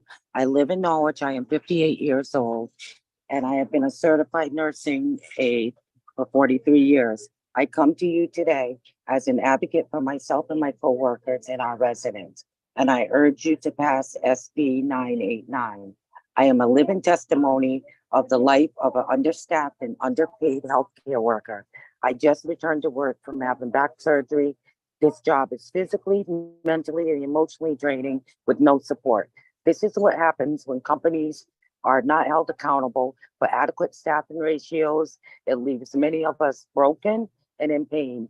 In the last 43 years, I have seen such a drastic change in the nursing home industry, yet I have seen no change in the state staffing patterns.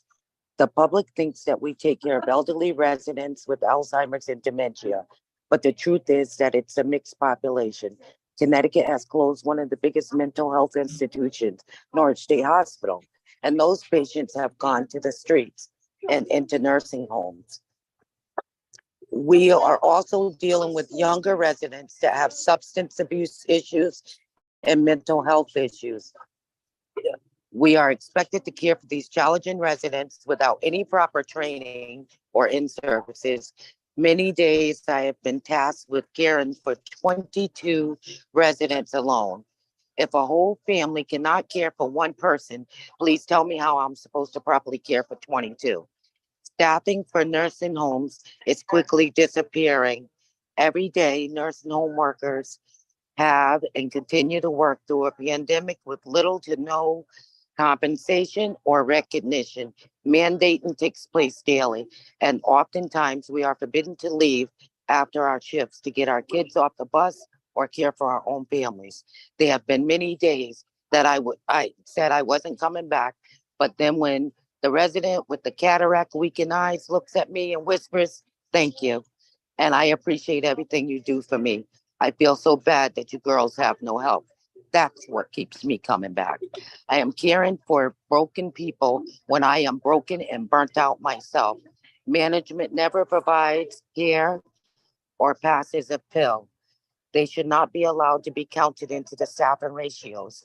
It is not an exaggeration to say nursing home workers have given their life to this industry. Many have died of COVID or brought COVID home to their family members who have died. Many have had car accidents trying to drive through snowstorms to get to work. The people we care for are important and deserve adequate staffing to meet their daily needs.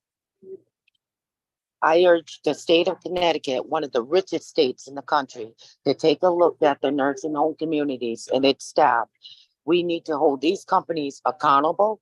I am asking that the state show its nursing home residents a little of the same love that the caregivers have shown this helpless community. For today is their sick pillow, but tomorrow it could be yours or your loved ones. Thank you for your time. Thank you. Are there any questions? Seeing none, thank you very much for the work that you do and for hanging in with us today and testifying. Thank you. Thank you. Next, we have Stephen Gordon.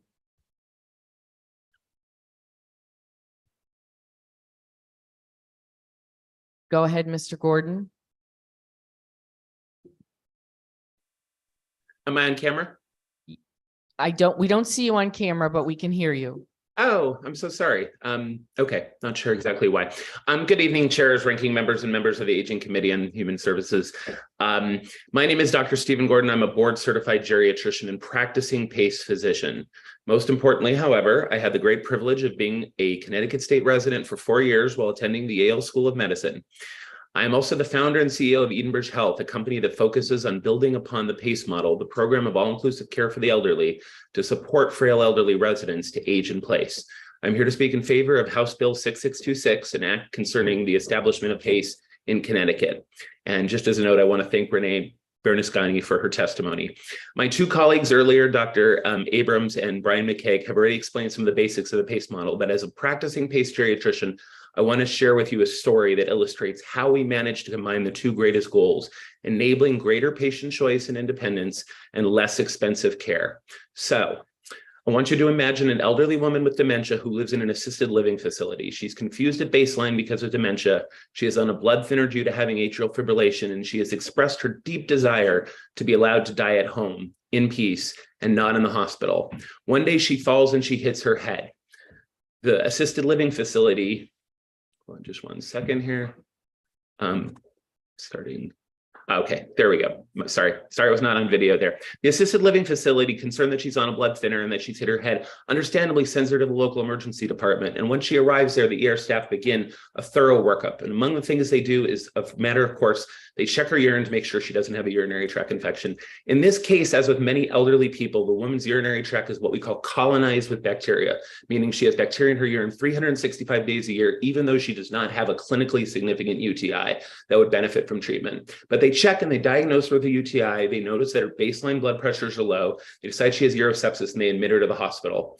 There's one thing geriatricians know, we know, frail elderly people do not do well in the hospital. She does exactly what we expect her to do. She develops delirium, where she becomes even more confused than usual. And in addition, the antibiotics she's given for the UTI that she didn't really have cause the good bacteria in her gastrointestinal tract to clear out, resulting in diarrhea that leads to dehydration and further lowers her blood pressure.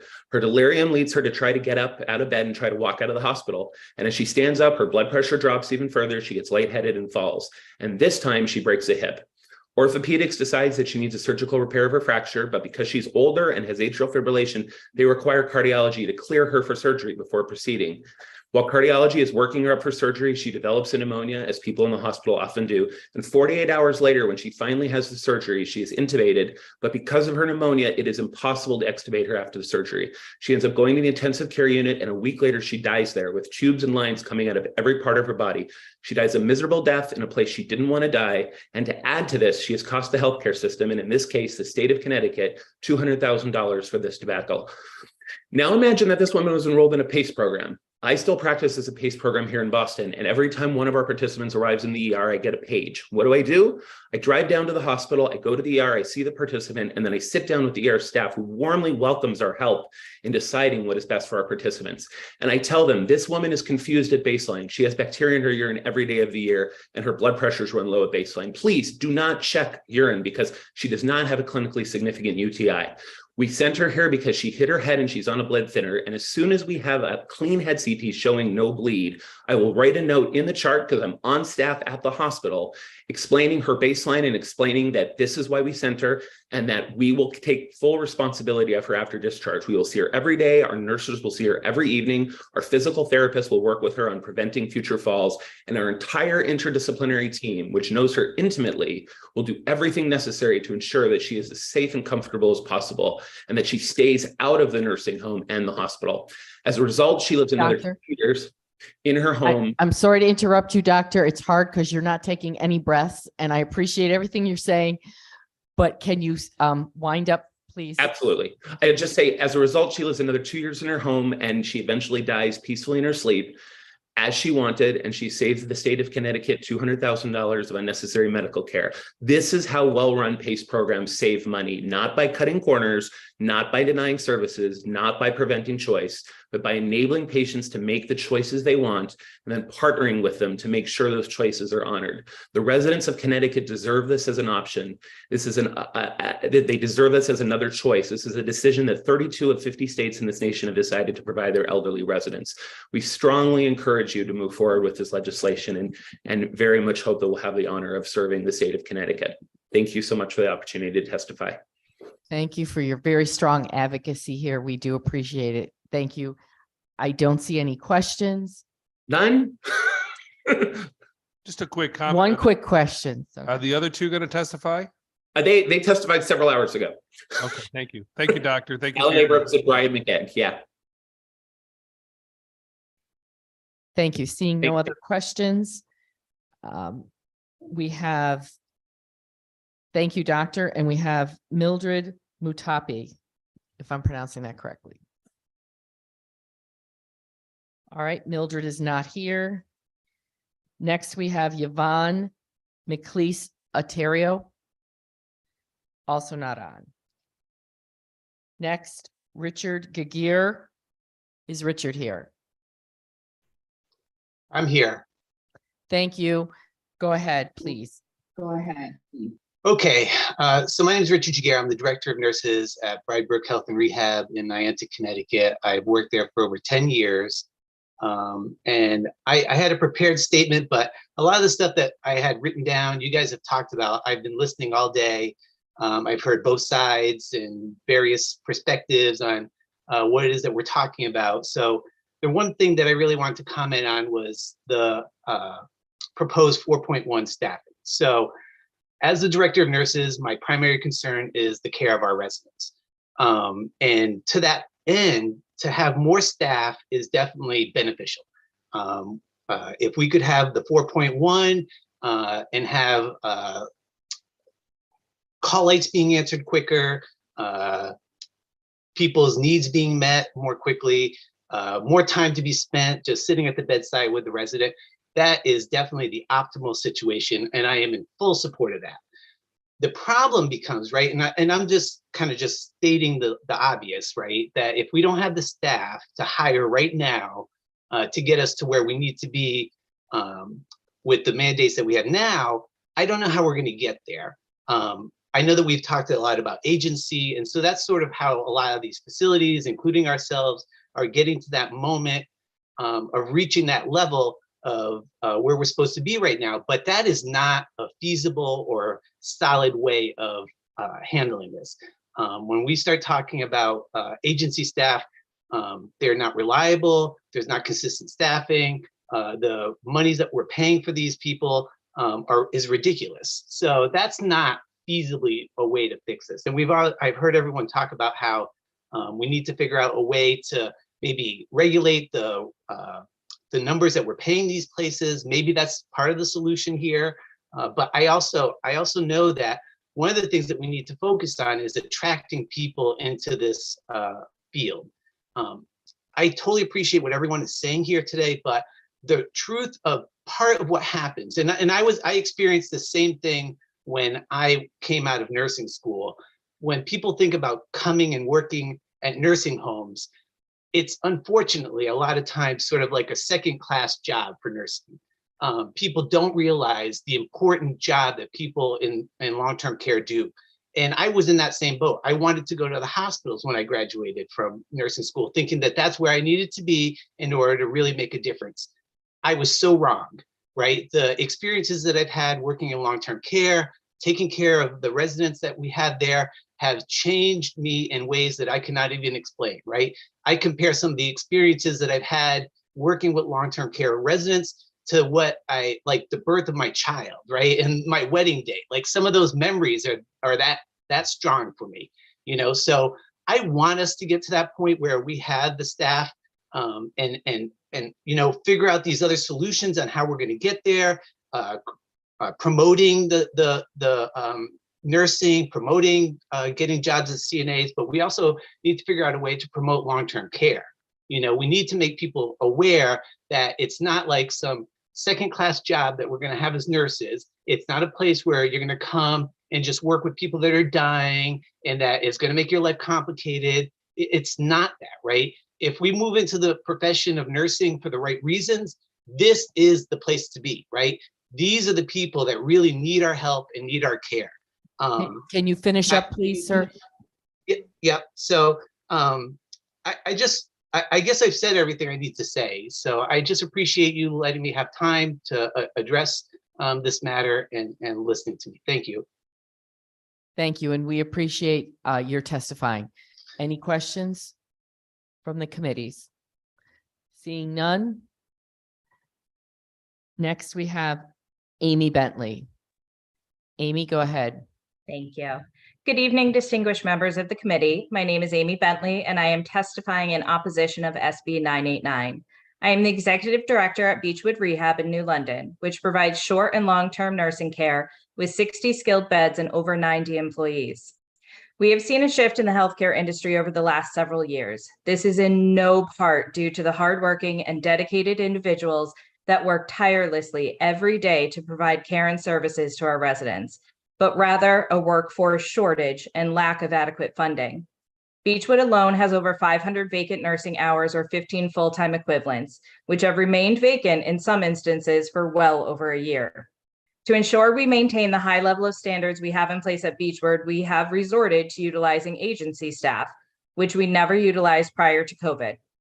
Unfortunately, the utilization of agency staff has put additional burdens on the facilities from a financial standpoint, but more importantly, a lack of consistency. Providing great care is not just about the number of individuals you have providing that care. It's about training, education, and consistency. Our industry is experiencing one of the worst staffing shortages in decades. Implementing the 4.1 staffing ratio without proper planning and development will force facilities to utilize more agency staff, increasing the financial burden and potential for substandard care due to inconsistencies. We need to first build the resources available to the facilities in the form of funding and individuals, which in turn will allow facilities to provide a higher, more consistent level of care and services. To enable facilities to provide the care and services our residents deserve, we need to slowly and methodically implement a plan to allow time for growth, education, funding, and analysis. Facilities have tried various avenues to bring in additional staff. Unfortunately, we don't see the workforce required to fill the need. I currently participate with the Eastern Connecticut Healthcare Regional Sector Partnership. All the organizations involved are dedicated to finding ways to help increase the workforce pool by looking at all the struggles and burdens the organizations, but also the employees face. There's a wide array of reasons we are seeing a workforce shortage, from fear to loss of benefits, such as food stamps or housing assistance, child care support, lack of educational program availability, and much more. I am dedicated to enhancing the lives of the residents and the staff in my facility. But to do this, we need to look at all aspects and analyze how we truly can make a difference. Without adequate funding and, more importantly, building the workforce, SB 989 will not fix the issues that we currently face. Thank you for your time and your consideration. Thank you. Do we have any questions? Seeing none, thank you for your time and testimony. Next, we have Marissa Jones. Go ahead, Marissa. Good evening, committee members. My name is Marissa Jones, and I am the executive director at Parkway Pavilion Health and Rehab Center in Enfield, Connecticut. I have been in the industry for over 12 years and am a very passionate advocate for ensuring quality care is provided in the homes I am part of. We are now 3 years into this unrelenting pandemic, and I can say the biggest consequence and challenge we've experienced is the severe staffing shortage. We currently have over 600 open hours for our CNAs and nurses, not to mention our nursing management positions, and it has proven difficult to overcome these openings despite consistent and ongoing efforts to recruit. I personally am making calls in evenings, weekends, scheduling interviews at the beck and call of applicants to no real impact on that bottom line. It does not appear as though we have enough workers available, or they're opting to go to work for the staffing agencies for flexibility and higher pay rates. Our nursing homes labor-related costs began an unprecedented dramatic rise with the pandemic, and they're showing no signs of relenting. This is a direct result of our team having no choice but to turn to these staffing agencies to help our staff ensure the residents are getting the care that they deserve.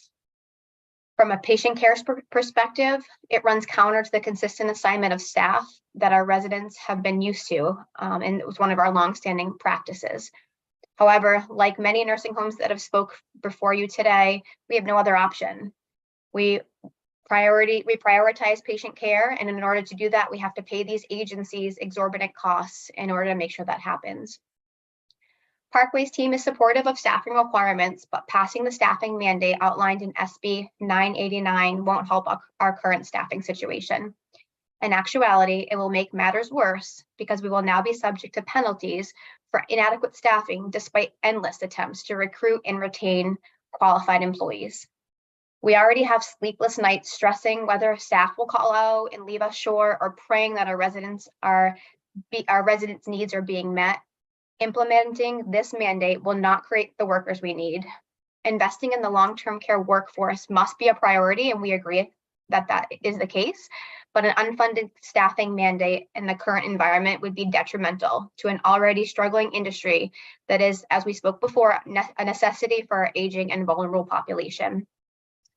Please help us deliver the high quality care we are committed to delivering by supporting additional funding to our nursing homes to help support our staffing efforts and help assist in developing the current workforce.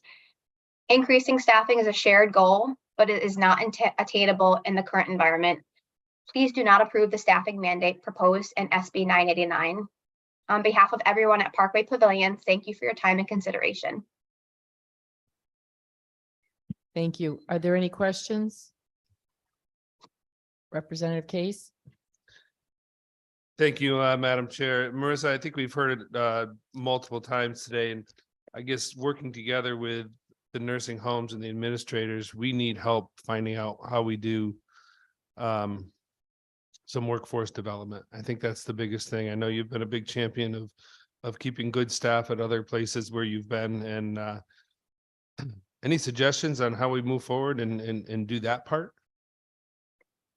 I think we're trying, so at Parkway, we're trying all different avenues. You know, we're trying to grow our own. We are hosting clinicals in hopes of helping. You know, we encountered some Porter and Chester reached out to us with a real shortage of clinical sites because they have a backup of nursing students. So we're trying to assist in the development of the current workforce. But I'm not really sure. We're trying to reach out to the adult ed programs as well. I think we just have to all band together to try to help support the programs in the communities. Well, Marissa, I thank you for your time and coming tonight and speaking. It's not an easy job being the executive and running a facility and keeping your staff together. But the bottom line is we need to figure out how to bring more people into this industry to take care of our most vulnerable, as you have done over the years. So once again, I thank you for holding it up to being number 49 with 5 more to go. So thanks again, Marissa. Thanks, Rep Case.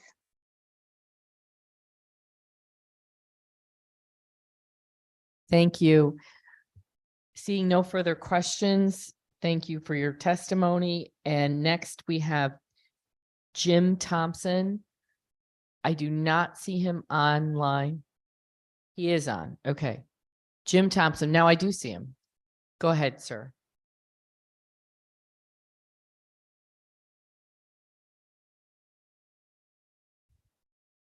I think you're muted, Mr. Thompson. Go ahead. There we go. Good evening. Good evening, esteemed committee members. My name is Jim Thompson. I'm currently in my 13th year as a long-term healthcare administrator. I'm the administrator of Torrington Center for Nursing and Rehabilitation in Torrington, Connecticut. We're a 75-bed facility and employ just over 120 staff.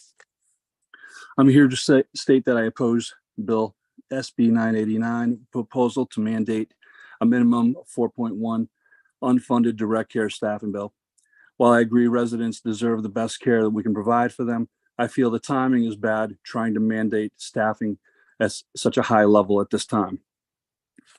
With respect to 4.1 staffing, as many facilities, we too face issues due to the loss of positions since the era of COVID. Some of our ads have been running for well over a year, and yet we still have an average of 10 to 12 positions, including RNs, LPNs, but primarily CNAs. These have been most difficult to hire and retain as we struggle weekly, sometimes daily, to fill what we have with what staff we have, usually paying overtime premium just to do so. Regarding mandation, as I already stated, staff unavailable or not willing to commit specific facilities, sorry, it's late, may have left the nursing home industry or signed on with multiple staffing agencies. Even if you were to utilize staffing agencies in your facilities, there's no guarantee you'd be able to get someone to fill the open positions, or if they were scheduled to appear at your facility, there's no guarantee they would actually fulfill it. As others have already mentioned, there's no way to hold these people accountable. There's no repercussions from their agencies when they do call out. Should they choose to not show up. On conversations with some of my staff who hold positions with agencies, they may actually get pulled over to other facilities by their agencies in lieu of a higher rate. This is something that's created some difficulty. We see this especially on weekends. Not in my current facility, but I've seen this in the past very recently. To me, this is the bigger issue. Should be addressed before we consider moving forward with trying to mandate staff without having the availability to do so. Lastly, the requirement to be unfunded. It's no secret that nursing homes face financial struggles, be it cost overruns, reimbursement shortages, and so on. To find mandation expectation proposed, there's really no other way to say it than you can't get blood from a stone. As others have already stated, including Matt Barrett and Tammy Campanelli, before we pass a measure such as mandating staff for direct care staff, mandating 4.1 staffing for direct care staffing, we need to find a better way and build a better support system for Connecticut. Otherwise, we're putting the ox before the cart. So in closing, I'm asking that the committee, when you're presented with a proposal SB 989, please do not approve this bill.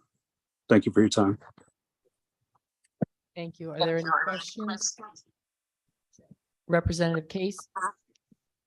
Thank you. And I know it's late, and thank you, Jim, for coming or staying up late with us and being one in the district. I just, once again, hopefully we can all work together and try to figure out the staffing part of this.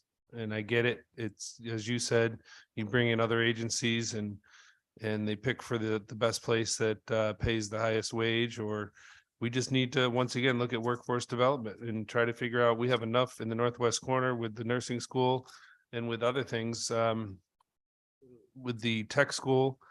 We should have the assets and the ability to move forward and get some young people out there to start in this this field. And anything you can do to help us, please let us know.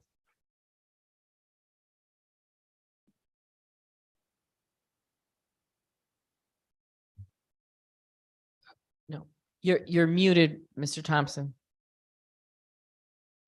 You're on mute, Mr. Thompson.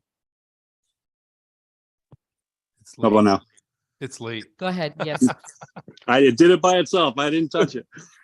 I think, as you've already stated, working with Matt Barrett and the association, there's some very clever, creative minds, I think, should be able to come up with something. I think we all have some things in mind, what's actually attainable. Difficult to say. It's quite a task, I think, but I do think that it's something that, like I said, our residents do deserve, but I just don't see passing this at this time until we have something else in place. I think it's a bad decision. Thanks, Jim. Thank you. Representative Cook? Hi, Jim. How are you? Are you still there? Did he leave? Okay. That's all right. Right down the street from my house. Okay. All right. Next we have Mr. Bodnar, John Bodnar.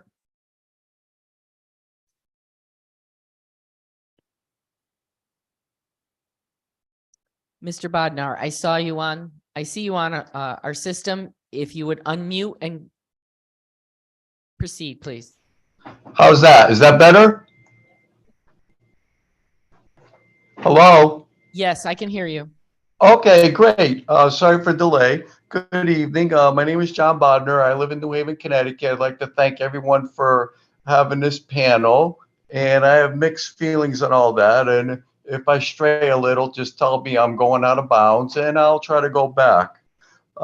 Basically, on March 9th, 2020, Governor Lamont and Department of Public Health mandated a lockdown. For over a year, I couldn't get out of my room. I was a prisoner. During that time, my brother passed away.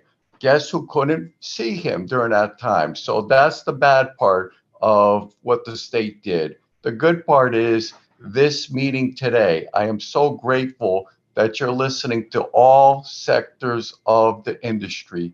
And I was really moved by Ms. Baleen in Eastern Connecticut. She really loves her job and loves her patient, but help her out. I mean, we need more staff. So that's one of the reasons I support Senate Bill 989. And was a little upset that you had so many people from the nursing home industry speak. And I saw Keith Brown speak, and he was administrator of my place for months. He was pathetic, but the administrator I got now is very talented, and Marley West is a very intelligent woman. So, you know, we balance it out. So I told you the bad in the industry and the good. So, and that's it. And I welcome any questions. And I thank you so much for not interrupting me when I threw in that comment about 2020. Okay, thank you, Mr. Bodner. We do have a question from Representative Cook. Hi, John. Thanks for being there this evening. Can you hear me? I can, and I'm really impressed with your aide because I called her 8 hours ago and I liked some of the questions you presented and she relayed it to you. So that you've got an amazing staff. Oh, well, thank you. I'll make sure that I give her a huge shout out tomorrow when I see her. John, I have a question. Are you still in, you're saying that you or your brother was in a nursing home? I was I still am, but I was at the time, and I couldn't leave. I couldn't even get sunlight. I don't know if you noticed, vitamin D helps fight COVID. I couldn't even go to the courtyard because we couldn't leave our room for a year. And I'm sorry about the loss of your brother. And since I know that you were listening, you obviously know that I lost my father-in-law as well. And it's like so many families lost loved ones. But I want to check on your staff today. Do you find that you have adequate staffing to care for your needs, or are there things that you suggest that we can do better? It depends what week you speak to me. Some weeks it's adequate staff, but quite often it's not. Yesterday, I thought we were short-staffed with only 2 CNAs, and the night before it also was only 2 CNAs. And I was blessed because both were professionals. They took the high ground and they didn't pout or complain to me about it, because in the past, whenever the place was short-staffed, someone would come in and says, we're short, we're short, we're short. And these members didn't tell me. I just kind of figured out because I didn't hear anyone talking in the hallway. So I said, there's only 2 members today. Yeah, okay, how'd you guess? So yeah, that's the reason I support 989, because there are times that we are short-staffed. And October 9th, it really hurt me because my urostomy bag came off. And guess what?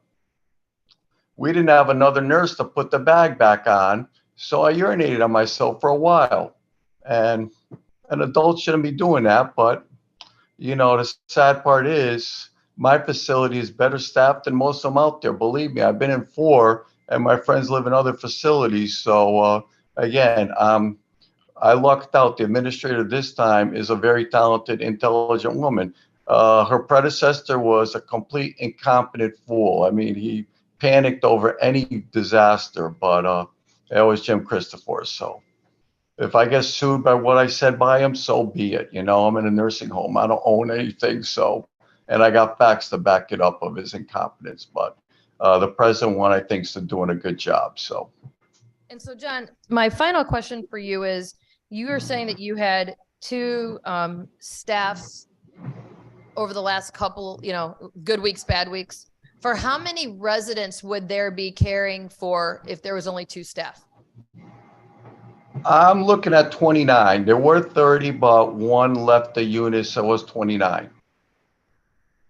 Okay. And do you find that the staffing changes from the day shift to the night shift, or is that pretty consistent around the clock? Funny part is it changes sometimes due to the weather. If it's great weather, some people will call out, but at night shift, it's usually less than a daytime. Okay, thank you. And thank you very much for calling in. I'm sorry that happened to you. Again, my condolences for your brother. Thank you. And I appreciate you, you sticking around with us and listening today. It means a lot. Have a wonderful Again, night. Take care. emphasize your aide is incredible. She's not a bureaucrat. She's a hardworking person. And please compliment her when you see her this week. I will. Thank you. Thank you. And in case I don't forget, as we wind down here, thank you to our staff for being here all day and keeping us on track and shutting our microphones off when we need to, because we're not the best. We're sometimes technically challenged here. I'm speaking for myself. But thank you to everyone who's helped keep us going here today. Next, we have Jean Mills Aranha. I think she's our last in-person testimony. As soon as you're set, ma'am, go ahead. Thank you, Madam Chair, and the other stalwart members of the committees. My name is Jean Mills Arana. I'm a volunteer attorney with Connecticut Legal Services, having recently retired from its elder law unit. I'm testifying on behalf of Connecticut's legal aid programs, Connecticut Legal Services, Greater Hartford Legal Aid, and New Haven Legal Assistance. Our low-income elderly residents, who include the residents of nursing homes. And I'm testifying in support of these important bills to improve the lives of nursing home residents. I've submitted kind of a long written testimony and tried to focus particularly on the provisions that address transparency, accountability, and staffing, because all 3 of these, as we've heard today from many different people, have to work together to improve the lives of our residents. The residents are suffering and they need help. I'm going to talk to you about 2 things that haven't been talked about today, believe it or not. And I'll try to make it quick. Section 3 of Senate Bill 989 and Section 1C3 of Senate Bill 930 each require that notices of involuntary discharge be provided to the resident and simultaneously to the long-term care ombudsman. This provision assures that someone other than the resident who may not understand the notice or perceive its significance is notified of the proposed transfer. Except in certain limited circumstances, residents are also already required to receive a discharge plan developed by the healthcare facility personnel, as well as the mentioned notice of discharge. The plan's purpose is to minimize the disruptive effects of the transfer or discharge on the resident by considering a number of factors. We believe that this discharge plan should also be provided to the long-term care ombudsman at the same time that they receive the discharge notice. As the plan is already required to be prepared and provided to the resident, it should not be difficult to provide it to the ombudsman with the notice. And suggested language, which is just a simple sentence to be inserted into each of those bills, is included with my written testimony. The second thing I'd like to address is that Section 9, which provides for the 4.1 hours of care, which I'm very strongly in support of for a lot of reasons that I'll skip over for now, also addresses social work and recreational staff, which are also critical to a resident's well-being. The recreational staff decrease that was implemented last year was the result of a drafting error. The modification in Section 9 of this bill, calling for these 2 bills actually, calling for a higher recreational staff than was in place on January 1, 2022 is important to correct this error and to implement the recommendations of the governor's 2020-21 nursing home and assisted living oversight working group, of which I was a member with Representative Cook. And we fully support that language. And I just wanted to make sure, it looks like there's going to be a lot of discussion about the 4.1 hours, which is Part A. But the parts about the social work and the recreational staff, I think, are far less controversial. And as I said, the part about the recreational staff is really to correct an error. So I just would like to bring that to the committee's attention and hope that it does not get lost in the larger discussions, which are also obviously variously important, incredibly important. Thank you. Are there any questions? Representative Hughes. Thank you, Madam Chair, and thank you so much, Jean, for the Oversight Council participation, but your faithful testimony. I really, really value, especially those technical changes and the oversights that I think, you know, lots of times, unless we have testimony from folks like you, we might miss it. And some of those are errors, you know. I especially thank you for bringing up the social work and the recreational staffing portion. That is absolutely critical. It is not fringe at all to the lives of our residents. Yeah. And Thank you. yeah, I was just afraid because it's in that same section with the 4.1 that it would all get blown up together. So I just wanted to right, bring that out. right. So we don't want to lose that if we modify, you know, the phasing in of 4.1 or whatever. We absolutely need to keep that essential piece of the minimum. Again, we just want to raise the floor, not the ceiling, but the floor of what elder care in our long-term care homes, and they are resident homes, can look like. So thank you for weighing in with your expertise. You're very welcome. Thank you. Any other questions? I just want to thank you for staying all night to testify. We truly appreciate it. Thank you. Thank you. Next, we have online Nicole Lewis. Go ahead, you can unmute yourself and proceed. Thank you. Go ahead, ma'am.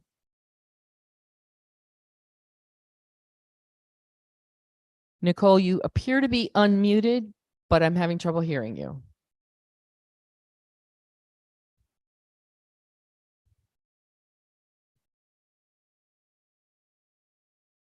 Nicole, can you hear me?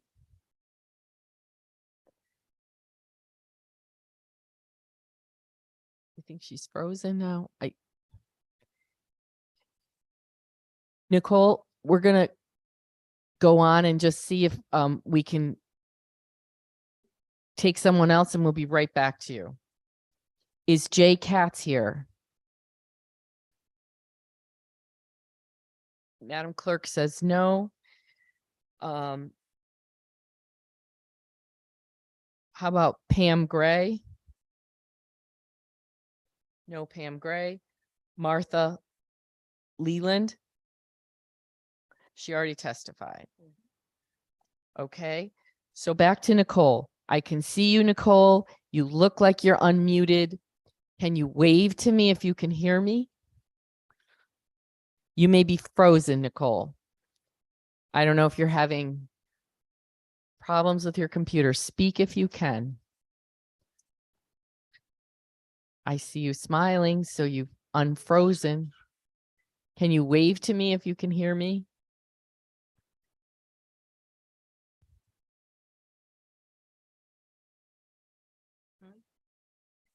All right, Nicole, I'm sorry that we can't hear you. You're our last person here tonight. So we're going to finish up, and if you can send us an email or submit testimony online, we'd appreciate it, okay? Can you give us a thumbs up? All right, you're frozen again. Sorry, Nicole.